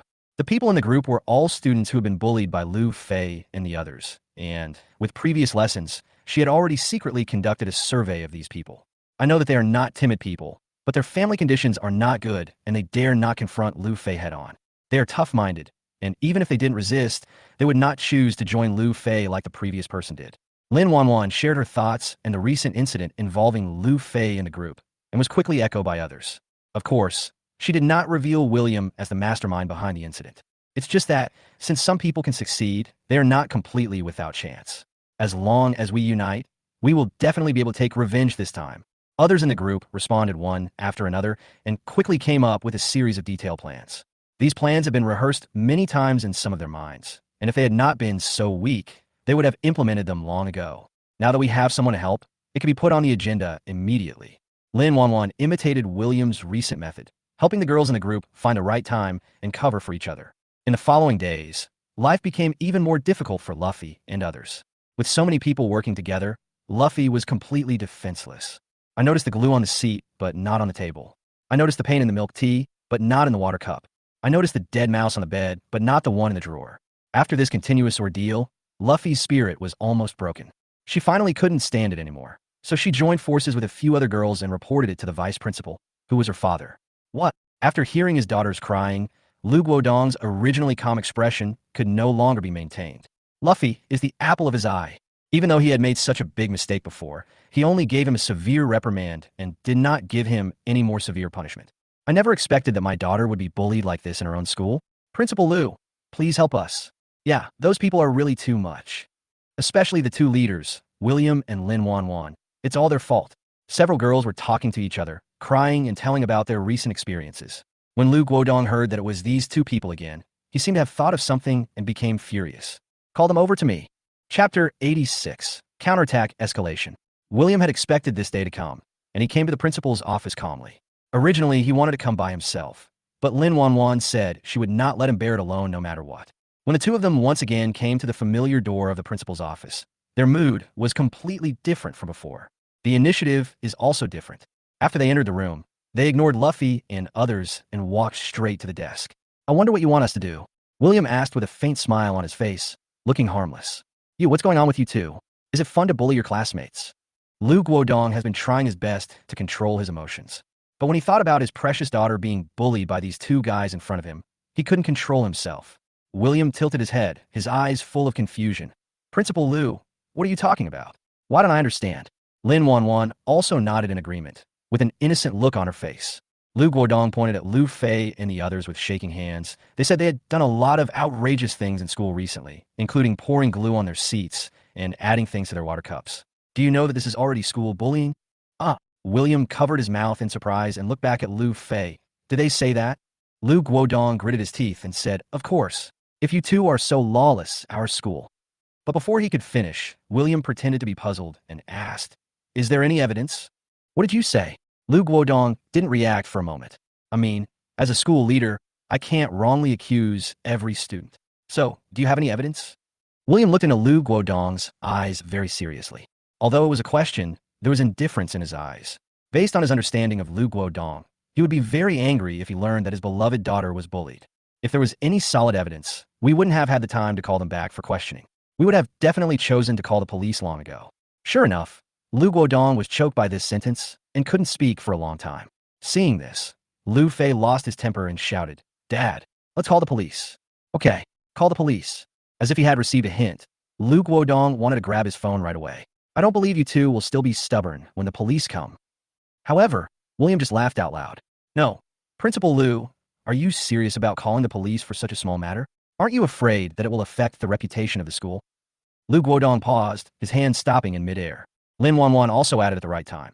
That's right, and even if the police come and find out that the matter is really as they said, it's just a prank at most. It won't cause any substantial harm to them at all. It's impossible for us to be arrested and sent to jail. At most, they will be criticized and educated. But at that time, it should have a great impact on the school and the girls, right? Hearing these familiar words, Lu Guodong felt dizzy. He almost wanted to ask subconsciously, so let's just let this matter go. But thinking back to the humiliation he had inflicted on them before, he forced himself not to say it out loud. But the girl next to Luffy didn't know the situation and asked the question loudly. So that's it. If you're really upset, we can pool some money together to compensate you, right? William was very happy to see the script proceeding as usual.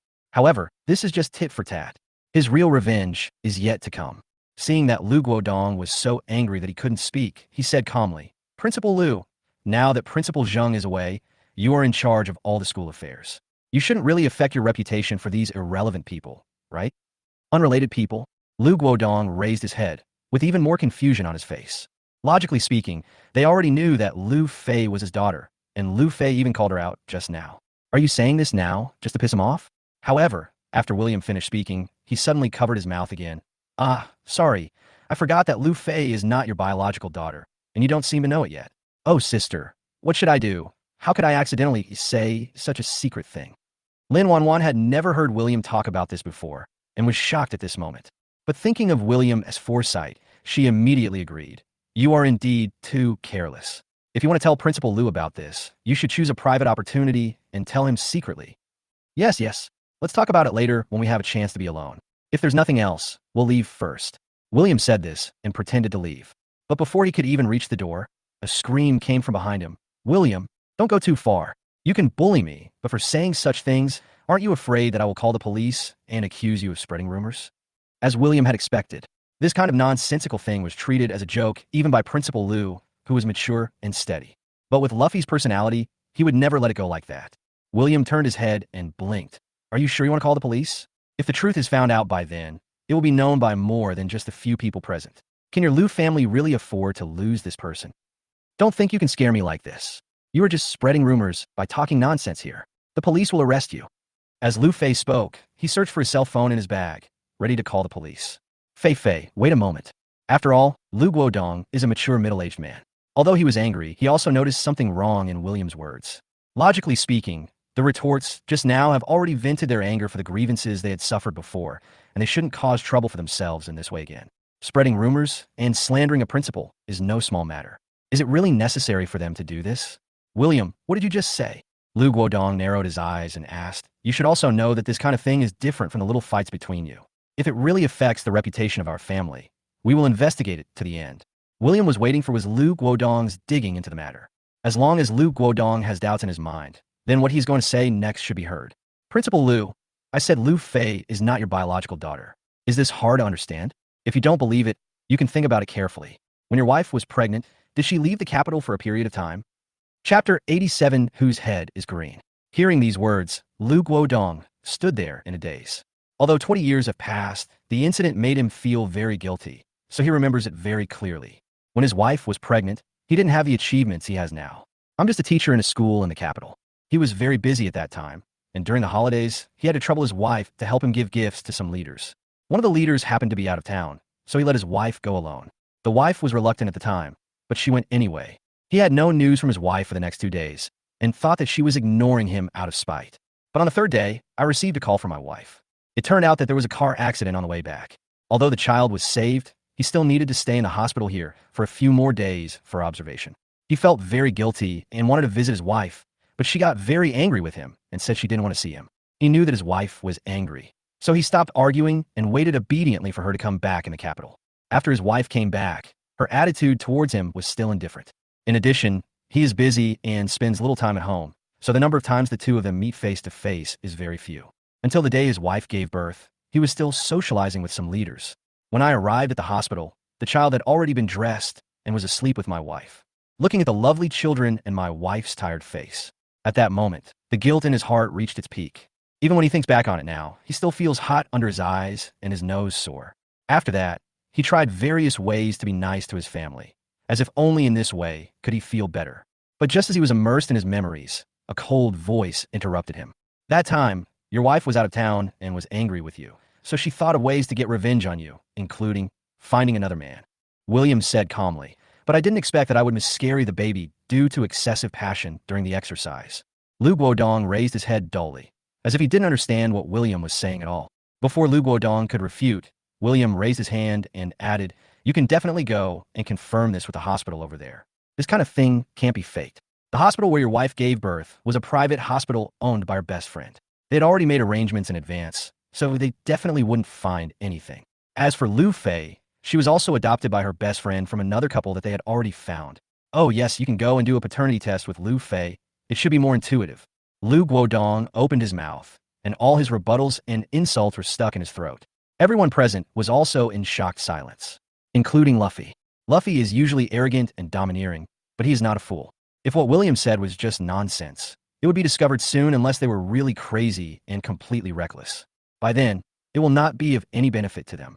William looked at the dazed Lu Guodong and couldn't help laughing. But it doesn't matter. Anyway, the first child your wife was pregnant with was not yours. For you, even if that child is still there, your situation is no different from now. What did you say? Lu Guodong finally couldn't stand it anymore and squeezed out a hoarse voice from his throat. Why do you say that? Although it was a question, it was obvious that he had no confidence. After round of blows, his mind was no longer clear. While feeling guilty in the memories, I'm also looking for some clues in the guilt. After having Lu Fei, your wife must have always wanted to have another boy with you, right? But she never succeeded, so she tricked you into going to the hospital for a checkup, and then she found out that you were infertile. William touched his nose to hide the gloating in his eyes. Then Luffy. No, the original child, whose is it? Lu Guodong was about to collapse.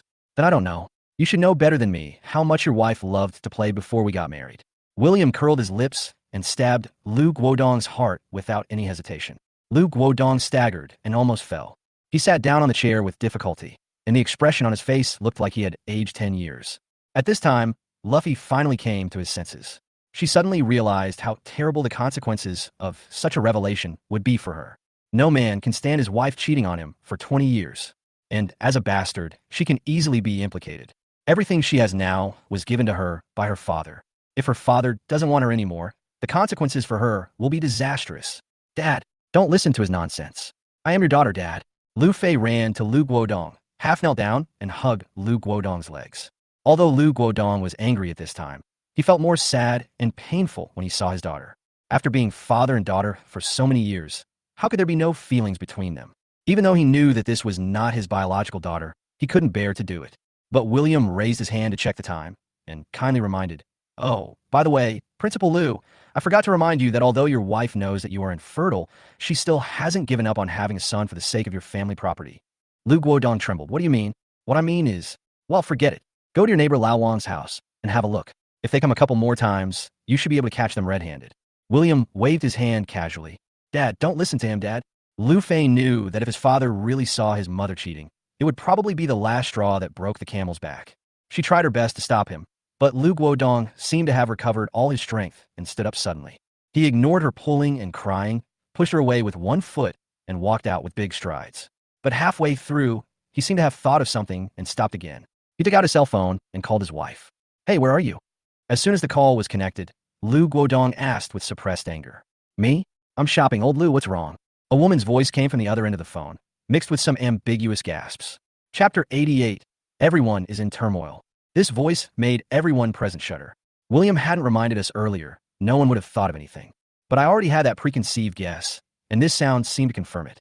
"Principal Lu, you don't have to go through so much trouble. Bring me your cell phone." William held out his hand. Lu Guodong could no longer think calmly at this point. Under the continuous bombshells, he still subconsciously agreed with William, the whistleblower. After handing over the phone, I watched William click on it again and again. Then when I came back, some disgusting scenes appeared on the screen. That familiar voice also rang out at the right time. This voice is sometimes charming, sometimes painful, and sometimes comfortable. Even without watching the pictures, you can imagine the wonderful scenes. "William, this." Lin Wanwan seemed to have thought of something, and her cheeks turned red with embarrassment. William then remembered that Lin Wanwan was still here and hurried over to cover her ears. "Sister, don't listen to this nonsense." Lin Wanwan did not refuse and just let William cover her. She had guessed something, but she didn't expect William to be so powerful. Lu Guodong looked at the screen, his eyes becoming redder and redder. As if to confirm something, he called his wife again. Sure enough, the wife's cell phone ringtone was heard in the mobile video screen. "It's not fake, it's all real. The old man next door has been eyeing your wife for a long time. He hacked into your home camera and observed her every move, every day. But he probably didn't expect that with his skills, while hacking others, he would also expose his own network. It would be easy to hack back." William explained patiently. Lu Guodong threw his phone to the ground. "How ridiculous! How ridiculous! I support her and coax her every day, and she treats me like this. Dad, don't be impulsive. Mom must have just been confused for a moment. Oh no, it's all her fault. It's all her fault." Lu Fei still wanted to persuade him, but after seeing Lu Guodong's angry eyes, she realized that some things could not be undone. For her own future, she once again hugged Lu Guodong's thighs and said, "Dad, this is all Mom's fault. I am innocent. I have been with Dad since I was born. I don't know anything at all. Dad, don't worry. No matter what happens, I will be filial to you and take care of you in your old age." Regardless of the purpose of these words, at least for now, they are sincere. She couldn't lose her father, couldn't lose her identity as the eldest daughter of the Lu family, and certainly couldn't lose the money and status that this identity brought her. Lu Guodong looked down at the daughter he had raised for 20 years. Seeing her tearful face, he couldn't bear it. He gently helped Luffy up and gently stroked Luffy's hair. He thought, since he couldn't give birth himself, an adopted daughter would be a daughter too, which would be good too. But William suddenly spoke again. "Principal Lu, don't be so anxious. Do you think it's that simple?" "Hey, it's not." William sat on the sofa and leisurely poured himself a cup of tea. He took a sip and then placed the cup heavily on the table like a storyteller slamming a gavel. Lu Fei shuddered all over. She had finally won back her father's heart, and there couldn't be any more mistakes. "William, what do you want to do? Are you really satisfied only when you see our family destroyed? Huh? You don't want to listen?" William looked up at Lu Guodong in surprise. "That's right, Principal Lu is old after all. It's okay for him to live a confused life and make do with it." Lu Guodong clenched his fists. He is only in his 40s and still in the prime of his life. How come you're already so old? He knew that if he pursued some things further, he might become even more devastated than he was now. But thinking back on the past 20 years of confusion and the green grassland above his head, he did not regret learning these things today. For the sake of so-called family harmony, does he have to be a cuckold for the rest of his life and be laughed at by others for the rest of his life? What's more, he has endured his wife's infidelity. So what else is there that he should know? Tell me, what else is there? Lu Guodong took a deep breath and asked calmly. William laughed and said, "Don't you want to know who Lu Fei's biological parents are?" In no mood, Luffy didn't hesitate for a moment and immediately screamed madly, "I don't care who they are. It doesn't matter at all. I only have one father." Lu Guodong waved his hand at her, asking her to be quiet, and then looked at William. "You know about this?" "Well, actually, if you just observe carefully, you should be able to find it early." William kept it a secret on purpose. Lu Guodong was able to climb all the way from an ordinary teacher to the position of university president, which shows that he is quite smart. William meant was obviously that Luffy's biological parents should be by his side. After careful recollection, a person really emerged in his mind.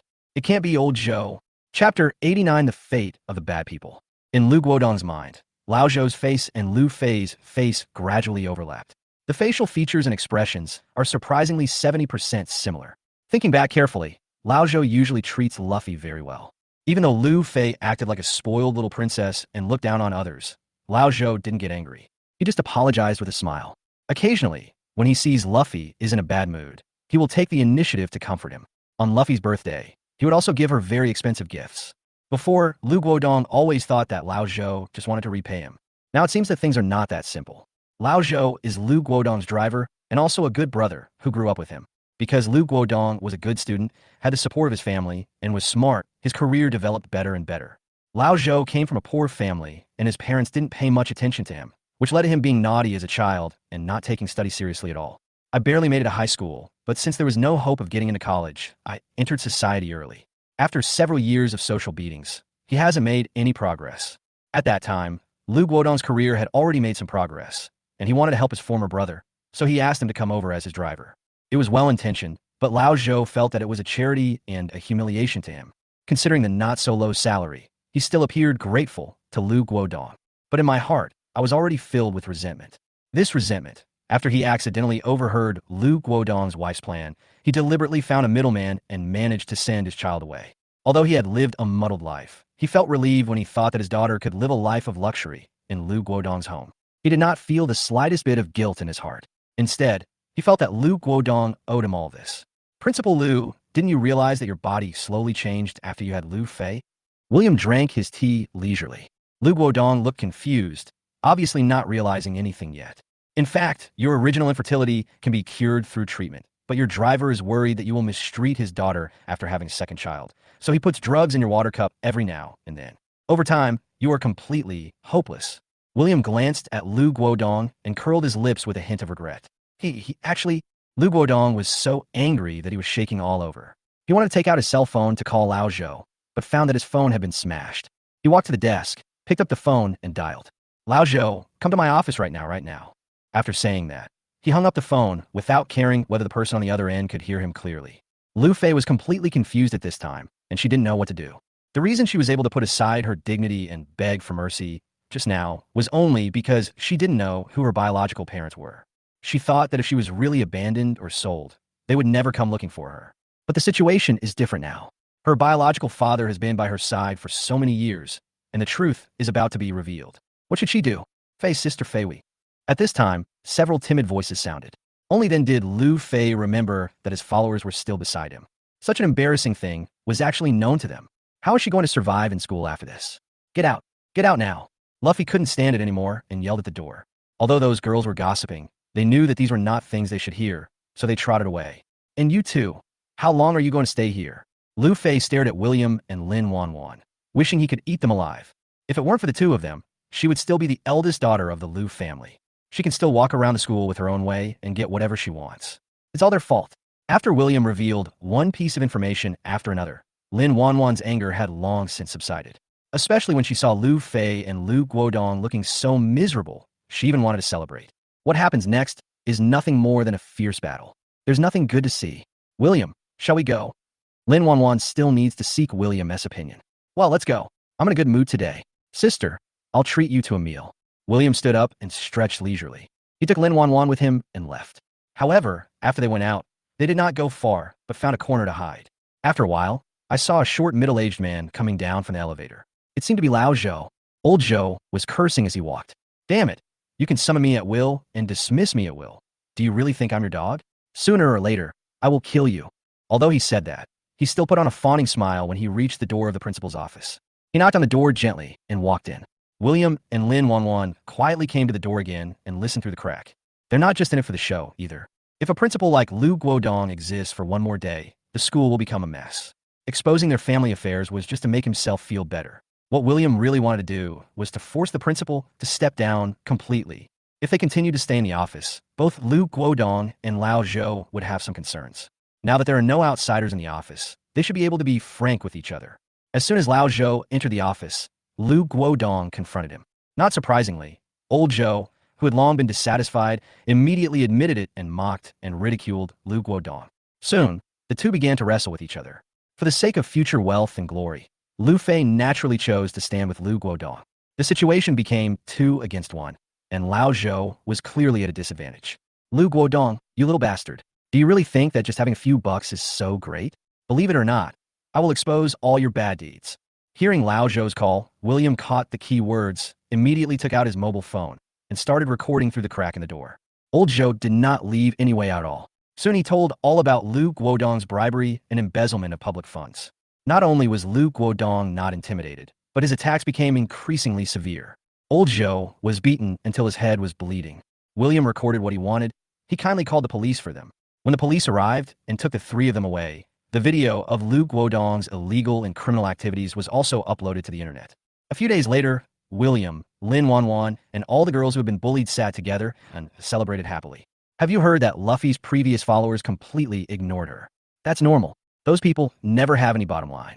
I remember they were the ones who first spread the news about Luffy's life story. I also heard that Lu Fei went to settle accounts with her mother. No, it was her adoptive mother. During the fight between the two, her adoptive mother had a miscarriage, and it was said that she would never be able to have children again. Hey, Lu Fei didn't get any benefits either. She was pushed down the stairs by her adoptive mother and became disabled. It seems that Mr. Wong next door was also caught for secretly taking photos, and his wife is also seeking a divorce. Wow, what a perfect result. Listening to the words of the people around him, William just ate quietly. After all, under his melon-eating system, he already knew these things a long time ago. But what he cared about more was that this time he completely rescued Lin Wanwan from school bullying, and he had completed his mission perfectly. I can pack up my things tomorrow or the day after tomorrow and leave this girl's school. While I was happy, a timid voice came from beside me. Hello, William. William looked up and saw a cute-looking girl. Her face was flushed, and she was holding a pink envelope in her hand. Before William could ask, the girl stuffed the envelope into his hand and ran away without looking back. Chapter 90, Too Popular. William looked at the envelope, stunned for a moment, and then he realized something. While no one around was paying attention, he immediately stuffed the envelope into his clothes. But this scene was still captured by Lin Wanwan, who was standing by. William, could that be? It's all right. William gave Lin Wanwan a stiff look and said in a low voice, let's talk about it when we get back. Lin Wanwan smiled knowingly, with a meaningful look on her face. After the party ended and I returned to the dormitory, I immediately joined him. William, look. Sure enough, no one can resist the temptation of gossip. William shook his head helplessly and took out the pink envelope from his arms. If you get close, you can smell the faint fragrance on it. The letter is long, but the content is simple. I like you is written all over a piece of paper. William seemed to have suddenly thought of something. He threw the letter on the table and picked up the mirror to look at himself. Wait a minute. How come it's really a love letter? Did my costume fall off? No. Did she see that I'm not a girl? Ahem, William. Lin Wanwan reminded him at the right time. Is there a possibility, just a possibility, that she likes girls? William raised his head tremblingly. It seems that this is the only possibility. Lin Wanwan picked up the letter and looked at the signature at the end. A figure vaguely emerged in her mind. The girl just now walked in a hurry, and she didn't see clearly. But if she remembered correctly, this girl should be in the same major as them, and they had taken public classes together before. In Lin Wanwan's impression, this girl is usually very low-key. She sits quietly in the corner with her friends during every class. How so? William is still in deep self-doubt. Being noticed by a girl who liked girls was quite a blow to him. Lin Wanwan smiled and said, I guess it's because of your previous confrontation with Lu Fei that many people think you are awesome, and then some people will develop a good impression of you, so? Okay, I'll go and talk to her about it tomorrow. William took out his cell phone and sent a message to the contact number on the letter paper. See you behind the school playground tomorrow afternoon at 5.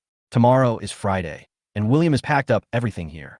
He will go home with Lin Wanwan tomorrow, and he will officially bid farewell to his life in the girls' school. The text message came back quickly, saying that it would definitely arrive. A cute emoticon was added at the end. If it were in the past, William would have felt somewhat happy to be liked like this. But now he just felt a headache. The next day, William went to the playground accompanied by Lin Wanwan. From a distance, I saw the cute girl standing under the tree, and she seemed a little nervous. In order not to embarrass the girl, Lin Wanwan consciously waited at a distance and did not follow. When the girl saw William coming, her eyes suddenly lit up and she trotted over to William. You agree? No. I just wanted to tell you that you seem to have misunderstood something. William did not hide anything too much and stated straight away that he was a boy and the purpose of coming to this school. The girl's eyes changed from surprise at first to confusion gradually, but there was not the disgust that William imagined. In his impression, this kind of girl should hate men and hate being deceived by men, right? Why does this girl seem to have no big reaction? So that's how it is. The girl finally showed some reaction. After seeming to hesitate, he responded solemnly, Actually, I don't mind. Huh? William was stunned. I mean, I don't mind if you're a boy. I'm not the type who only likes girls. I like boys too. The girl raised her head and a smile appeared on her face. Is this possible? William never expected that things would develop in such a strange direction. He quickly took a step back and raised his hand. Wait a minute, I don't want to fall in love right now. I'm really sorry. The girl is very cute, especially when she smiles. She looks very sunny. This also made William feel a little bit uncomfortable. But what can I do if I can't bear it anymore? He's not a scumbag. He cannot force others to like him, and he does not want to deceive others. William intently, looking at that extremely sincere expression without any emotion, she finally understood. Immediately, his nose felt sore, the corners of his mouth curled up, and tears flowed from his eyes. Hey, don't cry.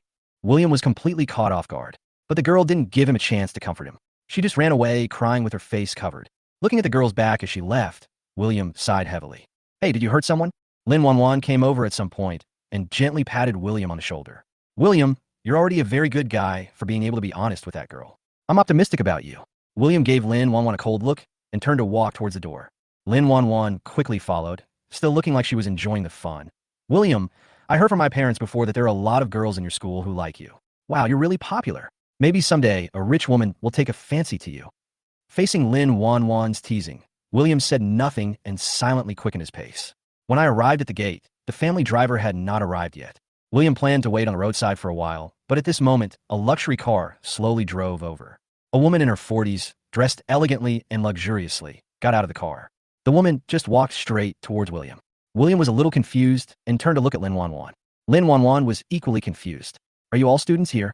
The woman asked with a smile. Yes. William was confused, but answered truthfully. It was obvious that the woman in front of him was not an ordinary person. She exuded nobility in her every move.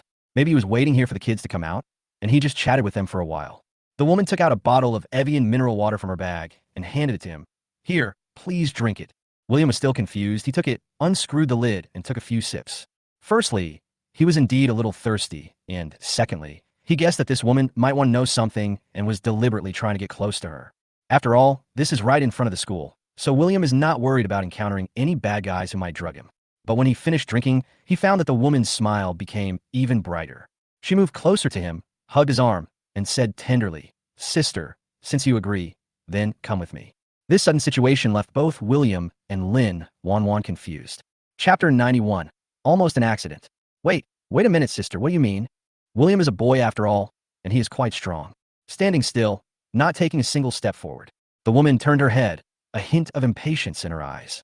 I still want to ask you what you mean. The woman frowned and said seriously, Since you drank my water and still don't want to leave with me, are you kidding me? William was even more confused. What's the logic behind drinking water and following it? Lin Wanwan quickly stepped forward to smooth things over. Sister, my sister really doesn't understand anything. I don't understand either. How about you just speak up? The woman looked William and Lin Wanwan up and down, and seeing that they really had no intention of deliberately fooling her, she explained impatiently. I'm here to find a friend, understand? Taking my water and drinking it means you agree. Lin Wanwan still looked confused, but William reacted. In his impression, delivering water is indeed a secret way to find a lover. But this usually only happens between the opposite sex, and he never expected that there would be a rich woman coming to the girls' school to find a lover. But think about it. Who says rich women must like men? Recalling Lin Wanwan's earlier joke that he would be favored by a rich woman, William was at a loss whether to laugh or cry. I really don't know whether to say that Lin Wanwan has foresight or that she's a pessimist. At this time, Lin Wanwan also reacted. I nervously helped explain. Sister, we really don't know anything. We are so sorry. But the woman just sneered and said sarcastically, Rules are rules. Don't think you can get away with it by saying you don't know. Huh? Do you really want to take him? William awkwardly. She also remembered the joke she had just made. It was really a bad omen. Of course, I saw from afar that she was pretty good, and since she drank my water, she has to sleep with me. The woman said it very bluntly. William felt a chill on his back and tried to break free, but was held tightly. With his strength, it's possible for him to break free by force, but that might cause quite a commotion. By then, he would be really embarrassed. Just when the two of them didn't know what to do, a familiar voice came from behind the woman. William Wanwan, what are you doing? Big sister. Upon hearing this voice, William and Lin Wanwan's eyes suddenly lit up. Looking up, I saw Lisa also standing in front of a luxury car. Wearing a fiery red dress with long curly hair draped over her shoulders, she exudes the temperament of a queen. Although the woman who was pulling William also looked like a noble lady, she seemed like a country tycoon in comparison with Lisa. There is absolutely no momentum at all. Sister, why are you here? Lin Wanwan trotted over and hugged Lisa's arm. Lisa was stunned. In her impression, Lin Wanwan's attitude towards them has always been polite yet distant. This seemed to be the first time they were so intimate. Lisa's heart softened instantly, and she asked softly, what's wrong? She knew it was William who accidentally drank this sister's water, and then Lin Wanwan is thin-skinned and can't say those messy things at all. Fortunately, Lisa was knowledgeable and saw the clues immediately. Lisa looked the woman up and down and said calmly, Sister, our younger generation is ignorant, so there's no need to make a big deal about it, right? The woman was already a little scared when she saw Lisa. As a woman, one can tell at a glance that Lisa's clothes and jewelry are very expensive, and the car behind seems to be a limited edition. But thinking back on her determination just now, she didn't want to give in. For a moment, it became difficult to back down. Lisa always uses courtesy before force. Seeing that the woman refused to let go, his expression gradually turned cold. If I remember correctly, your husband should be a small shareholder of the buy group, right? How did you know? Hearing this, the woman's face changed suddenly. She was married and had a husband, so she kept things like this a secret. Not only was her outfit completely different from her usual look, but even the car she drove was borrowed from a best friend. I didn't expect that the visitor would expose my mistake. My last name is Lin. What do you think? Lisa curled her lips and threatened. If you don't want to appear in tomorrow's news about what happened today, get out of here. Forrest, the woman shuddered. She was so unlucky that she finally found someone she liked, but he turned out to be a member of the Lin family. She understood that Lisa's words were not a threat, but something she could actually do. Without caring about anything else, he immediately let go of William's hand, got into the car, and sped away. Big sister is really awesome. If Big sister hadn't come today, I would have been taken away by that old woman. William also came to Lisa and started to flatter her. Lin Wanwan curled her lips. Just now you were calling me sister, and now you're calling me an old woman? Only someone as beautiful and kind as our eldest sister is worthy of being my sister. William held Lisa's arm tightly. Lisa shook him off in disgust and urged, Okay, let's go. Lin Wanwan and William got into the car happily. By the way, sister, why are you picking us up today? Lin Wanwan asked doubtfully. Lisa looked at William through the rearview mirror. A hint of meaning flashed in her eyes. The driver has something going on at home today, and the family has prepared a gift for both of you. Chapter 92, The Mysterious Man in the Toilet. William recalled the gifts his elder sister had given him before, which were mostly luxury goods, and he began to look forward to it. Although he was not short of money, every piece of clothing he bought was ugly, and people at school would sometimes laugh at him for being rich. But my elder sister has a very good aesthetic taste, and everything she gives is beautiful and practical. William returned home with great anticipation. The Lin couple and Maria were already waiting at home and had prepared a large table of sumptuous meal. William successfully helped Lin Wanwan solve her problem and was hailed as a hero of the Lin family. All kinds of food, such as abalone, sea cucumber, shark fin, and Australian lobster, were put into his bowl. Lin Wanwan's change in attitude also made her family very happy. The mother was so excited that her eyes turned red. The death of her old friend has always been an indelible shadow in her heart. For her, the change in Lin Wanwan's attitude towards them can be regarded as making those shadows dissipate. From now on, they are real mother and daughter. This is also an explanation to my good friend who is in heaven.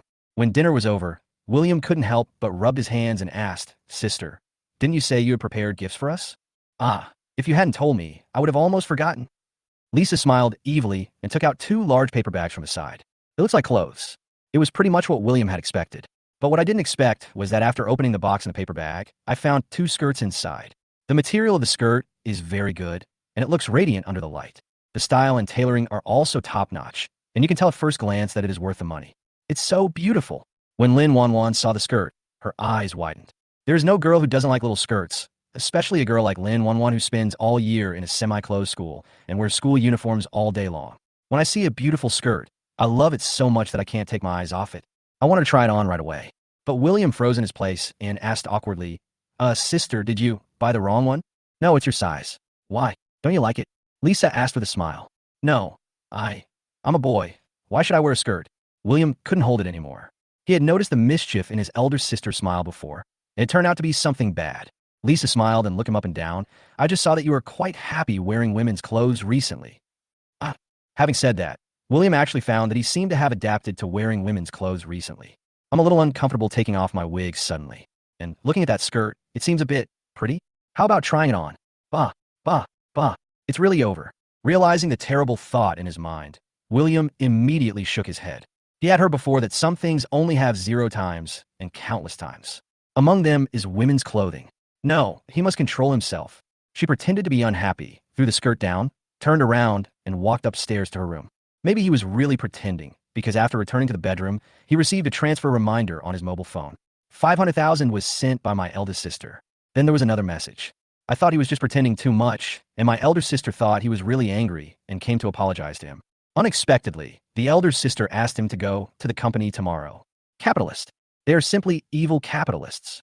William was about to refuse without thinking, but found that his elder sister sent him another picture of a contract. Zooming in carefully, you can see that it is a contract for land development. The address above looks familiar.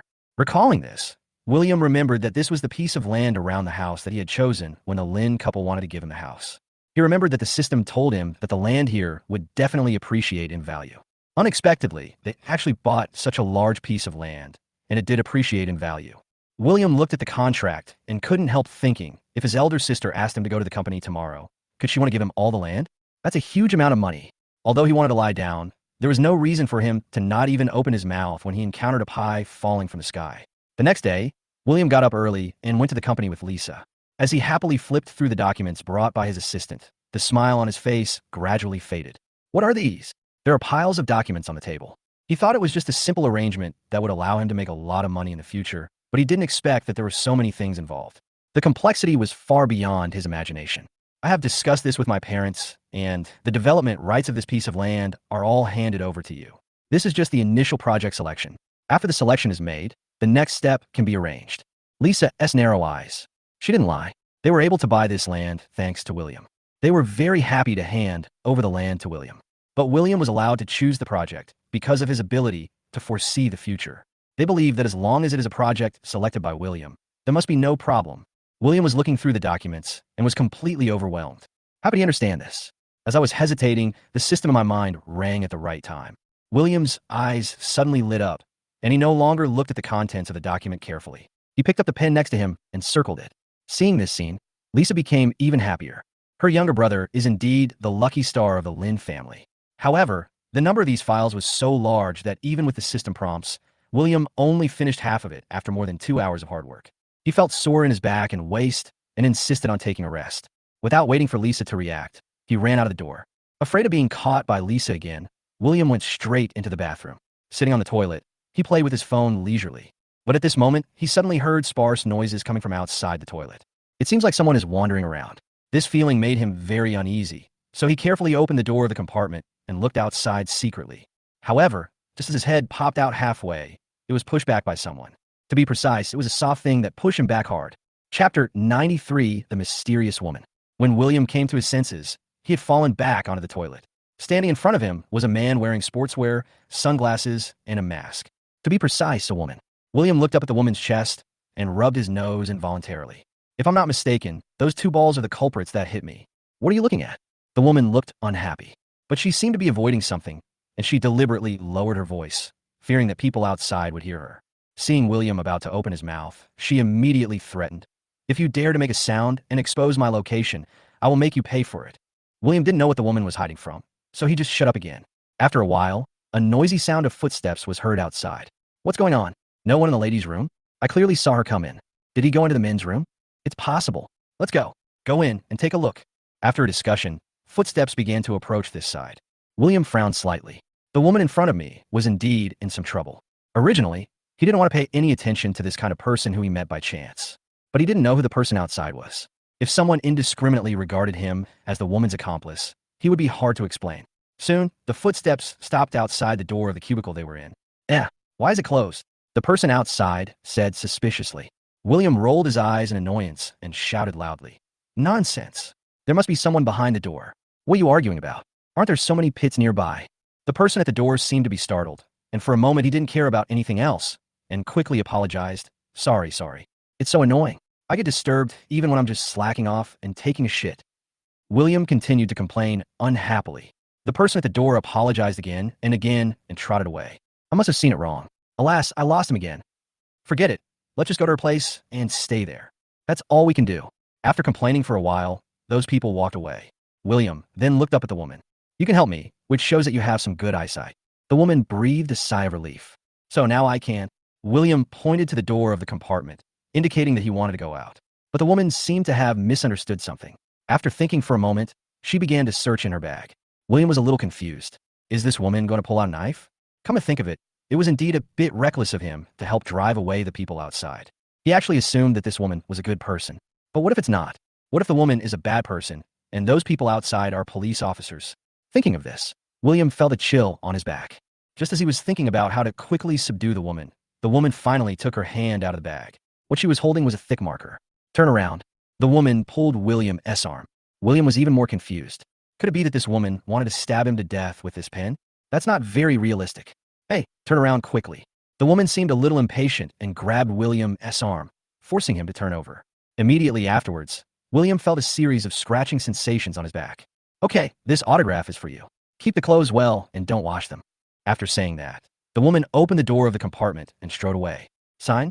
William finally reacted, ran to the sink, turned around, and looked at his back through the mirror. Sure enough, a flamboyant signature appeared on the snow-white coat. As a student at university, William also considers himself a top student. But he looked at the signature for a long time and still couldn't understand what was written. After hesitating for a moment, he immediately took off his clothes and rinsed them in the sink. However, the marker was waterproof, and no matter how he rubbed it, the black mark did not fall off at all. Why do you repay kindness with hatred? William was so upset that he could not even cry. After all, he helped the woman, but she ruined his clothes. This piece of clothing was given to him by his elder sister. The style and design are both nice, and he likes it very much. But the woman had long disappeared, and there was no way to ask her for compensation. William became angrier and angrier as he thought about it. He had come to the company to help his elder sister for a whole morning, but ended up with this result. No, this must be considered a work-related injury. Since that woman can't be found, let the elder sister compensate him with another piece of clothing. After making the decision, William returned to Lisa's office angrily. But what he didn't expect was that as soon as he pushed the door open, he saw the woman from before sitting leisurely on the sofa in the office. The sunglasses were stuck in his hair, and one side of the mask was taken off and hung on his ear. William saw the woman's delicate little face. He felt vaguely familiar with it. Why is it you? The woman asked first. William came back to his senses, threw the clothes next to the woman, and asked, Who told you to scribble on my clothes? Now it can't be washed off. You must compensate me. The woman was stunned, then turned to look at Lisa, and then looked at William. No, you actually want to wash off my signature? Aren't you my fan? Big sister, I don't even know who you are. Why are you helping me if you're not my fan? How do I know if the person pursuing you will harm me if he sees you and me together? You. After William's argument, Lisa beside her burst into laughter. Ha ha ha ha. William, Tina, do you two want to make me laugh to death and become the next president of Lynn Corporation? Chapter 94. He is indeed a big star. William and the woman looked at each other. William, Tina, the two of them spoke almost in unison. At the same time, they also realized each other's identity. This mysterious and sneaky woman turned out to be the fifth daughter of the Lynn family, Tina. That is William's fifth sister. After realizing this, William finally understood everything that had happened before. Tina is a popular star. The reason why she dresses like this and acts so sneakily is probably because she doesn't want to be discovered. And the people who were looking for her in the bathroom were not bad guys or policemen, but paparazzi. Hey, it turns out to be the fifth sister. No wonder she looks familiar. William approached cautiously and tried to get the clothes back. But Tina grabbed the clothes directly and said coldly, Since you dislike it so much, I will help you throw it away. Don't worry, I will compensate you with a new one. William looked at Tina's stern face and was suddenly at a loss. Do all big stars have such bad tempers? He didn't mean it, and he was helping her. So was she angry? Tina. Lisa seemed to have thought of something. She sat next to Tina and whispered, I told you about Marx before. It has nothing to do with William. I know you have a good relationship with Marx, but... Before Lisa could finish, Tina patted her hands gently. Lisa had worried before that Tina would take her anger out on William because of the Marx incident. After all, Tina is not like Lin Wan, who keeps a certain distance from her family and is always calm no matter what happens. Tina had a good relationship with Marx before. Even though she was away from home all year round, She would bring Mark's valuable gifts when she occasionally returned home. Tina came over suddenly this time, without saying hello in advance, and Lisa didn't have time to explain the details to her.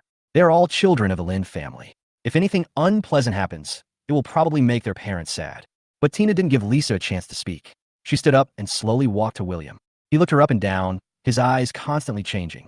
TSK, it hasn't been long since you came home, and you've already won the hearts of mom and dad. Oh no, they're also my eldest sister, second sister, and sixth sister. Tina's voice. I don't know if she was being sarcastic or genuinely praising me. Suddenly, Tina patted William on the shoulder and leaned in close to him and said, I heard that you also designed to drive Marks away.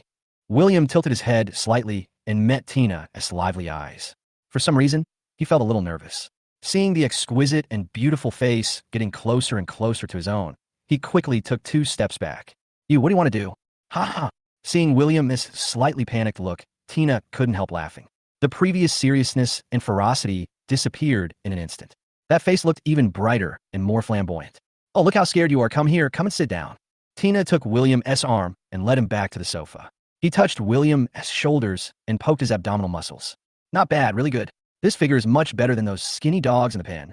Tina looked like she was appreciating a commodity, her eyes full of satisfaction. Brother, are you interested in hanging out with me? I promise to make you famous all over the country. William was a little confused by Tina's sudden change. It was Lisa who reacted first. She slapped Tina's hand away and said unhappily, Watch your claws. He's your brother. Why are you touching him? Tina disagreed. Just because he's my brother, I can touch him. If I go out on the street and touch someone else, that person has to call the police. William with a smile. Brother, don't you agree? Yes, I know. William reacted suddenly and moved to the side, creating space for 2 or 3 people between him and Tina. What he didn't dare say was that if this continued, he would call the police. He had also seen interviews about Tina in various entertainment news before. In front of the camera, Tina is noble and cool, and with her exquisite face, she is simply a beautiful lady on earth. But looking at it now, it seems like his character is about to collapse. Especially the expression on his face when he was pretending to be angry before. There was absolutely no clue at all. Is this the acting style of a popular star? While William was thinking, Tina continued to talk. Hey brother, don't be so formal. I'm your sister, your dear sister. William, hey, that's a nice name. William, let me touch your abdominal muscles. William hid in the corner, helpless and weak. Fortunately, Lisa sat directly between the 2 of them and grabbed Tina's hand that was about to peek over at any time. Tina, you really don't blame William for what happened with Marks. Seeing Lisa asking the question seriously, Tina simply stopped hiding it. There was a flash of disgust in his eyes, and he pouted, Don't mention it. I've been annoyed with that kid Marks for a long time. I was afraid that my parents would worry, so I didn't bother to play with him. Lisa didn't expect this answer. Tina rolled her eyes. That guy is ashamed to be a man. He is just a dead green tea. He is ignorant of the world outside all day long. When he comes home, he starts to act like a fool. You are just stupid to be fooled by him. I have seen through it a long time ago. Lisa opened her mouth, but couldn't utter a word for a long time. She is the president of Lin Group and one of the most influential figures in the entire Beijing business circle. In Tina's eyes, he is actually a fool? Chapter 95 something is going to happen to the 3rd sister. Okay. Tell me first, why did you suddenly come to the company today? Lisa immediately changed the subject. When talking about this, Tina raised her hand, gently played with her hair with her fingertips, and said narcissistically, Of course it's because I'm naturally beautiful, popular in the entire entertainment industry, and have countless fans. Get to the point. Lisa saw that Tina's tail was about to fly up to the sky, so she interrupted her without any hesitation. I was followed by paparazzi. Tina pouted and said unhappily, I don't know what's wrong with the paparazzi this time. I can't get rid of them. They keep taking messy photos. Big sister, do you know how hard it is for me to maintain my image? Lisa rolled her eyes in annoyance. I knew you would only think of us at times like this. Oh no. Tina smiled awkwardly, her tone clearly guilty. I was planning to come back to see you guys after the last drama was finished. Lisa had been fooled by such words many times and didn't believe it at all. William has been home for so long, and you and your 4th sister have never come back to meet each other formally, and you didn't even attend the previous family recognition party. Do you think it's appropriate? It seems a bit inappropriate. Tina turned her face away and said without confidence, But big sister, why are you only talking about me and my sister? Didn't the 3rd sister go back too? Can you compare with the 3rd brother? The 3rd brother does serious work every day. Lisa couldn't help but raise her hand and tap Tina on the forehead. Speaking of the 3rd son of the Lin family, William also had some impression of him. I remember hearing before that his 3rd sister's name was Su Yu and not Lin like the others. Because the Su family has always given their children a portion of shares, and these shares can only be passed on to children with the surname Su. The mother let her third daughter have the surname Su. Although the surnames are different, there is no barrier between him and other members of the Lin family. His mother even planned to train Su Yu to work for Su's company, but Su Yu's ambition since childhood had been to study law, and he had no interest in business at all. So after graduation, I took the bar exam. After several years of development, he became a very good lawyer. The cases she takes on are all big ones, and she recently defended a murderer. This also caused a lot of dissatisfaction among the family. Tina immediately took the opportunity to change the subject. Big sister, you should persuade the third sister. I remember she is usually very smart. Why did she choose to defend the murderer this time?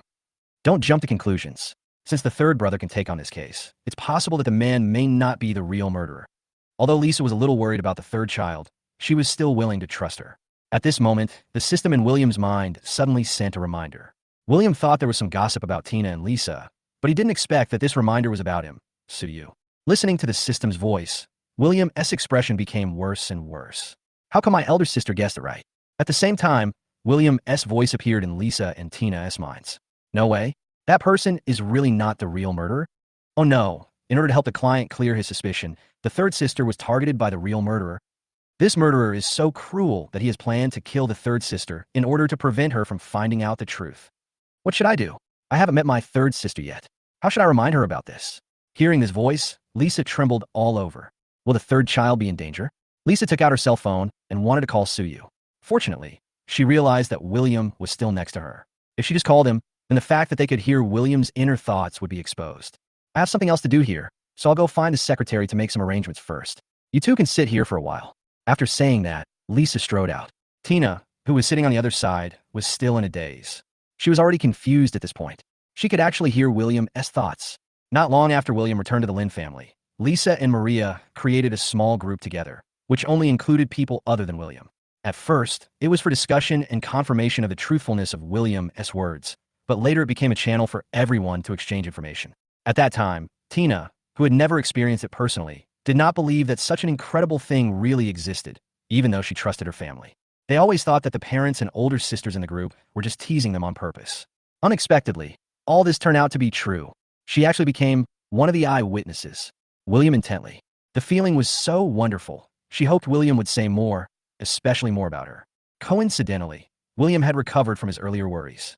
In order to avoid being exposed, he planned to find an internet phone number to send a message to Su Yu to remind him. He believed that with Su Yu's personality, even if he didn't believe it immediately, he would definitely take it to heart. It's decided. William slapped his thigh and decided to download an internet phone. At this moment, he suddenly found that Tina was staring at him. It made him feel uneasy. Chapter 96. Landslide Stars Reminder. Fifth sister, what happened? William subconsciously covered his collar, fearing that Tina would touch him again like she did just now. Brother, what are you doing? Do you really think my sister is some kind of female hooligan? Tina pouted in displeasure. Isn't it? William complained in his heart, but didn't dare to say anything. He just smiled politely and awkwardly. Tina came over and put her arm around William's shoulders. By the way, bro, I have two colleagues who are also very popular recently. I don't know if you have heard of them. These two, take a look. As he spoke, he took out his cell phone and found two pictures. William looked at the handsome men and beautiful women in the picture and seemed to have some impression of them. However, he usually doesn't pay much attention to entertainment news, and even if he sees it, he just passes by it.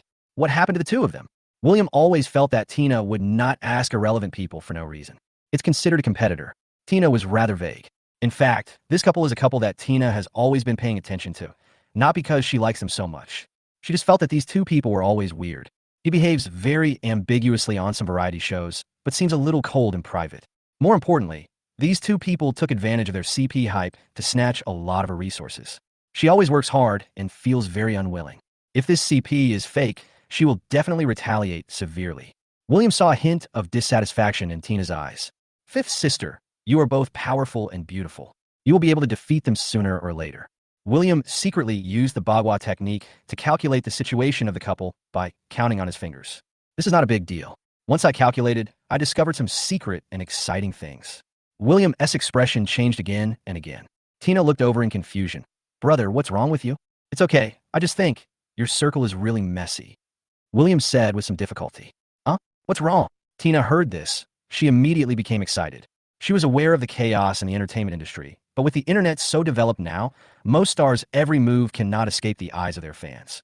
This caused a large number of celebrities with chaotic private lives to fall one after another. Those who are still able to stay now have all been screened. Could it be that the man and woman she was talking about were the lucky ones who escaped the net? William excitedly, waiting for his next instructions. But William looked troubled and constipated. Tina was about to ask further questions when she heard the excited roar. Oh my God, how can the entertainment industry be so chaotic? How can this be called CP hype? This is simply a moral decline. Although the male star is not married, he has a child who is already a kid, and it is with a girl he dated. That female star is even more amazing. She has been secretly married for many years. Her husband is a wealthy local. That old man is old enough to be her father. How could she eat him when he is so ugly and unfashionable? But should I tell fifth sister about this? That couple is a famous star. If I tell her, will it cause a big problem? And at this point, Tina was stunned. She thought there might be something wrong with these two people, but she didn't expect it to be such a big problem. They have a huge number of fans, and if even a little bit of news leaks out, it will trigger a war of words on the internet. It might even lead to a lot of cyber violence. It is indeed, as William said, it will be very troublesome if things get out of hand. But Tina was still secretly happy. As long as she knew that these two people were not clean, she could suppress them and take back the resources she had lost before. This matter must be discussed with the agent to see how to expose both of them without letting things develop out of control. Also, William's thoughts just now have not ended. What on earth does he want to say? Tina was extremely anxious and wanted to hear William continue. Besides, why should I do this now? I still have to save my third sister first. William roared in his heart again. Tina was not in a hurry because Lisa had already called Suyu. Suyu has always respected Lisa, so he should listen to her. But soon, a message popped up on Tina's phone, sent by Lisa. Tina, I just called the third sister to explain the situation, but she didn't seem to believe it. Why don't you contact her and try to persuade her? After seeing this text, Tina also panicked. I hope nothing happens to my third sister. Thinking of this, Tina stood up and wanted to go out to make a phone call. But before she could act, William stood up first. I'm going to the bathroom. When William walked to the door, Tina heard his inner voice again. Thanks to the reminder from that celebrity, I have thought of a better way to save my third sister. He. Logically, Tina should be relieved after knowing that William has a solution. But when she heard William's strange laughter, she felt something was wrong. After William left, she followed him quietly. Chapter 97, Finding a Different Path. Tina followed William on tiptoe all the way to the company's rooftop. There aren't many people here usually. Tina didn't get too close. After a while, William took out his cell phone to make a call. Hello, is this the anti-pornography squad? I want to report that someone is soliciting prostitution. Yes, it's at Shiyuan Hotel on Ningjing Road, room 8802. It's not that there are prostitutes, it's that there are prostitutes. Some people are whoring prostitutes. Tina was petrified after hearing these descriptions. She never expected that William's better solution was to report the third sister for soliciting prostitution. This is simply, it's so explosive. She could even imagine how her third sister, Suyu, would teach this little bastard a lesson after finding out. But then again, this method seems to be pretty good. On the other hand, after Suyu received Lisa's call, he did not take those reminders to heart. First of all, she has always been an atheist, believes in science, and does not believe in any feudal superstition. She just glanced over the news in the small group before, thinking that it was just a joke from her family. What predicts the future and what hears the voice of the heart? This is really ridiculous. Secondly, she has been in this industry for many years and has helped many people clear themselves of suspicion. This also made her develop a cautious character early on, so that she could discover any situation in time. The hotel she was staying in today was arranged in advance by her assistant. The security level of this hotel is very high. In her opinion, everything is foolproof and there will be no problems. However, when she entered the hotel room carrying her briefcase, she immediately realized something was wrong. Generally, after cleaning the hotel rooms, some air freshener will be sprayed on them, and then the windows will be opened to disperse the odor in the air to ensure that the air in the room is clean and fresh. But in this room, even though the windows were open, the smell of air freshener was very strong, as if it was trying to cover up some odor. Suyu looked down calmly and found that there was a little bit of cigarette ash floating on the carpet, which should have been clean. In a hotel of this star rating, would such a low-level mistake occur? Or, somehow, Suyu suddenly remembered Lisa's reminder. Could it be that someone would really do something bad to her? Suyu slowly backed away, wanting to leave the room first. But in the originally empty corridor, there was a sound of footsteps. The footsteps came closer and closer and stopped when they passed her door. Is there more than one person on the other side? In the silence, Suyu could only hear his own heart pounding. She was usually calm, but now she was panicking. There are wolves in front and tigers behind. Is she really going to fail here today? She took a deep breath and walked out of the entrance as if nothing had happened. When passing by the bathroom, she quickly dodged and hid in, then locked the door. Fuck, such a cautious bitch. Soon, a violent voice was heard from outside. Then the door was opened, and the people waiting outside walked in together. Hey, it's just a broken door. Do you really think I can't open it? Another person sneered. In the bathroom, Suyu frantically took out his cell phone from his bag. Just as he dialed the police number, the phone ran out of battery and turned off. Bang! There was a loud bang, and the people outside started kicking the door. The door lock is of good quality, but it is still a little deformed. There was nothing inside to hold the door shut, so Suyu could only use a hairdryer and a rolled-up towel to wrap the door handle with the other side, trying to delay for a moment. Bang! There was another loud noise. Under the effect of the towel, the door lock was still not broken, but it was deformed even more severely. Suyu was completely helpless and felt despair in his heart. She was in charge of a murder case, and the murderer must be an extremely vicious person. There will be no good outcome if we fall into their hands. She couldn't help but regret why she didn't listen to Lisa's advice. Bang! After the third kick on the door, the lock was completely opened. Standing outside were two men. A short, dark-skinned, monkey-like man. The other one was of strong build, with muscular body. Both of them had lewd smiles on their faces. The skinny monkey looked Suyu up and down, his eyes sparkling. Don't mention it. This lawyer is quite pretty. Hey, let's beat her up first, and then we'll strip her. This luxurious suite has been prepared for us brothers. Shouldn't we enjoy it? The muscular man walked towards Suyu with a smile. But as soon as he got close, Suyu took out the anti-wolf spray and sprayed it into his eyes. Ah, my eyes. The muscular man covered his eyes and howled in pain. Suyu took the opportunity to dodge past and wanted to rush out directly. But what I didn't expect was that the skinny monkey outside only looked short, but he was actually incredibly strong. As she was sprinting, he grabbed her shoulders and dragged her back. Suyu wanted to use the anti-wolf spray again, but Shoho was already prepared. He raised his hand to protect his eyes, and with his other hand he pinched Suyu's wrist hard, knocking the anti-wolf spray to the ground. Suyu did not give up either. She raised her foot and stepped on the skinny monkey's instep with her high heels. While the skinny monkey was in pain, he continued to rush out the door. But the door was locked from the inside, and before she could open it, she was dragged back. Damn, this woman is really difficult to deal with. The skinny monkey was so angry that he raised his hand to slap him. But at this moment, there were suddenly footsteps outside the door, followed by a knock on the door. Open the door. Police. Chapter 98. Suyu's crisis is resolved. Hearing the noise outside, not only the two men, but even Suyu was stunned. She was very sure that the call to the police was not made before the phone was turned off. And even if she had called, it would have been impossible for the police to arrive so quickly and find her room so accurately. But she reacted quickly and shouted loudly, "Help! Help! There is a murderer here!" When the two men came to their senses and tried desperately to cover their mouths, it was too late. The policeman at the door immediately realized that something was wrong and warned loudly again. "Open the door." The manager of the hotel also came with them and quickly called the cleaning staff to get the universal room card. In less than 2 minutes, the door was opened. "Don't move. Don't come over here, or I'll kill her." The two men saw that there was no escape. He grabbed Suyu and stood in front of him, with a knife across Suyu's neck. The police outside were also confused for a moment. They are in charge of cracking down on pornography, and they came here to check the situation after receiving a report. Even though I heard someone shouting murderer from outside just now, I just thought that the people in the room were drunk and shouting nonsense. I didn't expect that there would be such a vicious person in front of me. The two policemen reacted quickly, drawing their guns and pointing them at the two people in front of them. With Suyu's size, he could only block the skinny monkey at most. The strong man could only expose himself nakedly under the police's gun. The two of them were originally just partners, and under such circumstances, they both had their own ideas. The muscular man stared at the policeman while quietly backing away, trying to hide behind the skinny guy. But how could skinny monkey be willing to do that? With such a big difference in their body sizes, if the muscular man just picked him up to block the bullet in order to avoid it, he would be doomed. So when the strong man retreated, he also retreated little by little. The muscular man noticed the skinny monkey's little trick and became even angrier. "You want to fucking kill me? It's you who wants to harm me." The skinny monkey was not to be outdone.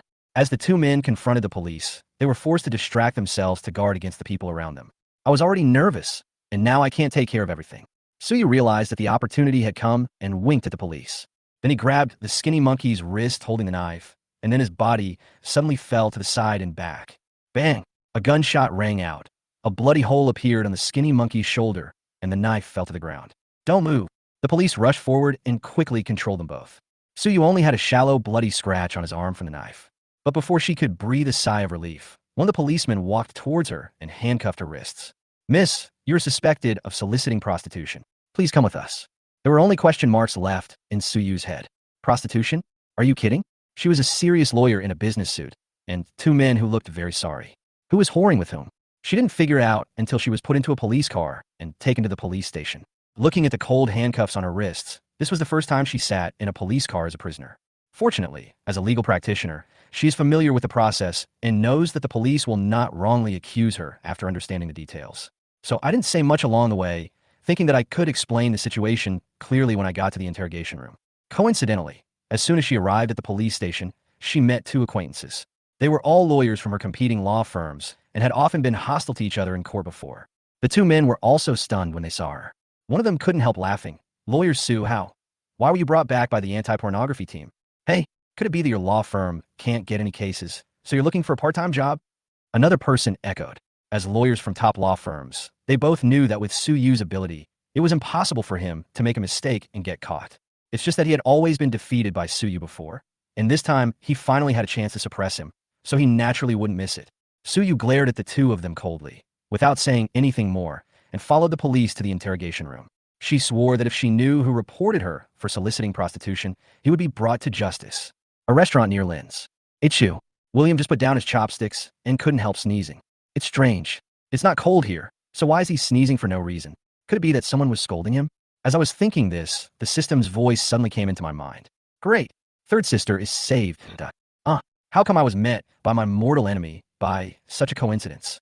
I was even filmed and posted on the internet. Although this rumor cannot have any substantial impact on my third sister, she will definitely beat me to death when she comes back. What should I do? Should I go hide somewhere for a while? Wait until my third sister starts to work on the next case and can't take care of me, then come back. Listening to William, his inner thoughts, Lisa and Tina both tried hard to hold back their laughter. They had already thought of it. With Soo Yu's personality, he would definitely be furious once he knew he was reported for soliciting prostitution, even if this report was to save her. Lisa had a flash of inspiration. William, do you want to go out and play recently? I happen to be going on a business trip. I can take you with me. Chapter 99. Hot again. On a business trip? Take me with you. William pointed at himself in confusion. Although his elder sister's proposal did meet his current needs, he still remembered that his elder sister's business trips were always abroad, and she would be away for a long time, which was not suitable for him. Lisa nodded and said temptingly with a smile, "This time when we go to Egypt, I can take you to see mummies for free." In fact, seeing the mummy was a small matter. The main reason was that she wanted William to help her see whether the project and the person in charge there were reliable. But when William heard that they were